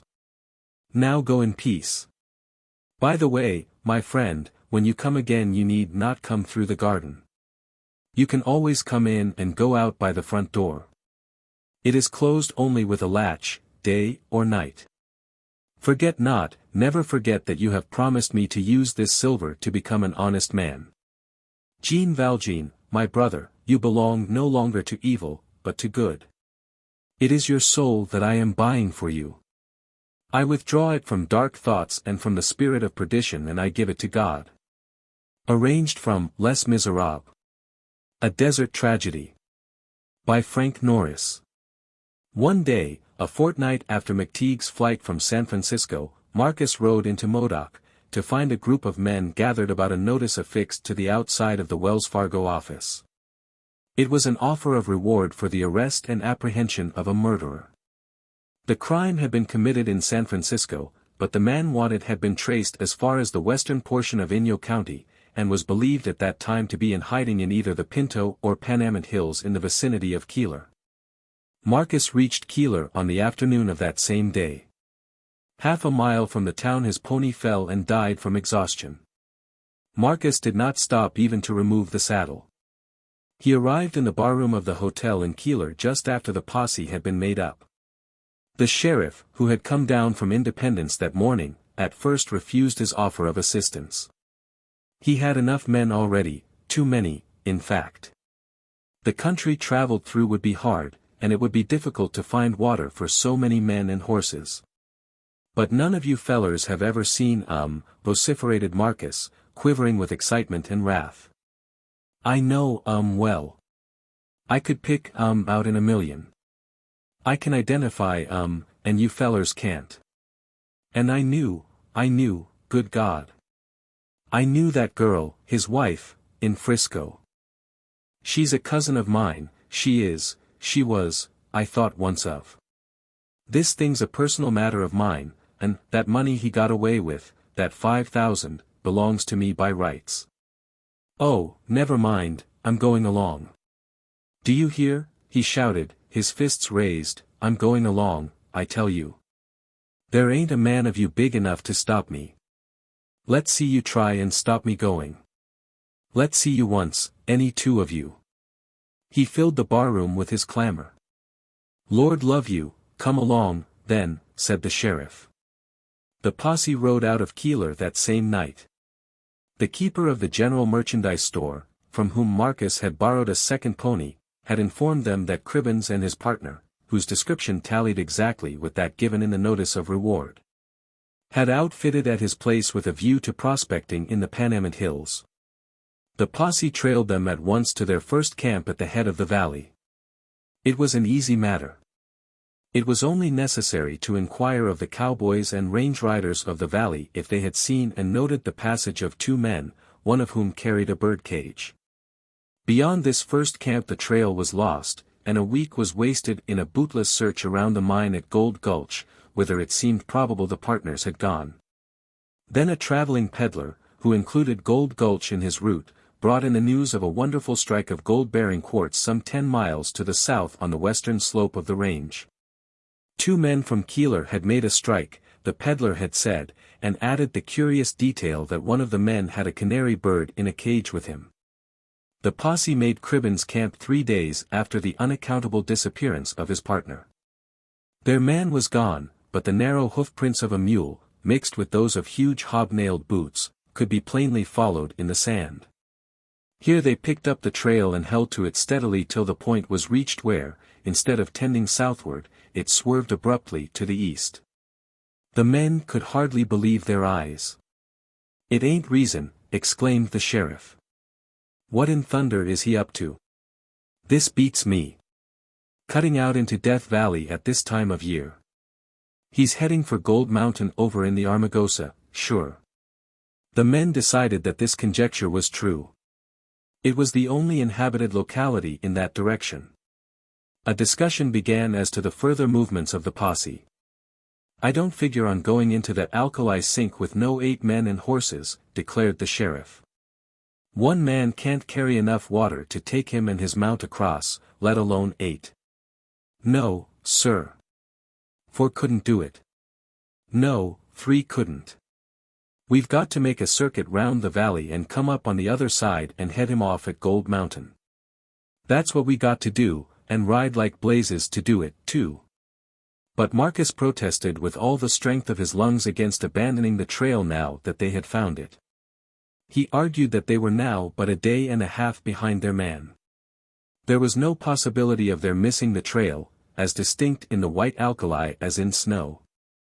They could make a dash into the valley, secure their man, and return long before their water failed them. He, for one, would not give up the pursuit, now that they were so close. In the haste of the departure from Keeler the sheriff had neglected to swear him in. He was under no orders. He would do as he pleased. "Go on, then, you darn fool," answered the sheriff. "We'll cut on round the valley, for all that. It's a gamble he'll be at Gold Mountain before you're halfway across. But if you catch him, here," he tossed Marcus a pair of handcuffs, "put them on him and bring him back to Keeler." 2 days after he had left the posse, and when he was already far out in the desert, Marcus's horse gave out. In the fury of his impatience he had spurred mercilessly forward on the trail, and on the morning of the 3rd day found that his horse was unable to move. The joints of his legs seemed locked rigidly.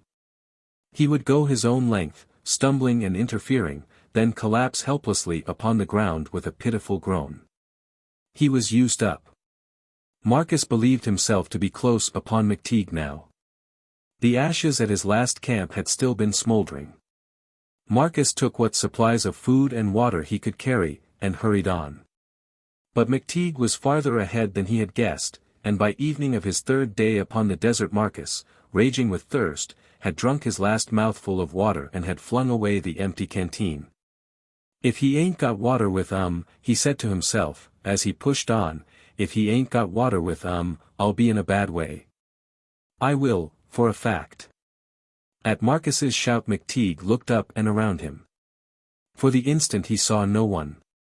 The white glare of alkali was still unbroken. Then his swiftly rolling eyes lighted upon a head and shoulder that protruded above the low crest of the break directly in front of him. A man was there, lying at full length upon the ground, covering him with a revolver.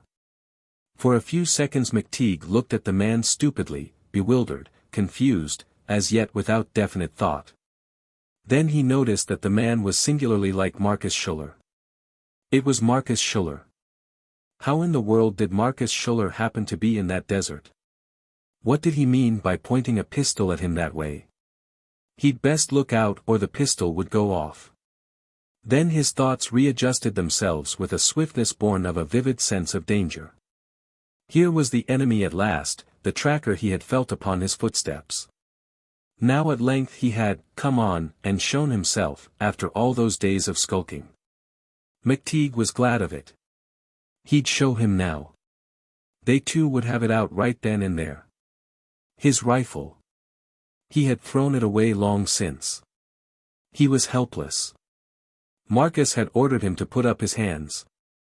If he did not, Marcus would kill him. He had the drop on him. McTeague stared, scowling fiercely at the leveled pistol. He did not move. "Hands up," shouted Marcus a second time. "I'll give you 3 to do it in." 1, 2, instinctively McTeague put his hands above his head. Marcus rose and came towards him over the break. "Keep 'em up," he cried.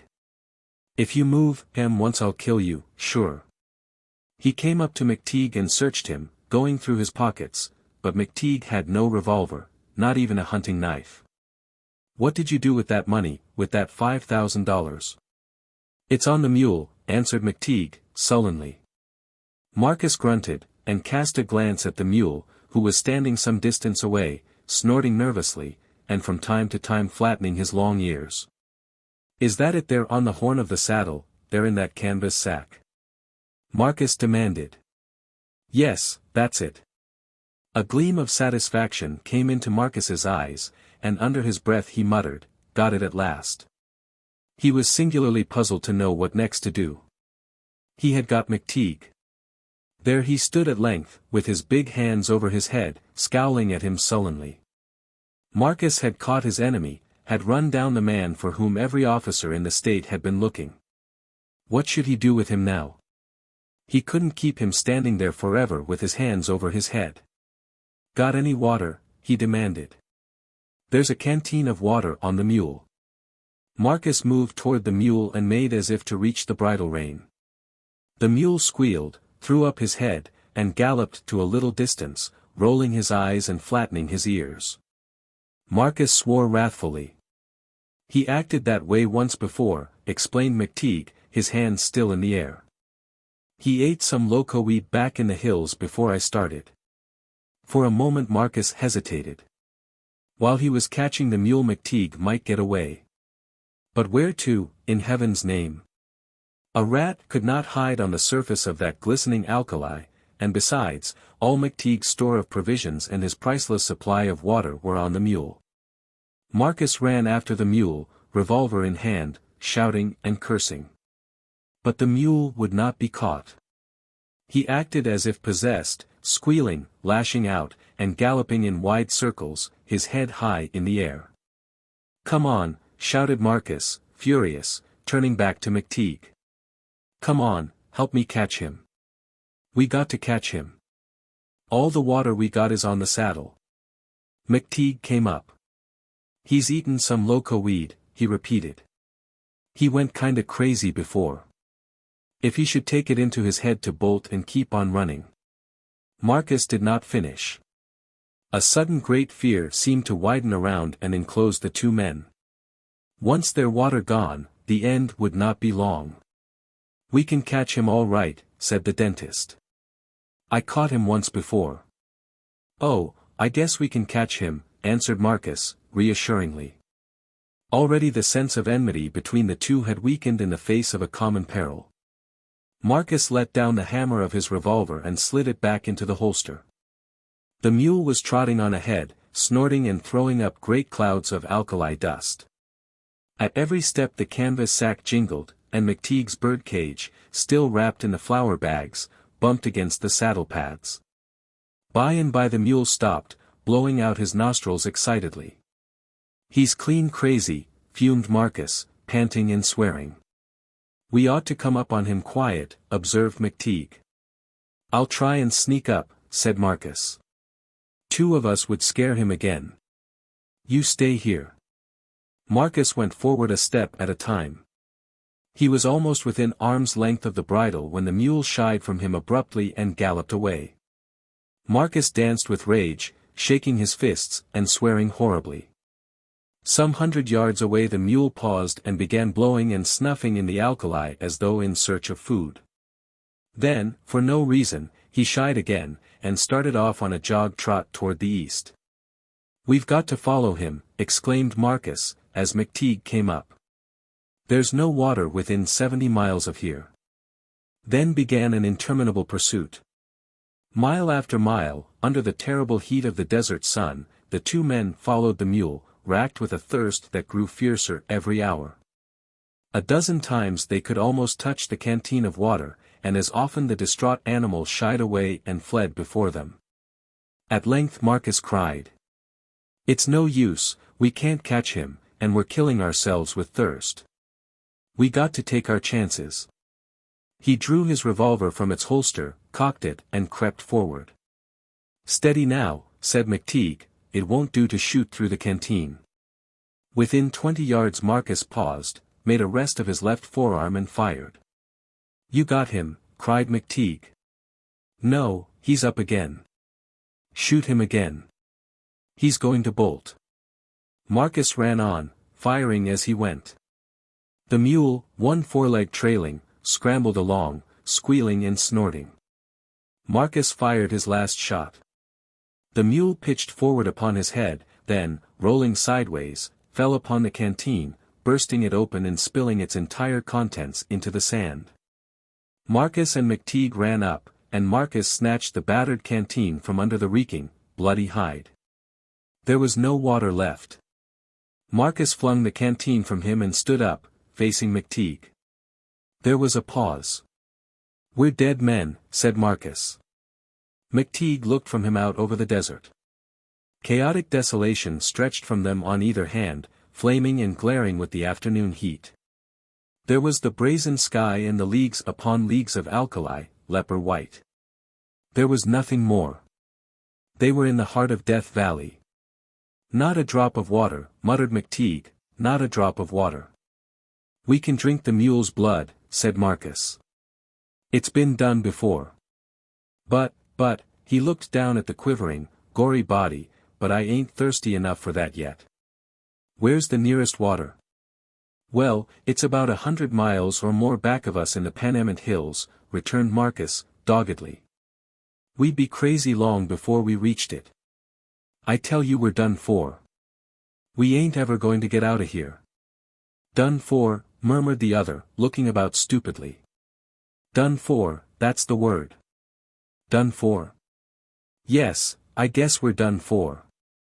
"What are we going to do now?" exclaimed Marcus, sharply, after a while. "Well, let's be moving along, somewhere." "Where, I'd like to know. What's the good of moving on? What's the good of stopping here?" There was a silence. "Lord, it's hot," said the dentist, finally, wiping his forehead with the back of his hand. Marcus ground his teeth. "Done for," he muttered, "done for. I never was so thirsty," continued McTeague. "I'm that dry I can hear my tongue rubbing against the roof of my mouth." "Well, we can't stop here," said Marcus, finally, "we got to go somewhere. We'll try and get back, but it ain't no manner of use. Anything we want to take along with us from the mule? We can." Suddenly he paused. In an instant the eyes of the two doomed men had met as the same thought simultaneously rose in their minds. The canvas sack with its $5,000 was still tied to the horn of the saddle. Marcus had emptied his revolver at the mule, and though he still wore his cartridge belt, he was for the moment as unarmed as McTeague. "I guess," began McTeague, coming forward a step, "I guess even if we are done for, I'll take some of my truck along." "Hold on," exclaimed Marcus, with rising aggressiveness. "Let's talk about that. I ain't so sure about who that money belongs to." "Well, I am, you see," growled the dentist. The old enmity between the two men, their ancient hate, was flaming up again. "Don't try and load that gun either," cried McTeague, fixing Marcus with his little eyes. "Then don't lay your finger on that sack," shouted the other. "You're my prisoner, do you understand? You'll do as I say." Marcus had drawn the handcuffs from his pocket, and stood ready with his revolver held as a club.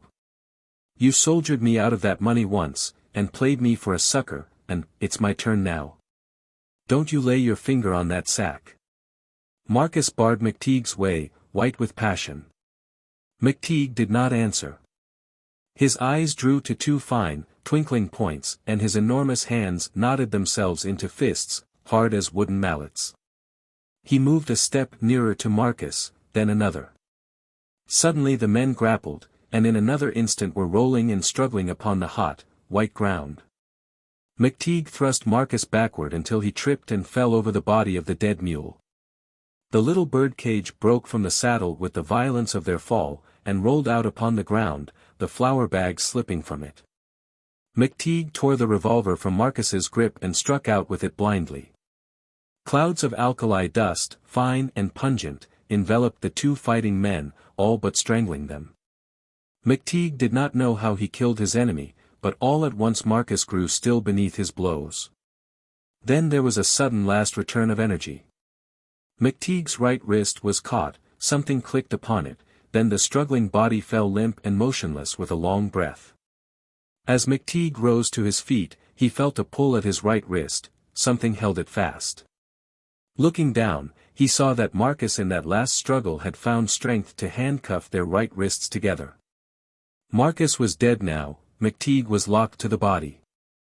All about him, vast, interminable, stretched the measureless leagues of Death Valley. McTeague remained stupidly looking around him, now at the distant horizon, now at the ground, now at the half-dead canary chittering feebly in its little gilt prison. Arranged from McTeague. Copyright by Doubleday, Page & Company. New York, and used by kind permission. Michael Strogoff, Courier of the Tsar. By Jules Verne. The door of the imperial cabinet was opened and General Kissoff was announced. "The courier?" inquired the Tsar eagerly. "He is here, sire," replied General Kissoff. "Let him come in," said the Tsar. In a few moments Michael Strogoff, the courier, entered. The Tsar fixed a penetrating look upon him without uttering a word. Then in an abrupt tone. "Thy name?" "Michael Strogoff, sire." "Thy rank?" "Captain in the Corps of Couriers to the Tsar." "Thou dost know Siberia?" "I am a Siberian." "A native of?" "Omsk, sire." "Hast thou relations there?" "Yes, sire, my aged mother." The Tsar suspended his questions for a moment, then pointed to a letter which he held in his hand. "Here is a letter which I charge thee, Michael Strogoff, to deliver into the hands of the Grand Duke, and to no one but him." "I will deliver it, sire." "The Grand Duke is at Irkutsk. Thou wilt have to traverse a rebellious country, invaded by Tartars, whose interest it will be to intercept this letter." "I will traverse it." "Above all, beware of the traitor, Ivan Ogareff, who will perhaps meet thee on the way." "I will beware of him." "Wilt thou pass through Omsk?" "Sire, that is my route." "If thou dost see thy mother, there will be the risk of being recognized." "Thou must not see her." Michael Strogoff hesitated a moment, and then said. "I will not see her." "Swear to me that nothing will make thee acknowledge who thou art, nor whither thou art going." "I swear it." "Michael Strogoff, take this letter. On it depends the safety of all Siberia, and perhaps the life of my brother, the Grand Duke. This letter shall be delivered to His Highness, the Grand Duke. Go, thou, for God, for the Tsar, and for your native land." The courier saluted his sovereign and that very night set out to fulfill his perilous mission. All went well until he reached Omsk. Compelled to stop here for food and a change of horses. He was about to leave the posting house to continue his journey when suddenly a cry made him tremble, a cry which penetrated to the depths of his soul, and these two words rushed into his ear, "My son." His mother, the old woman, Marfa, was before him. Trembling, she smiled upon him and stretched forth her arms to him. Michael Strogoff stepped forward. He was about to throw himself, when the thought of duty, the serious danger to himself, and his mother, in this unfortunate meeting, stopped him, and so great was his self-command that not a muscle of his face moved. There were 20 people in the public room, and among them perhaps spies, and was it not known that the son of Marfa Strogoff belonged to the corps of couriers to the Tsar? Michael Strogoff did not move. "Michael," cried his mother. "Who are you, my good woman? Who am I? Dost thou no longer know thy mother? You are mistaken, a resemblance deceives you." Marfa went up to him, and looking straight into his eyes, said, "Art thou not the son of Peter and Marfa Strogoff?" Michael would have given his life to have locked his mother in his arms. But if he yielded now, it was all over with him, with her, with his mission, with his oath. Completely master of himself, he closed his eyes that he might not see the inexpressible anguish of his mother. "I do not know, in truth, what it is you say, my good woman." "Michael. My name is not Michael. I never was your son. I am Nicholas Kopanoff, a merchant of Irkutsk." And suddenly he left the room, while for the last time the words echoed in his ears. "My son! My son!" Michael Strogoff by a desperate effort had gone. He did not heed his old mother, who had fallen back almost inanimate on a bench. But when the postmaster hastened to assist her, the aged woman raised herself. Suddenly the thought occurred to her, she denied by her own son. It was impossible. As for being deceived, it was equally impossible. It was certainly her son whom she had just seen, and if he had not recognized her it was because he had some strong reason for acting thus. And then, her mother feelings arising within her, she had only one thought: can I unwittingly have ruined him? "I am mad," she said to her interrogators. "This young man was not my son, he had not his voice. Let us think no more of it. If we do, I shall end in finding him everywhere." This scene, however, was immediately reported to Ivan Ogareff, who was stationed in the town. He at once arrested Michael Strogoff, and then had Marfa brought before him. Marfa, standing before Ivan Ogareff, drew herself up, crossed her arms on her breast, and waited. "You are Marfa Strogoff?" asked Ogareff. "Yes. Do you retract what you said a few hours ago?" "No." "Then you do not know that your son, Michael Strogoff, courier to the Tsar, has passed through Omsk?" "I do not know it." "And the man whom you thought you recognized as your son was not your son?" "He was not my son." "And since then, you have seen him among the prisoners?" "No." "If he were pointed out to you, would you recognize him?" "No." "Listen. Your son is here, and you shall immediately point him out to me." "No. All these men will file before you, and if you do not show me Michael Strogoff, you shall receive as many blows from the knout as men shall have passed before you." On an order from Ogareff, the prisoners filed one by one past Marfa, who was immovable as a statue, and whose face expressed only perfect indifference.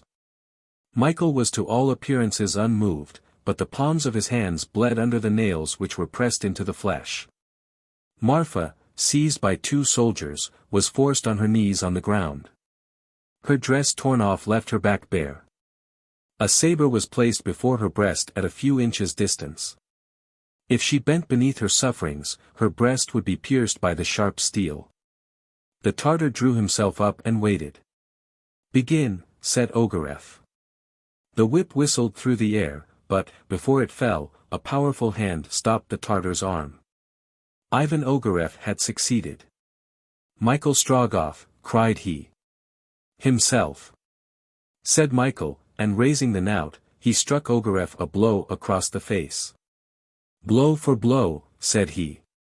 20 soldiers threw themselves on Michael, and in another instant he would have been slain, but Ogareff stopped them. "This man is reserved for the Emir's judgment. Search him." The letter bearing the imperial arms was found in Michael's bosom. He had not time to destroy it. It was handed to Ogareff. Michael was then led before the Emir. "Your forehead to the ground," exclaimed Ogareff. "No." 2 soldiers tried to make him bend, but were themselves laid on the ground by a blow from Michael's fist. "Who is this prisoner?" asked the emir. "A Russian spy," answered Ogareff. In asserting that Michael was a spy, he knew that the sentence would be terrible.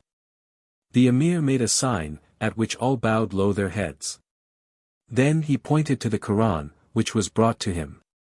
He opened the sacred book, and placing his finger on one of its pages, read in a loud voice a verse ending in these words, "And he shall no more see the things of this earth." Russian spy, you have come to see what is going on in the Tartar camp. Then look while you may. You have seen for the last time. In an instant your eyes will be forever shut to the light of day. Michael's fate was to be not death, but blindness. He was going to be blinded in the Tartar fashion, with a hot saber blade passed before his eyes. The emir's orders executed, Ivan Ogareff approached Michael, drew from his pocket the imperial letter, opened it and held it up before the face of the Tsar's courier, saying with supreme irony, "Read, now, Michael Strogoff, read. And go and repeat at Irkutsk what you have read. The true courier of the Tsar is henceforth Ivan Ogareff." The emir retired with his train. Ivan followed after, and sightless Michael was left alone to his fate. One thought possessed him. He must somehow arrive at Irkutsk before the traitor and warn the Grand Duke of the intended deception. Some months later Michael Strogoff had reached his journey's end. He was in Irkutsk. Hastening to the governor's palace to see the Grand Duke, he meets in a waiting room Ivan Ogareff, the traitor. The latter must act quickly. Ogareff arose, and thinking he had an immeasurable advantage over the blind man threw himself upon him. But with one hand Michael grasps the arm of his enemy and hurls him to the ground. Ogareff gathers himself together like a tiger about to spring, and utters not a word. The noise of his footsteps, his very breathing, he tries to conceal from the blind man. At last, with a spring, he drives his sword full blast at Michael's breast. An imperceptible movement of the blind man's knife turns aside the blow. Michael is not touched, and coolly waits a second attack. Cold drops stand on Ogareff's brow, he draws back a step and again leaps forward. But like the first, this attempt fails. Michael's knife has parried the blow from the traitor's useless sword. Mad with rage and terror, he gazes into the wide-open eyes of the blind man. Those eyes which seem to pierce to the bottom of his soul, and which do not, cannot, see, exercise a sort of dreadful fascination over him. Suddenly Ogareff utters a cry, he sees. He sees. Yes, I see. Thinking of my mother, the tears which sprang to my eyes saved my sight. I see the mark of the knout which I gave you, traitor and coward. I see the place where I am about to strike you. Defend your life. It is a duel I offer you. My knife against your sword. Ogareff now feels that he is lost, but, mustering up all his courage, he springs forward. The two blades cross, but at a touch from Michael's knife the sword flies in splinters, and the wretch, stabbed to the heart, falls lifeless to the ground. At the same moment the door is thrown open, and the Grand Duke, accompanied by some of his officers, enters. The Grand Duke advances. In the body lying on the ground he recognizes the man whom he believes to be the Tsar's courier. Then in threatening voice, "Who killed this man?" "I," answered Michael. "Thy name?" "Who dares kill the servant of my brother, the Tsar's courier?" "That man, your highness, is not a courier of the Tsar. He is Ivan Ogareff." "Ivan Ogareff?" "Yes, Ivan the traitor." "But who are you, then?" "Michael Strogoff. The Tiger's Cave. An adventure among the mountains of Quito." On leaving the Indian village, we continued to wind round Chimborazo's wide base. But its snow-crowned head no longer shone above us in clear brilliancy, for a dense fog was gathering gradually around it. Our guides looked anxiously towards it, and announced their apprehensions of a violent storm. We soon found that their fears were well founded. The fog rapidly covered and obscured the whole of the mountain, the atmosphere was suffocating, and yet so humid that the steelwork of our watches was covered with rust, and the watches stopped. The river beside which we were traveling rushed down with still greater impetuosity. And from the clefts of the rocks which lay on the left of our path were suddenly precipitated small rivulets that bore the roots of trees and innumerable serpents along with them. These rivulets often came down so suddenly and violently that we had great difficulty in preserving our footing. The thunder at length began to roll, and resounded through the mountainous passes with the most terrific grandeur. Then came the vivid lightning, flash following flash, above, around, beneath, everywhere a sea of fire. We sought a momentary shelter in a cleft of the rocks, while one of our guides hastened forward to seek a more secure asylum. In a short time he returned, and informed us that he had discovered a spacious cavern, which would afford us sufficient protection from the elements. We proceeded thither immediately, and with great difficulty, and not a little danger, at last got into it. The noise and raging of the storm continued with so much violence that we could not hear the sound of our voices. I had placed myself near the entrance of the cave, and could observe, through the opening, which was straight and narrow, the singular scene without. The highest cedar trees were struck down, or bent like reeds. Monkeys and parrots lay strewed upon the ground, killed by the falling branches. The water had collected in the path we had just passed, and hurried along it like a mountain stream. From everything I saw I thought it extremely probable that we should be obliged to pass some days in this cavern. When the storm, however, had somewhat abated, our guides ventured out in order to ascertain if it were possible to continue our journey. The cave in which we had taken refuge was extremely dark, so that if we moved a few paces from the entrance we could see no more than an inch before us. And we were debating as to the propriety of leaving it, even before the Indians came back, when we suddenly heard a singular rumbling or growling at the farther end of the cavern, which instantly fixed all our attention. Wharton and myself listened anxiously, but our daring and inconsiderate young friend Lincoln, together with my huntsman, crept about upon their hands and knees, and endeavored to discover, by groping, from whence the sound proceeded. They had not advanced far into the cavern before we heard them utter an exclamation of surprise. And they returned to us, each carrying in his arms an animal singularly marked, and about the size of a cat, seemingly of great strength and power, and furnished with immense fangs. The eyes were of a green color, strong claws were upon their feet, and a blood-red tongue hung out of their mouths. Wharton had scarcely glanced at them, when he exclaimed, in consternation, "Good God! We have come into the den of a—" He was interrupted by a fearful cry of dismay from our guides, who came rushing precipitately towards us, calling out, "A tiger! A tiger!" And at the same time, with extraordinary rapidity, they climbed up a cedar tree, which stood at the entrance of the cave, and hid themselves among the branches. After the first sensation of horror and surprise, which rendered me motionless for a moment, had subsided, I grasped my firearms. Wharton had already regained his composure and self-possession. And he called to us to assist him instantly in blocking up the mouth of the cave with an immense stone, which fortunately lay near it. The sense of approaching danger augmented our strength, for we now distinctly heard the growl of the ferocious animal, and we were lost beyond redemption if it reached the entrance before we could get it closed. Ere this was done, we could distinctly see the tiger bounding towards the spot and stooping in order to creep into his den by the narrow opening. At this fearful moment our exertions were successful, and the great stone kept the wild beast at bay. There was a small open space, however, left between the top of the entrance and the stone, through which we could see the head of the animal, illuminated by its glowing eyes, which rolled, glaring with fury, upon us. Its frightful roaring, too, penetrated to the depths of the cavern, and was answered by the hoarse growling of the cubs, which Lincoln and Frank had now tossed from them. Our ferocious enemy attempted first to remove the stone with his powerful claws, and then to push it with his head from its place, and these efforts, proving abortive, served only to increase his wrath. He uttered a tremendous, heart-piercing howl, and his flaming eyes darted light into the darkness of our retreat. "Now is the time to fire at him," said Wharton, with his usual calmness. "Aim at his eyes. The ball will go through his brain, and we shall then have a chance to get rid of him."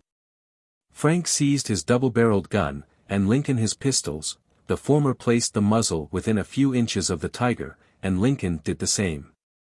At Wharton's command, they both drew the triggers at the same moment, but no shot followed. The tiger, who seemed aware that the flash indicated an attack upon him, sprang growling from the entrance, but, feeling himself unhurt, immediately turned back again, and stationed himself in his former place. The powder in both pieces was wet. Frank and Lincoln, therefore, proceeded to draw the useless charges while Wharton and myself hastened to seek our powder flask. It was so extremely dark that we were obliged to grope about the cave. And, at last, coming in contact with the cubs, we heard a rustling noise, as if they were playing with some metal substance, which we soon discovered was the canister we were looking for. Most unfortunately, however, the animals had pushed off the lid with their claws, and the powder had been strewed over the damp earth and rendered entirely useless. This fearful discovery excited the greatest consternation. "All is now over," said Wharton. "We have only now to choose whether we shall die of hunger, together with these animals who are shut up along with us, or open the entrance to the bloodthirsty monster without, and so make a quicker end of the matter." So saying, he placed himself close beside the stone, which, for the moment, defended us, and looked undauntedly upon the lightning eyes of the tiger. Lincoln raved and swore. And Frank took a piece of strong cord from his pocket and hastened to the farther end of the cave, I knew not with what design. We soon, however, heard a low, stifled groaning. And the tiger, who had heard it also, became more restless and disturbed than ever. He went backwards and forwards before the entrance of the cave, in the most wild, impetuous manner, then stood still, and stretching out his neck in the direction of the forest, broke forth into a deafening howl. Our two Indian guides took advantage of this opportunity to discharge several arrows from the tree. The animal was struck more than once, but the light weapons bounded back harmless from his thick skin. At length, however, one of them struck him near the eye, and the arrow remained sticking in the wound. He now broke anew into the wildest fury, and sprang at the tree, and tore it with his claws, as if he would have dragged it to the ground. But, having at length succeeded in getting rid of the arrow, became more calm, and laid himself down as before in front of the cave. Frank now returned from the lower end of the den, and a glance showed us what he had been doing. In each hand, and dangling from the end of a string, were the two cubs. He had strangled them, and before we were aware what he intended, he threw them through the opening to the tiger. No sooner did the animal perceive them, than he gazed earnestly upon them, and began to examine them closely, turning them cautiously from side to side. As soon as he became aware that they were dead, he uttered so piercing a howl of sorrow that we were obliged to put our hands to our ears. When I upbraided my huntsman for the cruel action he had so rashly committed, I perceived by his blunt and abrupt answers that he also had lost all hope of rescue from our impending fate, and, that, under these circumstances, the ties between master and servant were dissolved. For my own part, without knowing why, I could not help believing that some unexpected assistance would yet rescue us from so horrible a fate. Alas! I little anticipated the sacrifice that my rescue was to cost. The thunder had now ceased, and the storm had sunk to a gentle gale, the songs of the birds were again heard in the neighboring forest, and the sunbeam sparkled in the drops that hung from the leaves. We saw through the aperture that all nature was reviving after the wild war of elements which had so recently taken place, but the contrast only made our situation the more terrible. We were in a grave from which there was no deliverance. And a monster, worse than the fabled Cerberus, kept watch over us. The tiger had laid himself down beside his whelps. He was a beautiful animal, of great size and strength, and his limbs being stretched out at their full length, displayed his immense power of muscle. A double row of great teeth stood far enough apart to show his large red tongue, from which the white foam fell in large drops. All at once, another roar was heard at a distance, and the tiger immediately rose and answered it with a mournful howl. At the same instant, our Indians uttered a shriek, which announced that some new danger threatened us. A few moments confirmed our worst fears, for another tiger, not quite so large as the former, came rapidly towards the spot where we were. "This enemy will prove more cruel than the other," said Wharton, "for this is the female, and she knows no pity for those who deprive her of her young." The howls which the tigress gave when she had examined the bodies of her cubs, surpassed everything of the horrible that we had yet heard, and the tiger mingled his mournful cries with hers.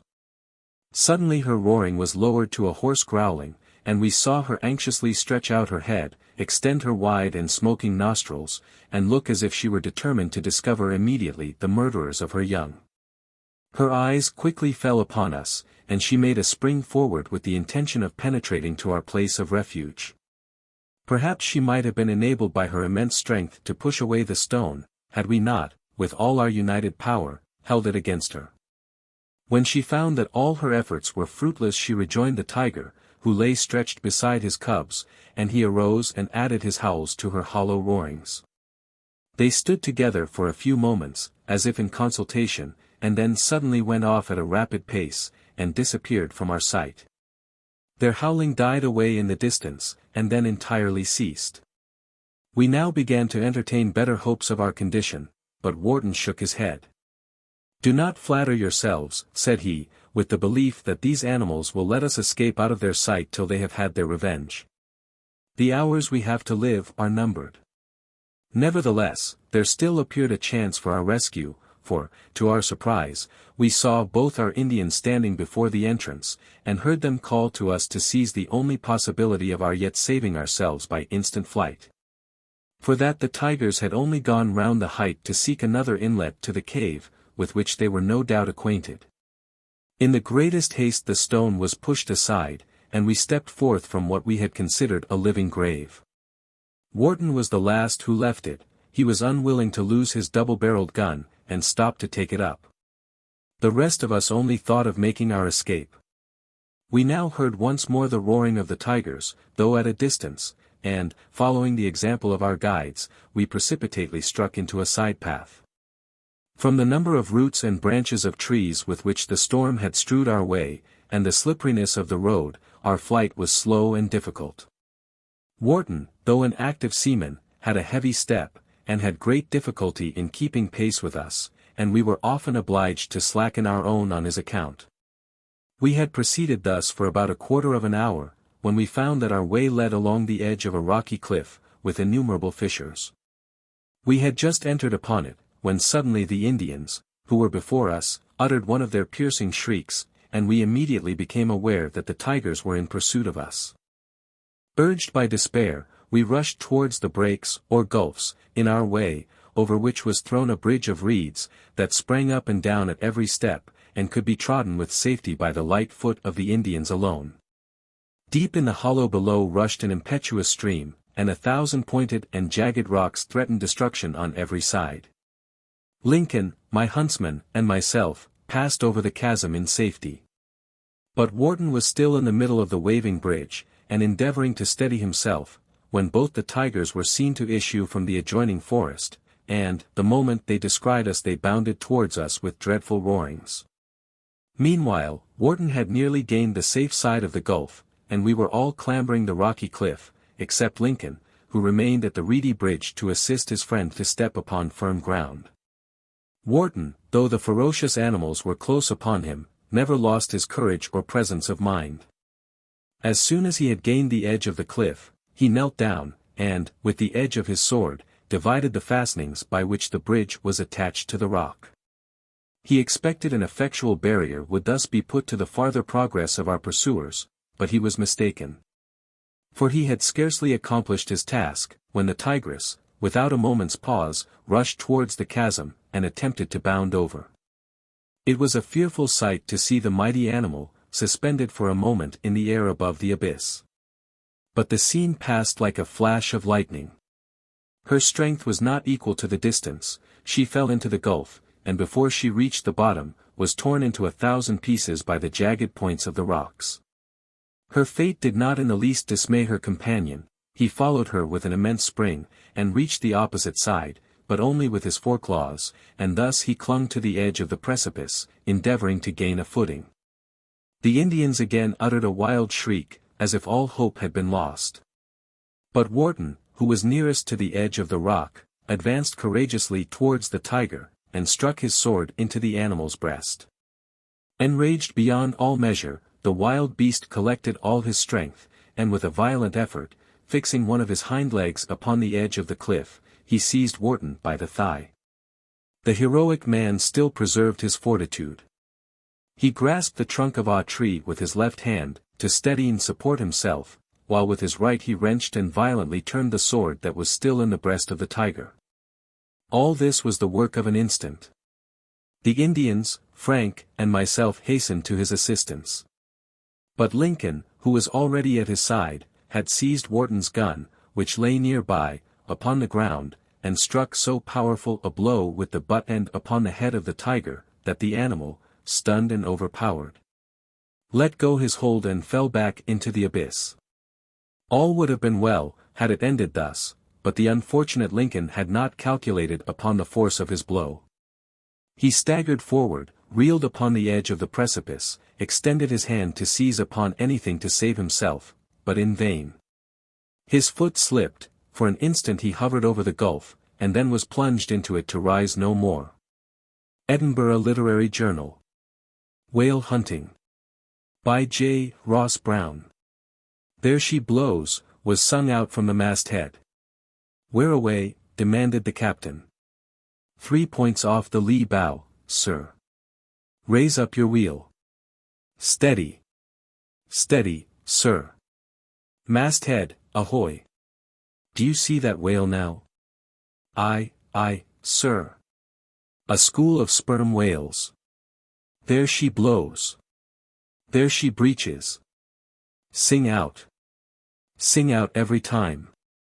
Aye, sir. There she blows. There, she blows, blows. How far off? 2 miles and a half. Thunder and lightning. So near. Call all hands. Clew up the 40-gallon sail, there. Belay. Hard down your wheel. Haul aback the main yard. Get your tubs in your boats. Bear a hand. Clear your falls. Stand by all to lower. All ready. All ready, sir. Lower away. Down went the boats with a splash. Each boat's crew sprang over the rail, and in an instant the larboard, starboard and waist boats were manned. There was great rivalry in getting the start. The waist boat got off in pretty good time, and away went all three, dashing the water high over their bows. Nothing could be more exciting than the chase.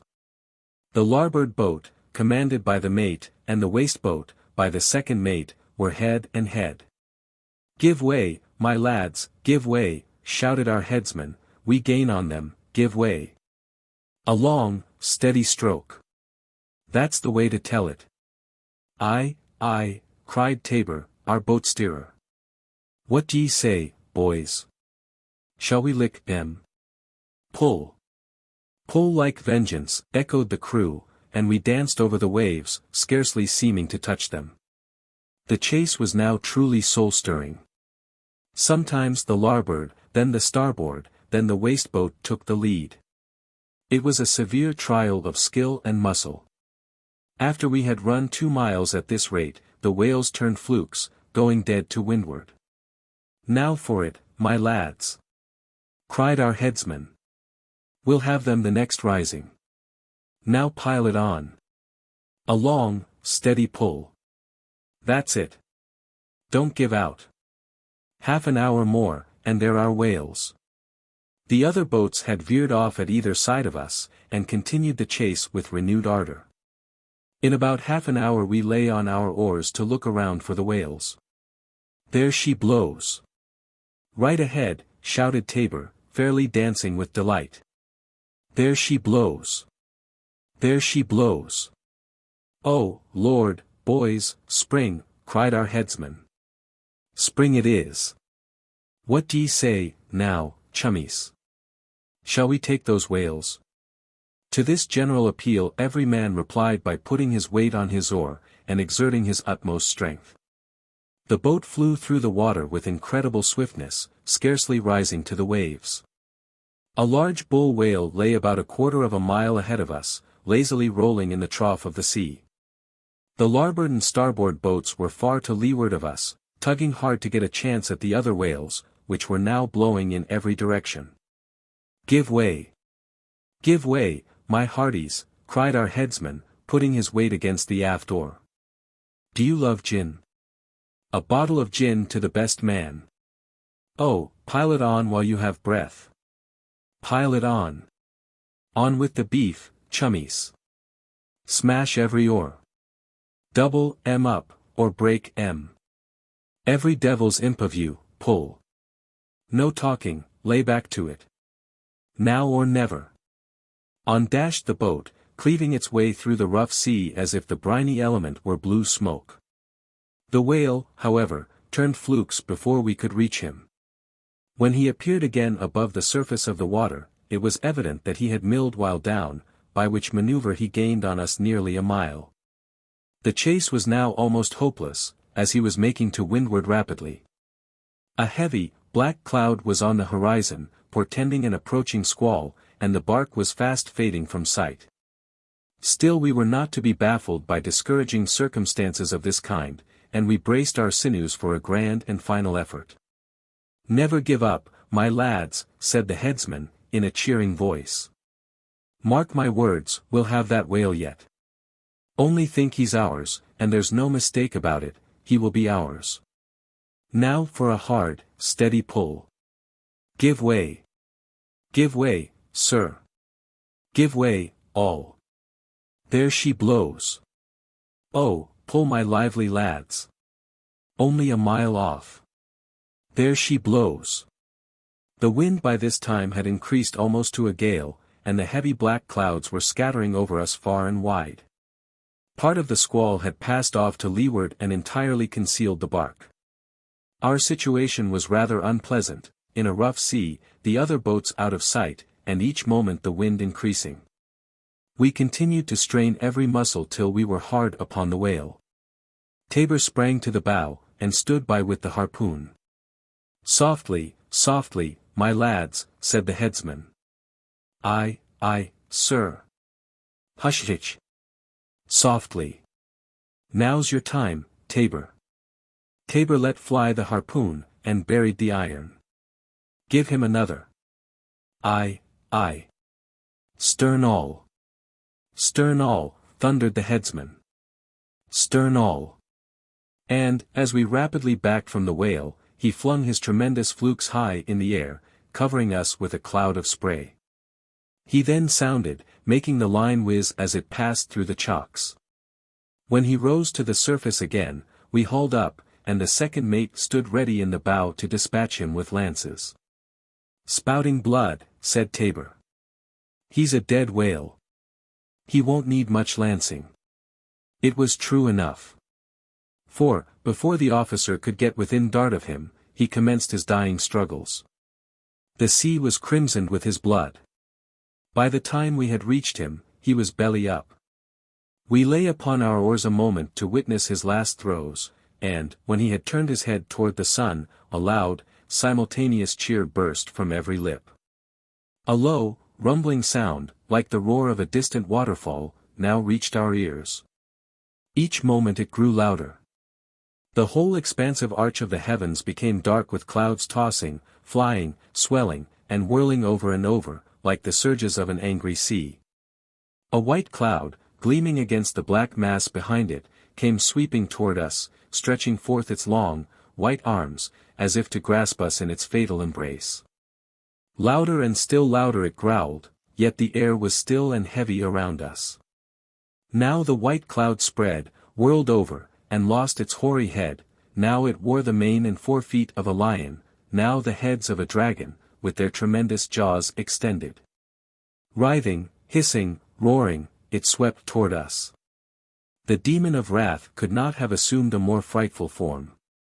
The whole face of the ocean was hidden in utter darkness, save within a circle of a few hundred yards. Our little boat floated on a sea almost unruffled by a breath of wind. The heavy swell rolled lazily past us, yet a death-like calmness reigned in the air. Beyond the circle all was strife, within, all peace. We gazed anxiously in each other's faces, but not a word was spoken. Even the veteran harpooner looked upon the clouds with a face of unusual solemnity, as we lay upon our oars, awed to silence by the sublimity of the scene. The ominous stillness of everything within the circle became painful. For many long minutes the surface of the water remained nearly smooth. We dreaded, but longed for a change. This state of suspense was growing intolerable. I could hear the deep, long-drawn respirations of those around me. I saw the quick, anxious glances they turned to windward, and I almost fancied I could read every thought that passed within their breasts. Suddenly a white streak of foam appeared within 100 yards. Scarcely had we unshipped our oars, when the squall burst upon us with stunning violence. The weather side of the boat was raised high out of the water, and the rushing foam dashed over the gunwale in torrents. We soon trimmed her, however, and, by hard bailing, got her clear of water. It is utterly impossible to conceive the violence of the wind. Small as the surface exposed to the squall was, we flew through the foaming seas, dragging the dead body of the whale after us with incredible velocity. Thus situated, entirely at the mercy of the wind and sea, we continued every moment to increase our distance from the bark. When the squall abated, we came to under the lee of the whale, and looked to leeward for the bark. Not a speck could be seen on the horizon. Night was rapidly approaching, and we were alone upon the broad, angry ocean. "Ship your oars," said the headsman, "we'll not part company with old Blubber yet. If we can't make the bark, we can make land somewhere." "Aye," said Tabor, with a sly leer, "and live on roast beef and turkey while we're making it." With heavy hearts and many misgivings we shipped our oars, heartily wishing the whale in the devil's trypots, for we thought it rather hard that our lives should be risked for a few barrels of oil. For 2 hours we pulled a long, lazy, dogged stroke, without a sign of relief. At last Tabor stood up on the bow to look out, and we lay on our oars. "Well, Tabor, what d'ye see?" was the general inquiry. "Why," said Tabor, coolly rolling the quid from his weather to his lee cheek, "I see a cussed old bark that looks like Granny Howland's wash-tub, with a few broomsticks rigged up in the middle of it." "Pull, you devils," cried our headsman. "There's duff in the cook's coppers." "Yes. I think I smell it," said Tabor. It was nearly dark when we arrived alongside of the bark with our prize. But what was our surprise to find that the starboard and larboard boats had killed 5 whales between them. They were all of a small size, and did not average more than 15 barrels each. That night not a breath of air ruffled the clear, broad ocean as it swelled beneath and around us, forming a multitude of mirrors that reflected all the beauties of the splendid canopy above. The moon arose with unusual brilliancy. It was a night for the winged spirits of the air. I enjoyed a melancholy pleasure in walking the decks beneath the soft moonbeams, thinking of past times. Silence reigned over the deep. The calm, broad ocean presented a beautiful simile of repose, and the light, shadowy clouds floated motionless in the air, as if in awe of the mighty wilderness of waters beneath them. A clear, silvery light beamed over the glassy swell. And far away the moon's rays, casting their soft and delicate glow over the whole scene, gradually vanished in a dreamy haze upon the horizon. I gazed with pensive feelings upon this scene, so calm, so heavenly, so unrivaled in its loveliness. And I thought, with a sigh, of the coming day, the fiery, tropical sun, the heat and smoke of the try-works, and all the realities of a whaleman's life. I have heard of the solitude of the desert. But what can compare with that of the ocean at such a time as this? Never had the sea looked more beautiful than it did that night. It was a source of pleasure to feel that, notwithstanding the wretched life I led, there were still left a few of the better feelings of my nature. A passage in the Vision of Don Roderick occurred to me as singularly expressive of the checkered fortunes of a seafarer. Well might I hope the light cloud which occasionally obscured the moon's brightness might prove a happy omen of my future fate. Melting, as a wreath of snow it hangs, in folds of wavy silver round. And clothes The orb in richer beauty than her own. Then, passing, leaves her in her light serene. From Etchings of a Whaling Cruise, by kind permission of Harper & Brothers, Publishers, New York. The Man in the Shadow. By R. W. Child. The late afternoon sunlight slanted down into the busy street through the trees of the public garden. It had been the sort of day which whispers of other scenes, old faces, gentle memories and painted possibilities. Now along the street came the ebb tide of the day's work, swept out from the business part of the city and jostling homeward. Among the homegoers was a man distinguished a little from the rest by a refined and patient expression. His shoulders sloped as if they had borne much, his eyes were open in a stare as if astounded at the repetition of life's misfortunes. And his clothes, from his derby hat, shiny from his wife's endless brushings, to his shoes, flattened by the monotony of his daily life, told of the practice of much respectable economy. Trouble had felt of his throat, one would say, but never had succeeded in throttling him. There was a quiet, reserved strength in the furrows of his forehead and in the solidity of his chin, and the wrinkles at the corner of his blue eyes declared that there was a fund of persistent hope in Carter Clues. Looking up suddenly he saw 4 men coming down the steps of a hotel toward an open carriage which had drawn up to the curb. 3 were inclined to the stoutness of middle age, and all were laughing prosperously, and chatting vociferously of commencement dinners and baseball games and class reunions. It was evident that they were 4 successful men on a holiday and straining to be young again. Carter Clues smiled with boyish pleasure, for one of them was Newt Riggs, who used to row on the crew and was now a corporation attorney in Chicago, and there was Billy Drowson, who used to flunk examinations as easily as if he meant to do it. And the third was Joe Crane, who was making his $200,000 a year in metal refining in Colorado, and the little man was Lapham, the surgeon, who had been marshal of the class. The last had just seated himself comfortably in the carriage, when Clue succeeded in pushing his way into the gap they had left in the crowd. Both Joseph Crane and Lapham, seeing him take a step toward them, opened their eyes in innocent surprise. Neither of them recognized him. He stopped for a moment of embarrassed hesitation, and in that moment he felt with the sharp old pang that he belonged among them no more. They were successful men. Carter Clues stepped back into the gray shadow of the portico. The carriage started away with a laugh and the scrape of a wheel on the curb, and Clues started on his way once more. His daily trudge to and from his office was the result of a calculation that enough car fare each year was saved to buy an extra gown for his daughter. Life had toyed with him, showing her splendors and snatching them from his fingers. Had taught him culture and then laughed at him.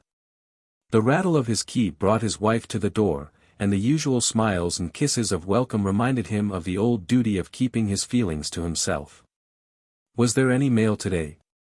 There was a postal card came today for you, Dad. It had been to all of the 4 places we have lived since we came back from Iowa, and so it was late in getting here. It was the announcement of the 25th anniversary dinner of your class. You'll go, won't you? Where's the postal? Do go, Dad, we don't like to have you forgotten. It's only 6. The dinner's at 8. You'll have plenty of time, Father. Clues took the card, holding it under the light of the lamp on the center table. His fingers trembled a little as he read it. The last dinner I went to was in our senior year, just before I graduated and went west. I was toastmaster at that dinner. It was a spring night like this. I remember a little crowd of us sat under a tree in the college yard and talked until daylight. We promised each other, half in fun, that the one who got to be 45 years old and wasn't successful should jump into the river. And then we went up to my room for a cold bath, and I built a fire and heated the poker and burned my name into the mantelpiece. He tossed the card aside. His wife could see upon his face the unmistakable sign that the accumulation of years of disappointment was no longer to be contained in silence. I've been a miserable fizzle. Unknown and forgotten because I deserve it. Edith looked straight at him. That is not true, she said softly. Perhaps it's a bad dream. It's been my fault. No wonder I'm forgotten. Everybody flocks around a victor, but who cares where the man is who failed to do big things? Once he marched in the front line promising a great deal, and now he's got to watch the procession from the sidewalk. It would be better, if a man can't make himself felt and has got to walk around unknown, to keep his promise and... Don't, father. He looked up into his daughter's face, and seeing the trembling of her upper lip, drew a long breath and squared his shoulders. Well, perhaps we all have our compensations. You are going to the class dinner, aren't you? No, I think I won't go this time. Perhaps next year. Oh, yes, for me. I'll get your evening clothes. They're put away. When he appeared in them a little later, he looked doubtfully at himself in the mirror, then suddenly smiled. I've had them ever since we were married. Their style looks rather quaint, doesn't it? But I've had some very happy minutes inside the old coat. Do you remember this tie, Alice? Why, for mercy's sake. That was the first thing I ever made you. I haven't forgotten, he answered. As he went slowly out into the hallway and down the noisy wooden stairs, his wife and daughter leaned over the banisters looking at him anxiously. At last he turned the corner into the avenue. As he looked, he saw a little group of laughing men going up the steps, then he squared his shoulders, and walked briskly across the street and up the steps into the lobby. The clerk leaned over the desk toward him. 76. Clews nodded, yes, my class, 76. Just down at the end of that corridor. There were others standing with him at the check room, who nodded to him. Did you go to the game? Asked one. No. How did it come out? Great guns. Don't you know how it came out? Why, we beat M. My boy plays first base. I go to all the games. I wish I could. I wish I had gone today, but my work is rather confining. I have a daughter, and, of course, if I had a son, he'd be out there at the university too. There are several prominent members of the class here tonight. Drowson is here, and Crane is Toastmaster. We're late, I think. With his new acquaintance Clews followed a knot of men who opened the door, exposing two large tables filled with diners. The noise within burst out and drew the attention of several guests of the hotel, who peered down the corridor with mild curiosity. When the man who was with Clews hesitated for a moment, a dozen voices rose up to greet him, and several men stood up to shout, "Oh, Billy, here's a seat," or "Here you are, Lawton." Clews was lonely. Of the men who sat near him he remembered only two as acquaintances of undergraduate days, and the old associations recalled by their faces were so hazy that he was convinced that he had never known either of them well. They certainly did not recognize him. He determined grimly never to suffer another experience like this. The world likes success and sunlight, he said to himself. I'll fight it out alone after this, and in my own little corner. A waiter finally thrust a demi-tasse of coffee deftly over Clews' elbow. Crane had introduced Drowson with an accompaniment of cheers and hand-clapping, and Drowson had made a speech which had impressed everyone, and Collingwood had been cajoled into singing an old song. Chairs were gradually moved back a little from the table, the room became foggy with the smoke that curled from the cigars, and a contented fullness and laughter tugged at nearly 100 waistcoats. Crane, the toastmaster, was rapping for silence. Before we break up, he said, I want you to drink one more toast with me. We have toasted ourselves and each other, but this toast is to a man who is not here. The interest and curiosity of everyone was aroused. Even Clews leaned back in his chair to listen. It was plainly going to be a eulogy of some classman who had died. 25 years ago, after our last college dinner, there were 6 men in our class sitting together under a tree in the yard and talking about what we would do. We said we would all be successful at 45. If not, we were going to jump into the river. I was one of those men, Billy Drowson was another, Wright was there, he died the next year. Then there was Lapham and Riggs. But there was another. He was a prominent figure in our class, the smartest one of the 6, very honorable and good-hearted. I will not name him. He is not here. We all thought he would have a brilliant career. He came out of college and was married, and his father died and left him a mother and 2 sisters and an inheritance of debts. That cut him off from the professional schools, and he went west, and I have found out that he went into a business where there was no chance in the world of advancement. But it had to be done because that offered a way of bearing the burdens and obligations that were on him. It was just like him. Then he had to take care of a wife and 3 others besides. His health became very bad. He used to work 16 hours a day sometimes, and when he was 40 years old he found himself very much out of order. Then he came back east. Part of his burdens had been removed, but it was too late to start life as he might have started at once. He had burned out in the service like a faithful, honest, well-made candle. His light had been dim, but it had also been steady. I suppose he is alive, although I don't know. But all of us who knew him best are sure that wherever he is still putting up a good fight, and though he hasn't got the cheers and the limelight, he's pulling mighty well. I know it. The room was very still while Crane paused. We've tried to locate him, but we lost the scent after we found he had come back from Iowa. We had planned to go back tonight, Drowson and Lapham and Riggs and myself and this other man, and sit under the tree in the yard where 25 years ago we promised to reach success, before we came back to attend this dinner. I feel sure that this missing man, this lost member of the class, I might say, for I can't find anyone who knows where he is, ought to be there. We think he comes as near success as any one of us. We learned years ago at the university that faithful duty really counted. The kind of success we are looking for isn't always gilt-edged, the band isn't always playing for it to march by. When I looked up this man I found a good, clean, honest story, a story of devotion and loyalty and the kind of courage that holds out when nobody is looking on or waving hats. I think we all ought to be glad he is a 76 man, and that we are not so narrow or ignorant as to count him a lost cause and a failure. I want you to drink a toast to him with me, gentlemen, to the man who does his job in a shadow. The whole class came to its feet together. Clews realized that toast was to him. Had his head been cool, he would have arisen with the rest unmarked and unknown. It was the old custom of remaining seated when so honored that betrayed him. It left him a second behind the rest, and the speaker's big blue eyes were upon him at once. Crane lowered his glass and exclaimed, "Good God!"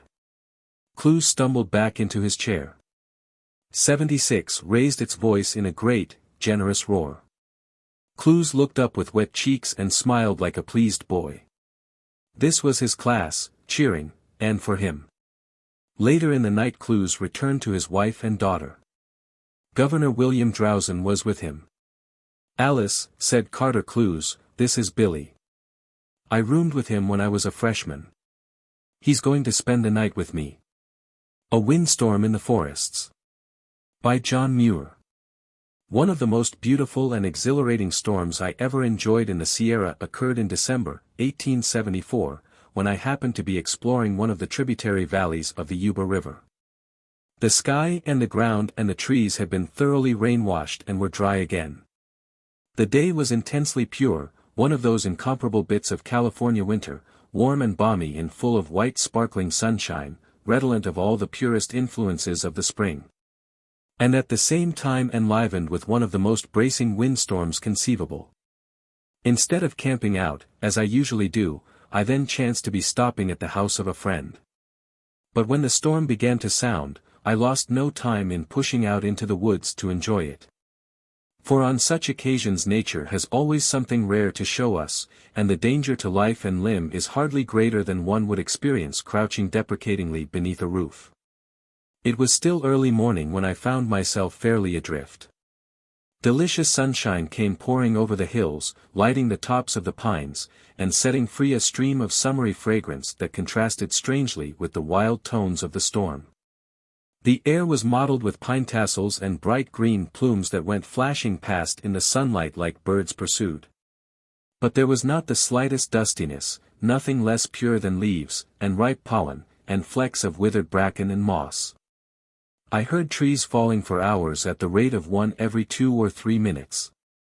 Some uprooted, partly on account of the loose, water-soaked condition of the ground, others broken straight across, where some weakness caused by fire had determined the spot. The gestures of the various trees made a delightful study. Young sugar pines, light and feathery as squirrel tails, were bowing almost to the ground. While the grand old patriarchs, whose massive boles had been tried in 100 storms, waved solemnly above them, their long, arching branches streaming fluently in the gale. And every needle thrilling and ringing and shedding off keen lances of light like a diamond. The Douglas spruces, with long sprays drawn out in level tresses and needles massed in a gray, shimmering glow, presented a most striking appearance as they stood in bold relief along the hilltops. The madronos in the dells, with their red bark and large, glossy leaves tilted every way, reflected the sunshine in throbbing spangles like those one so often sees on the rippled surface of a glacier lake. But the silver pines were now the most impressively beautiful of all. Colossal spires 200 feet in height waved like supple goldenrods chanting and bowing low as if in worship, while the whole mass of their long, tremulous foliage was kindled into one continuous blaze of white sunfire. The force of the gale was such that the most steadfast monarch of them all rocked down to its roots with a motion plainly perceptible when one leaned against it.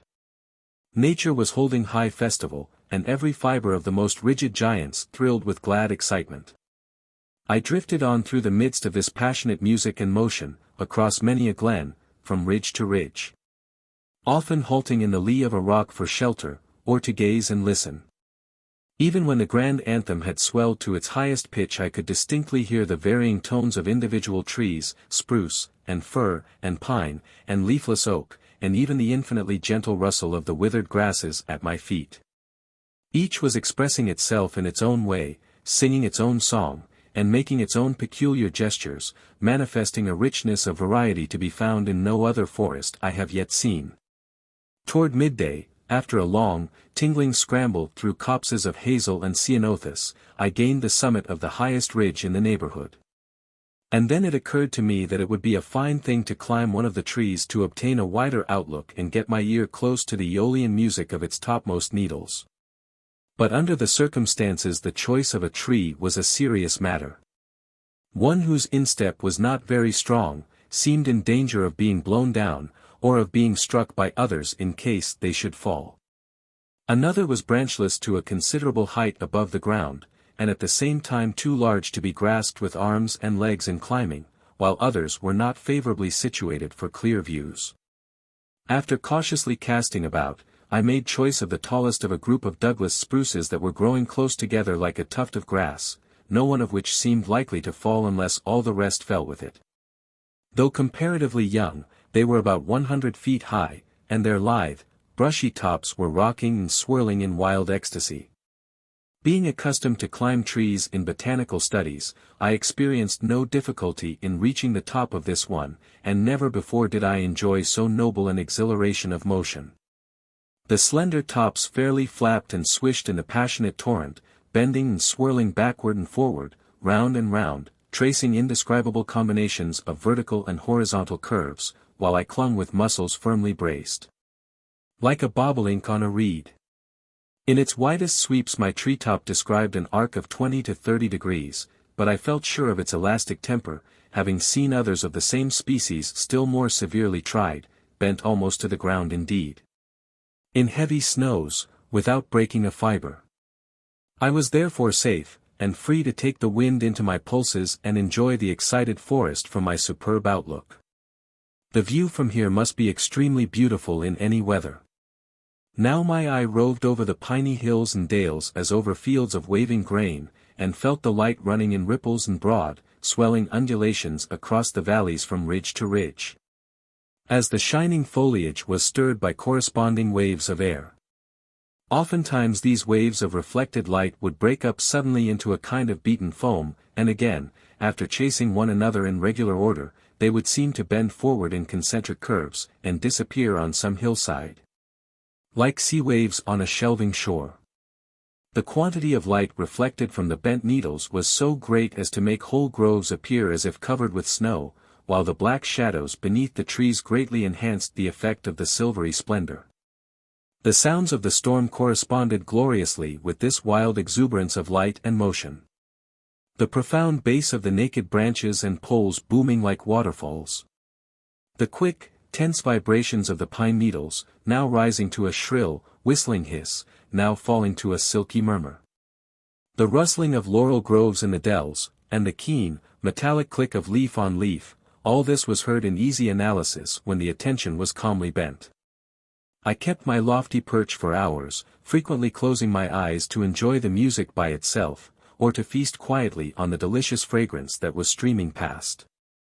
The fragrance of the woods was less marked than that produced during warm rain, when so many balsamic buds and leaves are steeped like tea.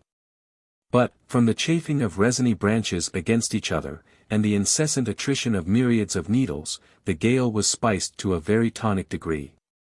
And besides the fragrance from these local sources there were traces of scents brought from afar.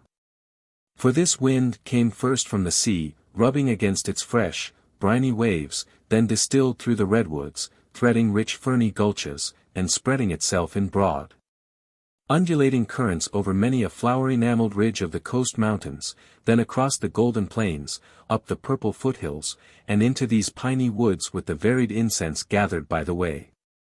When the storm began to abate, I dismounted and sauntered down through the calming woods. The storm tones died away, and, turning toward the east, I beheld the countless hosts of the forests hushed and tranquil, towering above one another on the slopes of the hills like a devout audience. The setting sun filled them with amber light, and seemed to say, while they listened, "My peace I give unto you." As I gazed on the impressive scene, all the so-called ruin of the storm was forgotten, and never before did these noble woods appear so fresh, so joyous, so immortal. From The Mountains of California. Copyright by the Century Company, New York, and used by their kind permission. An Unexpected Adventure. By John Muir. A wild scene, but not a safe one, is made by the moon as it appears through the edge of the Yosemite Fall when one is behind it. Once, after enjoying the night song of the waters and watching the formation of the colored bow as the moon came round the domes and sent her beams into the wild uproar, I ventured out on the narrow bench that extends back of the fall from Fern Ledge and began to admire the dim-veiled grandeur of the view. I could see the fine, gauzy threads of the fall's filmy border by having the light in front. And wishing to look at the moon through the meshes of some of the denser portions of the fall, I ventured to creep further behind it while it was gently wind-swayed. Without taking sufficient thought about the consequences of its swaying back to its natural position after the wind pressure should be removed. The effect was enchanting, fine, savage music sounding above, beneath, around me. While the moon, apparently in the very midst of the rushing waters, seemed to be struggling to keep her place, on account of the ever-varying form and density of the water masses through which she was seen. Now darkly veiled or eclipsed by a rush of thick-headed comets, now flashing out through openings between their tails. I was in fairyland between the dark wall and the wild throng of illumined waters, but suffered sudden disenchantment, for, like the witch scene in Alloway Kirk, in an instant all was dark. Down came a dash of spent comets, thin and harmless looking in the distance, but they felt desperately solid and stony when they struck my shoulders, like a mixture of choking spray and gravel and big hailstones. Instinctively dropping on my knees, I gripped an angle of the rock, curled up like a young fern frond with my face pressed against my breast, and in this attitude submitted as best I could to my thundering bath. The heavier masses seemed to strike like cobblestones, and there was a confused noise of many waters about my ears, hissing, gurgling, clashing sounds that were not heard as music. The situation was quickly realized. How fast one's thoughts burn in such times of stress. I was weighing chances of escape. Would the column be swayed a few inches away from the wall, or would it come yet closer? The fall was in flood and not so lightly would its ponderous mass be swayed. My fate seemed to depend on a breath of the idle wind. It was moved gently forward, the pounding ceased, and I was once more visited by glimpses of the moon. But fearing I might be caught at a disadvantage in making too hasty a retreat, I moved only a few feet along the bench to where a block of ice lay. I wedged myself between the ice and the wall, and lay face downwards, until the steadiness of the light gave encouragement to rise and get away. Somewhat nerve-shaken, drenched, and benumbed, I made out to build a fire, warmed myself, ran home, reached my cabin before daylight, got an hour or two of sleep, and awoke sound and comfortable, better, not worse, for my hard midnight bath. From The Yosemite. Copyright by the Century Company, New York, and used by their kind permission. The Torture of the Straitjacket. By Jack London. Have you ever seen canvas tarpaulins or rubber blankets with brass eyelets set in along the edges? Then imagine a piece of stout canvas, some 4½ feet in length, with large and heavy brass eyelets running down both edges. The width of this canvas is never the full girth of the human body it is to surround. The width is also irregular, broadest at the shoulders, next broadest at the hips, and narrowest at the waist. The jacket is spread on the floor. The man who is to be punished, or who is to be tortured for confession, is told to lie face downward on the flat canvas. If he refuses, he is manhandled. After that he lays himself down with a will, which is the will of the hangdogs, which is your will, dear citizen, who feeds and fees the hangdogs for doing this thing for you. The man lies face downward. The edges of the jacket are brought as nearly together as possible along the center of the man's back. Then a rope, on the principle of a shoelace, is run through the eyelets, and on the principle of shoelacing the man is laced in the canvas. Only he is laced more severely than any person ever laces his shoe. They call it cinching in prison lingo. On occasion, when the guards are cruel and vindictive or when the command has come down from above, in order to ensure the severity of the lacing, the guards press with their feet into the man's back as they draw the lacing tight. Have you ever laced your shoe too tightly, and, after half an hour experienced that excruciating pain across the instep of the obstructed circulation? And do you remember that after a few minutes of such pain you simply could not walk another step and had to untie the shoelace and ease the pressure? Very well. Then try to imagine your whole body so laced, only much more tightly, and that the squeeze, instead of being merely on the instep of one foot, is on your entire trunk, compressing to the seeming of death your heart, your lungs, and all the rest of your vital and essential organs. I remember the first time they gave me the jacket down in the dungeons.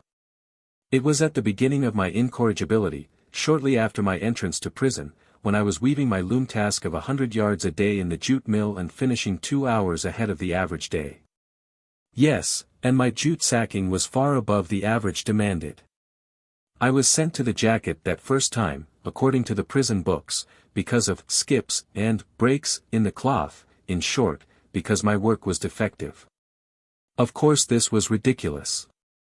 In truth, I was sent to the jacket because I, a new convict, a master of efficiency, a trained expert in the elimination of waste motion, had elected to tell the stupid head weaver a few things he did not know about his business. And the head weaver, with Captain Jamie present, had me called to the table where atrocious weaving, such as could never have gone through my loom, was exhibited against me. 3 times was I thus called to the table. The third calling meant punishment according to the loom room rules. My punishment was 24 hours in the jacket. They took me down into the dungeon. I was ordered to lie face downward on the canvas spread flat upon the floor. I refused. One of the guards, Morrison, gullicked me with his thumbs. Mobbins, the dungeon trustee, a convict himself, struck me repeatedly with his fists. In the end I lay down as directed. And, because of the struggle I had vexed them with, they laced me extra tight. Then they rolled me over like a log upon my back. It did not seem so bad at first. When they closed my door, with a clang and clash of levered boltage, and left me in the utter dark, it was 11 o'clock in the morning. For a few minutes I was aware merely of an uncomfortable constriction which I fondly believed would ease as I grew accustomed to it. On the contrary, my heart began to thump and my lungs seemed unable to draw sufficient air for my blood. This sense of suffocation was terrorizing, and every thump of the heart threatened to burst my already bursting lungs. After what seemed hours, and after what, out of my countless succeeding experiences in that jacket I can now fairly conclude to have been not more than half an hour, I began to cry out, to yell, to scream, to howl, in a very madness of dying. The trouble was the pain that had arisen in my heart. It was a sharp, definite pain, similar to that of pleurisy, except that it stabbed hotly through the heart itself. To die is not a difficult thing, but to die in such slow and horrible fashion was maddening. Like a trapped beast of the wild, I experienced ecstasies of fear, and yelled and howled until I realized that such vocal exercise merely stabbed my heart more hotly and at the same time consumed much of the little air in my lungs. I gave over and lay quiet for a long time, an eternity it seemed then, though now I am confident that it could have been no longer than a quarter of an hour. I grew dizzy with semi-asphyxiation, and my heart thumped until it seemed surely it would burst the canvas that bound me. Again I lost control of myself and set up a mad howling for help. In the midst of this I heard a voice from the next dungeon. "Shut up," it shouted, though only faintly it percolated to me. "Shut up. You make me tired. I'm dying," I cried out. "Pound your ear and forget it," was the reply. "But I am dying," I insisted. "Then why worry," came the voice. "You'll be dead pretty quick and out of it. Go ahead and croak, but don't make so much noise about it. You're interruptin' my beauty sleep." So angered was I by this callous indifference, that I recovered self-control and was guilty of no more than smothered groans. From The Star Rover. Copyrighted by the Macmillan Company, New York, and used with their kind permission. A Son of Copper Sin. By Herman Whitaker. Within his bull's hide teepee, old Leroy lay and fed his little fire, stick by stick. He was sick, very sick, sick with the sickness which is made up of equal parts of hunger, old age, fever, and despair. Just 1 week before his tribe had headed up for Winnipegoos, where the whitefish may be had for the taking and the moose winter in their yards. But a sick man may not travel the long trail, so Leroy had remained at White Man's Lake. And Baptiste, his son, stayed also. Not that it was expected of him, for, according to forest law, the man who cannot hunt had better die. But Baptiste had talked with the gentle priest of Elis, and had chosen to depart from the custom of his fathers. And things had gone badly, very badly, since the tribe had marched north, south, east and west, the round of the plains, and through the leafless woods. The boy had hunted without as much as a jackrabbit falling to his gun. For 2 days no food had passed their lips, and now he was gone forth to do that which Leroy had almost rather die than have him do, ask aid of the settlers. "Yea, my son," the old warrior had faltered, "these be they that stole the prairies of our fathers. Yet it may be that big laugh, best of an evil brood, will give us of his store of flour and bacon." So, after placing a plentiful stock of wood close to the old man's hand, Baptiste had closed the teepee flap and laced it. At the end of an hour's fast walking, during which the northern sky grew dark with the threat of still more cruel weather, he sighted through the drift a spurting column of smoke. The smoke marked the cabin of John Sterling, and also his present occupation.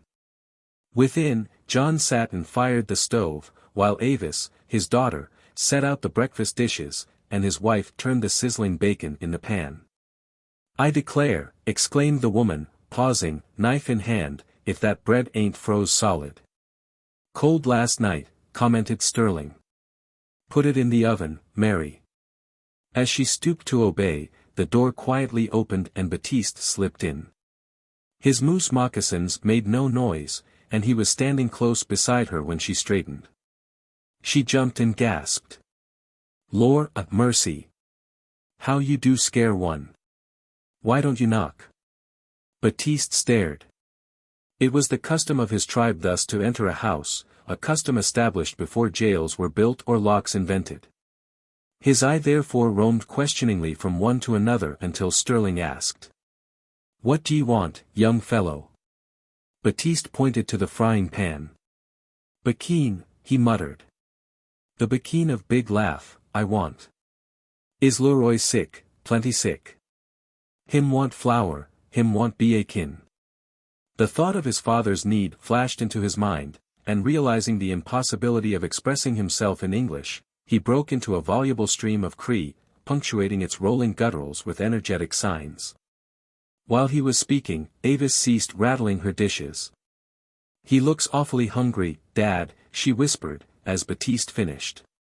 Now, though Sterling was a large-souled, generous man, and jovial, as evidenced by his name of Big Laugh, it happened that, during the past summer, a roving band of Sioux had camped hard by and begged him out of patience.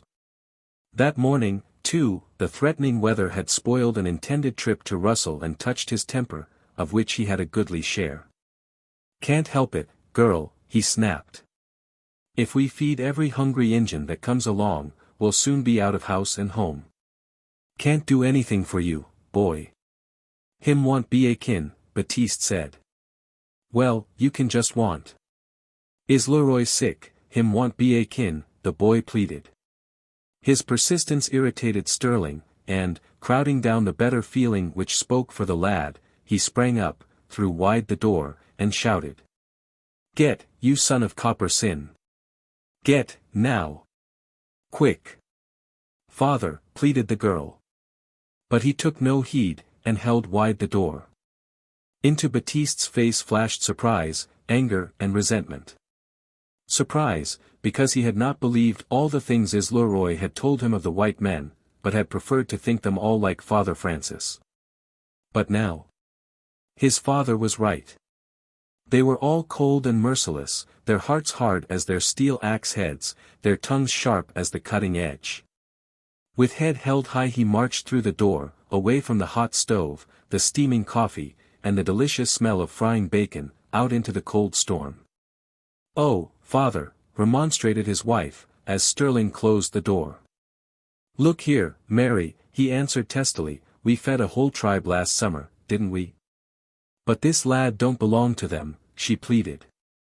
"All the worse," he rejoined. "Do an Injun a good turnin' he never forgets.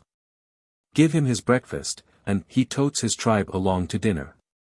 "Well," sighed the good woman, "I'm real sorry." For a few moments both were silent. And presently, as the man's kindly nature began to triumph over his irritation, he hitched uneasily in his chair. Already he felt ashamed. Casting a sheepish glance at his wife, he rose, walked to the door, and looked out. But a wall of whirling white blocked his vision. Baptiste was gone beyond recall. "Where's Avis?" he asked, returning to the stove. "Avis," called her mother. But there was no answer. For a moment man and wife stared each other in the eye. Then, moved by a common impulse, they walked into the kitchen. There, on the table, lay the half of a fresh-cut side of bacon, the bread box was open and a crusty loaf missing. The girl's shawl was gone from its peg and her overshoes from their corner. "Good God," gasped the settler. "The child's gone after him." They knew the risk. All the morning the storm had been brewing, and now it thundered by, a veritable blizzard. The blizzard. King of storms. It compels the settler to string a wire from house to stables, it sets men to circling in the snow, it catches little children coming home from school and buries them in its monstrous drifts. Without another word Sterling wound a scarf about his neck, grabbed his badger mitts, and rushed outside. When Avis softly closed the kitchen door she could just see Baptiste rounding a bluff that lay a furlong west of her father's stables. She started after him, but by the time she had covered half the distance a sea of white swept in between and blotted him from view. She struggled on, and still on, until, in spite of the 70 degrees of frost, the perspiration burst from every pore and the scud melted on her glowing face. This was well enough, so long as she kept moving. But when the time came that she must stop, she would freeze all the quicker for her present warmth.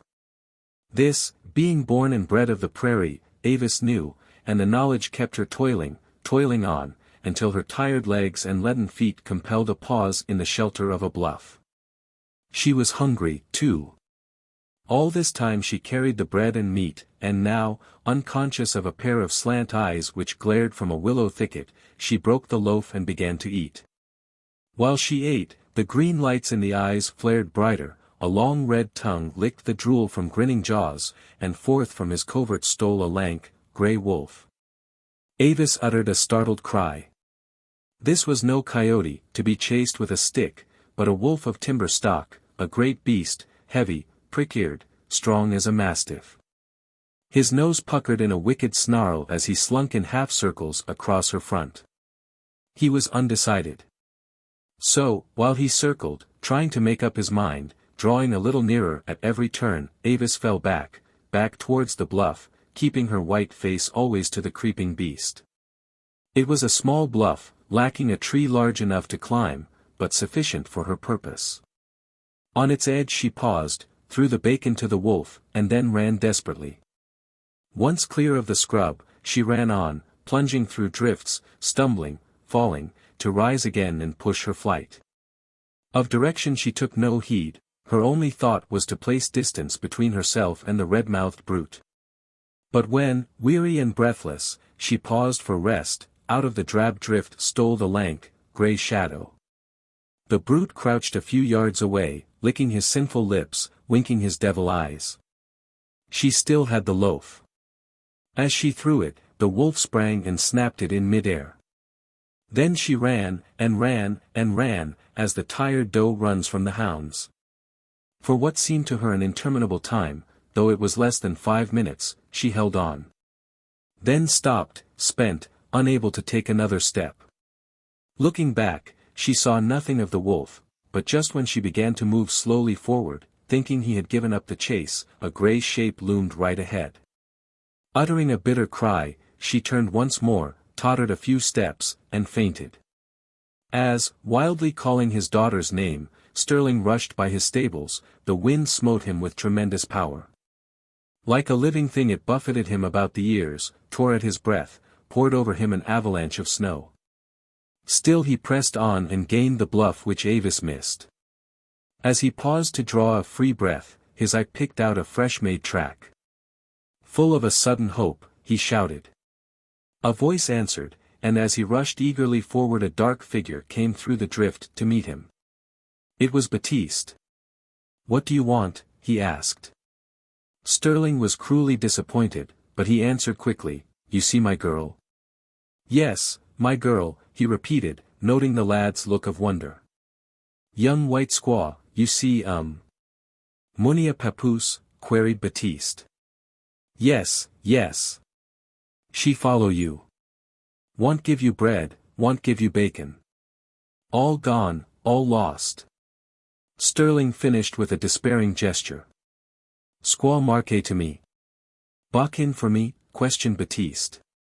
"Yes, yes," cried Sterling, in a flurry of impatience. "I find he said, softly. Briefly Baptiste laid down his plan, eking out his scanty English with vivid signs. In snow, the white man rolls along like a clumsy buffalo, planting his feet far out to the right and left. And because his right leg steps a little further than the left, he always, when lost, travels in a circle. Wherefore Baptiste indicated that they should move along parallel lines, just shouting distance apart, so as to cover the largest possible ground. "Young squaw marque slow. She there." He pointed north and east with a gesture. "Yes, there." Baptiste paused until Sterling got his distance, then, keeping the wind slanting to his left cheek, he moved off north and east. Ever and anon he stopped to give forth a piercing yell. If Sterling answered, he moved on. If not, as happened twice, he traveled in his direction until they were once more in touch. And so, shouting and yelling, they bore off north and east for a long half-hour. After that, Baptiste began to throw his cries both east and west, for he judged that they must be closing on the girl. And suddenly, from the north, came a weird, tremulous answer. He started, and throwing up his head, emitted the wolf's long howl. Leaning forward, he waited, his very soul in his ears, until, shrill yet deep-chested and quivering with ferocity, came back the answering howl. No coyote gave forth that cry, and Baptiste knew it. "Timber wolf," he muttered. Turning due north, he gave the settler a warning yell, then sped like a hunted deer in the direction of the cry. He ran with the long, lithe lope which tires down even the swift elk, and in 5 minutes covered nearly a mile. Once more he gave forth the wolf howl. An answer came close by, but as he sprang forward it ended with a frightened yelp. Through a break in the drift he spied a moving figure, then a swirl swept in and blotted it from view. But he had seen the girl. A dozen leaps and he was close upon her. Just as he opened his mouth to speak, she screamed and plunged headlong. When consciousness returned, Avis was lying on her own bed. Her mother bent over her. Sterling stood nearby. All around were the familiar things of life, but her mind still retained a vivid picture of her flight, and she sprang up screaming. The wolf, oh, the wolf. Hush, dearie, her mother soothed. It wasn't a wolf, but just the Cree boy. Baptiste had told how she screamed at the sight of his gray, snow-covered blanket, and the cry had carried even to her father. But when she recovered sufficiently to tell her story, the father shuddered and the mother exclaimed. John, we owe that boy more than we can ever pay. We do, he fervently agreed. Just then the latch of the other door clicked, and a cold blast streamed into the bedroom. Jumping up, the mother cried. Run, John, he's going. Here, young fellow, shouted the settler. Baptiste paused in the doorway, his hand on the latch, his slight body silhouetted against the white of the storm. Where you going, boy? To his Leroy, he answered. Him sick. Bazoo. Sterling strode forward and caught him by the shoulder. No, you don't, he said, not that way. Then, turning, he called into the bedroom, Here, mother. Get out all your wraps while I hitch the ponies. And fix up our best bed for a sick man. From The Probationer, copyright and used by the kind permission of author and publishers, Harper and Brothers, New York. Somber. By William Wetmore Story. Long golden beams from the setting sun swept over the plains of Andalusia, and fell upon the Giralda tower of the great cathedral of Seville, many miles in the distance. In their path they illumined a stretch of vast pastures enclosed by whitened stone walls, and dotted with magnificent cattle. In a far corner of one of the enclosures the figure of a young girl passed through an arched stone gateway. As she paused to look upon the scattered groups of grazing beasts, the level rays played in lights and shadows upon the waving masses of dark chestnut hair, richly health-tinted young face, creamy neck, and large, lustrous eyes now painfully dry. As if tears were exhausted. She gazed from group to group, calling eagerly, Somber. Somber. A pair of long, gleaming horns rose abruptly amid the browsing herd, and a magnificent bull came towards her at a brisk trot. The sunbeams glinted upon his dark coat as it swelled and sank under the play of powerful muscles. His neck and shoulders were leonine in massive strength, the legs and hindquarters as sleek and symmetrical as those of a racehorse, but his ferociousness was held in check by that devoted love dumb animals express for those who love them. In a moment the young girl's white arms were thrown around the animal's dusky neck, and her cheek was lain against the silken skin. Oh, Somber, she murmured, do you know what they are going to do with you? Papa wants to send you to the Plaza de Toros. I have begged him in vain to spare you. Does he think after Anita has brought you from a tiny calf to be such a beautiful, dear toro that she can give you to the cruel matador to be tortured, made crazy and killed? She was sobbing bitterly, and the devoted beast was striving vainly to turn his head far enough to lick the fair neck bending down upon his. Presently the sobbing ceased, and she stroked the strong shoulders with her small hand. Never fear, Somber, if they take you to Sevilla Anita will find a way to save you. Now, say good night. Somber thrust out his huge tongue and licked the little hand and arms. Then she bent forward and kissed him on the frowning, furry forehead and departed. Anita's path homeward lay through another field where a herd of cattle were being driven. A young herdsman, riding a strong horse at a brisk canter, saw the young girl enter from the adjoining pasture. With joyful exclamation in English he rode towards her calling, Anita, have you seen the posters? Waiting until he reached her side, with bated breath she asked, Is Somber advertised? Yes, on the outer gateway. But here, I have a poster in my pocket. Plaza de Toros de Sevilla. May 17th. Anniversary of the King's birthday. 6 bulls to be killed. The 2 magnificent brother bulls. Sol and Somber. And others very ferocious. Against the intrepid matadors. Lariato, the American, and Amador, of Sevilla. It is cruel of them, cruel. Reading, Lariato, the American. Why, that is yourself. You will spare him. You will spare my Somber. They do not permit me to fight Don Alonso's bulls, for I raised them and they would not fight me. Amador will fight Somber. No, no. You must fight Somber. That wicked Amador will kill him. But so would I, Anita, or be killed by him. Anita was silent for a time. Suddenly she exclaimed, Orlando, do you love me well enough to put faith in a promise which will seem impossible of fulfillment? God knows I do. Then listen. If Somber goes to the Plaza de Toros, you must fight him and spare him even though they hiss and jeer at you. Death is easier. Perhaps the managers will let me fight him, for you have raised him, and I can tell them that I have scarcely seen him. I will fight him, Anita, and for your sake I will let him kill me. No, no, Orlando, for this is my promise, even in the last extremity Somber shall not harm you. And then, Anita. Then I will leave my father's house and go with you. We will buy Somber and go to those plains in your country you love so to tell about. You will become a ranch hero, and Somber shall be the patriarch of our herd. I have tried that once and failed. Ah, but you had neither Somber nor Anita then.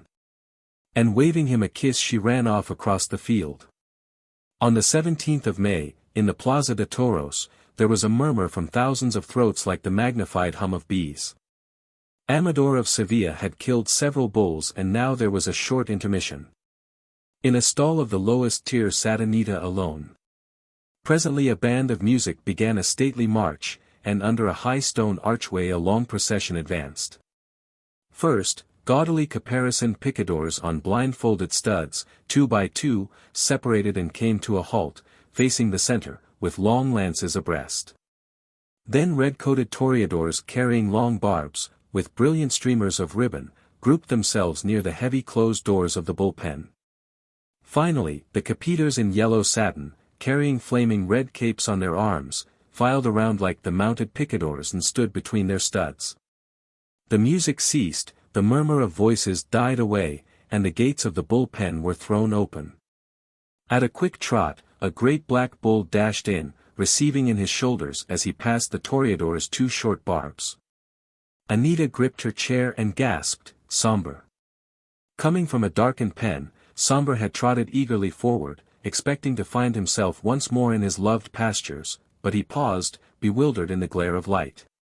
Hither and thither he turned in nervous abruptness, his head raised high, his tail slowly lashing his flanks. Then he lowered his grand head and sniffed the earth, and then he smelled fresh, warm blood, the blood of his own kind. With gathering rage he lowered his keen horns close to the ground and gave a deep, hoarse bellow of defiance, flinging clod after clod with his 4 feet high above his back. Then there flaunted toward him a red object at which he charged, but it swept aside, and a new sting of pain was felt in his neck, and warm blood was trickling over his glossy skin. Again and again he charged, but each time the red thing vanished and there was more pain, more torturing barbs that maddened him. Presently a horseman advanced with lowered spear. Surely horse and rider could not vanish. Ah, no. Somber found that it was not intended that they should. Rushing upon them he struck them with such a blow that they were forced backwards 20 feet and both gave a scream of pain. The picador was dragged away with a broken leg, and the horse lay lifeless, for Somber's horn had pierced its heart. Instantly a great cry went up from that crater of humanity, Bravo! Bravo, Toro! Bravo, somber. More than once he earned that grand applause, then his tormentors disappeared and through one of the archways advanced a young man tall and athletic. On his left arm hung a scarlet mantle, and in his right hand he carried a long, keen sword. Passing under the archway, the matador swept his sword in military salute, then with lowered point he stepped into the arena and faced his antagonist. Upon all fell an awful silence, for Lariato and Sombre were met in a struggle to the death. For a time the combatants stood motionless, eyeing each other intently. Then came stealthy movements, hither and thither, then thundering, desperate charges, and graceful, hairbreadth escapes. At last in one great charge, Sombre's horn tore the mantle from Lariato's arm and carrying it half around the ring, as a flaming banner, the bull ground and trampled it in the dust. A slight hissing was heard in the audience which turned to thundering applause when Lariato contemptuously refused a new mantle. The audience became breathless, the man alone was now the mad beast's target. Sombre, dripping with blood and perspiration, his flanks swelling and falling in his great gasps for breath, his eyes half blinded by the dust and glare of the arena, gave the matador one brief glance, then with head low down, charged upon him. Lariato's long keen blade was lowered confidently to its death-dealing slant. Just as the murderous sword point seemed about to sink through the bull's shoulders, into his very heart, a despairing woman's cry reached the matador's ears. Then a mighty hiss, interspersed with hoots and jeers, went up from the exasperated spectators, for the bull thundered on, with the sword scarcely penetrating the tough muscles, standing upright between his shoulders, while Lariato stood disarmed. Coming to a standstill far beyond his antagonist, Sombre shook his huge neck and the sword spun high into the air and fell toward the center of the ring. Lariato took several steps toward it, but tottered and fell upon the ground in a swoon, for he had been severely bruised. With an exultant roar, the bull rushed back to complete his victory. The hissing and the hooting was hushed, and groans of horror filled the air. Suddenly, just as the animal had gained full headway in his murderous charge, a slight, white figure glided into the ring, and a clear voice cried, "Sombre." At the sound of that voice, the charging beast came strainingly to a halt, threw up his head, and gazed eagerly about, then turned and rushed toward the girl. Capiters hurried forward flaunting their red capes, but she waved them back. "Go back. You shall torment him no more, my poor, tortured, wounded Sombre." In a moment the great beast was beside her, licking her dress and arms and hands. As she deftly extricated the barbs from his neck and shoulders, the thousands of throats around them shrieked out a vast pandemonium of bravos. Blood was covering her hands and staining her dress, but Anita was blind to it. Meanwhile Lariato had struggled to his feet and hurried towards her.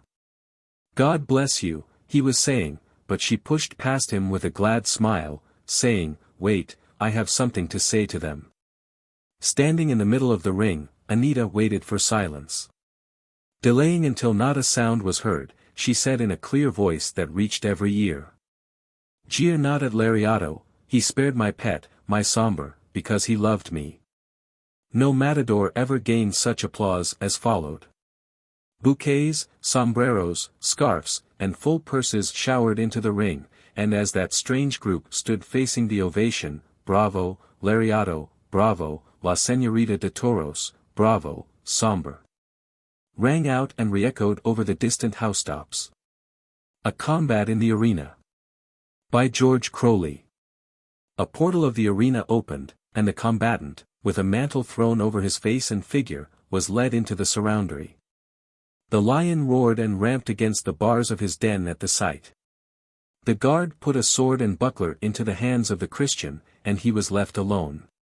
He drew the mantle from his face, and bent a slow and firm look around the amphitheater.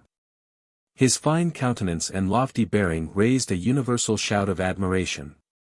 He might have stood for an Apollo encountering the Python. His eyes at last turned on mine. Could I believe my senses? Constantius was before me. All my rancor vanished. An hour passed, I could have struck the betrayer of the heart, I could have called on the severest vengeance of man and heaven to smite the destroyer of my child. But to see him hopelessly doomed, the man whom I had honored for his noble qualities, whom I had even loved, whose crime was, at the worst, but the crime of giving way to the strongest temptation that can bewilder the heart of man. To see the noble creature flung to the savage beast, dying in tortures, torn piecemeal before my eyes, and his misery wrought by me, I would have supplicated earth and heaven to save him. But my tongue cleaved to the roof of my mouth. My limbs refused to stir. I would have thrown myself at the feet of Nero, but I sat like a man of stone, pale, paralyzed, the beating of my pulse stopped, my eyes alone alive. The gate of the den was thrown back, and the lion rushed in with a roar and a bound that bore him half across the arena. I saw the sword glitter in the air. When it waved again, it was covered with blood. A howl told that the blow had been driven home. The lion, one of the largest of Numidia, and made furious by thirst and hunger, an animal of prodigious power, crouched for an instant, as if to make sure of his prey, crept a few paces onward, and sprang at the victim's throat. He was met by a second wound, but his impulse was irresistible. A cry of natural horror rang round the amphitheatre. The struggle was now for an instant, life or death. They rolled over each other. The lion, reared upon his hind feet with gnashing teeth and distended talons, plunged on the man. Again they rose together. Anxiety was now at its wildest height. The sword now swung round the Christian's head in bloody circles. They fell again, covered with blood and dust. The hand of Constantius had grasped the lion's mane, and the furious bounds of the monster could not lose his hold. But his strength was evidently giving way. He still struck his terrible blows, but each was weaker than the one before, till, collecting his whole force for a last effort, he darted one mighty blow into the lion's throat and sank. The savage beast yelled, and spouting out blood, fled howling around the arena. But the hand still grasped the mane, and the conqueror was dragged whirling through the dust at his heels. A universal outcry now arose to save him, if he were not already dead. But the lion, though bleeding from every vein, was still too terrible, and all shrank from the hazard. At last, the grasp gave way, and the body lay motionless on the ground. What happened for some moments after, I know not. There was a struggle at the portal. A female forced her way through the guards, rushed in alone, and flung herself upon the victim. The sight of a new prey roused the lion. He tore the ground with his talons, he lashed his streaming sides with his tail, he lifted up his mane and bared his fangs. But his approaching was no longer with a bound. He dreaded the sword, and came sniffing the blood on the sand, and stealing round the body in circuits still diminishing. The confusion in the vast assemblage was now extreme. Voices innumerable called for aid. Women screamed and fainted, men burst into indignant clamors at this prolonged cruelty. Even the hard hearts of the populace, accustomed as they were to the sacrifice of life, were roused to honest curses. The guards grasped their arms, and waited but for a sign from the emperor. But Nero gave no sign. I looked upon the woman's face. It was Salome. I sprang upon my feet. I called on her name. Called on her, by every feeling of nature, to fly from that place of death, to come to my arms, to think of the agonies of all that loved her. She had raised the head of Constantius on her knee, and was wiping the pale visage with her hair.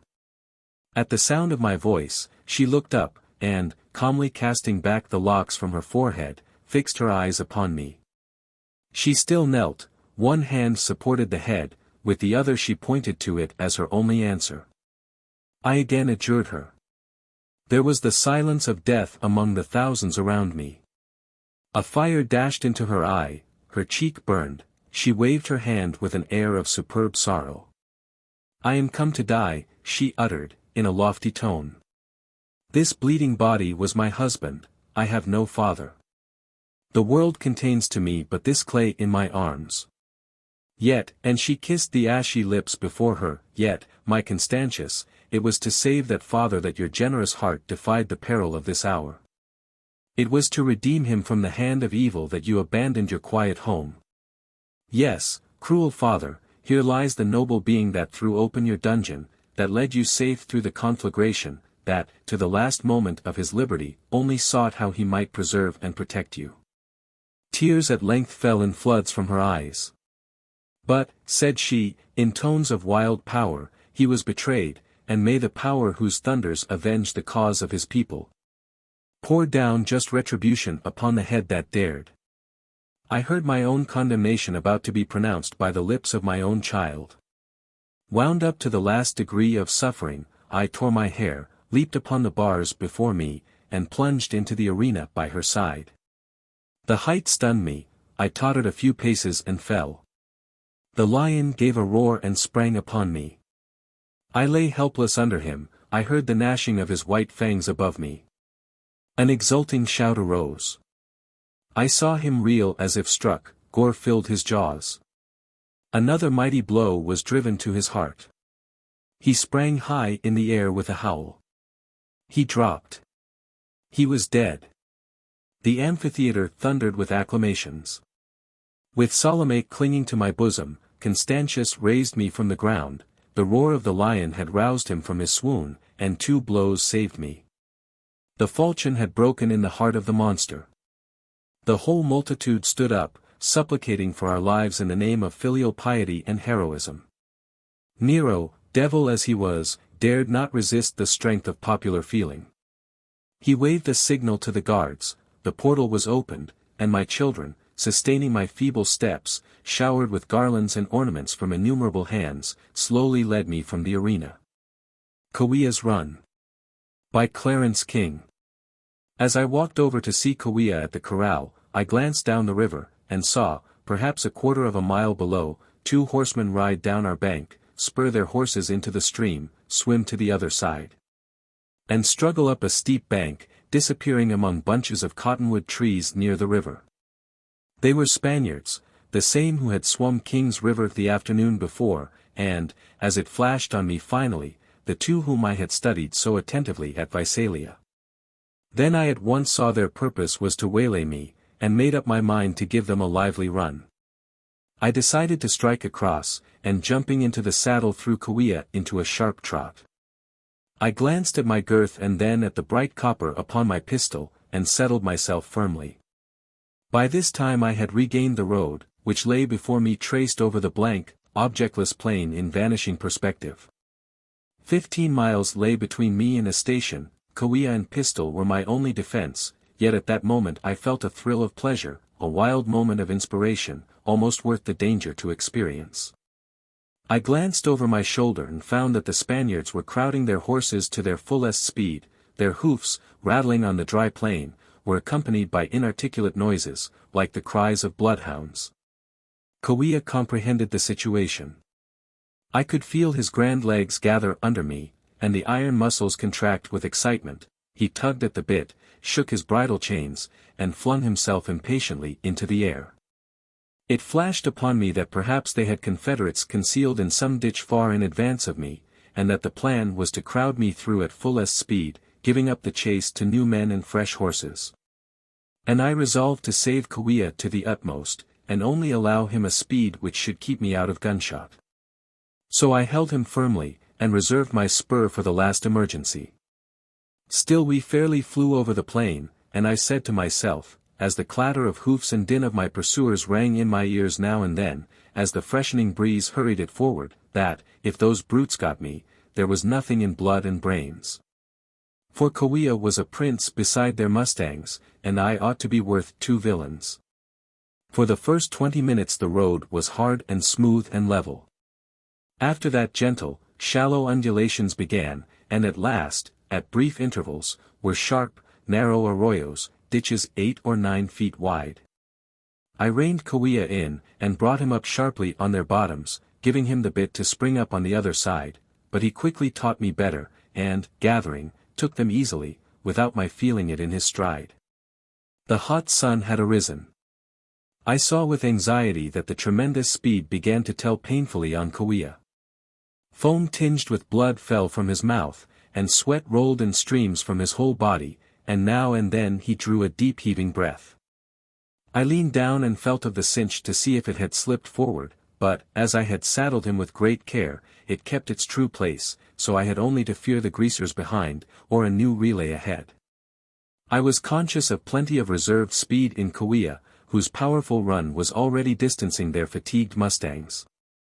As we bounded down a roll of the plain, a cloud of dust sprang from a ravine directly in front of me, and two black objects lifted themselves in the sand. I drew my pistol, cocked it, whirled Kauai to the left, plunging by them and clearing by about 6 feet. A thrill of relief came as I saw the long, white horns of Spanish cattle gleam above the dust. Unconsciously I restrained Kauai too much, and in a moment the Spaniards were crowding down upon me at a fearful rate. On they came, the crash of their spurs and the clatter of their horses distinctly heard. And as I had so often compared the beats of chronometers, I unconsciously noted that while Kauai's, although painful, yet came with regular power, the mustang's respiration was quick, spasmodic, and irregular. I compared the intervals of the two mustangs, and found that one breathed better than the other, and then, upon counting the best mustang with Kauai, found that he breathed 9 breaths to Kauai's 7. In 2 or 3 minutes I tried it again, finding the relation 10 to 7, then I felt the victory, and I yelled to Kauai. The thin ears shot flat back upon his neck, lower and lower he lay down to his run. I flung him a loose rein, and gave him a friendly pat on the withers. It was a glorious burst of speed, the wind rushed by and the plain swept under us with dizzying swiftness. I shouted again, and the thing of nervous life under me bounded on wilder and faster, till I could feel his spine thrill as with shocks from a battery. I managed to look round, a delicate matter of speed, and saw, far behind, the distanced villains, both dismounted, and one horse fallen. In an instant I drew Kauai into a gentle trot, looking around every moment, lest they should come on me unawares. In a half-mile I reached the station, and I was cautiously greeted by a man who sat by the barn door, with a rifle across his knees. He had seen me come over the plain, and had also seen the Spanish horse fall. Not knowing but he might be in league with the robbers, I gave him a careful glance before dismounting and was completely reassured by an expression of terror which had possession of his countenance. I sprang to the ground and threw off the saddle, and after a word or two with the man, who proved to be the sole occupant of this station, we fell to work together upon Kauai, my cocked pistol and his rifle lying close at hand. We sponged the creature's mouth, and, throwing a sheet over him, walked him regularly up and down for about 3/4 of an hour, and then taking him upon the open plain, where we could scan the horizon in all directions, gave him a thorough grooming. I never saw him look so magnificently as when we led him down to the creek to drink. His skin was like satin, and the veins of his head and neck stood out firm and round like whipcords. From Mountaineering in the Sierra Nevada. Copyright and used by kind permission of the publishers, Chas. Scribner's Sons, New York. A hero of the furnace room. Anonymous. The duty of the boilermakers on warships is of the most dangerous nature. In action, between actions, and out of action the repairs that they are called upon at a moment's notice to effect are sufficient to send a chill of fear through the hearts of most men. They will creep right inside a boiler or furnace which had but a few moments before been full of boiling liquid or hot coals. They will screw up nuts and fasten bolts or repair leaking pipes or joints in places that other men would consider impossible to approach.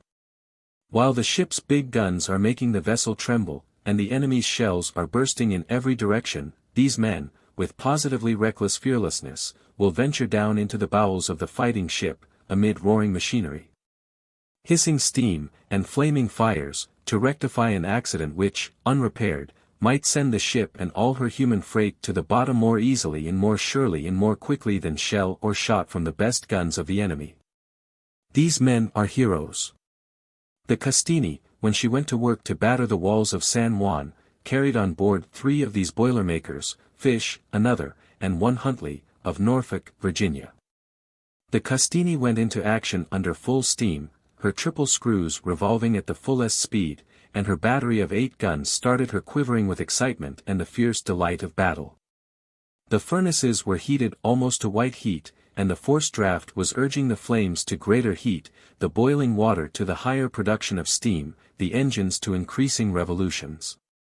Suddenly, without expectation, without warning, far down in the furnace hole, unheard by officer or man, amid the din of battle, the thundering reverberations of exploding gunpowder, there arose a fierce hissing noise right inside one of the furnaces. And all those who heard it trembled as no guns or shot or shell had power to make them tremble. A socket bolt in the back connection at the very farthest interior extremity of the furnace had become loose. A leak had been sprung. The steam was pouring in upon the fire, threatening in a few moments to put it out and stop the progress of the ship if it did not have the more awful effect of causing a terrible explosion and annihilation. The faces of the men below, in that moment of terrible suspense, blanched beneath the grime that covered them. None knew what to do save to wait the awful coming of the shock they knew must come. None. Nay, but there was one. The first to pull himself together, the first to whom returned the fear-driven senses, was Boilermaker Huntley. His name does not appear on the Navy list. Even his first name was unknown to his confrere, Fish. Only Boilermaker Huntley, of Norfolk, Virginia. But that is enough, and the annals of fame whenever and wherever the story of the United States and her Navy is told. One instant of startled horror, then, without hesitation, without trepidation, with stern-set jaws and fierce, devoted determination on every line of face and form. "Turn off the forced draft," he cried. "Goodness, Huntley, what are you going to do?" "Bank the fire. Quick. It's certain death. For one, unless, for all. Turn off the draft. Bank the fire."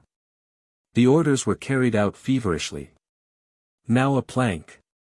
And before they could stop him, this hero had flung the plank into the furnace, right on top of the black coal with which it was banked, and had himself climbed and crawled over the ragged mass, far back to where the steam was rushing like some hissing devil from the loosened socket. For 3 minutes he remained inside that fearful place, and then the work was done, the ship was saved, and his friends drew him out at the door. The forced draft went to its work again, and in an instant the furnace was once more raging. But what of Huntley? Scorched, scalded, insensible, well-nigh dead, he lay upon the iron floor of the furnace room, while around him stood his mates dousing him with water, and using every known means for his resuscitation. He did not die, but when once more he opened his eyes, and was able to be carefully lifted into daylight, there arose such cheers from the throats of those dirty, grimy mates as never greeted taking of city or sinking of fleet. The story is briefly chronicled in the log of the Castini, and Huntley simply claims that he did his duty. But while the United States remains a nation, so long as the banner bearing the silver stars on the field of blue, above alternate stripes of red and white, remains the symbol of purity, bravery, and patriotism to American hearts the whole world over. So long, when her heroes are spoken of, one name should never be omitted, that of Boilermaker Huntley, of Norfolk, Virginia. From the Toledo Blade. The Death in the Wheat. By Frank Norris. S. Behrman soon discovered his elevator. It was the largest structure discernible, and upon its red roof, in enormous white letters, was his own name. Thither, between piles of grain bags, halted drays, crates and boxes of merchandise, with an occasional pyramid of salmon cases, S. Behrman took his way. Cabled to the dock, close under his elevator, lay a great ship with lofty masts and great spars. Her stern was toward him as he approached, and upon it, in raised golden letters, he could read the words, Swanhilda, Liverpool. He went aboard by a very steep gangway and found the mate on the quarter-deck. S. Behrman introduced himself. "Well," he added, "how are you getting on?" "Very fairly, sir," returned the mate, who was an Englishman. "We'll have her all snugged down tight by this time day after tomorrow. It's a great saving of time shunting the stuff in her like that, and 3 men can do the work of 7. "I'll have a look round, I believe," returned S. Behrman. "Right-o," answered the mate with a nod. S. Behrman went forward to the hatch that opened down into the vast hold of the ship. A great iron chute connected this hatch with the elevator, and through it was rushing a veritable cataract of wheat. It came from some gigantic bin within the elevator itself, rushing down the confines of the chute to plunge into the roomy, gloomy interior of the hold with an incessant, metallic roar, persistent, steady, inevitable. No men were in sight. The place was deserted. No human agency seemed to be back of the movement of the wheat. Rather, the grain seemed impelled with a force of its own, a resistless, huge force, eager, vivid, impatient for the sea. Behrman stood watching, his ears deafened with the roar of the hard grains against the metallic lining of the chute. He put his hand once into the rushing tide, and the contact rasped the flesh of his fingers and like an undertow drew his hand after it in its impetuous dash. Cautiously he peered down into the hold. A musty odor rose to his nostrils, the vigorous, pungent aroma of the raw cereal. It was dark. He could see nothing. But all about and over the opening of the hatch the air was full of a fine, impalpable dust that blinded the eyes and choked the throat and nostrils. As his eyes became used to the shadows of the cavern below him, he began to distinguish the grey mass of the wheat, a great expanse, almost liquid in its texture, which, as the cataract from above plunged into it, moved and shifted in long, slow eddies. As he stood there, this cataract on a sudden increased in volume. He turned about, casting his eyes upward toward the elevator to discover the cause. His foot caught in a coil of rope, and he fell headforemost into the hold. The fall was a long one and he struck the surface of the wheat with the sodden impact of a bundle of damp clothes. For the moment he was stunned. All the breath was driven from his body. He could neither move nor cry out. But, by degrees, his wits steadied themselves and his breath returned to him. He looked about and above him.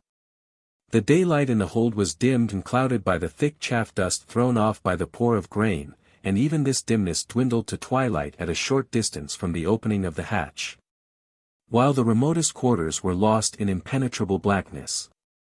He got upon his feet only to find he sunk ankle-deep in the loose-packed mass underfoot. "Hell," he muttered, "here's a fix." Directly underneath the chute, the wheat, as it poured in, raised itself in a conical mound, but from the sides of this mound it shunted away incessantly in thick layers, flowing in all directions with the nimbleness of water. Even as Behrman spoke, a wave of grain poured around his legs and rose rapidly to the level of his knees. He stepped quickly back. To stay near the chute would soon bury him to the waist. No doubt, there was some other exit from the hold, some companion ladder that led up to the deck. He scuffled and waddled across the wheat, groping in the dark with outstretched hands. With every inhalation he choked, filling his mouth and nostrils more with dust than with air. At times he could not breathe at all, but gagged and gasped, his lips distended. But search as he would, he could find no outlet to the hold, no stairway, no companion ladder. Again and again, staggering along in the black darkness, he bruised his knuckles and forehead against the iron sides of the ship. He gave up the attempt to find any interior means of escape and returned laboriously to the space under the open hatchway. Already he could see that the level of the wheat was raised. "God," he said, "this isn't going to do at all." He uttered a great shout. "Hello, on deck there, somebody. For God's sake."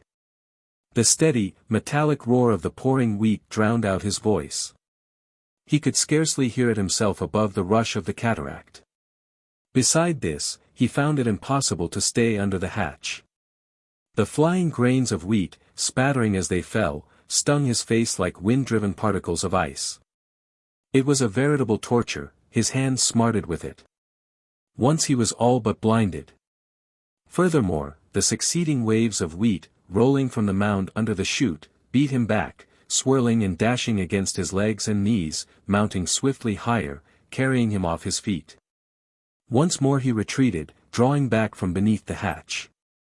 He stood still for a moment and shouted again. It was in vain. His voice returned upon him, unable to penetrate the thunder of the chute, and horrified, he discovered that so soon as he stood motionless upon the wheat, he sank into it. Before he knew it, he was knee-deep again, and a long swirl of grain sweeping outward from the ever-breaking, ever-reforming pyramid below the chute, poured around his thighs, immobilizing him. A frenzy of terror suddenly leaped to life within him. The horror of death, the fear of the trap, shook him like a dry reed.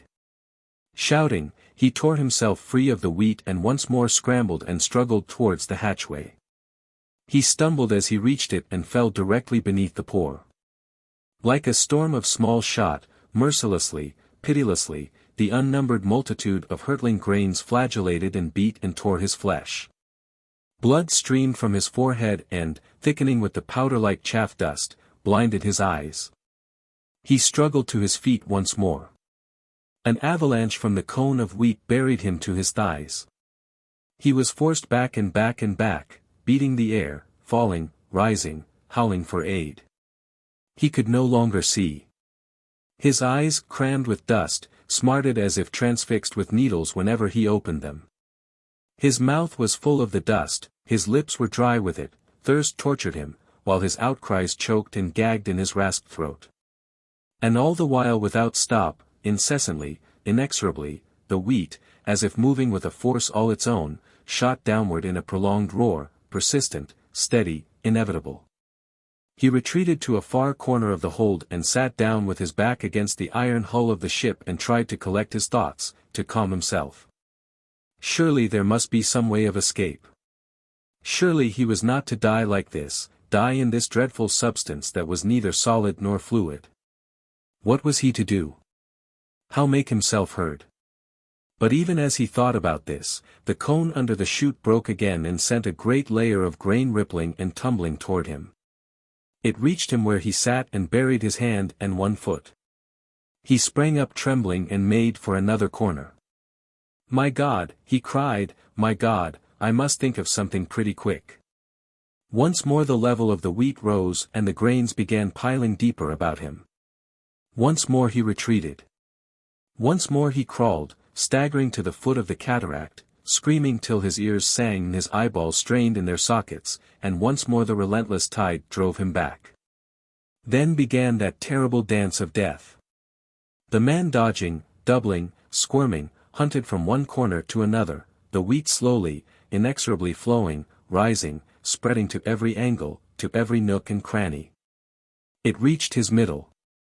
Furious and with bleeding hands and broken nails, he dug his way out to fall backward, all but exhausted, gasping for breath in the dust-thickening air. Roused again by the slow advance of the tide, he leaped up and stumbled away, blinded with the agony in his eyes, only to crash against the metal hull of the vessel. He turned about, the blood streaming from his face.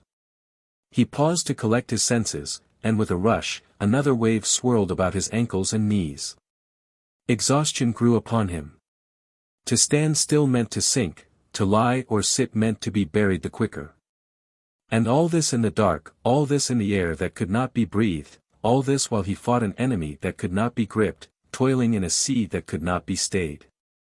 Guided by the sound of the falling wheat, Behrman crawled on hands and knees toward the hatchway. Once more he raised his voice in a shout for help. His bleeding throat and raw, parched lips refused to utter but a wheezing moan. Once more he tried to look toward the one patch of faint light above him. His eyelids, clogged with chaff, could no longer open. The wheat poured about his waist as he raised himself upon his knees. Reason fled. Deafened with the roar of the grain, blinded and made dumb with its chaff, he threw himself forward with clutching fingers, rolling upon his back, and lay there, moving feebly, the head rolling from side to side. The wheat, leaping continuously from the chute, poured around him. It filled the pockets of the coat, it crept up the sleeves and trouser legs, it covered the great, protuberant stomach, it ran at last in rivulets into the distended, gasping mouth. It covered the face. Upon the surface of the wheat, under the chute, nothing moved but the wheat itself. There was no sign of life. Then, for an instant, the surface stirred. A hand, fat, with short fingers and swollen veins, reached up, clutching, then fell limp and prone. In another instant it was covered. In the hold of the Swanhilda there was no movement but the widening ripples that spread flowing from the ever-breaking, ever-reforming cone. No sound, but the rushing of the wheat that continued to plunge incessantly from the iron chute in a prolonged roar, persistent, steady, inevitable. From The Octopus. Copyright and used by kind permission of the publishers, Doubleday, Page & Company. New York. Dialect Selections. Boy Wanted. By Madge Elliott. 1/24 of December, Mr. Oscar Blunt, who kept a large hat store in the lower part of Broadway, was writing at his desk, which was at the very end of the store, when somebody touched his elbow softly, and, looking up, was much astounded to see a ragged boy, whose old broad-brimmed hat almost hid his face, standing beside him. He was so much astonished, in fact, that he dropped his pen upon his paper, and thereby made a blot instead of a period. "Why, my lad, how came you here? I slid past some of the fellers. What a whoppin' big store dis is, and what lots of fellers it takes to stand roon, and I cheeked some and I told the otters I had somethin' most awful particular to say to de big boss." "And what have you most awful particular to say to me?" said the big boss in a kinder voice than that in which he had spoken at first. For there was something in the boy's dark gray eyes that made him think of a darling little son he had buried only a year ago in the same grave where he had buried his wife the year before. "Well, I seen in your window a sigh what reads, 'Boy Wanted.' And I'm a boy, and as nobody never wanted me yet, says I to myself, says I, 'Dusty, old feller, p'rhaps there's your chance at last,' says I, and in I comes. Sorry, but you won't suit at all, my boy. How do you know, for you try a feller? I know I ain't worry pooty, nor I hain't got no fashionable clothes, but I'm smart, I am. I've been to night school 2 winters, I have, and got a 6th word of merit, I did, onct, and I kin read readin', fust rate when it's only 2 syllables and I kin spell it out when it's 3 syllables, and I kin speak some 4 syllables. And I can read writin' when it's print letters, and I kin whistle you or any oder man in de air tremenus, 4 syllables, old hatbox outer his boots." And he began to whistle a lively tune so loudly, clearly and sweetly that everybody in the large store turned in amazement toward the desk, and listened. "Yes, yes, I see you whistle remarkably well, but we don't want a boy to whistle. I kin dance too. I danced for Johnny Sniff's benefit when he fell inter one of dem coal holes in de sidewalk, and broke his leg off short, I did, midst thunders of applause." And cutting a double shuffle he went off into a rollicking breakdown, his big shoes wobbling about, and the broad brim of his hat flopping up and down at every step. "Stop, stop. I tell you. I don't want a boy to dance. You won't do, my boy. You won't do, as I've told you before. Here's a quarter for you, and now go away." "I don't want a quarter, nor I don't want to go way," persisted the boy. "I didn't come way from Fishhead Alley to dis swell street to go way so soon. I want a situatian, 4 syllables, I do. And the fust thing I seen, when I comes round the corner, was dat sign, 'Boy Wanted.' And dat's good luck, says I, 'Go in, dusty old feller,' says I. And I ain't told you half what I kin do. Jes yes hole on a minute. I kin see a cop furder nor any our gang, and when one comes in de front door arter you, I kin give you de wink, quicker and lightnin', and out de back door you pops. And I kin speak pieces, I kin, a hoss. A hoss. My kingdom fair a hoss. Dere's 60 Richmonds in de field today, and I've killed every one of dem. A hoss." "Silence," commanded Mr. Blunt. And then in spite of himself he burst into a fit of laughter and laughed until he shook again, and there was a great deal of him to shake, 200 pounds at the very least. "Tell me something about yourself, my boy, but mind, no more performances of any kind. What is your name, and where do you live, to begin with?" "Dusty's my name. I don't know no otter. One feller, he's from the country, he is, calls me, Dusty Miller, he says, 'cause day's a flower what day calls, Dusty Miller, dare. I believe he's foolin'. But if I'm the boy what's wanted, I must get a nobbier named Dan. Dat what's your name, boss? Mr. Oscar Blunt. Well, you might call me Dat, too, without the mister. It sounds very nice, Hoss Car Blunt, or you might keep the Hoss Car, and I'd be the LEONARD, for syllables, Road Blunt. Any way you've mind to. You pay your money, and takes your choice. And I lives ruined anywhere since Aunt Kate died. Aunt Kate? And was Aunt Kate your only relation?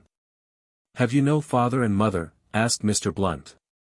Nope, never had none, 'cept Aunt Kate. And I ain't no friends, 'cept Straw Hat. He keeps a paper stand, he does, and onst he give a party, he did, in a charcoal box. I was dear, and it was bully, you bet. And I've got a little brother. A little brother? Yep, sir.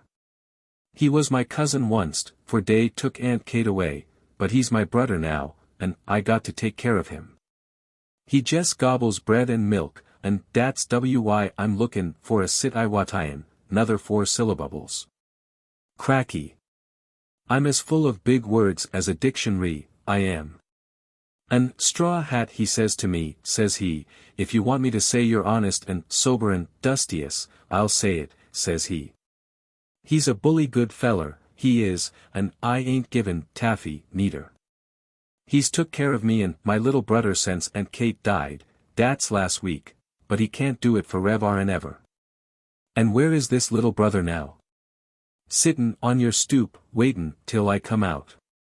Sitting on my stoop. Why he must be half frozen, poor little fellow. Go and bring him in directly. The boy flew, and in a moment returned, leading by the hand a wee child, who could just walk, and whose very small nose was blue with cold, and who was wrapped in an old shawl, the ends of which dragged behind him. He's a boy too, and he's real pooty, and if he's the kind of boy you want, you may have him, but you must be awful good to him, and let me come and see him.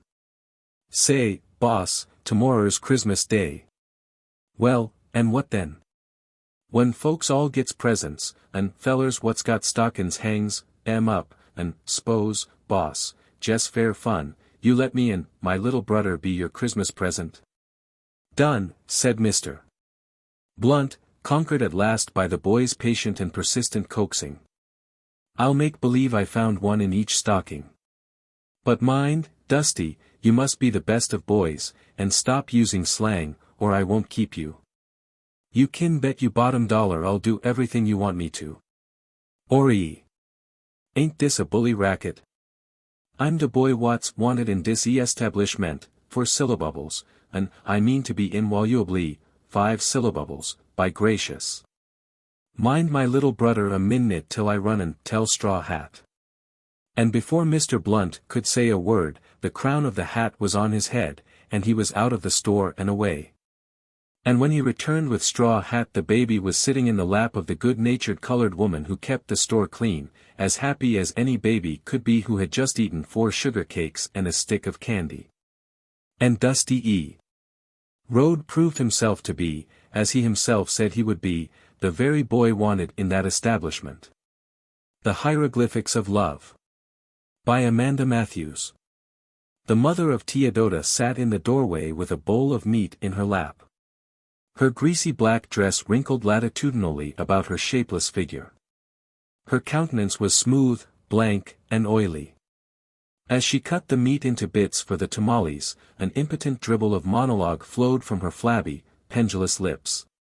While awake, talking was a function as natural and continuous as respiration or digestion, and was interrupted only when her present husband exerted himself to beat or kick her into a brief interval of sniffling repression.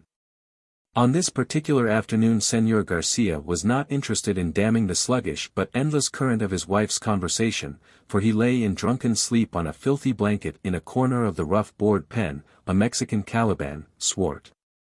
Low-browed, bestial. Teodota knelt behind the metate grinding corn to be mixed with chili in the pungent tamales. She had dragged the clumsy stone implement to a position where she could see that her stepfather still slept, notwithstanding his frightful inarticulate gulps and growls.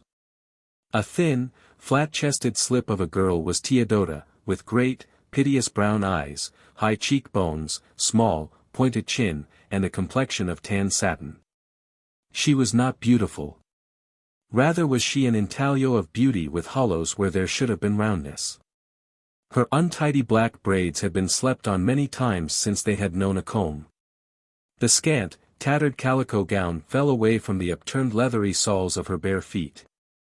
She guided the heavy stone roller with languid, perfunctory movements, while some clockwork in her brain prompted the periodical "si, madre," that fully satisfied her mother's conversational requirements. The real Teodota was back in Old Mexico. Certainly she was not driven thither by any lack of familiar environment in the Mexican quarter of Los Angeles. Nor would it seem necessary for Teodota to keep tryst in Mexico with a lover who had not preceded her to the United States, but they had not found each other yet and she could meet her Pablo only at the Plaza Fountain in Texcoco. Suddenly into the dream, but not of it, a white folded paper fluttered through the open window and lay on the floor beside the matate. The girl examined it curiously. "What is it, daughter?" inquired the elder woman. "I do not know, mother. It looks like drawing, I am sure it isn't writing. I can use it to light my cigarette." "No, mamacita, I want it." "For what?" "I don't know." The girl hid the paper where billows of a not over-clean chemise escaped at long gaps between buttons, and returned to her labor, but the apparently trifling incident had taken a certain hold on her listless, stunted intelligence. Recklessly, she pushed a handful of corn off the end of the matate and edged about on her knees as if to pick it up, in order to study the document with her back to her mother. The unlettered brain, not accustomed to flat symbols for the appearance of things, was slow to find any significance in the lines. Very gradually did she achieve recognition of a railway train in the human figures, male and female. As her stepfather pulled himself into a sitting posture she thrust the paper back into her bosom, trembling lest he had seen it, and still more lest he beat her for the unground corn. "Caramba," he growled. "May the roof fall upon the labor union." Mother and daughter exchanged glances of relief that, so far, the object of his wrath was remote and intangible. "They told me in Mexico," he continued, "of a fine thing here in America called the labor union that pays a man when he does not work, that throws stones at him if he is such a fool as to desire work.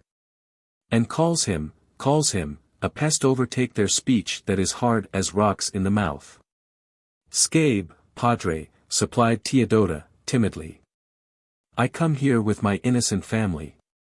I seek out this labor union and say, here am I, Juan Garcia, who is no. "Scabe, padre," ventured the girl again. "But hates work like the very devil. Do they embrace me? Do they put money in my hand? Ijich." His memory of the rest of that painful interview, when a muscular labor leader chose to consider that he was being trifled with, vented itself in a shrill howl of rage. Teodota caught up a brown earthen pitcher, and slipping out as though to bring water from the hydrant, hid herself behind a scrubby red geranium in the angle between the last tenement and the high board fence. At first she crouched in wretched fear of being dragged forth to receive a beating, or witness one bestowed upon her mother, but the minutes slipped by without pursuit. It was not because she needed to exercise her reposeful wits during this period of hiding that she fell to studying the paper again, but rather on account of a pleasant stir in some rudimentary faculty that under happier circumstances might have been imagination. Man, boy, woman, train, mules, she identified with growing ease and satisfaction. For her, it was a notable mental achievement when she perceived relations among the members of the groups of objects. That man was kissing the hand of the maiden with a water jar on her shoulder. Even so had Pablo kissed her hand under the portales that last morning, and when she inquired saucily if she were his grandmother, he snatched her to him and kissed both cheeks and called her Queridita.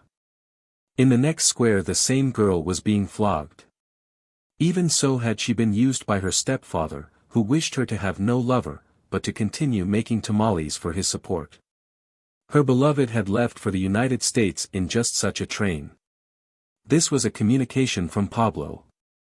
That supreme illumination in her dim intellect was a blessed miracle of love.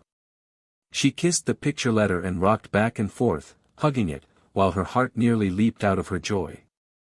Then she fell to studying it anew. The square showing forth a man driving a team of mules hitched to a scraper was beyond her comprehension, as she was unfamiliar with grading camps. At the bottom of the sheet the boy with the shirt-waist and simulated fur cap was receiving a letter, running with it, and in the last square, delivering it to the maiden. Dear Pablo evidently believed that this boy was the messenger between them, whereas it must have been the angels or the saints, for had she not seen the boy looking as innocent and indifferent as you please? When Teodota returned to the squalid room her stepfather had a more immediate grievance. You impudent, lazy hussy. You sinvergüenza.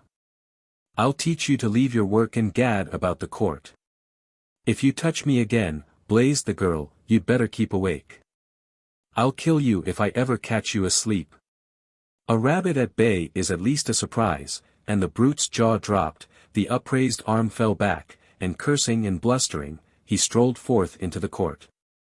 With a champion hovering near, there had suddenly come to the girl the power to hate bravely.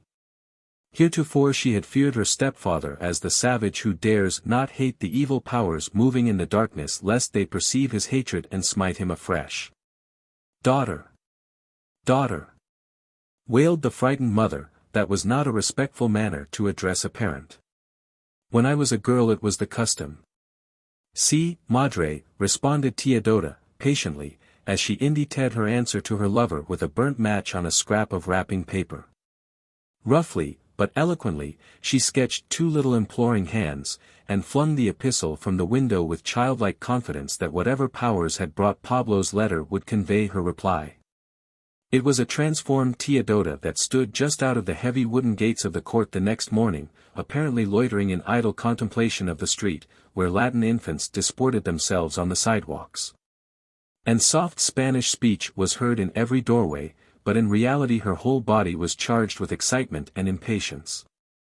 Personal neatness in a board pen devoted chiefly to the manufacture of tamales could not be expected to attain any high standard, but her appearance this morning bore eloquent testimony to the civilizing power of love. Her abundant black hair, moist and glossy, rippled on her shoulders, with a red geranium glowing in its shadows. The billows of chemise between the distant buttons were snowy white, the worst rents in the tattered pink gown had been roughly mended, and even the blue rebozo lying across her shoulders had taken on a faded purity. As though to set the seal of heavenly approval on such cleanliness, another communication from Pablo was found pinned to the rebozo when she drew it in from the window where it had swung to dry. That the small boy was not in sight was ample proof that it had come by supernatural agency. This last letter said more eloquently than mere words could have done, I await thee at the tunnel. Yet with seeming nonchalance, Teodota watched the squat, receding figure of her stepfather abroad on the only tasks compatible with his dignity and tastes, the delivery of the tamales to a dealer down the street. And the collection of the revenue therefrom. The very instant, however, that he disappeared into a doorway, she was off in the opposite direction, wrapping her rebozo about her head as she went, and giving the end a final fling over her shoulder. At the Mexican end of the tunnel, just beyond the Chinese laundry, but before one enters the cavernous chill and shadow, stands an unroofed adobe hovel close to the highway.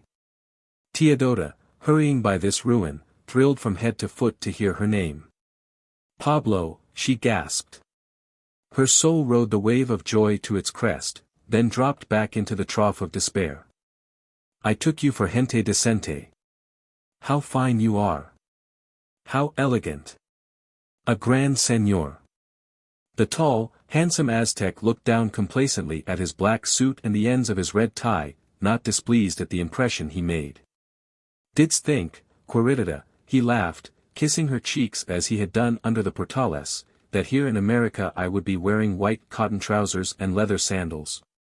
No, indeed. This is another day. But I, señor. Call me not señor, but Pablo and thy sweetheart, he cried, swinging her to the top of a crumbling wall, where she was obliged to cling to him most deliciously. "You will be ashamed of me." "Nay, little one, we will soon mend thy distress. I know of a store not far from here with a sign, I cannot speak the strange word, but it looks thus." With a pencil he scrawled on a bit of plaster still clinging to the adobe, "Rummage sale. This is a strange country, Teodota. At home it is the poor who sell their clothes, mostly in the pawn shops, though my uncle had 6 serapes bought off his back by gringo tourists.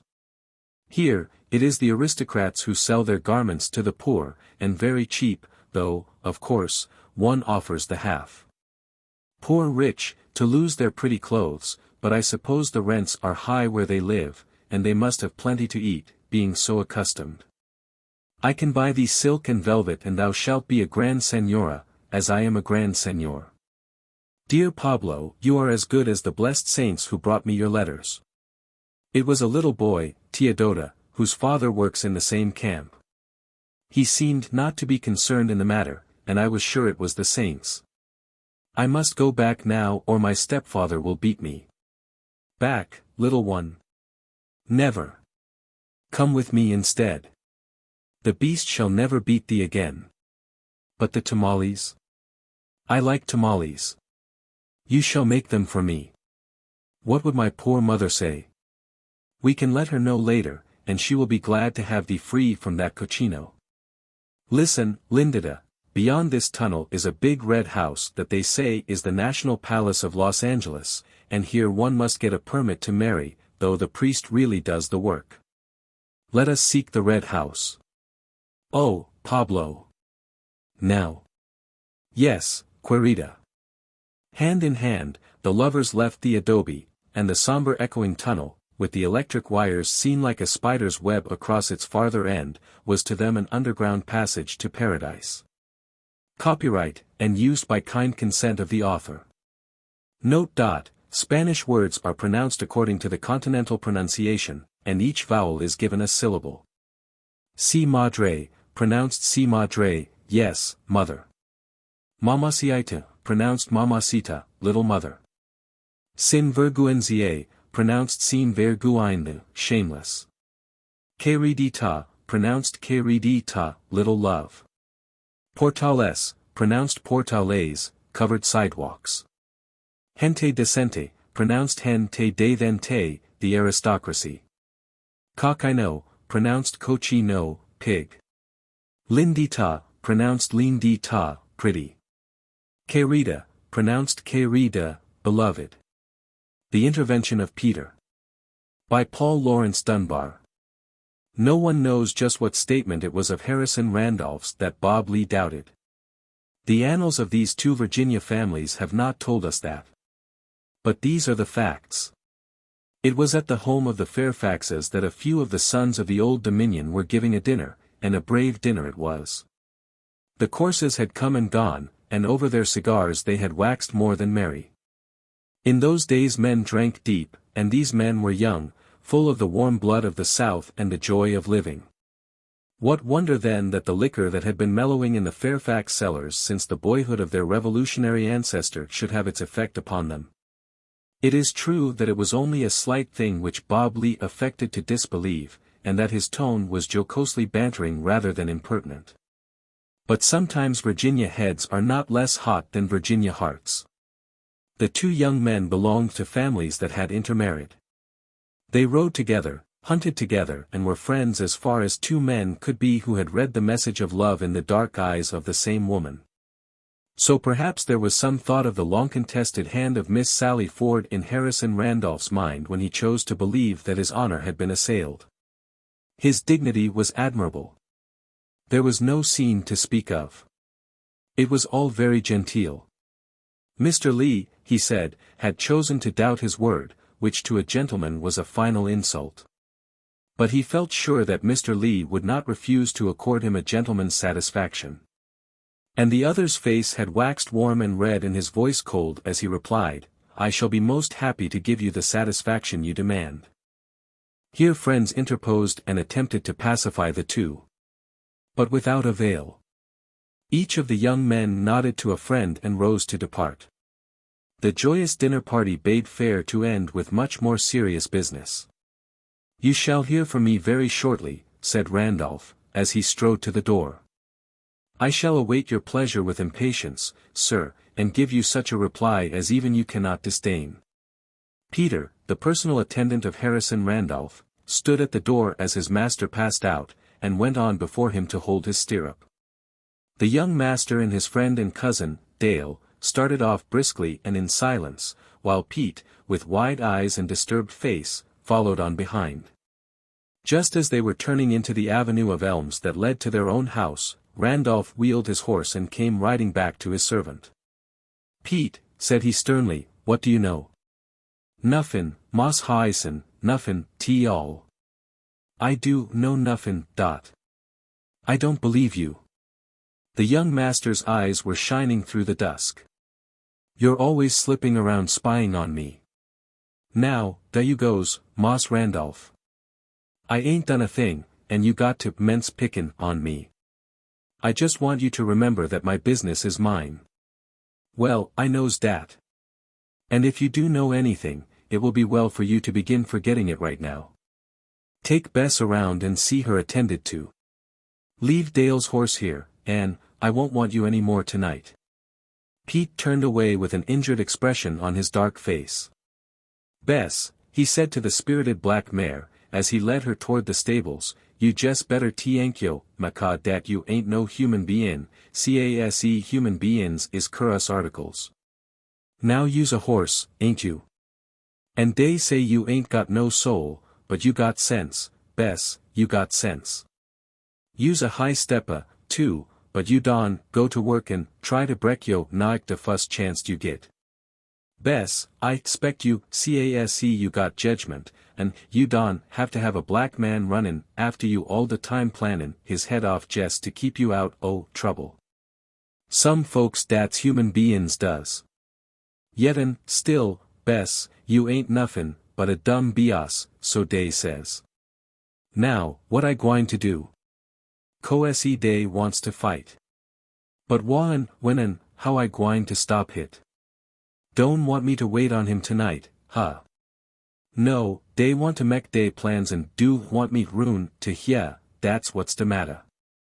Well, I lay I'll hear somepen anyhow." Peter hurried through his work and took himself up to the big house and straight to his master's room. He heard voices within, but though he took many liberties with his owner, eavesdropping was not one of them. It proved too dangerous. So, though he lingered on the mat, it was not for long, and he unceremoniously pushed the door open and walked in. With a great show of haste, he made for his master's wardrobe and began busily searching among the articles therein. Harrison Randolph and his cousin were in the room, and their conversation, which had been animated, suddenly ceased when Peter entered. "I thought I told you I didn't want you any more tonight. I's a lookin' foo dem striped pants o' yoen. I want to tek em out and bresh em, dey's pintly a livin' sight. You get out here. But, Moss Hyson, now, look a here. Get out, I tell you." Pete shuffled from the room, mumbling as he went, da now. Drive out lack a dog. How's I gwine to fin out anything dis way? It do, pair lack Moss Hyson do try to give me all the trouble he know how. Now he plannin' and prijikin with dat cousin Dale and one Jess easy scatterbrained easy de Otha. Well, I got to beat dis time somehow or Ruther. He was still lingering hopeless and worried about the house when he saw young Dale Randolph come out, mount his horse, and ride away. After a while his young master also came out and walked up and down in the soft evening air. The rest of the family were seated about on the broad piazza. "I wonder what is the matter with Harrison tonight," said the young man's father, "he seems so preoccupied." "Thinking of Sally Ford, I reckon," someone replied, and the remark passed with a laugh. Pete was near enough to catch this, but he did not stop to set them right in their conjectures. He slipped into the house.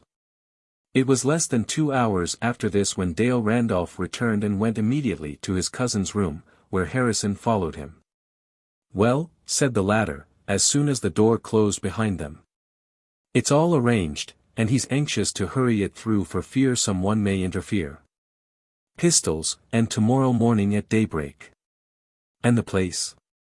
The little stretch of woods that borders Ford's Creek. I say, Harrison, it isn't too late to stop this thing yet. It's a shame for you two fellows to fight. You're both too decent to be killed yet. He insulted me. Without intention, everyone believes. Then let him apologize. As well ask the devil to take communion. We'll fight then. All right. If you must fight you must. But you'd better go to bed, for you'll need a strong arm and a steady hand tomorrow. I'm going to write a couple of letters first, he said, then I shall lie down for an hour or so. And, by the way, Dale, if it happens to be me tomorrow, you take Pete, he's a good fellow. The cousins clasped hands in silence and passed out. As the door closed behind them a dusky form rolled out from under the bed and the disreputable, eavesdropping, backsliding Peter stood up and rubbed a sleeve across his eyes. It ain't me dat's gwine to be give to nobody else. I hates to do it, but dey ain't no other way. Moss Hyson can't be spayed. He glided out mysteriously, some plan of salvation working in his black head. Just before daybreak next morning 3 stealthy figures crept out and made their way toward Ford's Creek. One skulked behind the other 2, dogging their steps and taking advantage of the darkness to keep very near to them.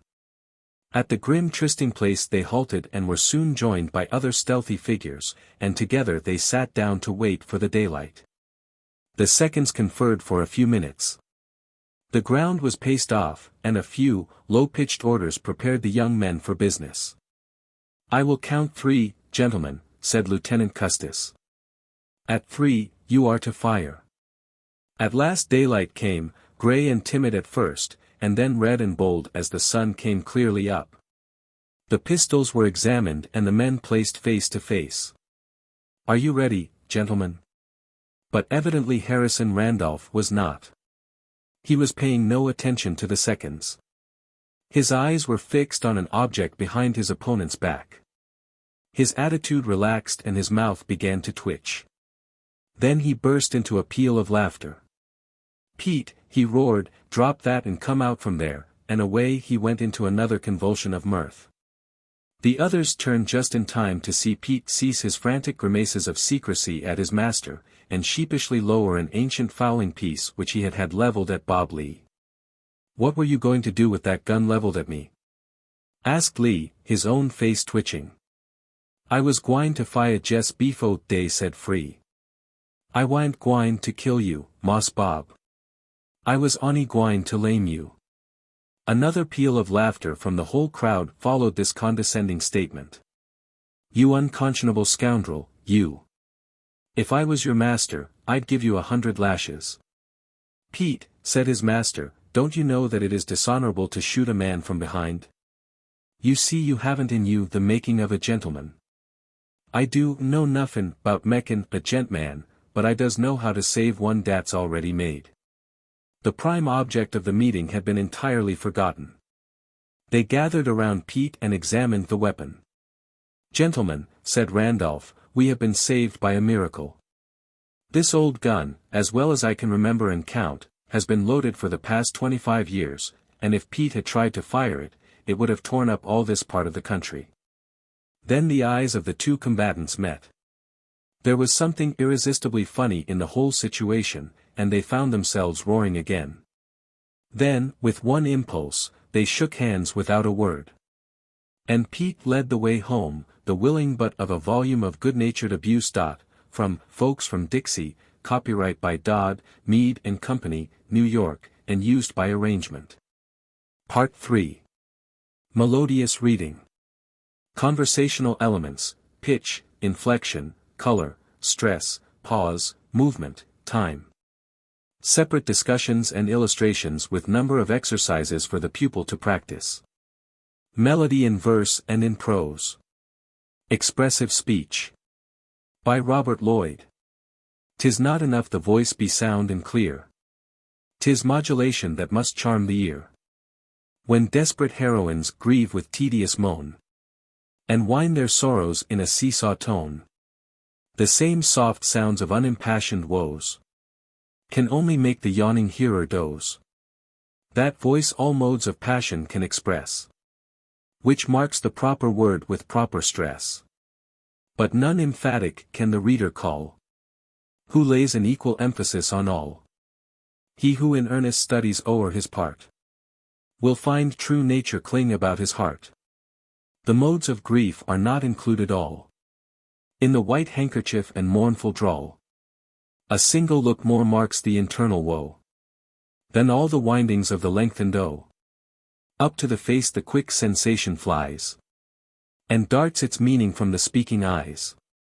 Love, transport, madness, anger, scorn, despair, and all the passions, all the soul is there.